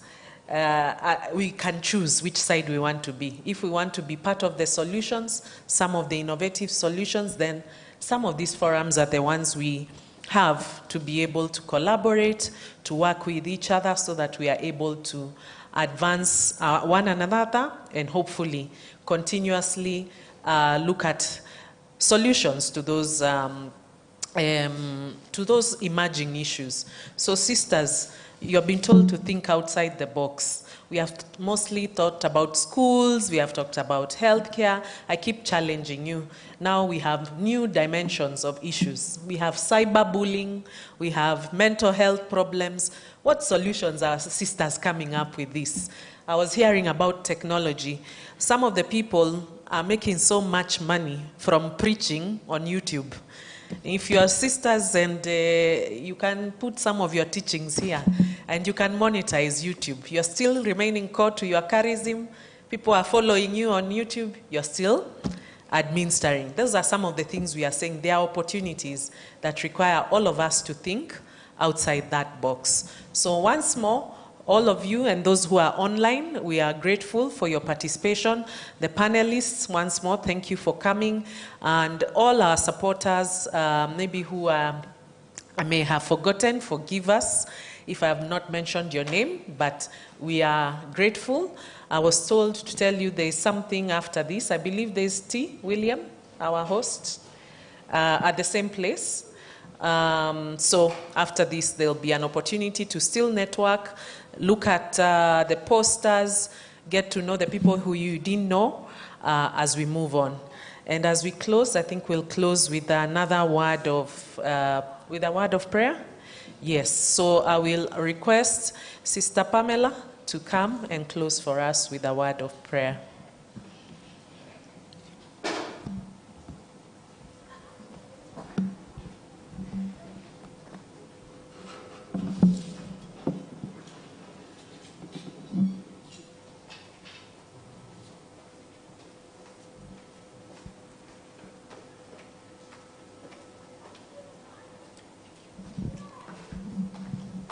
Let us arise. In the name of the Father, the Son, and the Holy Spirit. Amen. God our Father, we thank you for the blessings of this day. Thank you for all what we have learned today. Thank you to our presenters and participants. And thank you in a special way for all those organized and made this possible for us. As we depart now, we ask you to keep us safe on our journeys until we arrive to our destinations. We ask this through Christ our Lord. Glory be to the Father, and to the Son, and to the Holy Spirit. World without end. Amen. In the name of the Father, the Son, and the Holy Spirit.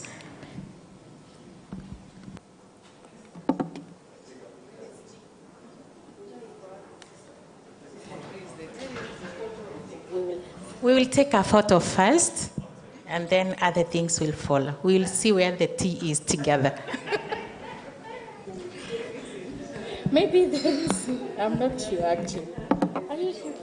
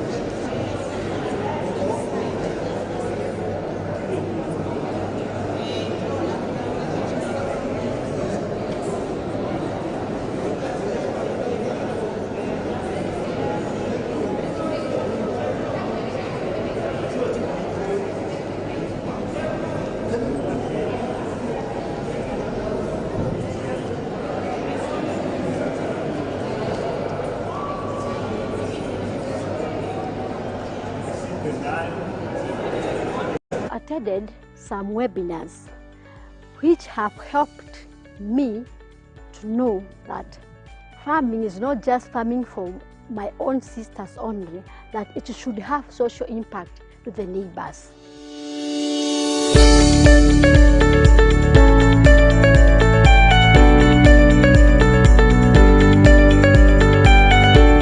Our charism is gift of love to God and humanity. We are in Laikipia County. The cash crop around here is onions, and therefore that is the work that we are doing with the sister to sustain the congregation and at the same time to support the community around here, because through farming we empower them and they are able to sustain themselves and sustain their family members. For the sisters who went for training at Strathmore, we can see they received the skills, they were able to get the skills. The work that they are doing here in our farm, we can see the skills being utilized. I have attended some webinars which have helped me to know that farming is not just farming for my own sisters only, that it should have social impact to the neighbors, whereby that is what I'm doing now. That every time I'm planting, I involve them. They are the people who come to till the land, to weed for the onions, and more of that, I also teach them how to farm also in their farm. The knowledge that I acquired has really helped me to train those community members, because through that skills they have also gained. We have been creating job opportunity whereby we have more than 10 employees. We started by training them. We have been having ongoing training on alternative method, because on this area it's a semi-arid area where we have shortage of, have been having a problem of food. So we have been training them. We offered them a startup seed where we trained them on master stalling farming method. Then we trained them on how they can be coming as a group and form a self-help group. Through that self-help group, we have been trying to train them on how they can come as a group, contribute some little amount of money and buy water tank. So as for now, we have managed to buy 7 water tank where they used to cultivate at the land, because they have a small scale farming where they plant like onions, cabbages, and they sell them.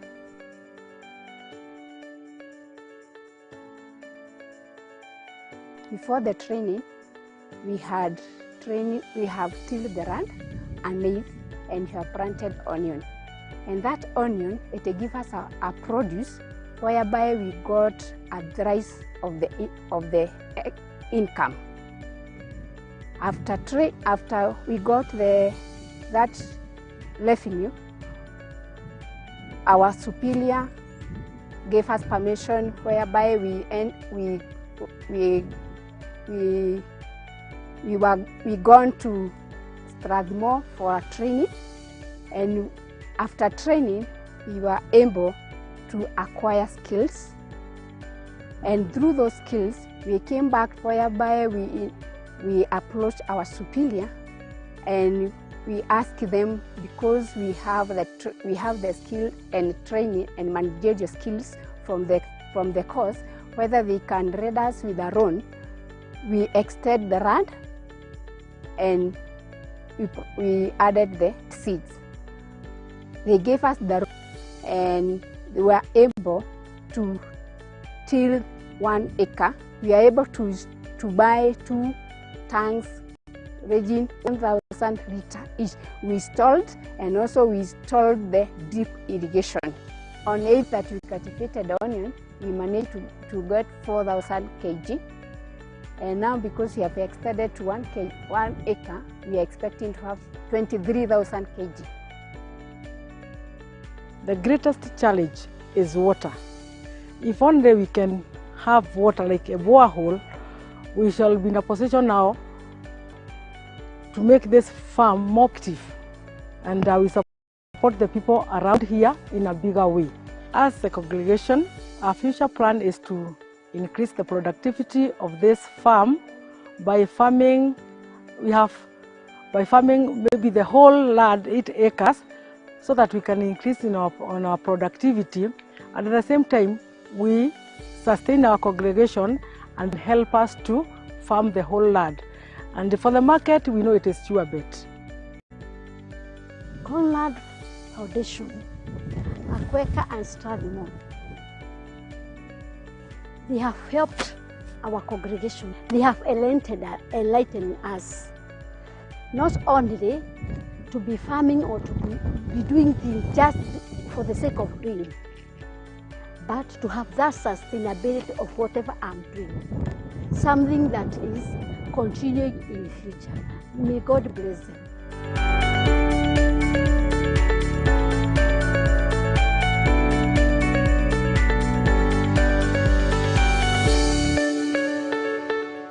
Was like a journey of first understanding myself, knowing myself, the potentialities I have, and also understanding the other person, the community members of which we live together. For sure, I would encourage others also to join, because with it, as I have mentioned, I have learned a lot.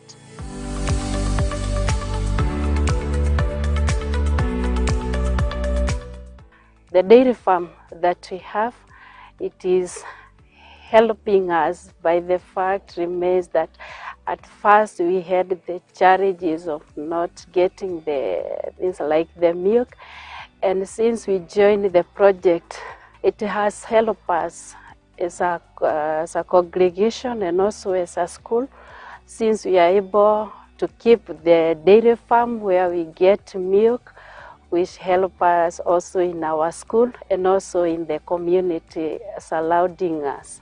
Our project was for the dairy farm where we are at the moment. From this project, we were also mentored by our sister to start up also dairy farming in the communities where we are serving. For example, in Kajiado, we also have the cows, of which they are helping us to maintain ourselves as sisters, the school, and also the community around.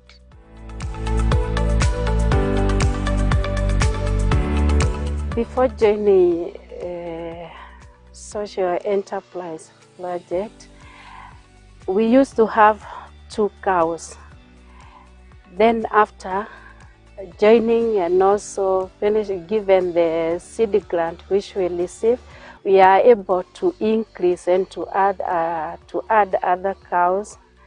With that, the production of the milk, it increased from 4 liters per day to 10 liters per day. For us in Kajiado, we do not have any cow. But after participating in this course, I got that passion. And I saw instead of buying the milk, why not buy a cow, which will be cheaper? So we bought the first cow, and we started with 15 liters per day, of which we are selling at 80 shillings. But as we talk now, we have now increased the number. We have 4 cows. So we're able to get 20 liters per day. But we're looking forward to getting more because the demand is higher than the supply. So we are hoping by the end of the year we'll be able to increase the number of cows and get at least that liters per day.